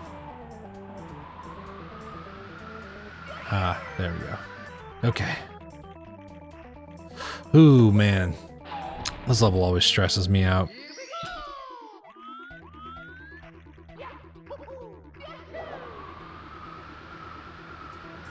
Okay.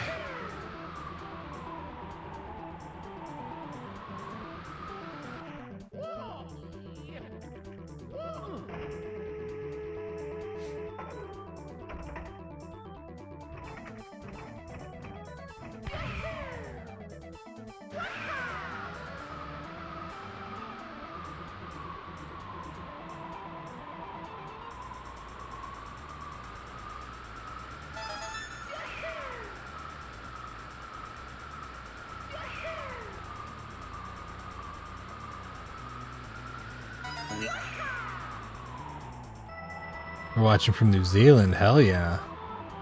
Well, I appreciate it. Ooh, okay, there we go. Yeah, I'm over on the west coast of the United States, so welcome on in. It's really late here, but I got a good run going.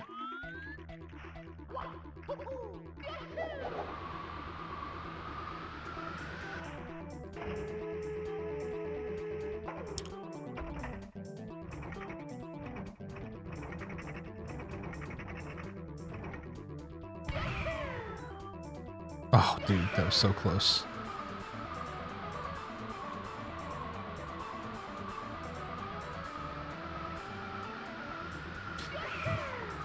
Dude, how did I miss both of those, man?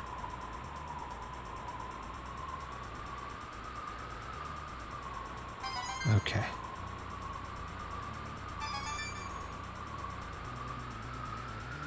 Okay, 3 more.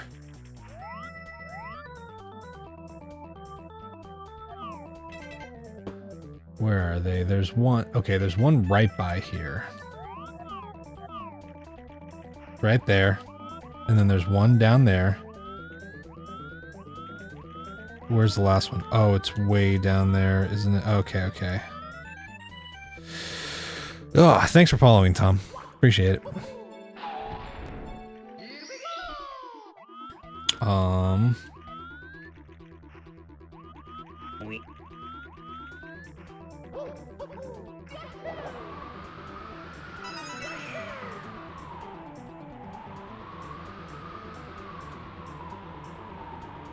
Okay, we're gonna be extra safe.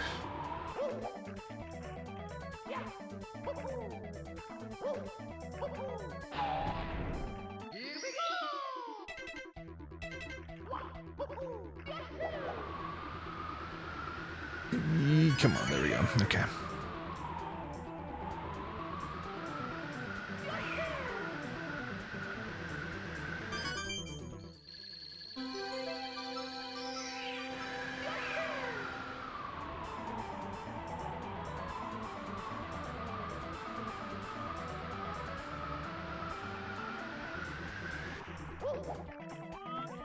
Okay. I appreciate you watching. Yeah, sorry, I'm fucking locked in on this a little bit.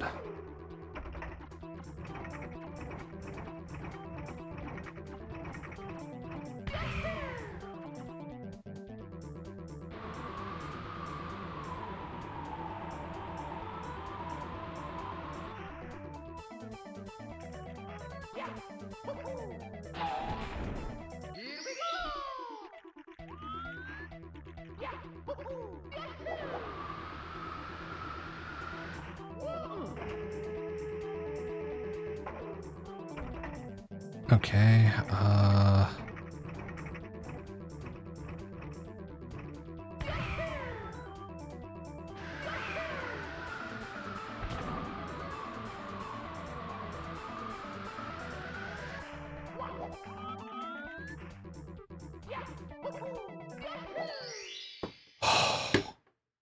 yes, dude. We did it. It's all the way to the fucking floor, man. Ugh. Yeah, sometimes when I lock in, it doesn't end well. But sometimes it does. Whew. That level is always really slow and tedious.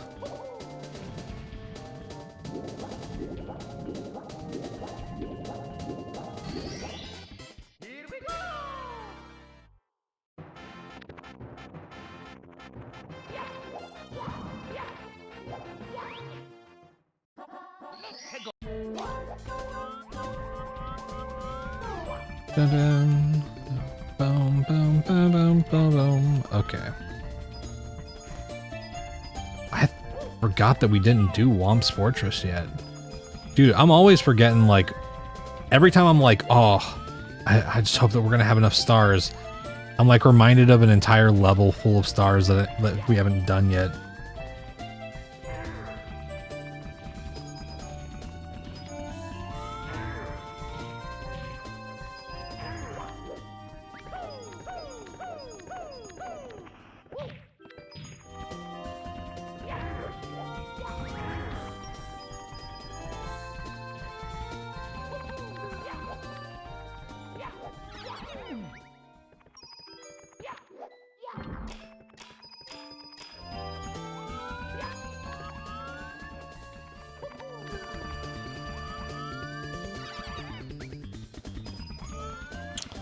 Okay.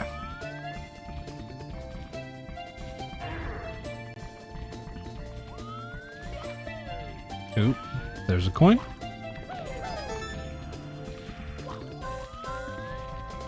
we're gonna check now to see if there's a star or something on the death wall. Okay. That doesn't look awful.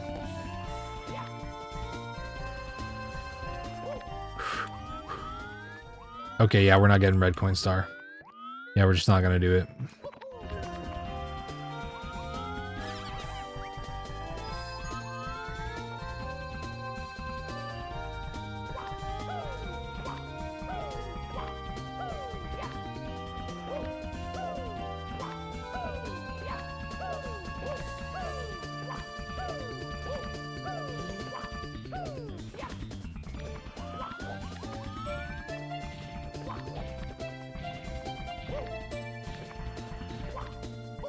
No! Why did I even try? Why did I even try? Why did I even try that, dude?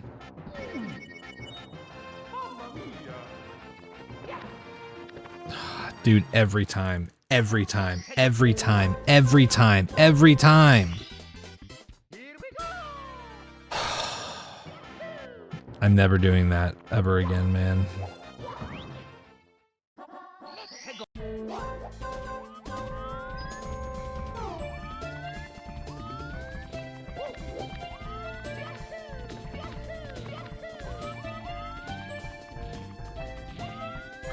That sucks, man.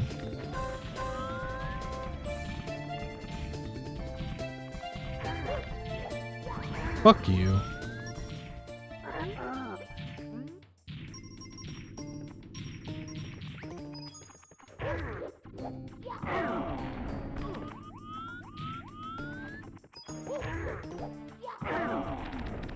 No!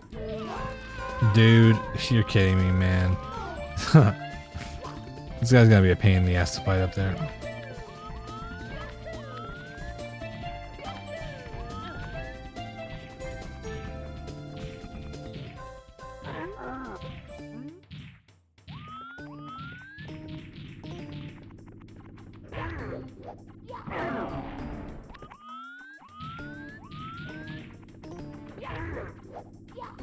Damn it. That's fine.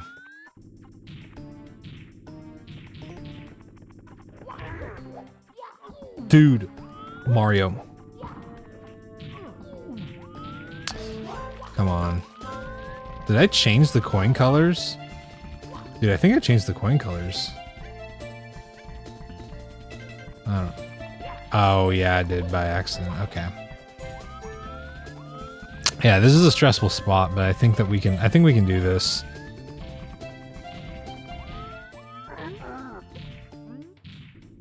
Here's what we do, chat.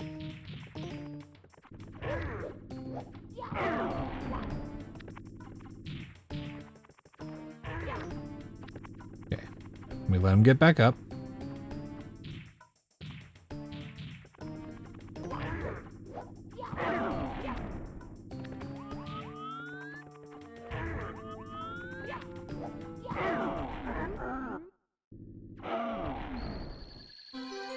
Oh, fuck you, dude. Oh, fuck you.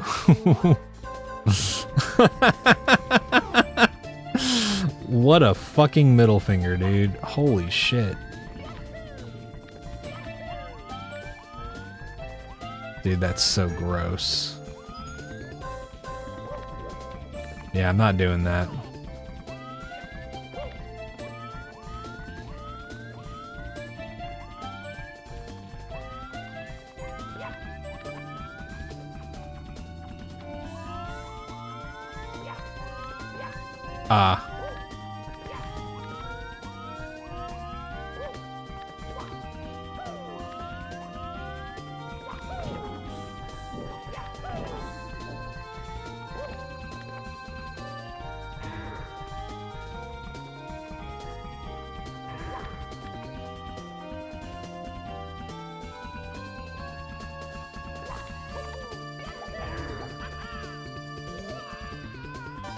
No!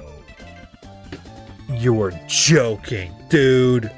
You are fucking kidding me! There's no way, man. There's no fucking way.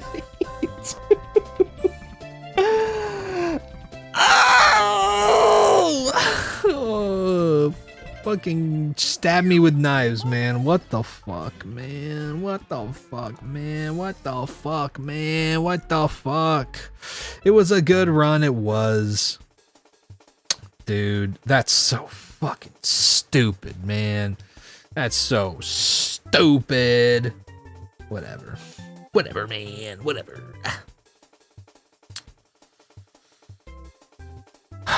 Okay, TikTok, I'm probably gonna take tomorrow off. My hand is not feeling too amazing, so I'm probably gonna rest tomorrow just to make sure I don't fuck my wrist up. Saying bye to TikTok first. Y'all have a great night. Thanks for hanging out. Alright, and see you later, YouTube. Appreciate y'all as well.